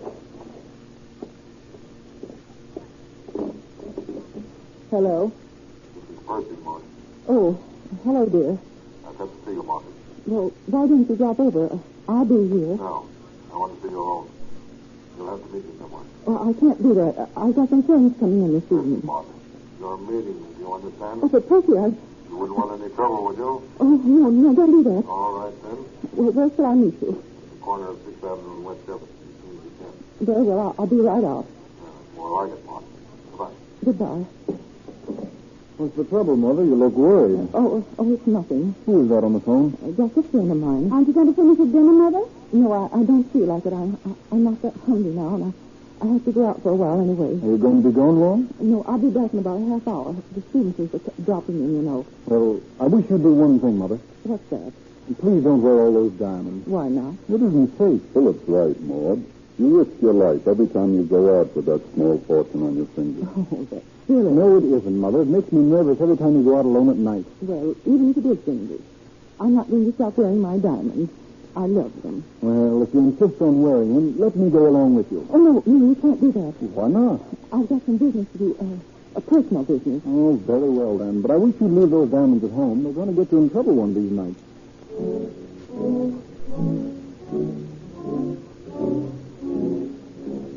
A few moments later, Mrs. Kennedy meets the man who telephoned her. The rendezvous is in what at that time is a thinly settled section of town. The houses are few and far between, the streets dimly lit. Percy, what is it this time?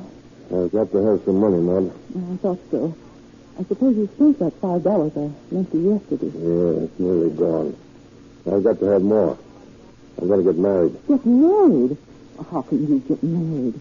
You haven't even got a job. Well, I don't care. I'm in love with a girl and I want to marry her. I'll get a job somewhere. You've got to give me the money to get married on. I can't. I haven't any money. Oh, come on now, Maud. Don't hand me that. I haven't, Percy. I'm broke. They threw me a poker the other night. Maud, did you understand what I said? I've got to have money. You wouldn't want me to tell Philip about all that dough you lose at poker, would you? Oh, you wouldn't. I might. Your little boy wouldn't think so highly of his mother then, would he? Oh, Percy, don't do that. Please don't. Yeah, it's worth something to keep me quiet, isn't it? Yes, I suppose it is, but I've been telling you the truth. I really haven't got any money, really. Well, how about those diamonds? We could sell a couple of them. That'd be all I need. Now. Sell my diamonds? Oh, no, I can't do that. Well, those diamonds mean everything to me. Oh, I know. I guess they mean more to you than your own son's opinion of you, huh? I can't see how you can treat me like this after all I've done for you. I always thought you were a friend of mine. Well, I am. Maybe I'm a little too hasty. I know how you feel about your diamonds. I sort of thought, though, that I could depend on you. But if you haven't any cash, well, that's that. But you understand how it is. Don't you, Percy? Oh, sure. Let's forget all about it. And you won't tell Philip anything? No. What kind of a guy do you think I am? Well, just to show you I'm a friend of yours, I bought some perfume for you with the last of that money you gave me yesterday. Perfume? Oh, that's nice of you, Percy. Here it is. You want to smell it? Oh, I'd love to. Yeah, take a whiff. Oh, that's funny. Oh, Drink it, Paul. Drink it all. Drink it, Paul. Here, I'll force it down your throat and then you'll go to sleep. Yeah, nice long sleep.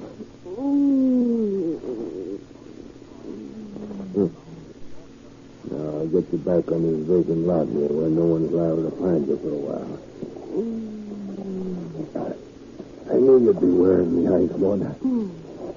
I could depend on that, couldn't I, my dear friend? You got all of it on. Even the one I pawned to you. That's nice, Maud.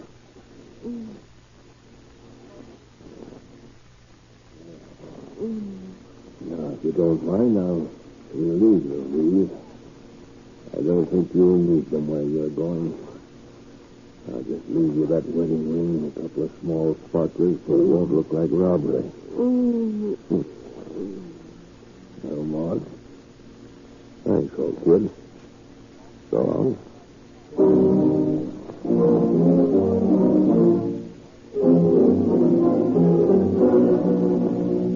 The body of Mrs. Kennedy is not discovered until the next day. A police doctor has already examined the body when Captain of Detectives J.A. Wynn arrives on the scene from headquarters. Stand back there. Well, Doctor, what's the diagnosis? Strangulation induced by ammonia or similar liquid swallowed with suicidal intent.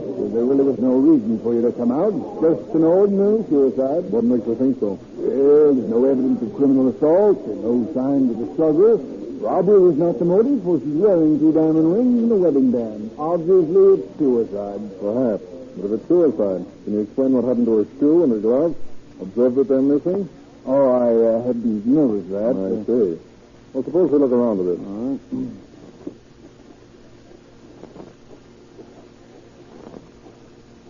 All right. Here we are, Doctor. A clump of weeds. A shoe, a string of seeds, and a glove. Now, there are 20 feet from the body.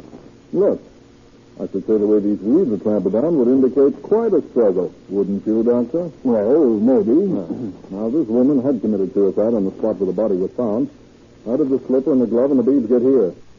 On the other hand, if she was murdered at this spot, why was the body moved over there? I'm not at all satisfied that this is a case of suicide. I'm going to work on the assumption that it's murder.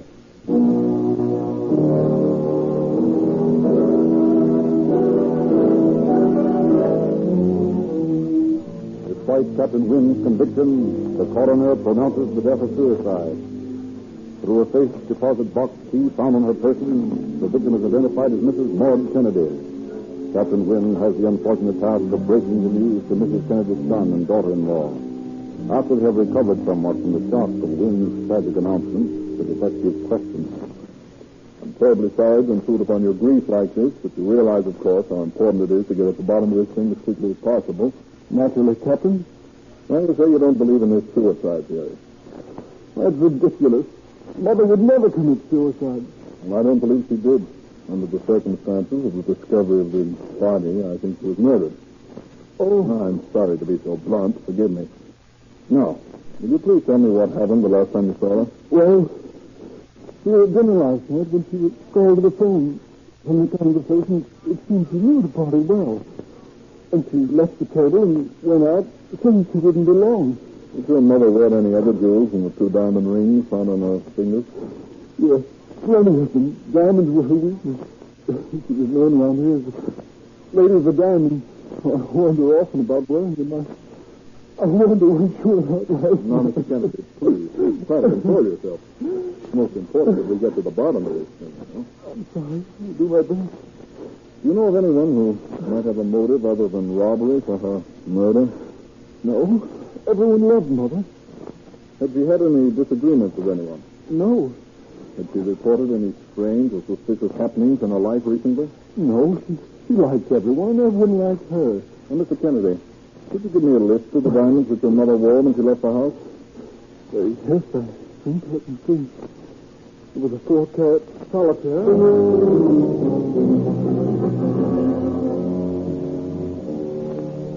Returning to headquarters, Captain Wynn finds Charles Whitehead, chief nurse at the receiving hospital, waiting for him. Hello, Charlie. What's on your mind? That Kennedy case. Something I think you ought to know. What is it? Well, about 10 o'clock last night, a young fellow came into the hospital and asked if Mrs. Maud Kennedy had been injured.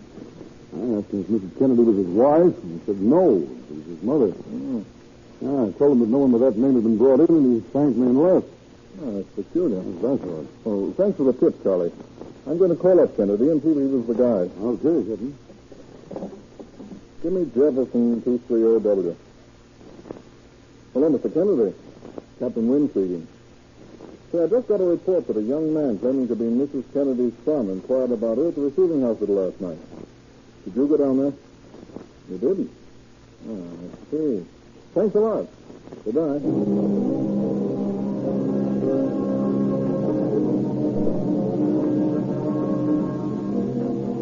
Dispatching detectives to search the neighborhood of the scene of the crime, Captain Wynn succeeds in discovering two witnesses who had heard the groans of Mrs. Kennedy. Their stories coincide and establish the time of the murder as approximately 9 o'clock. Investigations among Mrs. Kennedy's many friends reveals a young woman who had been an intimate companion of the slain woman. Captain Wynn and his aides interview her. I wish there a man who would do such a thing. Well, Miss Robertson, think now. Was there anyone who had a grudge against Mrs. Kennedy? No, I don't think so. But there was Kid Riley. Who's Kid Riley? Well, he was a prize fighter. He was very much in love with Maud, and she was a little afraid of him because he had such a compelling influence on her. Of course, she realized he wasn't her kind, and yet he held a fascination for her. She couldn't escape. Possibly he's the man we're after. Prize fighter, huh? And she was filled with chloroform, or ammonia. Ammonia's used a lot around doctors' training quarters. Boys, I want you to go out and find this Kid Riley.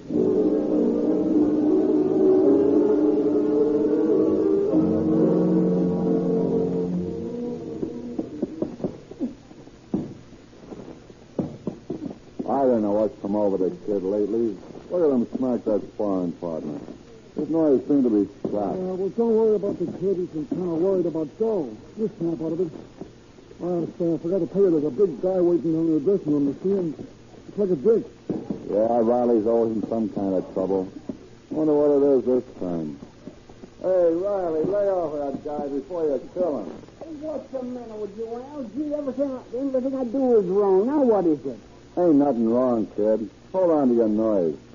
Phil says there's a guy who wants to see you in the dressing room. Yeah, well, if it's one of them newspaper guys, I ain't interested. I need all the dough I got right now. But this mug looks like a dick.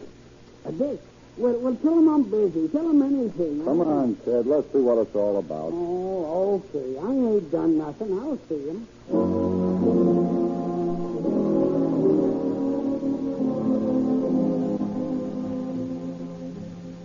Did you want to see me, pal? Yes, just want to ask you a couple of questions. Oh, I know. Now, listen. I didn't have nothing to do with that liquor deal of Lester's Mason's. On the square, I was just visiting. Just a minute. I'm not here about any liquor deal. This is murder. Huh?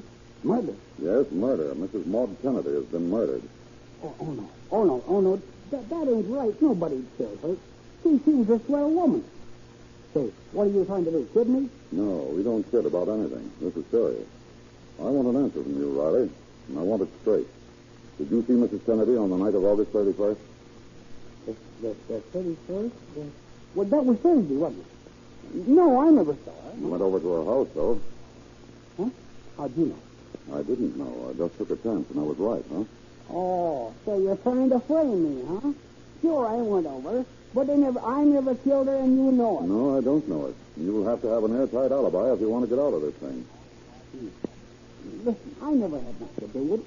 On the square, I went over there on the night of the 31st. I phoned her about 7:15. 7:15? Yeah. She kept me along a while, and then she told me to come down to the house, and if I saw a light burning, to come in and see her. And did you go? Yeah, I waited outside the house for about an hour, but she didn't show up, so I walked back home and went to bed. Riley, your story sounds pretty weak to me. I'm going to take you in until we've got time to investigate it. Oh, no, listen. Now, that's the honest truth, so help me. Ask my mother, ask my father, they'll tell you. They're church people. They ain't going to lie to you. You ain't going to hang this on. I'm innocent, I tell you. I tell you I'm innocent.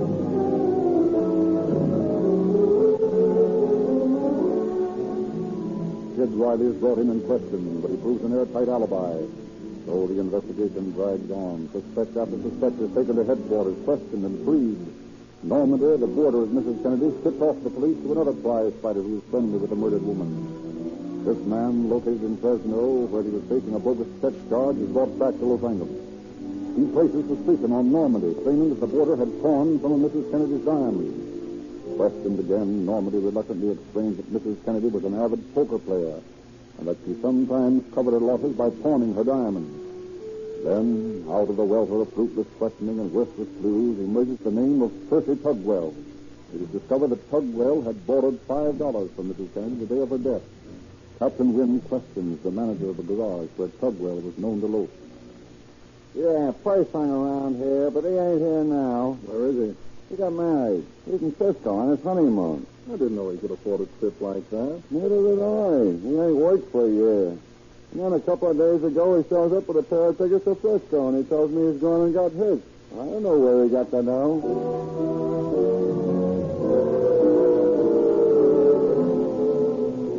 The trail grows warm as Captain Wynn interviews a neighbor of the Tugwell. Well, I ain't one to carry tales, Captain, but there's some funny business about that Tugwell boy. Why, I heard it direct from Alice Carter, who boards with the Tugwells, that Percy asked her sweetheart to sell a diamond for him. When was this? Just a day after Mrs. Kennedy was murdered. Asked him to sell a diamond, huh? Yes, it was unmounted. And Percy said that it belonged to his fiancée. He got $62 for it, so Alice says. Know anything more about this? No, that's about all. Of course, I could tell you plenty about the family, but you Well, thanks. know... I think I'll talk to them myself.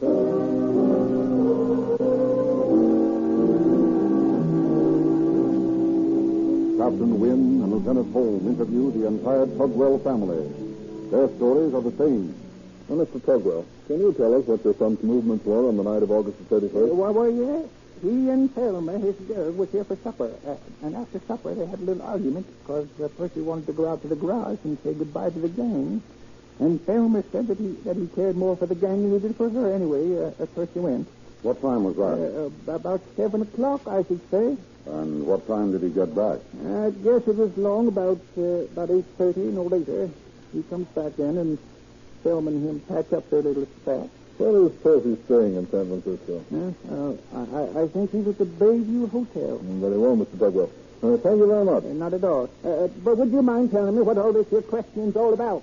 Oh, we're just trying to complete a report, Mr. Tugwell. Good night. Well, mother, sister, brother, and father all tell the same story. Yeah. If I tell them the truth, I think to eliminate Tugwell. But Mrs. Kennedy was murdered at 9 o'clock, and he was back home at 8:30. He's got a pretty tight alibi. Yeah, there's no doubt about that, when you consider that the scene of the murder must be 5 miles from the Tugwell house. Just the same, I want to talk to this Tugwell. You better leave for Frisco tonight and bring him back with you. All right. In the meantime, I'm going to see if any of the streetcar conductors who are working West Jefferson on the night of the murder can identify this picture, Tugwell, we got from the family.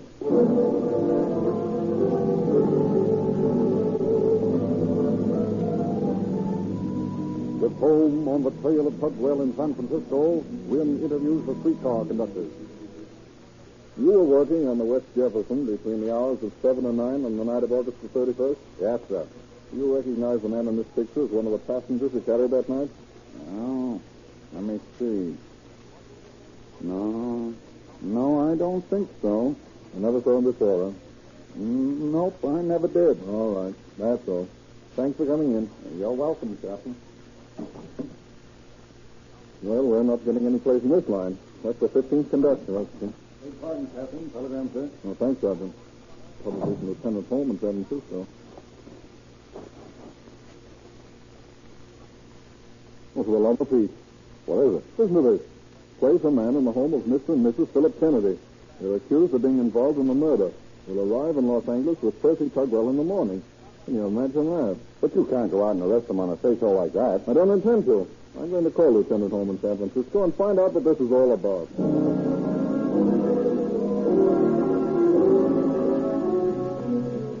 From Lieutenant Holmes in San Francisco, Captain Wynn gets the details of Tugwell's accusations. Equipped with his information, he and an assistant reach for the Kennedy home. Philip Kennedy amidst them. Oh, good evening, Captain. Come in. Thanks. Are there any developments in the case? Yes, Mr. Kennedy, there are. Is your wife here and Mr. Normandy? Yes, they're here. I'd like to talk to them, too. Very well. I'll get them. Well, Captain Wynn wants to see you in Burma for a minute. Will you come in? Certainly. Good evening, Captain. Good evening, Captain. Good evening. Now that the three of you are here, I regret to inform you that I have to place you under arrest. Arrest? On what charge? Suspicion of murder. What? That's ridiculous. Who made this charge? Percy Tugwell. Tugwell? Tugwell was arrested in San Francisco today and will be here in the morning. Then we can clear this thing up. In the meantime, I'll have to place an officer here. But how could Tugwell implicate us? He claims that on the night of Mrs. Kennedy's death, he called here. During his visit, you two gentlemen became involved in a fight. Mrs. Kennedy, according to his story, in attempting to separate you, was knocked unconscious. Why, that's ridiculous. Then your wife here, attempting to resuscitate her, gave an overdose of ammonia. causing a death. Why, that's preposterous. Well, that's the story. Then he said that you, Mr. Kennedy, had forced Mr. Normandy and himself to take the body to the vacant lot where it was found. But his share in disposing of the body, he says he was given a diamond. Well, that story is so fantastic, Captain, that it seems ridiculous to attempt to refute it. You've already got our statements. They're true. I didn't see Tugwell here the night of Mrs. Kennedy's death, nor did I see him the next day. There was no fight, and no one administered ammonia in my presence. Percy Tugwell is a miserable liar. I want to meet him face to face and dare him to try and lay a suspicion of murder against my husband. I, Philip, loved his mother better than anything on earth. Better even than me. Tugwell's trying to lay the blame on us because he's guilty himself.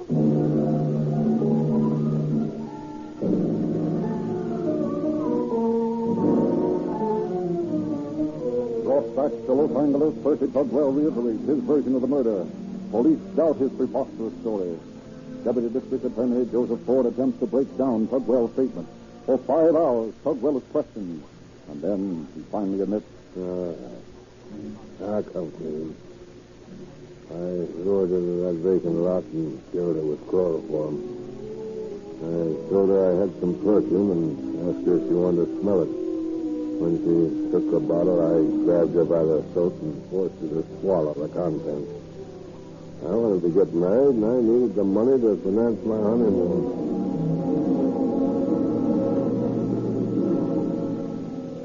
Tugwell is given something to eat and sent to bed. Next morning, he sends for the detectives and repudiates his confession of the night before. Bill Kennedy killed his mother. I confessed last night to shield him. Why should I take the rap for him? She sent me a note on the evening of her death, and I met him on the West Jefferson streetcar and got off at 6th Avenue. We met his mother, and Bill killed her. I got a diamond for my share.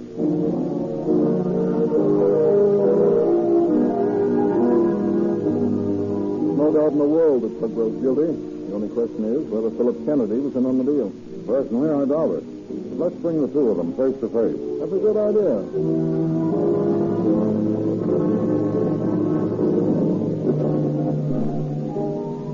All right, Tugwell. I want you to repeat your statement before Mr. Kennedy here. Well, Phil here sent me a note, and I met him on the Jefferson Street car. We met his mother at the corner of 6th Avenue. Phil killed her, and I got a diamond. You're a liar, Tugwell. You never saw me out there. Tell the truth. Tell the truth. Wait a minute, Mr. Kennedy. Wait a minute. You can't get away with it. What are you trying? Accusing me of killing my own mother. Pull yourself together, Kennedy. Take him out, will you, John?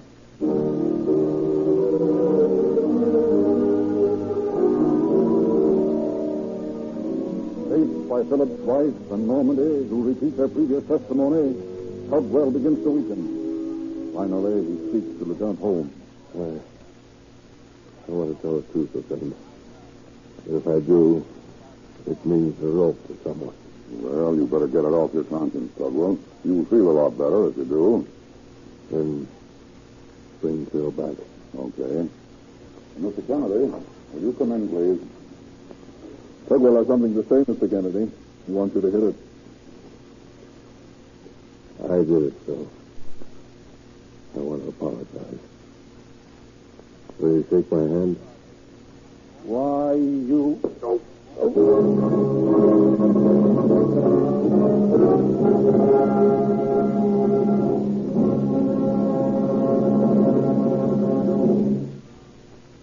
Philip Kennedy, his wife, and De Normandy were released immediately from custody. And 4 months and a half after Mrs. Kennedy's death, Tugwell went on trial in Superior Court. The jury, after a 5-hour deadlock, returned a verdict of guilty, and Tugwell was sentenced to life imprisonment in San Quentin Penitentiary. Thank you, Chief Figure. Ladies and gentlemen, among the boys and girls listening tonight, thousands have joined the Junior Police Department and are now wearing police badges, carrying handcuffs, siren whistles, and guns.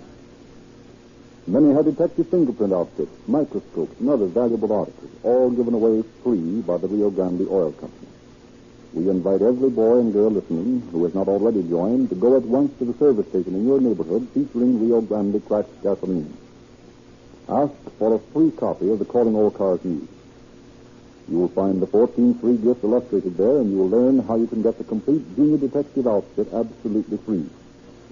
Every motorist can help some boy or girl get these valuable gifts merely by using Rio Grande cracked gasoline, the same gasoline that's used by the police cars, the ambulances, the fire engines, and other emergency equipment of the leading cities and counties in the West. Drive into the Rio Grande station. Get a tank full of police car performance. And if you're going to enjoy the full thrill of greater speed, faster acceleration, and instantaneous starting, protect your engine with Sinclair motor oil. All Rio Grande dealers feature Sinclair oils because they can guarantee it. No matter how fast you go, Sinclair motor oil guarantees you perfect lubrication. All wax, petroleum jelly, impurities have been extracted. No matter how much you pay, you can't possibly buy better motor oil than Sinclair. And your Rio Grande dealer has it as low as 25 cents a quart.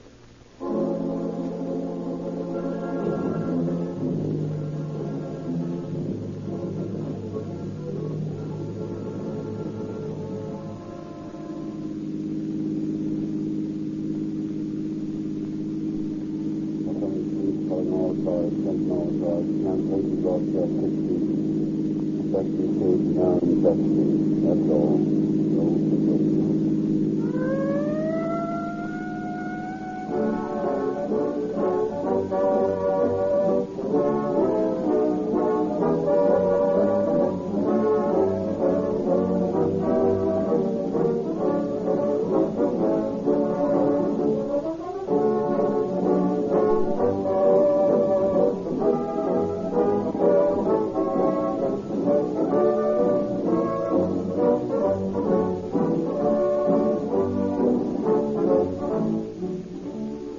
Narrator Frederick Lindsley bidding you good night for the Rio Grande Oil Company.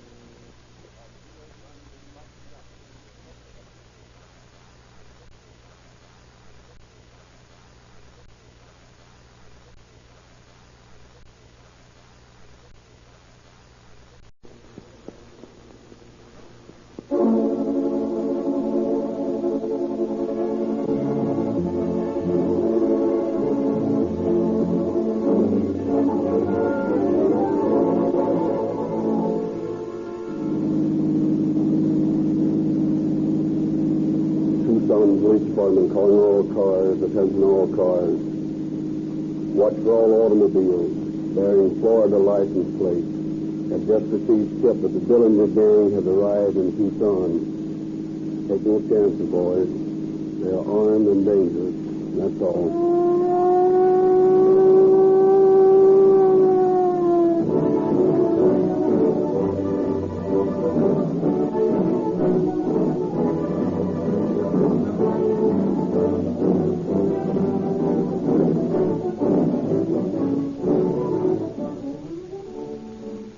Ladies and gentlemen, the exacting and often hazardous duties of your police and firemen demand that the automotive equipment they use deliver sparkling, dependable performance.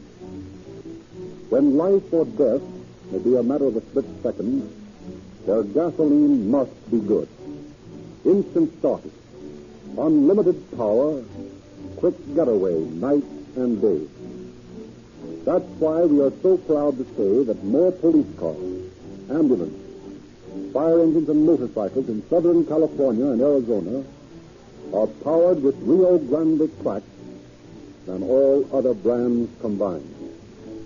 Remember, this gasoline is exactly the same as that which you can buy at any Rio Grande service station. Nothing is added. If you are now a user of Rio Grande crack with tetraethyl, then you know what cracked performance means. If you are not, then try a tankful tomorrow and enjoy the smooth, effortless, 100% performance required by police and fire departments. Rio Grande crack with tetraethyl costs you no more.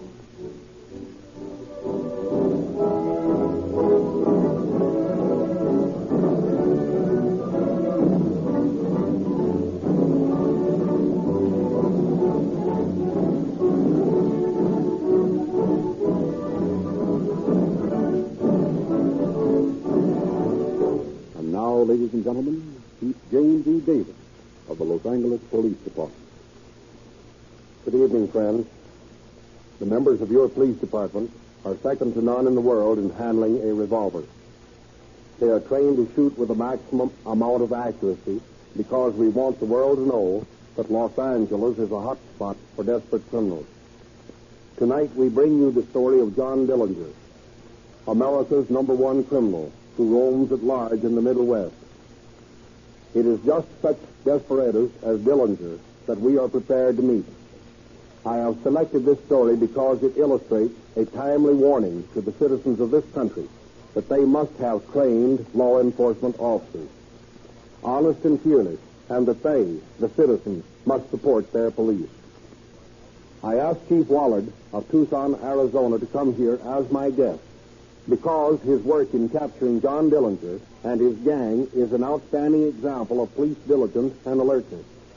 Chief Wallard, will you address the radio listeners? Good evening, ladies and gentlemen. I feel highly honored that Chief Davis has selected as one of his cases to be dramatized on this splendid program the activities of the men of the Tucson police force in capturing the notorious Dillinger gang. And I also feel it an honor that Chief Davis has asked me to appear on this program with him. However, I am acting only as a representative of those fine boys who work with me. Although I had my part in directing their activities, too much praise cannot be given to the intelligence and bravery of those police officers who did their duty unflinchingly when asked to track down the ruthless and lawless band of men we had to deal with. It is peace officers like these boys of mine, and like these officers of Chief Davis, that make Los Angeles and Tucson such pleasant places for you citizens to live in. I won't take any further time to tell you about the capture of the Dillinger mob. You're about to hear the story just as it occurred. And as I know that you're eager for the play to begin, I'll turn the microphone over to Frederick Lindley, who will carry on with the story. Thank you, Chief Wallard.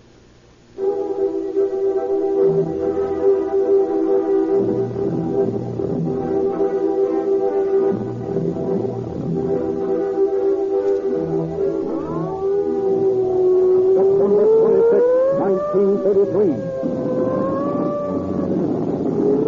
Under a hail of machine gun bullets, Charles Mickley, Harry Pierpont, and Russell Clark, accompanied by 7 other convicts, successfully escaped from the Indiana State Penitentiary.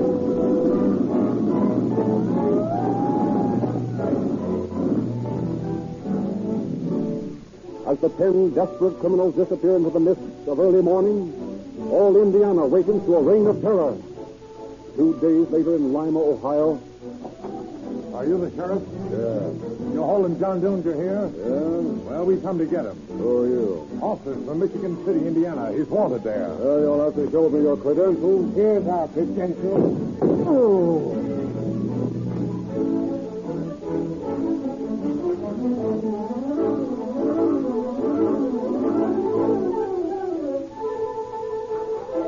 Terror spreads throughout the Middle West. Hysterical fear mounts. Not since the days when Jesse James rode the prairie have respectable citizens lived in such mortal dread of a ruthless outlaw. Dillinger is loose. Indianapolis. $21,000 taken from the Massachusetts Avenue Bank. New Carlisle, Ohio. Bandit take $53,000 from New Carlisle Bank in daring daylight robbery. Carroll, Pennsylvania. Hold up at a Carroll Bank. Lost $24,000. Daleville, Indiana. Hold up a loss of $3,500. Montpelier, Indiana. $12,000 haul from the Montpelier Bank. Racine, Wisconsin. Hold up at American Bank and Trust Company. Lost $27,000. Greencastle, Indiana. $74,000 bank robbery. East Chicago. Hold up at the First National Bank. $20,000 stolen. 1 policeman murdered.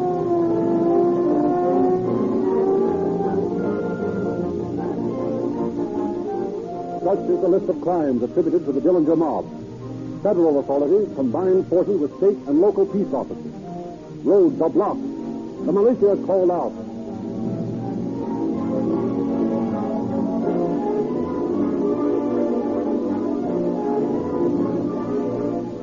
Then, as suddenly as it began, the reign of terror ends. Peace once more is restored in the Middle West. The shattered nerves of farmer, merchant, and banker gradually returned to normal. Dillinger seems to have disappeared from the face of the earth. A pale desert moon cast its transparent coverlet over the jagged crest of Mount Lemon. From a sandy wash, a coyote howls at the silent Sahara that broods above him, thrusting its spiny arms toward the star-speckled velvet dome overhead.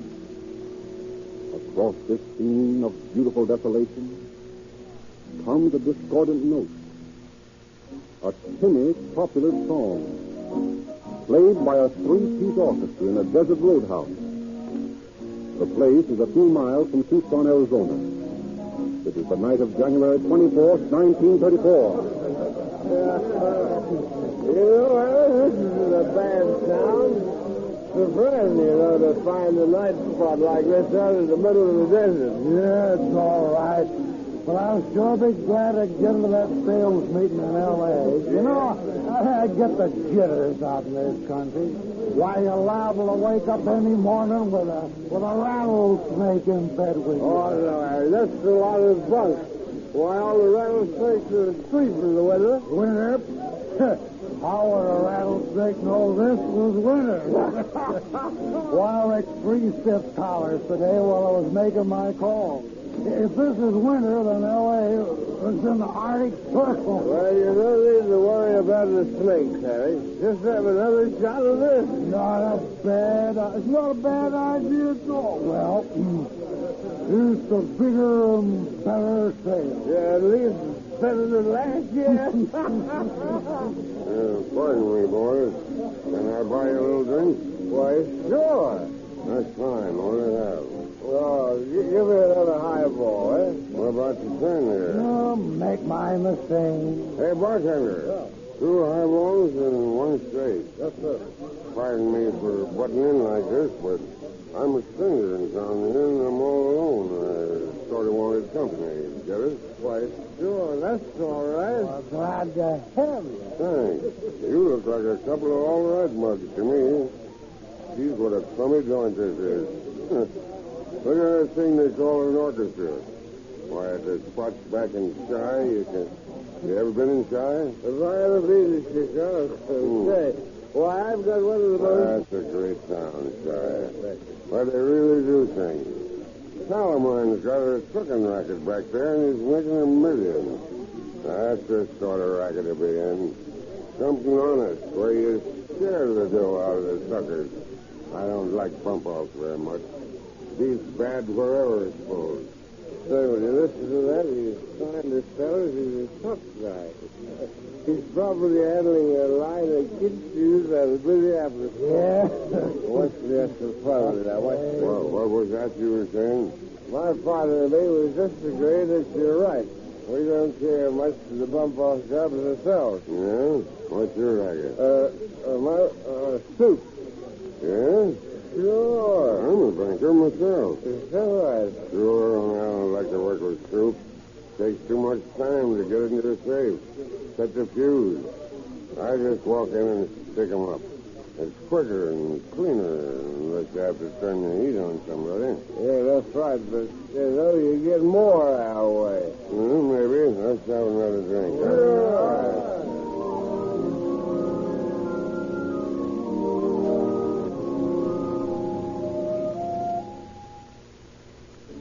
By the time the desert moon has set, the 2 salesmen and their new friend have exchanged many confidences. On the way into Tucson, Clark, the man who prefers sticking up banks to blowing them up, discovers that they are all staying at the Congress Hotel. He invites the salesman to his room for a nightcap. Sure, things got a little hot back east, so I came out here with a couple of pals until it cooled off. Figuring on any stick-ups out here? No, are you? Maybe. You're damn foolish eyes. Yeah, why? There's only 2 roads out of Arizona, and every Indian woodpicker knows the country better than you do. We can never make a getaway. Maybe you're right. Say, I got some new equipment here. Like to see it? Sure thing. Just a minute till I open up this list. look at that. That's a real thing, isn't it? Yeah, it is. Here's a new super caliber machine gun. Takes 35.1. Gee, that's quite a weapon, isn't it? Weapon? Oh, sure it is. This baby's dynamite. Rip a hole in you big enough to drive a truck through. Well, I think we better be getting to bed. It's pretty late. What's the hurry? Charlie'll be here soon. Who's Charlie? He's my partner. You ought to see him handle a sawed-off shotgun. Yeah, no, thanks. I think we better get to bed. Glad to meet you, pal. Yeah, sure. No, sure. Yeah, sure. Well, I'll be an honest expensive, that isn't... Listen, Harry. That guy's a real thing. He ain't kidding. You're telling me? You better report him to the police. Well, let's not be in too big a hurry. After all, he hasn't done anything to us. Yeah, but maybe he's some kind of a big gangster. The police are looking for him. Yeah, maybe, but let's not be too hasty. We can talk about it tomorrow. All right, then. Okay.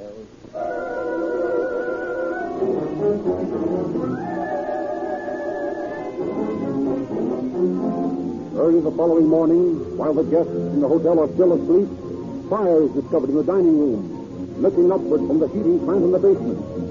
The telephone operator on duty calls the fire department, and then with heavy smoke swirling around her switchboard, she sticks to her post. No! This is the operator downstairs. The hotel's on fire. Get out at once. Hello? Yes, that smoke you smell. The hotel's on fire. You 16. The hotel's on fire. Get out. Hello? You can help me? No, sir. Not all of them. The fire just got out. I can't get anyone now. Get outside, Mary. I'll try to go through the building alone.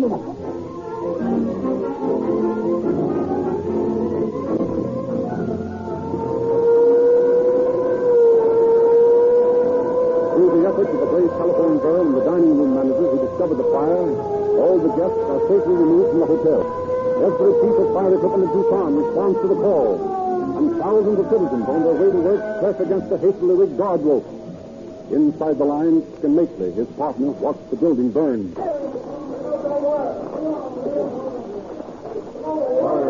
Some cats out of that room. You're telling me? But how? If that ammunition ever starts popping, it's the payoff. Yeah, but if you think I'm going to pay you, sure. Wait a minute. I got an idea. Are those bags all locked? Yeah. Okay, I'll get one of the firemen. Hey, buddy. I got a couple of bags up there in the room that got to get out. They got valuable papers in them. Well, I can't get them for you now. I got other things. Wait a minute. That ladder over there is up against the window in my room. All you got to do is go up there, get the stuff, and come down. There's $10 in it for you. Well, okay, I'll see what I can do. Right.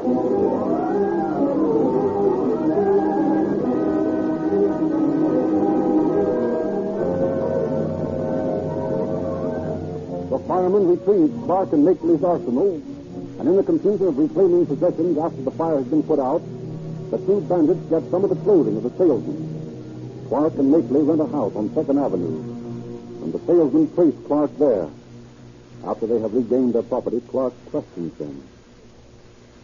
Say, boys, it was in my mind we had quite a little talk the other night before the fire. Why, yes. We had some drinks and talked a while. And what did I say? Oh, nothing much. We just talked. Well, listen, boys, get this straight. I don't remember what I said, but whatever it is, it'll be healthier for you to forget it. Get me? Why, sure. But there was nothing said. Don't show me up on me. Just get this straight, see? I'm a winter visitor, out here for a vacation and nothing more. Get it?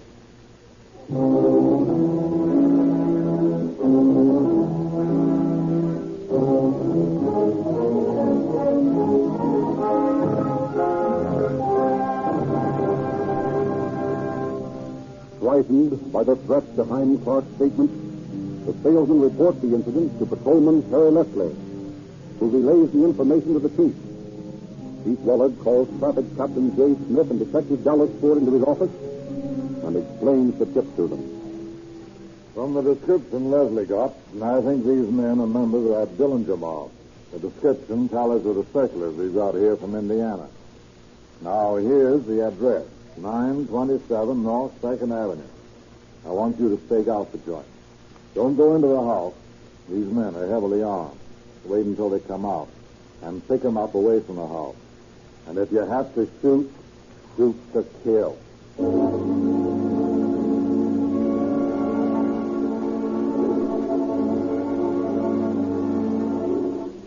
The officers stake out the 2nd Avenue house. And after a little wait, Makeley leaves the house and drives downtown in a car bearing a Florida license. He is arrested with a companion who gives her name as Bernice Thompson as they are purchasing a radio. Indignant, Makeley is brought before the chief. Look here, Chief. This is an outrage. Here's my card. I'm J.C. Davies. I'm in business down in Florida. I came over here to your city to spend the winter. My first week in town, I've been picked up by your men. I demand that you release me at once. Well, I'm very sorry, Mr. Davies. Possibly it's a case of mistaken identity. Well, indeed it is.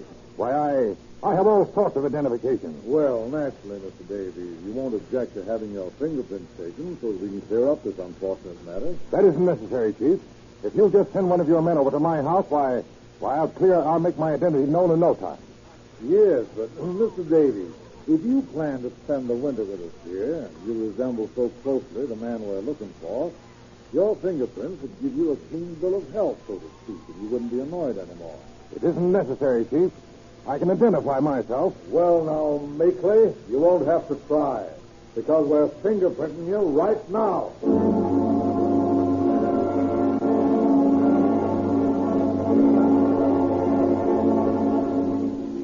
J.C. Davies' fingerprints establish him beyond a shadow of a doubt as the wanted Makeley.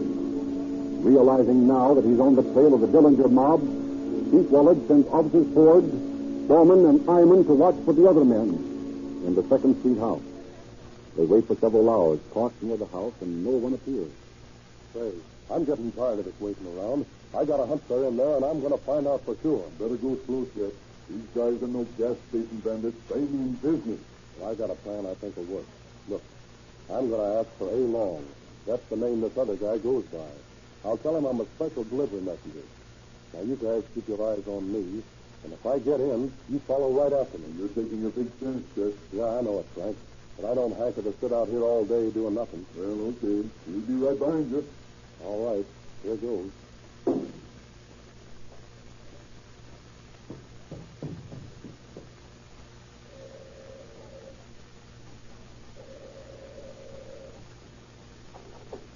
What is it? Does Mr. A. Long live here? Yes. I've got a special delivery letter for him. Oh, well, give it to me. I'll do it. No, I have to deliver it to him in person. Well, you can't. Don't close that door on me. So get your foot out of that door. Open up. Come on, boys. Hold on to the wall. Keep the other guys out. I'll take care of him. Hold on. Get down. Oh, yeah? Well, I've got it by the hammer. He can't use it. Slam that door, Iron.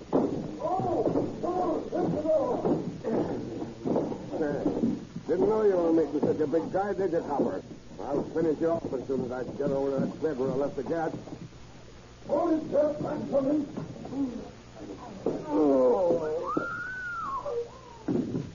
Thanks, fella. I guess that pistol weapon will keep him quiet for a while. I'm afraid not, lady.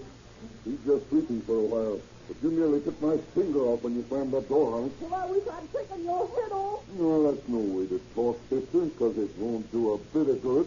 You're coming along to the station house with us just the same.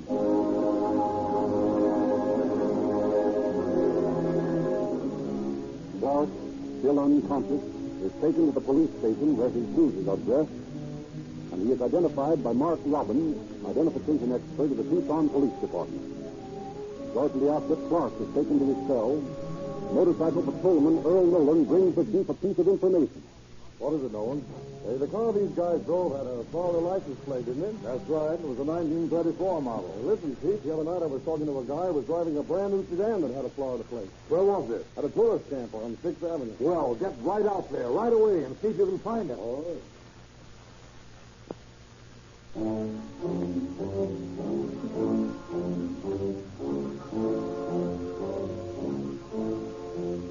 A accompanied by officers J. Smith, Frank Hyman, and Kenneth Mullaney, Nolan races to the tourist camp just as the car bearing the Florida plate, loaded with luggage, is leaving the place. The police car pulls up alongside of it. All right, pull over, buddy. What's the trouble? Oh, no trouble. I'm sorry to have to bother you, but I'll have to ask you to come to the police station with me. What for? I haven't done anything. No, I know you haven't, but, well, it's the chief's orders that all out-of-state licenses have to be checked. Oh, I see. The chief's pretty cranky about it, so you better come along with me. Well, can't you check the place here? Oh, I'm sorry. The chief's orders to bring in all out-of-state cars. It's only a formality. It won't take you 10 minutes. Very well, then. Want to hop in the back and ride with me? No, all right, sure.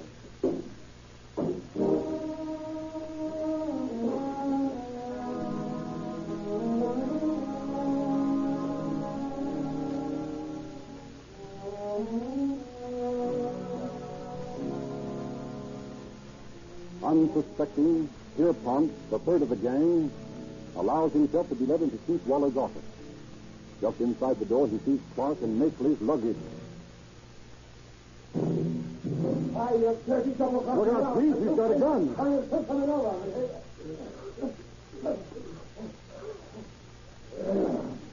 Pierpont? Yeah, he's got a gun all right, Frank. But I got a hammerlock on him, and it's pointing into his own ribs. I'll fist him for the rest of the outfit. Yes, sir. Here's the other one. Yes? That all? Yes, sir. Okay. Now, give me that gun. No! Don't have to break my wrist.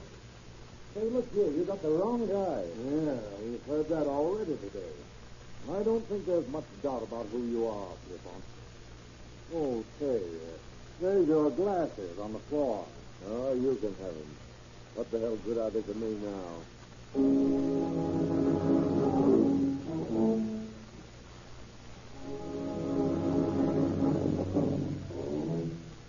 Once more, Chief Waller places the stake out on the Second Avenue house. This time, he sends officers Milo Walker, Mullaney, and James Helen. They have orders to arrest anyone who enters the place. Mullaney hides at one side of the house with a sawed-off shotgun. Walker, armed with a submachine gun, is behind some shrubs at the other side. Helen waits in a parked car some distance away. In the early evening, just as the dusk is deepening into night, a car pulls up across the street from the house. As the occupant of the car gets out, Helen follows him across the street. The detective is 5 steps behind Dillinger when the bandit stops in his tracks at the sight of blood which had fallen on the porch steps when Clark was taken out. Helen steps up to him as Dillinger wheels around, hands in his coat pocket. Put your hands up, Dillinger. What is it, a stick-up? No, it's an arrest. Now put them up. Oh, I'm squeezing the trigger. An arrest? What for? What's the time? Prejudice and justice will do for the time being. Walker, Mullaney, cover that gun in the car over there. No, you don't, Dillinger. You feel that's your ribs? I don't get a chance here, I'll let you have it. Now, if you don't mind, I'll relieve you of your guns. Oh, 2 of them, huh? 1 on each side. And now, if you lower your hands... All right. Come on, now cut out the politeness. Put the bracelets on and let's get down to your lousy jail. I won't be there very long anyway, but there isn't a jail in this country strong enough to hold me.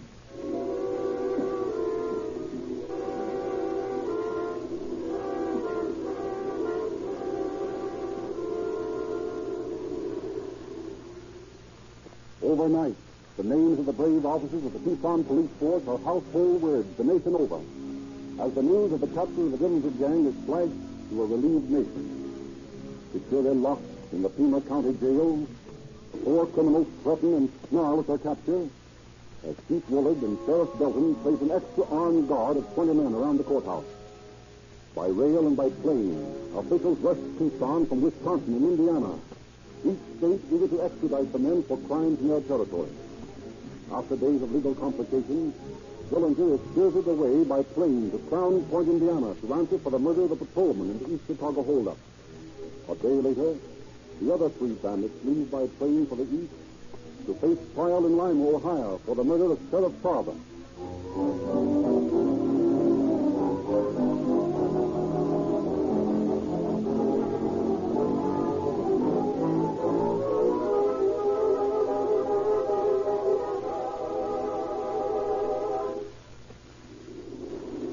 Ohio justice is swift. Harry Pierpont and Charles Makeley have already received mandatory death sentences for the murder of Sheriff Stauber, and Clark is soon to be tried.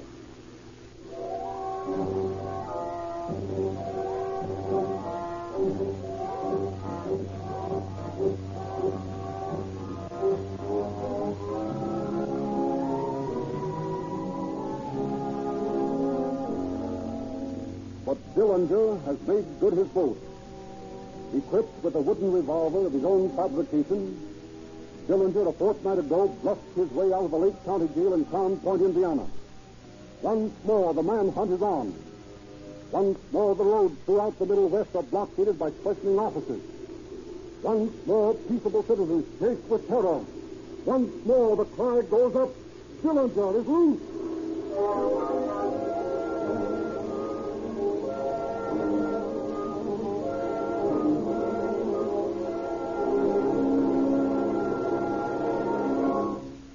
Yes, Dillinger is once more loose, but he will not be at liberty long. Any man who elects to declare his own personal war against society has all society against him. There has never been a man since time began who could get away with that sort of attitude long. Dillinger has asked for it, and the next time he runs up against a police officer, it may not be as humane a chap as Jimmy Heron. He may not get a chance to put his hands up. The officer may shoot first and talk afterwards, which in the case of men like Dillinger is the most efficient way to operate.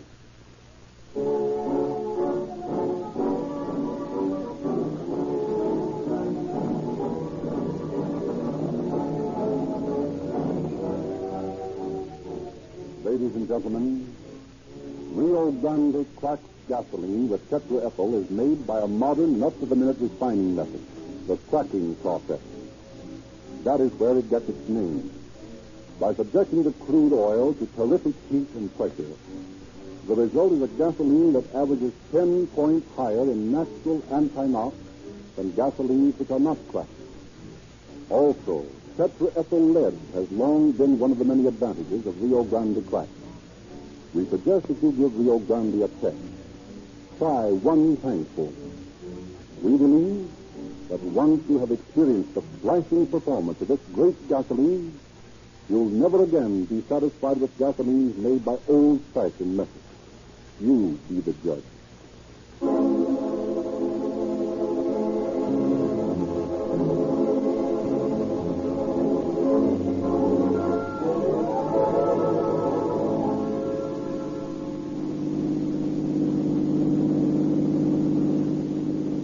Tucson Police Department calling all cars, attention all cars.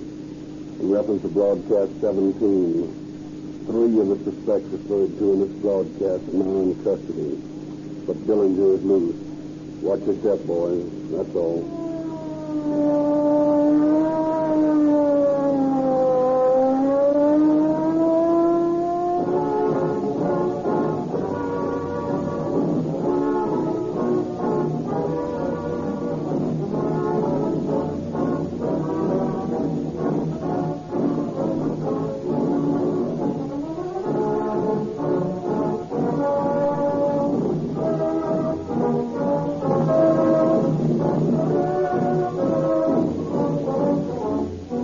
Frederick Lindsley bidding you good night for the Rio Grande Oil Company.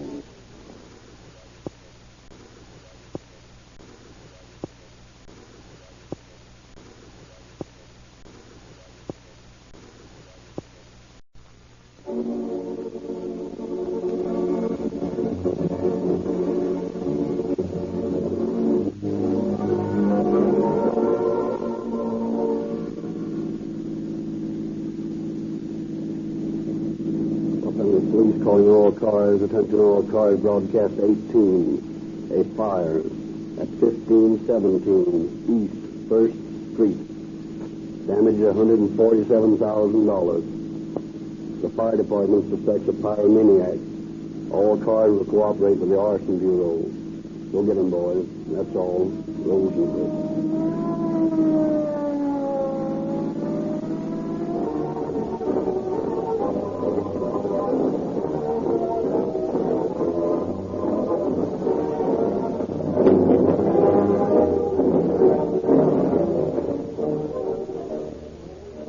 perfect performance of police cars, fire engines, ambulances, and motorcycles is vital to public safety. In Southern California and Arizona, more of this equipment depends on Rio Grande cracked gasoline than all other brands combined. This is the same gasoline that you can buy at any Rio Grande service station at the price of ordinary non-premium gasoline. Rio Grande cracked was one of the first gasolines to be offered the public containing tetraethyl at no additional cost. Since then, many other companies have been forced to follow suit. The word cracking is the name of a scientific process designed to give you a more powerful and more economical fuel. Rio Grande forces the crude oil into enormous spills 100 feet high. And under terrific heat and pressure, the gasoline fractions are cracked into millions of atoms.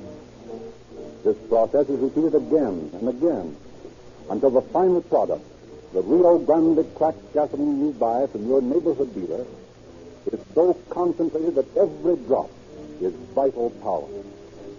When you fill up with Rio Grande cracked gasoline with tetraethyl, you are getting a product that is abreast of the time, guaranteed to deliver to you motor power, speed, and dependability at no extra cost. Try a tankful tomorrow.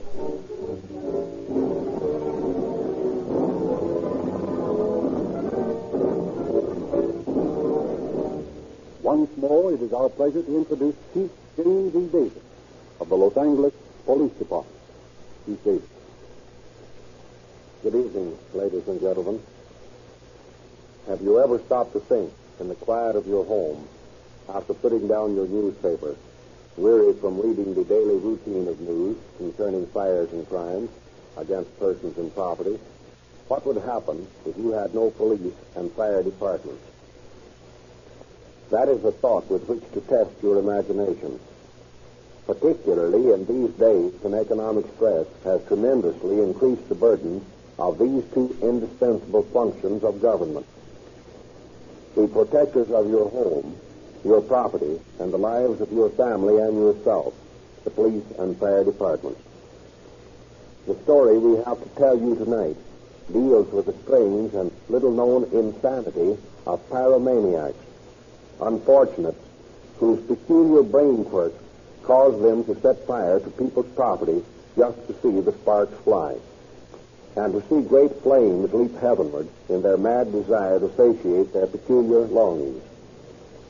Our arson squad, which works conjointly with the fire department, is constantly working on cases involving this strange mania. It is perhaps the most difficult type of detective work done by this squad because the persons who set fire for a profit or revenge do so deliberately, leaving many clues to their identity. The pyromaniac, on the other hand, has the cunning of madness and covers his criminal fire settings so carefully that only detectives trained in the investigation of arson cases is capable of tracking him down. I have chosen tonight's story to give the citizens of Los Angeles a vivid picture of how difficult it is to discover the operations of the pyromaniac. This story is a true one, and the characters in it are actual persons. And now, Frederick Lindsley will go on with the story.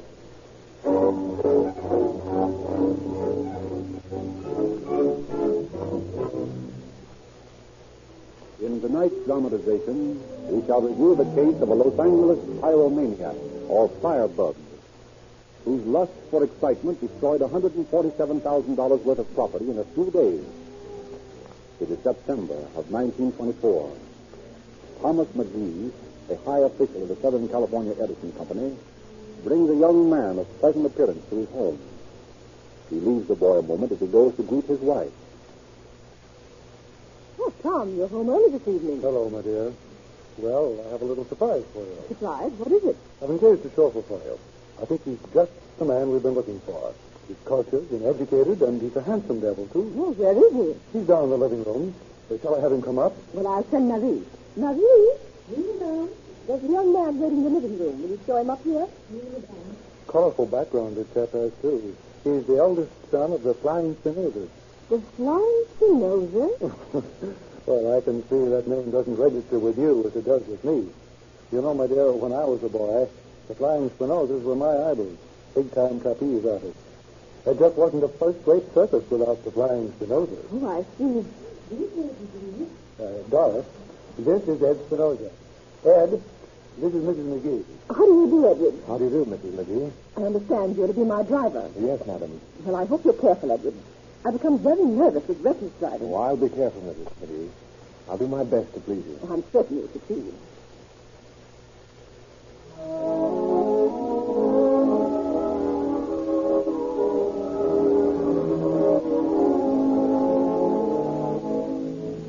And for a while it seemed that Ed would succeed. He was diligent and courteous and performed his duties smoothly and unobtrusively. Some weeks later, Mr. McGee gave him a more responsible position, that of chief watchman at the Edison Company's garage at 1570 East First Street. He and the men under him are responsible for the hundreds of company cars stored there. Ed works with his usual quiet competence. Then, on the night of November the 12th, fire breaks out.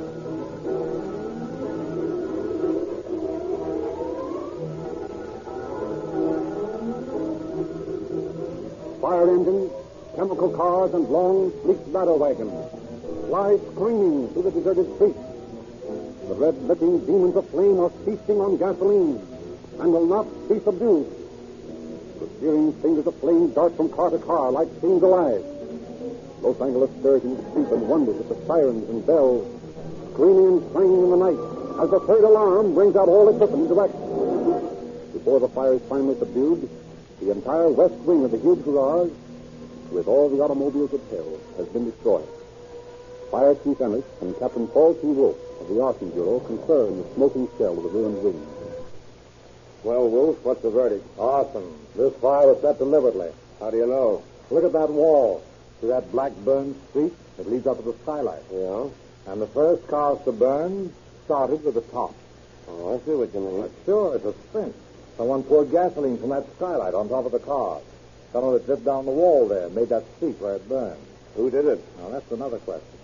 I haven't had time for much investigation. All hands have been busy getting this thing under control. Ed Spinoza, the fellow in charge here, got some nasty burns. Not much left out here, is there, boys? Well, Mr. McGee, we thought you'd gone home. No, I've been trying to make a rough estimate of the damage. Looks as if it'll run about $60,000. Not so good. Mr. McGee, we're quite certain that this is a case of arson. More than that, the work of a pyromaniac. Well, what leads you to that conclusion, Captain? Well, when a person sets a fire for profit or revenge or any more or less normal motive, he goes to elaborate plans, timed fuses, candles, trading, gunpowder, and all that sort of thing. But he usually leaves a lot of evidence behind. But the pyromaniac just throws gasoline on something and lights it. It's so beautifully simple that it's much harder to catch him. I see. What about the watchmen working here, Mr. McGee? Well, they've both been here a long while, Chief, and they're loyal and dependable. What about Spinoza? He hasn't been here very long, but he was in my personal employ before he came here, and I can vouch for him. He's a good, clean-cut boy. Well, let's get him over here. Oh, Ed. Yes? Come here a minute. Okay. No, gentlemen, I can't believe that any of our boys would do this thing. The company treats its employees well, and the result is... Mr. McGee? Oh, just wanted to talk to you, man, Dad. How the burn? Oh, I got some pretty good blisters on my hands and arms, but I doused oil on them. They'll be all right. Well, I'm glad it's no worse. Say, Ed, did you or either of your men go up on the roof tonight? No, we never go up there. Well, somebody set this fire, Ed. Have you any idea who it could be? No, I haven't. Except what? Well, just a few days ago, I had a fight with a fellow, and he made a lot of threats. Uh-huh. Who was the fellow? I don't know his name. He's short and thick-set and has a beard like a Russian. Well, where does he live? Around the neighborhood someplace. I don't know just where. Yeah, well, did you tell anybody about this fight? Yes, I told old John, one of the watchmen. Is he around? Sure. Oh, John! Oh, John! Over. John will back me up. Oh, we don't doubt your word, Ed. It's just sometimes a little detail slip. You'll watch me? Yes, John. Do you remember Ed telling you about a fight he got into a few days ago? Well, yes, he said this fellow was sort of a Russian, and he made a lot of threats and such. Well, I guess there's not much more we can do here tonight. Let's go home, Chief. Well, good night, Mr. McGee. Good night. Good night, Ed. Good night, Captain. The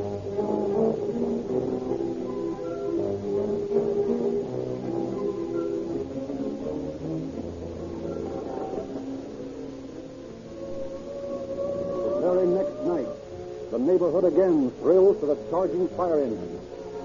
As a fire breaks out in the abandoned Big 4 depot, used as a shelter by tramps and vagrants. Captain Wolf visits the scene of the fire and finds no evidence of arson. But he does find someone he knows assisting the firemen in fighting the flames. Well, Ed, you got enough fire and smoke last night? Oh, hello, Captain. Well, you see, I heard the rumpus, and I thought I'd help put it out. Oh, I see.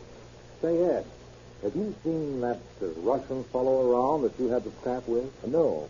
Well, be sure to let me know if you hear from him.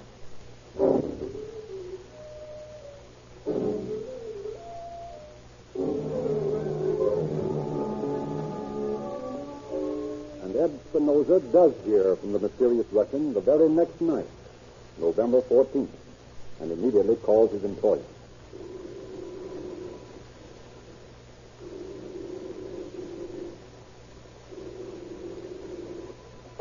I'll get it, Doris. Hello. Who? Oh, yes, Ed. What's the matter? I see. Well, I wouldn't make too much of it, Ed. Probably just some crank. Have your men keep an extra sharp watch, and don't worry. Oh, no, I don't mind. You did just the right thing to call me. Good night. What is it, Tom? Ed Spinoza had a threatening call down at the garage. Someone rang up and said, I failed the other night, but tonight... Oh, Tom, you don't think... I think that Ed is unduly excited. Ed is unduly excited. There are a lot of cranks around, you know. If he keeps a sharp watch, nothing will happen.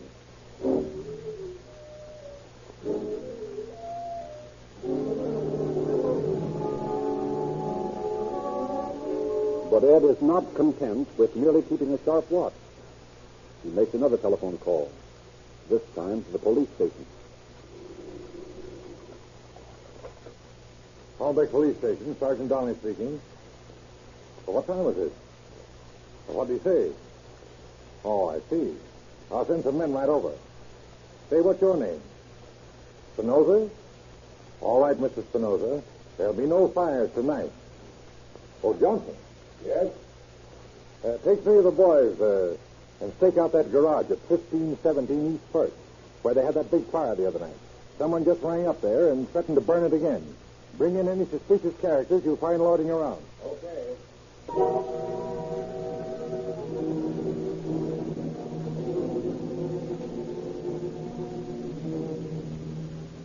The officers keep a close watch for hours and see nothing to arouse their suspicion. At 3:40 on the morning of November 15th, they return to the Hollenbeck station. Exactly 7 minutes later, at 3:47, fire breaks out in several places in the main wing of the Edison garage.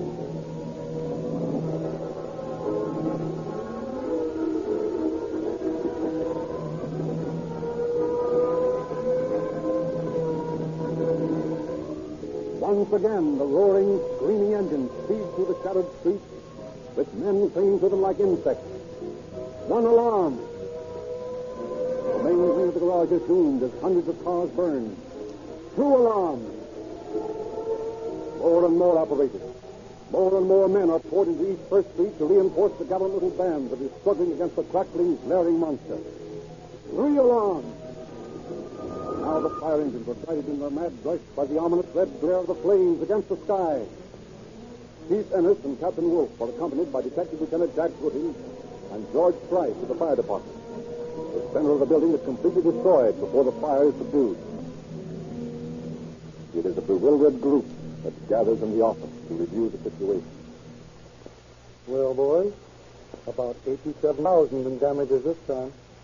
$147,000 gone up in smoke in 2 days. It's a lot, Mr. McGee. There'll be more if we don't get the fellow that did it. What about the phone call, Wolf? I'm just coming to it, Chief. What time did you say it came, Ed? 12:15. I know because the alarm clock was right here. Where was Watson? Well, you see, Lieutenant Gooding, ever since the fire the other night, I've been sending them back to the alley. 1 man on each side of the building. They flashed their lights to meet in the alley. Old John here and Mac were back there when the call came. Oh, I should think they would hear a telephone bell ring from there. How about it, John? Did you hear a phone bill? Well, Captain Wolf, I did hear a bell ring, but I didn't know for sure it was a telephone. Well, why not? Oh, I don't know. It sounds kind of funny. I don't get what you mean, John. Well, it was like a telephone, and then it wasn't. Well, that's a help. Now, let's see it. Which one of these phones did you say the call came on? This one. Oh, you must be mistaken there. No, I'm sure, Mr. McGee. Well, why do you think you're mistaken, Mr. McGee? Well, you see, Captain Wolf, this is a private phone for outgoing calls only.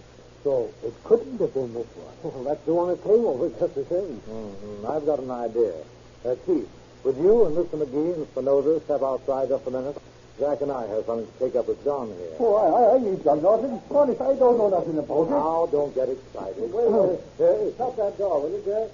Really, Captain, honest to God, I didn't... Why, of course you did, Jack. I just want you to listen while I ring this alarm clock. Just wait till I get it set. Yeah, now there she is, now.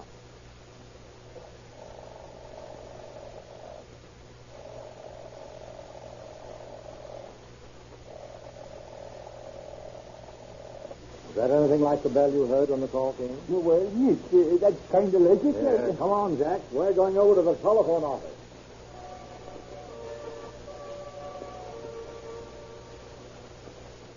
Right over here, officer. The operator was quite upset by the occurrence, but I know she'll do all she can to help you. This is the young lady. How do you do? We want to trace a call that was made on the private line into the office of the Edison Company garage. Well, there was only one call there all night. A man called from that phone and wanted to trace a call he said came in there. He seemed mad or excited or something. And what did you tell him? So I just told him there hadn't been any call. I said he must be mistaken because the line was only for outgoing calls. And then? Oh, he said the most terrible things. I couldn't tell you the names he called me and the things he threatened to do. Why, it was awful. I see. Oh, thanks very much. Come on, Jack. Let's get back to the garage.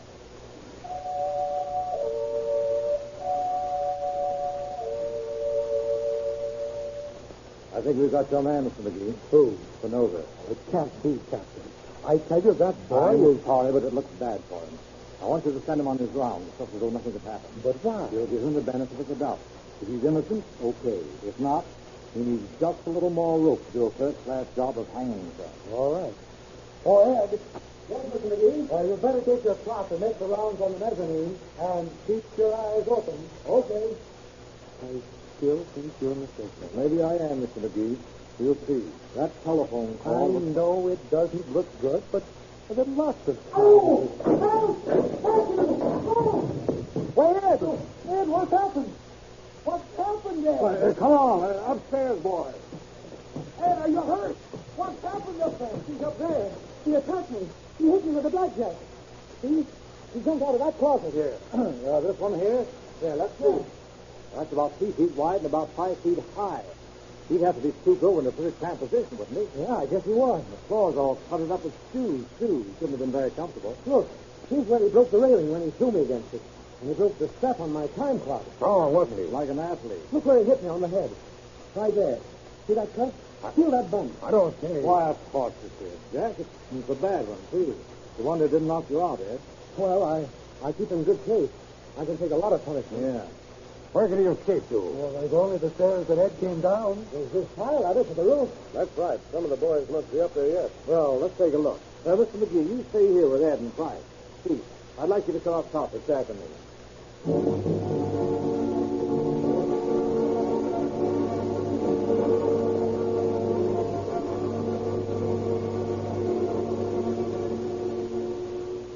Be careful getting off that ladder there. That's it. Now look, Jack. Flash your light down here. See? No footprints at all in the sand. Let's see if the boys saw anyone. Hey, boys. Hey, boys. Yeah, coming. Oh, hello, Steve. Hello, Captain. Just checking up before we knock off. Have you seen anyone up here in the last few minutes? No, sir. Well, let's see how he could have gotten down in case he came up and the boys didn't see him. Well, there's a drain pipe over here. Yeah, let's have a look at it. Here it is. Here, give me that flash. See? There's a mess of telephone wires right down below here. Anyone going down the drain pipe would have to cross them. He'd be bound to snag them and maybe break a few, and they're all in place. You mean it's all a put-up job by Spinoza himself? It looks that way. Well, where's your proof? Well, did you notice the steps going up to the mezzanine?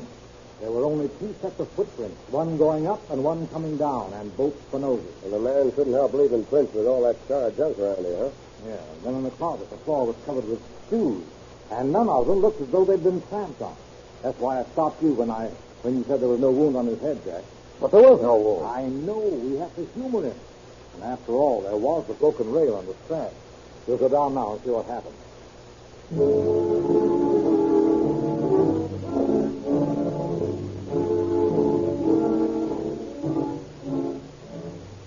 And did you find anything? No, it couldn't have gone up there. Then he must still be in the building. It looks that way, doesn't it, Ed? You better keep a sharp watch. Maybe I'd better make the rounds in the east wing. That's the only one left, isn't it, Ed? Yes, that's the only one left.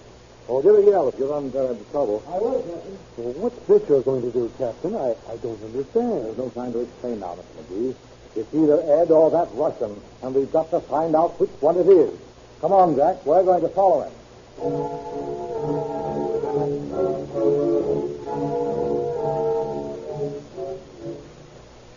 Where'd he go? I can't see him. Someone behind that board in the middle there. You don't think he'd be crazy enough to wait? There goes the gasoline. Let's get in there before he lights it. Oh, Captain, Lieutenant, look what I found. Someone opened the petcock on this car, and there's gas all over the floor. The game's up, Ed. What do you mean? Come on, Ed. What's the use of stalling? We know you did it. Why, now listen, Captain. Just be logical. Look at these burns. They hurt. I got them fighting these fires. Would I light fires and then go and get burned fighting them? Now, would I? Yes, Ed, you would. Come along.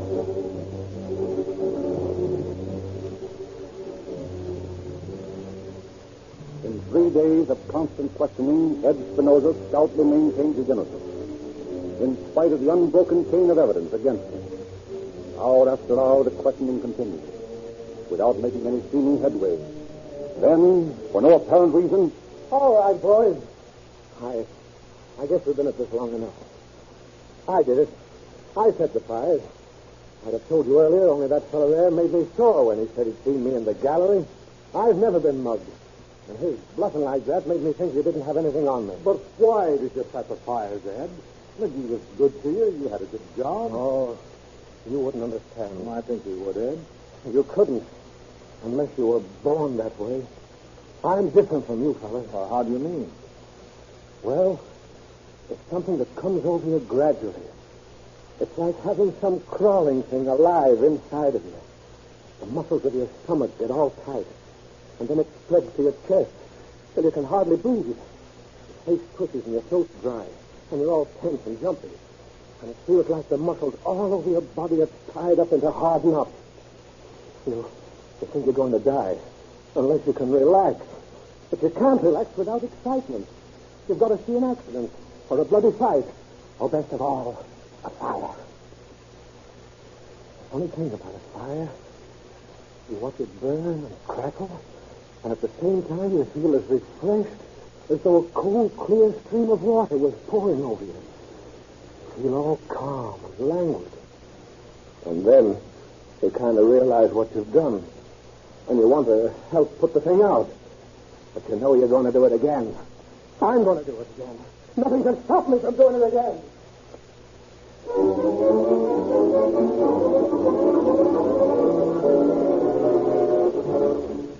Edward Spinoza was committed to the state hospital for the insane at Norway. For 6 weeks, he was a model inmate and caused no trouble. Then one day, another inmate conceived a cruel joke in his warped and distorted mind. The guard's gone. What's that you've been trying to tell me? Ed, I heard them talking about you. What did they say? Oh, they were saying something about a new kind of operation. They were going to try out on you. New kind of operation? What do you mean? They do the same things to rabbits and guinea pigs and dogs sometimes. They're going to try it out on somebody, and you're the guy. Are you sure? Sure I am. I tell you. Say, They can't do that to me. Operation? I'm not a rabbit. I'm not a guinea pig or a dog. I'm Ed Spinoza, the flying Spinoza. That's who I am. They can't do that to me. I'm going to get out of here. Right this minute. That's what I'm going to do. Let me out of here, you hear me? Hey, what's going on here?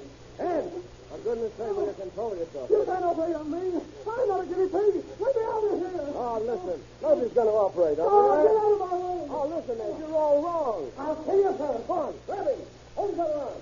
Now, come on, Ed. Listen to us, will you? No, rabbit, let me out of here. Who told you anything about an operation? I was only fooling me. Don't get a rabbit here, operation. Get a rabbit. I'm Ed Spinoza. I'm going to get out of here. You can't do this to me. You hear? You can't do this to me.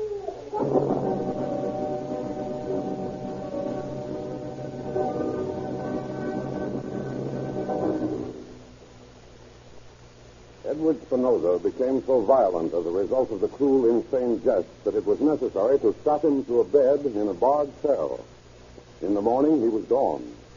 With his tremendous natural strength, augmented by the superhuman strength of the maniac, he had not only burst the straps which held him, but had pried the bars of the window apart. He has never been found or heard of since. Unless he has died in the intervening 10 years, he remains a constant and deadly menace to society. One regards the pyromaniac with pity. The diseased mind is not responsible for its impulses and actions. But one must also bear in mind that the pyromaniac presents a dreadful threat to both life and property. It is necessary for all law enforcement officers, as a part of their duty, to keep a constant surveillance over all persons, both adults and juveniles, known to have tendencies to set fires. As a result of this watchfulness, this community is now practically free of this menace. We would like to say in closing that most of the names used in these broadcasts are fictitious, although the cases are accurate in all essential details.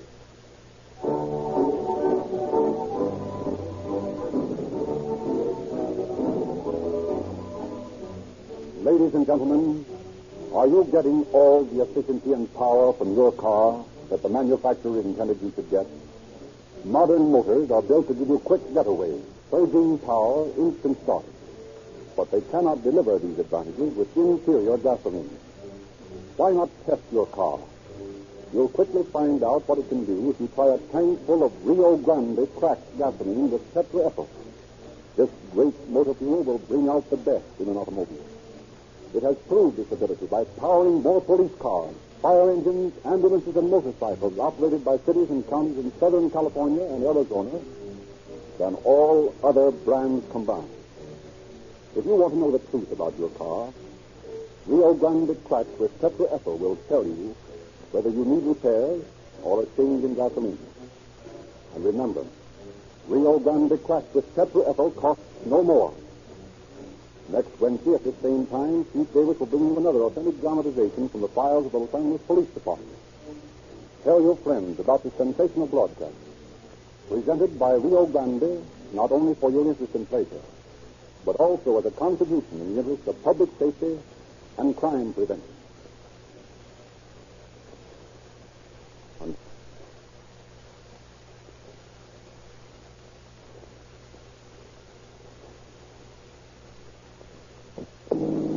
Police calling all cars, attention all cars.